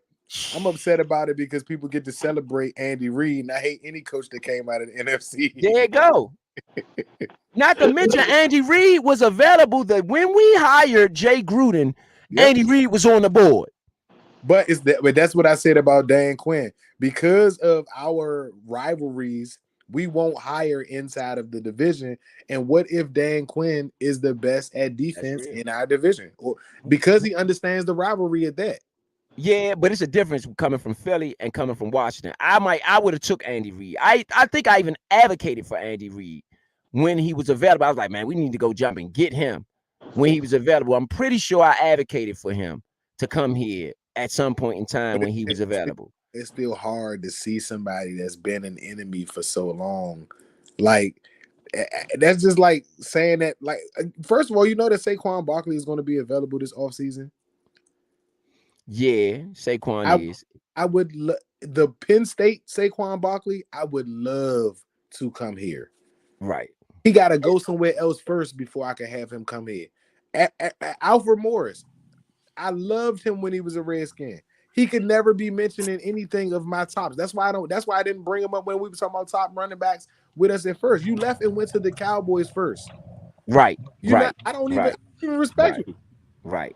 And that was basically a move because he wasn't feeling Jay Gruden because of what Jay Gruden did to him. And he not only went to the Cowboys, he went to the Giants after that. And they beat up on us. Yeah. He beat up on us. They beat up on us when he went to when he came over. That was his get back. And I'm not mad at him for getting back. I'm just saying that I can no longer respect him as a Redskin. Like he's a football player, and he did do that with us. Like he did do great with us. Yeah. But he's not the Redskin legend that I would have liked to loved or remembered. Right. He tore his legacy up like that. Yeah, he tore his legacy up. Back to Clinton Portis. The same thing with Kurgan. Kurgan messed his legacy up here when he did that. Going to the Eagles, yeah. Yeah, he met Brian Mitchell, did the same thing too. He went to 2 NFC East teams. He went to the Eagles and then went to the Giants. Yes, he did. Unlike those other players, Brian Mitchell's a Hall of Famer. Yeah, that's true. I want to take him away, but Brian Mitchell. Well, Ryan Kerrigan might be a Hall of Famer.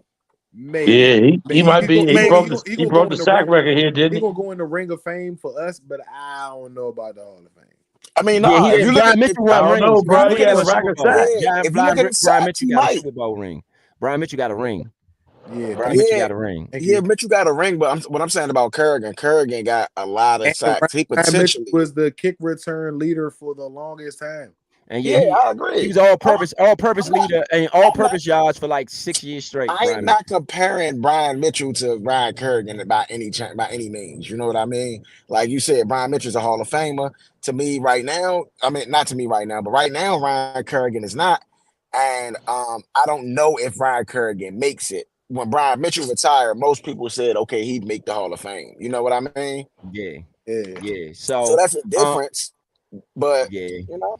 It won't shock me if he makes it, but I think that, like I said, just to me, because I'm not a participation award person, I feel like the standard should be higher to make it to the. Well, Brian Mitchell is not in yet, though. He's going to get in someday, though, guaranteed. He's just not in yet. Let's be clear about that. Brian Mitchell is not in the Hall of Fame right now. He's not.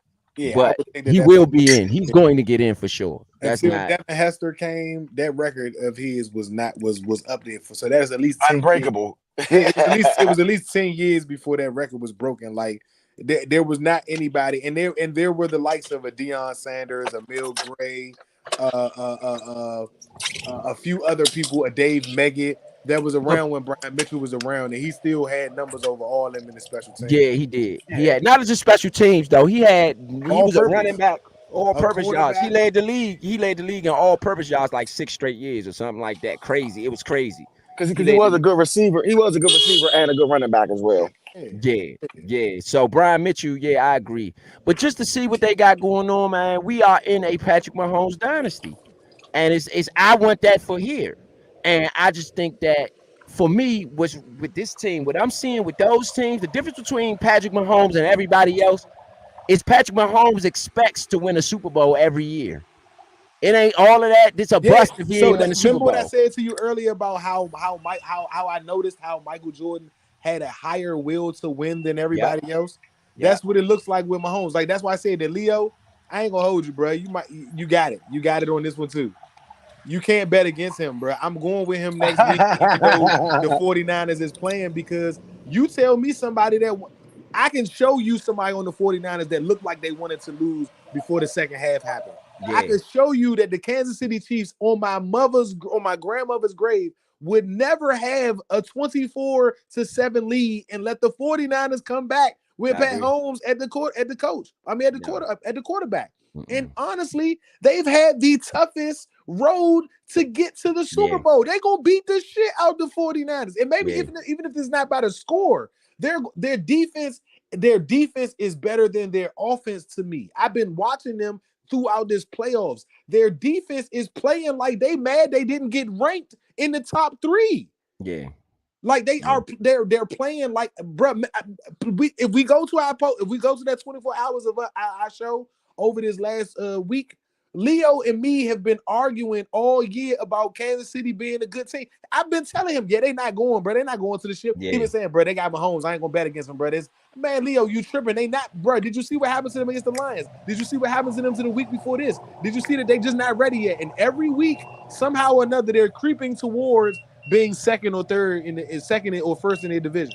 All right, but that's just a division win. They're not having the best season. And they have beat the teams that I've cheered. Miami and the Bills were my number one AFC team to cheer for, even with the Ravens having a good year. He handled them easily. Oh my God. Yeah. No, I agree with you 1,000,000%, bro. Like I can tell you can't bet against Patty. Nah, it's not happening. It's not happening. Until the 49ers beat him, I'm not betting against that man. Yeah, and that's what I think. That's just for me is he expects to win. It's Super Bowl or bust for real for him. Look at the coach he got. Let's not forget that if Donovan McNabb had a better arm, he probably would have had a Super Bowl win as well. I agree. He's not the talent Mahomes is, and he had McNabb a Pro Bowler every single year. When McNabb got with the Redskins, he showed the type of quarterback that he was supposed to be with Philly without Andy Reid. Yeah, but that's why I don't mind having Bill Belichick as a coach, because if he comes here, he's only coming here for one reason and one reason only, to win a Super Bowl. He's too old. He's been through too much. And that's why I said that's why he's on my list, because he's not here to teach. He's not here to play.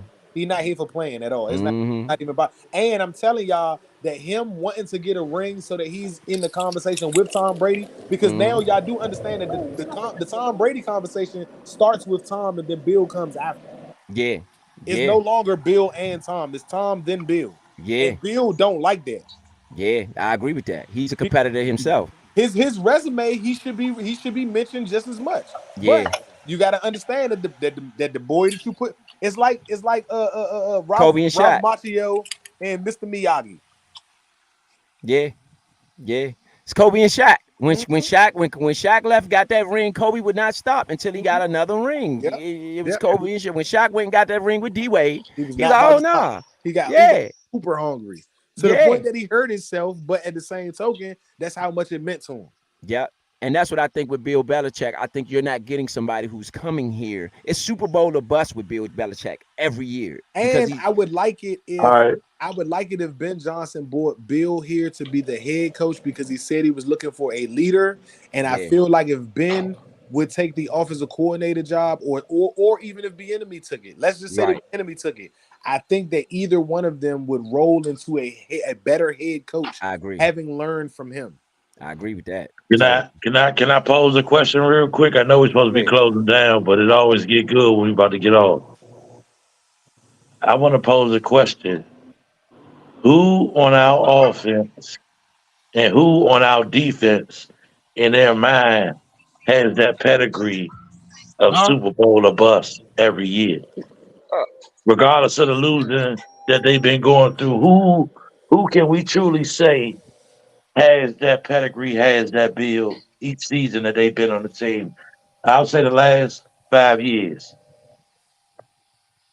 You 4 said years. who's I'll had give it that type of 4. pedigree? Last 4 years. Who got that pedigree? Offense first and defense next. Offense, can I have a tie? I want to say one player first. That would be 1A and then 1B. I'll say 1A. I'll say Terry McLaurin. Going back to his high school days and college, he not used to losing, and he's always been a winner at a higher level. So I believe that if the team gave, like the year that we went to the playoffs with chasing them, McLaurin had a lights out year. I think you get everything from him when he's in a position to be shown that. And I also say I say Brian Robinson because he come from Alabama. So I would have to say the guys Payne and Allen right now on the defensive side because they come from the pedigree of winning where they started. Now, once they've been pros, it's been different, but their coaching and their pedigree from their coaching. Why Allen gets so mad about losing because you've had a coach in college that put you on the highest level and made you play What that. y'all? Let me ask y'all this. It's above What that. do, let me ask y'all this. What do y'all think about Nick Saban making a play for Nick Saban?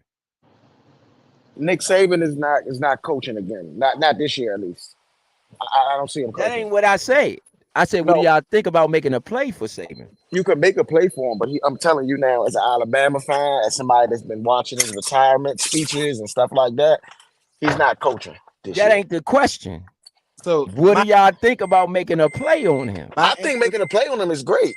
My But answer would be making a play on him would be great. One, it would be the same thing as Pete Carroll, just to me, because of the relationship that Pete Carroll had when he first got back to the NFL outside of college.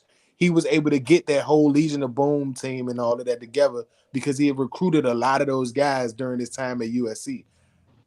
Nick Saban has seen everybody.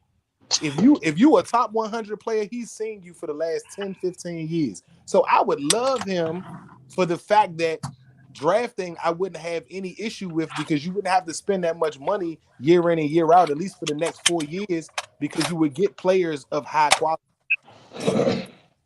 I mean, I can agree with getting them if we could, but just in my opinion, I don't see Nick Saban coaching this year, or I don't see him coaching. I really don't see him coaching this year. I'm not saying that he might not miss the game this year by not coaching and come back into the league and come into the league or go back into college. But I mean, his speech was basically, they asked him when would he retire. This was years ago, and he repeated the same sentiment recently. But they asked him when would he retire. He said specifically, "Hey, when it's too hard for me to get up in the morning and put together put together these programs, put together this, that, and the other, then he's going to retire." And I think that that's exactly what he did. When you think about it, he basically said, "Okay, I'm not in it no more. I'm not my mind ain't in it. My heart I got a ain't in different it take no on more." that. Not to cut you off, but I do got a different take on that. I think the Yeah, talk NIL, about the NIL ran him out of college football. I don't think he I wanted don't. to do that. I don't think he wanted to I don't think he liked what was going on. I don't think he liked the fact that the players were making more money than the coaches now. I think it's a whole bunch with that he just did not like, and that's what ran him out of college. That's my opinion. I don't think so. I'm gonna tell you why. Because yes, with the NIL deals, it was going to be harder to recruit. But let's be real. He's Nick Saban. It's not like it was going to stop him from recruiting. It's not like it was going to stop him from getting a couple top offensive linemen. It When is wasn't the like it was going to, huh? since they started the NIL, when is the last time he had his top class? Remember the top Last recruit, year. the top recruiter, the top recruit was the guy for that Dion is playing playing 2A. You talking about Travis Hunter? Yeah, that was the No. top recruit that year. I'm not talking about one person. I'm talking about overall class. He has not had the overall number one class in a minute. Yeah, but he hasn't had that since we lost to Clemson for real. But the NIL was introduced since Kansas State quarterback left. It's been introduced for 7 years now. They just started paying players, notably the last 2 seasons. They've been paying players under the table for at least 6 years now. Right, but my thing is that if that was an issue, he would have been quit. He would have quit 2-3 years No, ago. it All wasn't right, notable. so It's been notable the last 2 years about how much these players are getting. You got Shador Sanders showing up in a game with a Cartier bust down watch on that he's wearing. Shador, hold up, let me stop you. Shador and Shiloh just bought Dion a mansion. Right. There's got to be at least today $7 to $8 million. Them niggas, hey, listen, bro. Them niggas is not like how we were when we had to work when we was teenagers. Them niggas ain't never lifted a finger to do anything other than play NIL. They football. got NIL money. Though. nah, They bro. That's got not NIL. just think about it. That's not just NIL money, bro. That's also endorsements. The They got endorsements is endorsements the too. NIL. That is the NIL. The endorsements is the NIL. Yes, they got that. They got endorsements. They got NILs. They got all of that. But that's why they got it. Because they're good at football. No, yes, but no. The Sanders last name, bruh. Like the Sanders last name was getting them paid, bruh. Like, don't get me wrong. I'm not saying they're not ballers. Real quick. If that's all that got them paid, then they would have stayed at Jackson State, bruh. They weren't getting paid. Hold on, wait a minute. Why would you? They were not getting any money at Jackson State. Not because they could not. Dion did not take any money from Jackson State. I agree with that. He didn't take no money. He made them boys play and earn their NIL. Their next deal when they got to Colorado is when they got their money. That's Colorado banking on his father being the coach. And yes, I'll say some of that goes to that. But those boys, Travis Hunter was the number one recruit. You don't get that money just for nothing. He wasn't the number one recruit because he didn't go out there and play. And he played 114 snaps the first game of the season, more than anybody's ever played in college. Yeah. No, I'm not listening. Travis Hunter, yes, earned the money. I'm not saying that there's not certain people that earn the money, and I'm not saying Shiloh. Listen, though, hold up. Earned the money to me. Hold up. I was about to say, I feel like Shiloh's a beast. Shiloh's a beast, but what I'm saying is that do they get the type of NIL deals without that Sanders last name? No. Do they get a good NIL deal without the Sanders last name? Yes. But do they get the one they got without the Sanders last name? No. Caleb Williams ain't nobody's son. Am I correct? Is he somebody's son, a Hall of Fame quarterback son, or a former pro quarterback son? Okay. His NIL deal is just as big too. Yes, Shador has it because Dion is his father, but Dion is the coach. It's not because he's just his father. He's the coach of the team. Meaning that when they signed him, they knew that they were going to get players. You got to pay to get these recruits, or you got to convince them to come. You know I agree. I agree 1,000,000% on that. But hold up. What I'm saying is that yes, these are good players. These are really good players. You know what I mean? And I can't call them great because they haven't necessarily been in college long enough to be considered a great yet, right? These are really good players, right? With a high potential, right?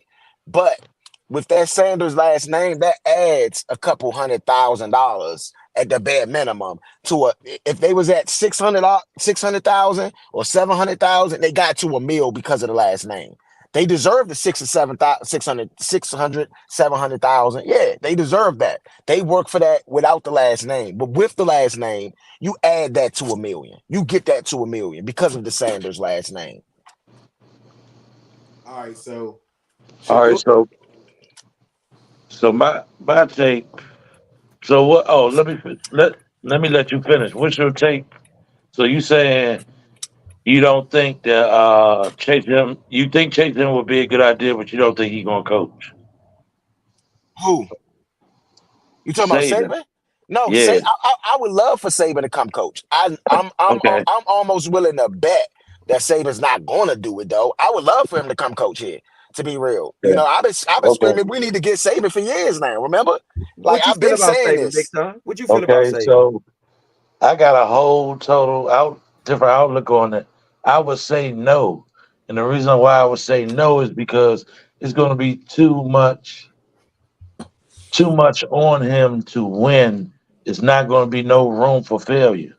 There ain't no room for failure for nobody. For me, thank you, Ro. Exactly. Big son, nobody got that room. Big son, we 20th. But you got you total worth. You can't expect the new coach to come in here and just start winning. What did McVay do? What did McVay do when he went to the LA? What did McVay do? Expect that, but you're gonna have some ups and downs. What I'm saying is, bro, DeMeco Ryans.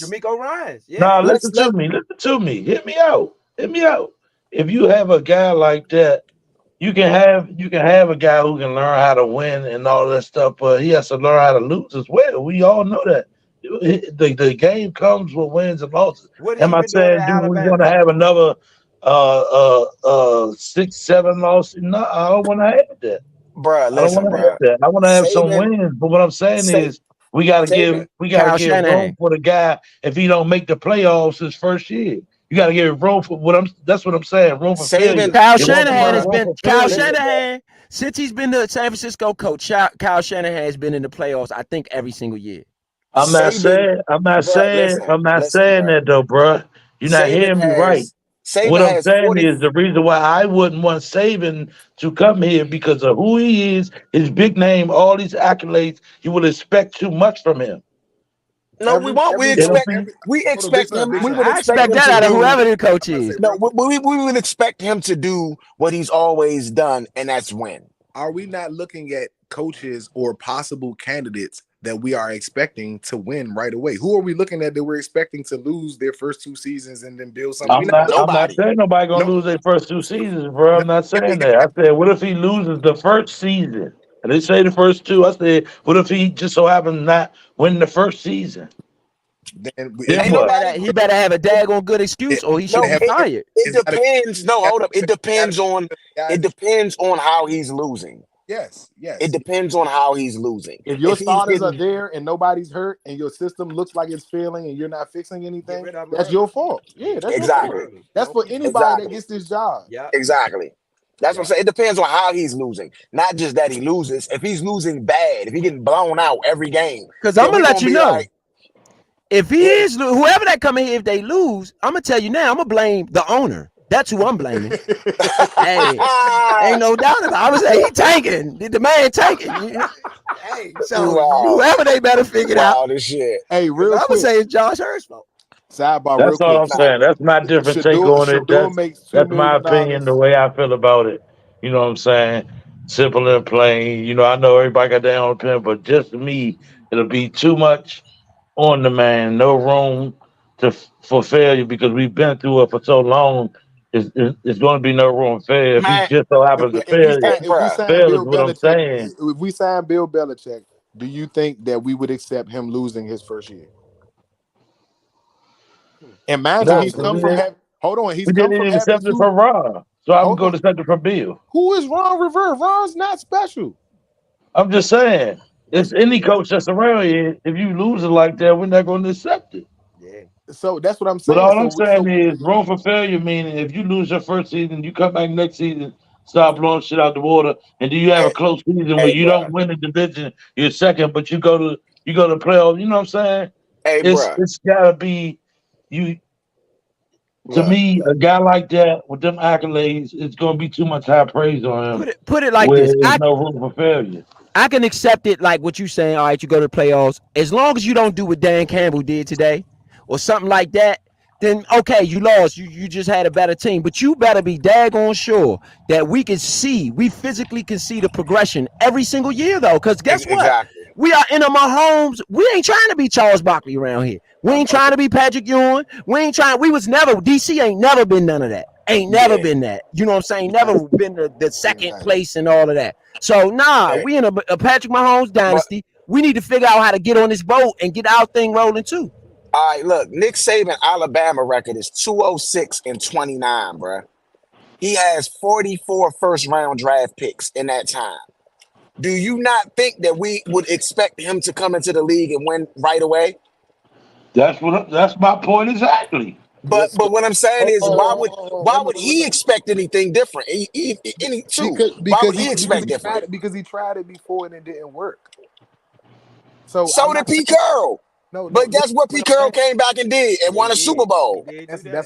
That's what I was getting at. What I'm Yeah, that's getting at real. is that if this organization is building to a point that we're trying to change the culture and we're not trying to repeat being in the same draft process next year without a trade or something like that and not being in this place because of our record, then you're looking for a coach that can hold that type of standard. Someone with that type of statute is going to have to accept that type of challenge because if you pick somebody new, to me, because now this is the one thing that plays into Rose's favor on the owner tanking, and I hate to use that because I don't believe that. But if you pick a coach just so you can use him as the scapegoat that he's new and losing should be expected because he's new, that's a bullshit reason. Yeah. You pick him because you feel like his style is going to be competitive to what's already going on in your division, and he's going to be able to lead the team to better than what they already are. Anything expected less than that without actual action that's going to prove differently, he has to be fired right away because it's not right. You again, one more time, we don't have 5 years before it gets right. The team will not. It will be moved, and we won't have a team here. Yeah. I can agree with that. You know what I'm saying? 5 more years is not going to work. The team has to be at FedEx for the next 6 years. It's under contract, and they can't build. There's no money anywhere else. From what I just read, there's no money anywhere else where basically we can afford to move because of how low the team has dropped. So that's why I said Josh can't tank because he's going to lose out on the $6 billion and owe money. I don't think nobody buys that type of business unless it just fall. It's too big of money. Like this, not just buying a corner store and you. No, I agree with you. Right. We've had that conversation. Yeah, I agree with you. It's gotta work, but it's how does it work? Are you playoff work and that's all you do, and just like you do with the 76ers, or do you get some or do you even go to a Super Bowl like the Bengals, who made so much money that season that they don't have to go back to the Super Bowl for another 4 or 5 years before they start making their fans angry? Like what happens? You know after the second one, now I'm gonna be honest with you though. After the second one, they're gonna start smelling Boomer Esiason. They got rid of Boomer Esiason because he lost his 2 Super Bowls to San Francisco. That's how he ended up with the Jets. So they gonna start thinking about Boomer Esiason, and them back to back and them Super Bowls that he lost to the Jets. I mean that he lost when he was with Cincinnati. They're gonna start thinking about that because he lost 2 Super Bowls with Cincinnati to Joe Montana. So just a heads up, they're gonna start thinking like that in a second. And honestly, it's not to be funny, them NFC quarterbacks, it's about to be the AFC quarterbacks. They keep playing around with Patrick Mahomes like that. Them NFC quarterbacks and whoever, the whole league gonna have a whole bunch of quarterbacks like John Elway, Jim Kelly, and all of them. When the mid-90s came and they ain't had no rings. When you think about it, it's already the NFC when you think about it. Yeah, that's what's gonna end up happening. You only got a handful of quarterbacks with rings. You got Mahomes who got rings. But look though, and that's back to my question real quick. I don't know who was answering it. I want to hear everybody's opinion. Who solely? I think Vito answered. Vito said Brian and McLaurin and Allen and Payne. Who solely every year for the last 4 years has had Super Bowl or bust in them on the team, offense or defense? But offense first. I think Del Rio. I saw that in Del Rio. I mean, I don't know. I would say I've seen that in Jonathan Allen. I seen Payne last year, not necessarily. He wasn't dominant this year, but he had a good year this year, not a bad year. You know what I mean? But Curry for sure. Curry is probably the only offensive player that I feel like that. But I feel like Jahan Dotson potentially over the last 2 years, but he didn't get a chance to get the ball this year like he should have. In my opinion. My answer might be unorthodox. Oh, go ahead. You finish. My bad. Yeah, that'll be it. That'll be all. But Curry on offense for sure. My answer is a little unorthodox. It's Jared Patterson. Because I feel like with the question Big Son asked about who had that championship pedigree in them, like Super Bowl or bust. I feel like it was Jared Patterson because he never knew whether he was going to be on a team or not. And normally he played like that. Like every week he could have lost his job and he played like that. I never really seen Shawty look bad out there. Never seen that one time where I was like, man, he's stinking it up. I never seen that out of him. You know what I'm saying? So for me, as far as player wise, it's Jared Patterson. It is Terry McLaurin. Terry McLaurin against. When things are good, McLaurin is good. When things are bad, McLaurin is bad. That's just how I view him. I disagree, bro. How do you say? When has he been bad? Like when has he he dropped got a couple. passes? He got a couple games this season where he only had like 2 catches or 3 catches. But how many targets did he have? Enough. Bro, I seen it today. He had a lot of Yeah. targets. Yeah. He had 149 or 130 targets this year. He It had was 80 catches. 139. It was And he had 80 targets and catches. caught 79 passes. Yeah, so that's not a off the chart rate. You know How what I'm many drops saying? did he have? I don't know. I didn't look that up. You know. Because just because you threw him our way, don't mean it was a good pass. Yeah, that's true. Don't mean it was catchable. But when you Don't look at mean the it other was receivers, their rate is a little. It's the good ones at least, like AJ Browns of the world and all of them. This year at least, Tyreek Hills, who we want McLaurin to be. That's what we But want McLaurin to be. now, to give him some credit though, this is basically unscripted or unschemed wide receiver catches for him though, because it's not a lot of times they was really scheming him open. exactly.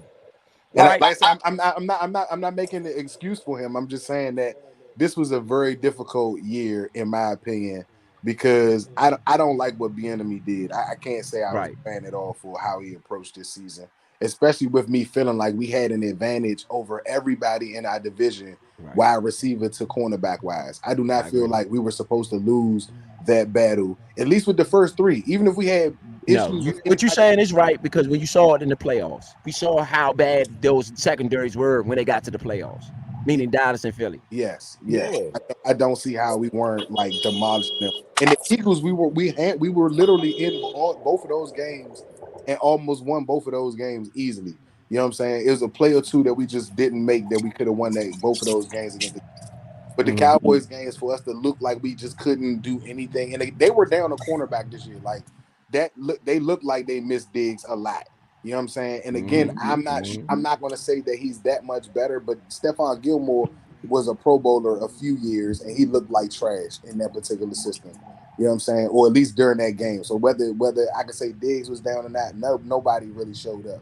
Parsons didn't really play effective as he usually does or anything like that. So I don't see how we weren't more dominant against the cornerbacks or secondaries. You know what I'm saying? And Another thing is when Dan Quinn said, when somebody posted something about Dan Quinn leaving, Parsons says, "Hey, I might be going with him." That's what. Yeah, that Parsons was a said. joke. Yeah, that right. was a joke though. Yeah, right. He said it as in jokingly. You gotta Let listen. me tell you something.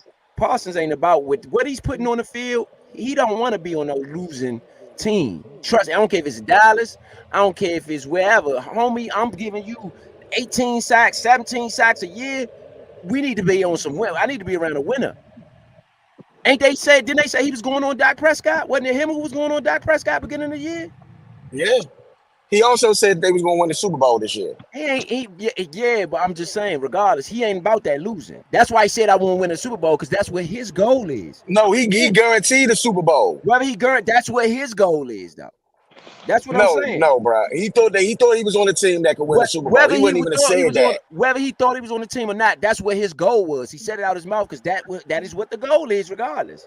I mean, I think that's the goal for every player, every year. That's making my point about Parsons and why I think he ain't gonna stay there for that Dallas crap, but for so long.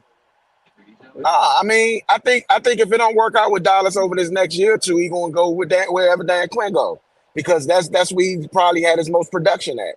Unless somebody can scheme him up to be productive like Dan Quinn has done, then I don't know if he goes anywhere else other than with Dan Quinn. Whoever they're going to have him play linebacker like they had Jalen Smith. He is going to be sideline to sideline. I do not think they're going to have him rushing from the line like Dan Quinn did. I mean, why would I would do both. Because they spend. So you got to remember how much money they're spending on their defensive line. As I'm saying, Lawrence is still there. Lawrence has a $90 million something contract. Lawrence had a big contract. Yeah. Lawrence got a contract. They just got 2 defensive tackles from the draft. But one of their contracts should be getting ready to come up, if not this year, next year. That did well for them last year. Not this year, but last year. And then this year they picked up another defensive tackle. And then they had 2 free agents or something like that at defensive end.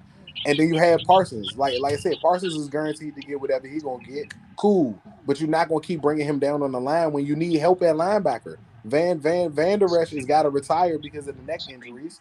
So you lost him. You have the draft and all that. But again, you don't have Dan Campbell. So what system are you drafting for? Yeah. You know what I'm saying? Or are you going to bring somebody in, or are you going to hire from within to try to run the same system? You try to run the same system, Dan Quinn, wherever he goes, is going to be able to beat that shit. And that's who you're going to have They to talking worry about he about. going to Seattle.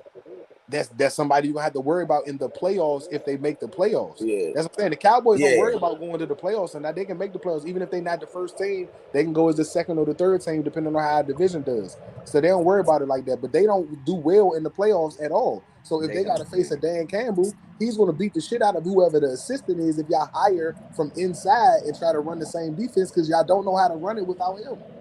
Yeah. So that's who I feel like, though, for me, had the pedigree was McLaurin. I do think John Allen and them, as far as pedigree-wise, John Allen and especially Deron Payne, I do think both of them got the pedigree, too, for sure. But on offense, the only ones I've really seen out there like that is with that type of pedigree is Jared Patterson. I'm gonna keep it real. Jared Patterson, and Terry McLaurin. Because he been on the team and he been around Brady. You know what I'm saying? And he did look good when he played this year. Outside of the preseason, preseason was ass, but in the regular season he did look good when he got put in the game. Yeah.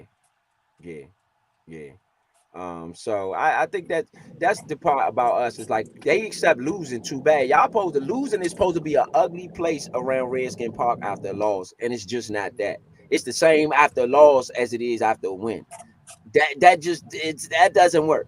You're supposed to make it really uncomfortable after a loss. You supposed to take something every time they lose. You supposed to have them in that extra day you give them off. No extra days. You come to work Monday. I'll see you Monday. Not Tuesday, Monday. You don't even get the day off. I want to see you in the weight room Monday. I want to see you doing something to improve on that Monday, your own day. You know what I'm saying? And they don't get none of that. They just don't do none of that. Joe Gibbs used to have him doing 3 a days. Forget 1 a days, 2 a day. Y'all complain about it was 3 a days with them people. So it's just niggas from the 70s and 80s with different breeds of men. Ain't no offense to them, bro. Like they were, nigga. Them niggas was snorting coke before they go on the field. Some of them niggas. Them niggas different. Them niggas was different. You think I ain't doing that now? Somebody is somewhere.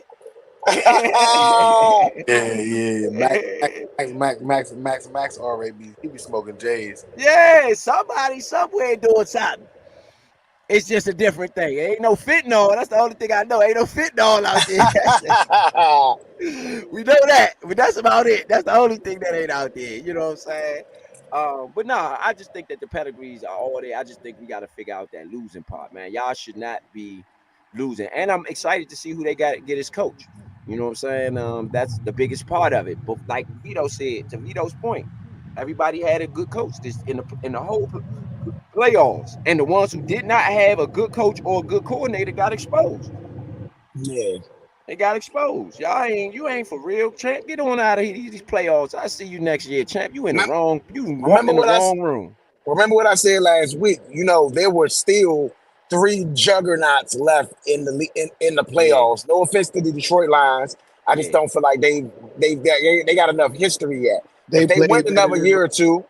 They win another year or two, they'll be considered juggernauts as well. They play but right now, you know, when you say juggernauts, San Francisco, you say Baltimore, you say Kansas City, you say you say those teams, those are the juggernauts of the league.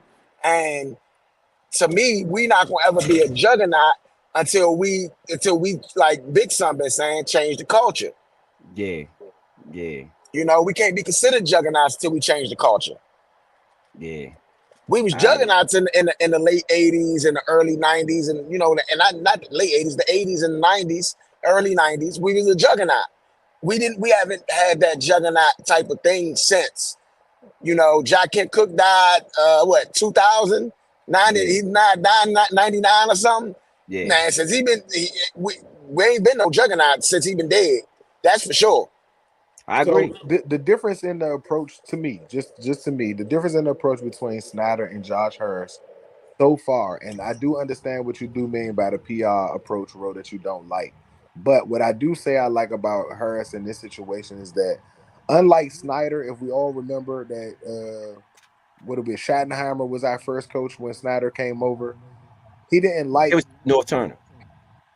Was it North Turner? So Yeah. Schottenheimer right after that. Yeah. All right. Well, when he had Schottenheimer, the 8-8 season when no one thought that he should be fired and he was fired. And if you go back, everyone that doesn't know, Snyder had a problem with authority or anyone having the assumption that they had as much power as he had. So he fired a really good coach who would hold us accountable to winning. I agree. And we've been a failure since then, other than, like I said, when Joe Gibbs came back. You know what I'm saying? Not every season for some of those coaches, but for the majority of part, especially all of the no-name coaches we got after that, we just didn't have good seasons. And this owner is at least trying to say that from an aspect of finances, if I'm not going to be the fan that I faked everybody out and told everybody like Snyder did, then at least I'll say as a businessman, the best approach to this, if I'm going to make money, is to build a winning franchise. We can't. I agree. I can't go about this and like what Big Son said to any first year coaches benefit of the doubt, if there's any. You can't lose more than 8 games. I personally will give you 8, especially if some of those are competitive losses. But the team is so beaten. Like it's like black people when you're giving them a freedom, like slavery's over. Like, is it today or is it at the end of the week? You know what I'm saying? I agree. I agree. Is it today? Is it like right now when I sign, like when y'all sign this paper? Is it right now or is it like do y'all gotta wait Right. a couple of weeks Right. to let That's everybody real. know? Because that's the years that we would have to wait to get better. When you say, all right, we signed the papers. All right, so that means Right. Josh Harris got the team. We just spent 1 year where we thought we was free and we was about to do good, and then he just told us that we got to separate families. So you and Ro can't be brothers here no more. Y'all got to go move somewhere else. Then they sent me and Big Son up the road. All right, well, Right. damn, that's not how this was supposed to work. We all thought we were supposed to Yeah, be free. All Right. right, well, exactly. we got 1 more year to go to be free. All right, well, look, some of us we gonna be black, but we gonna argue about it, but we gonna be hopeful. Okay, well, 1 more year. Oh, that one didn't work. Okay, well then now we've been separated for nobody got time for that no more. Yeah. Yeah. You know what I'm saying? That's Yeah. why I said like the coaching staff has to, like the staff and the ownership. That's how you hold them accountable, by saying that I hired everybody that I could that would have a chance to win. But if you don't, I'm going to be that stern too, to not just say that that's who I hired. Let them handle it. No, if y'all are failing, I'm going to fire you. I'm going to Yeah. go Yeah, to you and I'm going to talk to you and I'm say, hey, who's responsible for this? Yeah. Okay, you got 1 more chance, or you don't have another chance. That's it. Yeah. We need to replace him at the end of the season or midway through the season. We Yeah. need to make this change right now. If you're going to be I mean that accountable, that I can take that's what he should lose. have did with Rivera, No, but middle of the season. no. That's why I said that I have to give Roe a little bit of credit and say, okay, maybe you are on some tanking stuff because, but this is what I said, that this is what you have to hold him accountable for from this hire on, the Adam Peters hire and your first job of letting Rivera go. Okay, well you still got Bieniemy there. What's the reason for still having Bieniemy there unless you have to hire another coach first? All right, cool. If you let Bieniemy go and you hire another head coach, or that head coach says, I don't want him, I want someone else, and you let Bieniemy go. Okay, cool. If this owner says, hey, Bieniemy is a bill that I have to take care of for the next such and such because he's under contract, can you work with him? I need the head coach, whoever that is, McDonald, Ben, if it's Saban, if it's Belichick, if it's my mom. I need whoever it is to identify with this issue and be able to nip it in the bud without having to look over their shoulders when the season starts. If that Yeah, is a problem at any point of the season, this means that the owner is thinking about his pockets rather than the future of the franchise. I'm going to have to side with absolutely. Bro at that point. You know what I'm saying? Like, Mhm. those are things that I'm going to say, that's why I said that we don't even got to argue about it. We just have to document it all so that we have these pushing points to say, oh, you suck at this and you are doing this intentionally. It has nothing to do with you can't do anything about it. You won't do anything about it. And that's where the problem would lie at. Yeah. Right Yeah, now, he's doing everything that I would assume that a businessman would do. And that's why I say that I don't blame him right now, because you went out to find other businessmen that knew how to put together a roster. You knew that your approach, because maybe you heard our show or you heard the rumors, that we already know that you tank. So you can't use the same Philly approach with the Washington Commanders or Washington Redskin franchise. You can't do that because they're already at a low point.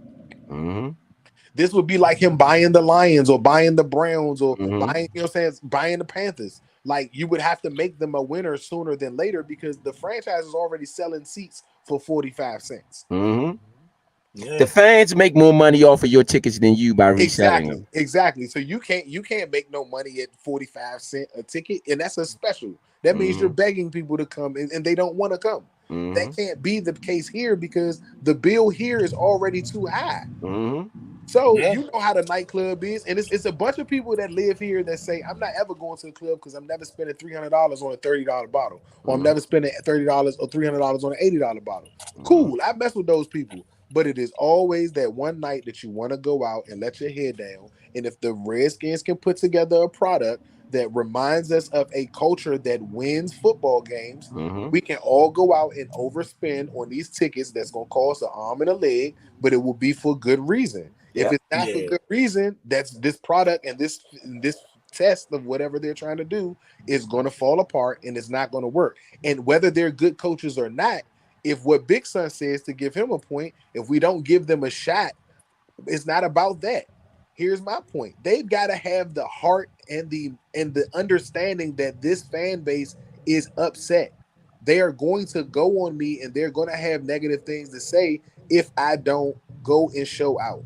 So if I feel that my job, I got to be thick-skinned enough to understand that they want better from this franchise.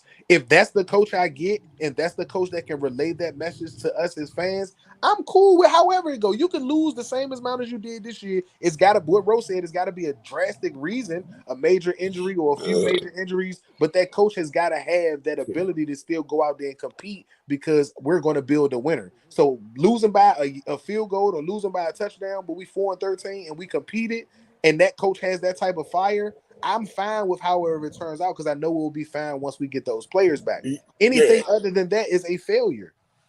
That's why I said about Saban. I was like, it depends on how Saban, if he did come, right? It would depend on how he was losing. If he was losing, like you said, by 3 points, then we might could look at this as a promise thing and saying we wasn't that good before he got here.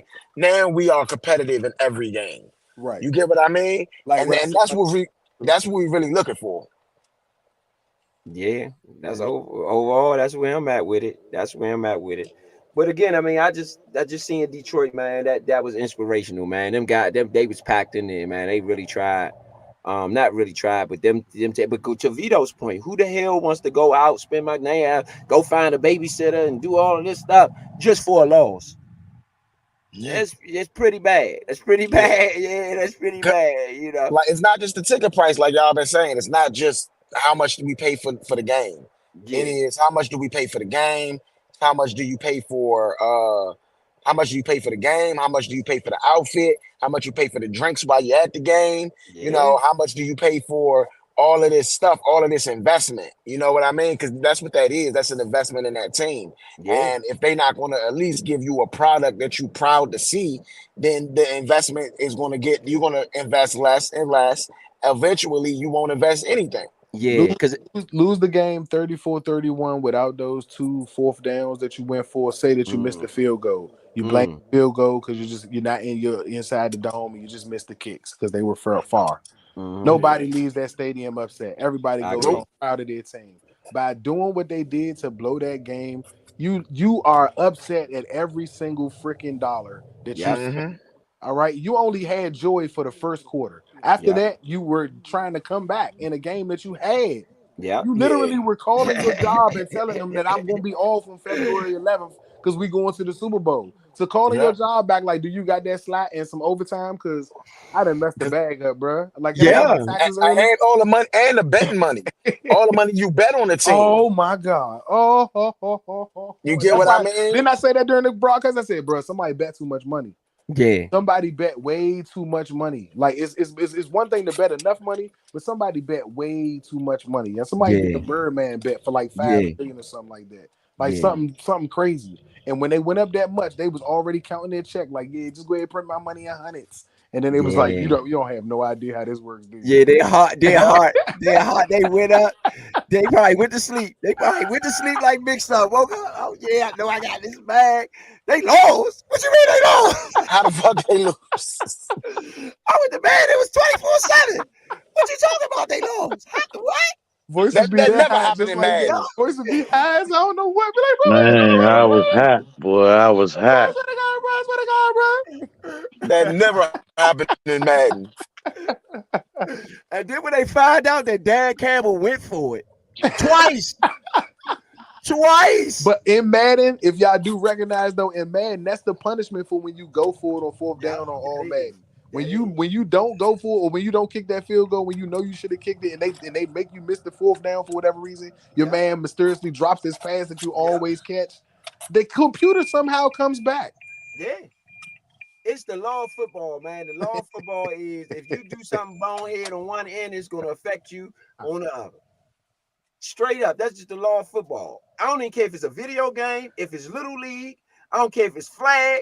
I don't care what type of football it is. If you out there doing some wild stuff, dropping passes, missing field goals, going for it when you ain't supposed to go for it, then it's going to come back to haunt you, Joe.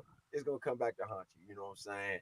But we got one more game, fellas. One more game left. We're going to give y'all all week. We're going to give you some analysis. We got an award show for everybody out there listening. For the people that's going to listen to this later, because we do run these shows back. We're going to run these all night. We're going to run the game back. We're going to run both games back. So that y'all can hear. For the people that's out there that's driving trucks or whatever you're doing, who ain't been able to keep up on what's going on. For Big Son, you can hear the second half. We did the second half, so you can hear the second half, how that one went down. We're going to run these games back. We're going to run both games back until sometime tomorrow. But we got the Nature Awards coming up for all the Redskin fans out there. First annual Nature Awards. Annual Nature Awards. Yes, indeed. We got the Nature Awards coming up. That's for the Redskins. And then we got the overall league awards. So we'll give out the league, what we think as far as the league. We'll go through the league review and far as what we think as far as who won our awards, as far as the nature. Everybody else, y'all got y'all little award show. But we're going to do ours. We're going to do ours, and it's going to be what we do. You know what I'm saying? In the way that we do it. Again, fellas, I've been listening back all week. I don't know if y'all got a chance to tune in, but I've been listening back all week, man. All year, we've had good analysis. And this stuff that came to fruition. We mentioned Ben Johnson week 1. I don't know how in the world we did it. But I'm listening back like, dang, we talk about Ben Johnson. Week 1, we talked about Ben Johnson.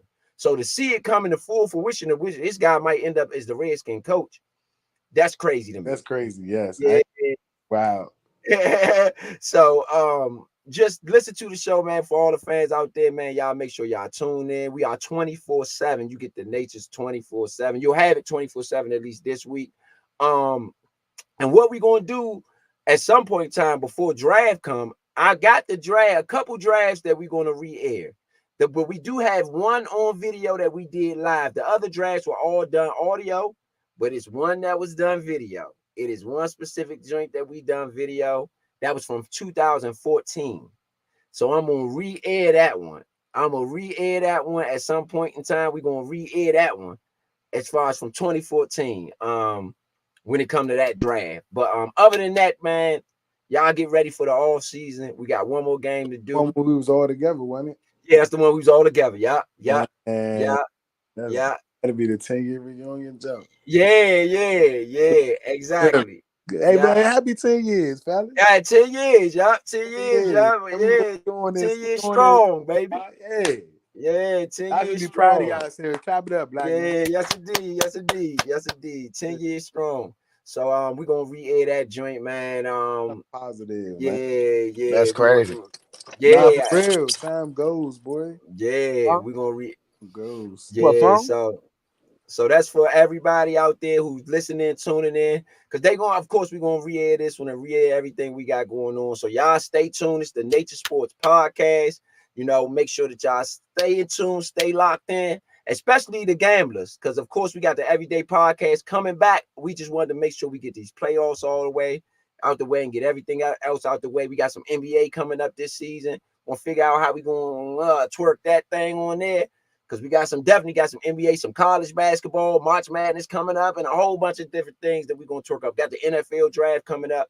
So this is nothing but it's just the tip of the iceberg right now. You know what I'm saying? It's the tip of the iceberg. Y'all stay in tune, stay locked in. We got everything coming up. So, for me, I'm gonna sign out. It's ETA Money Row signing out. I'm gonna let the fellas sign out for themselves. Big Son signing out. Yeah, this Point B signing out for sure.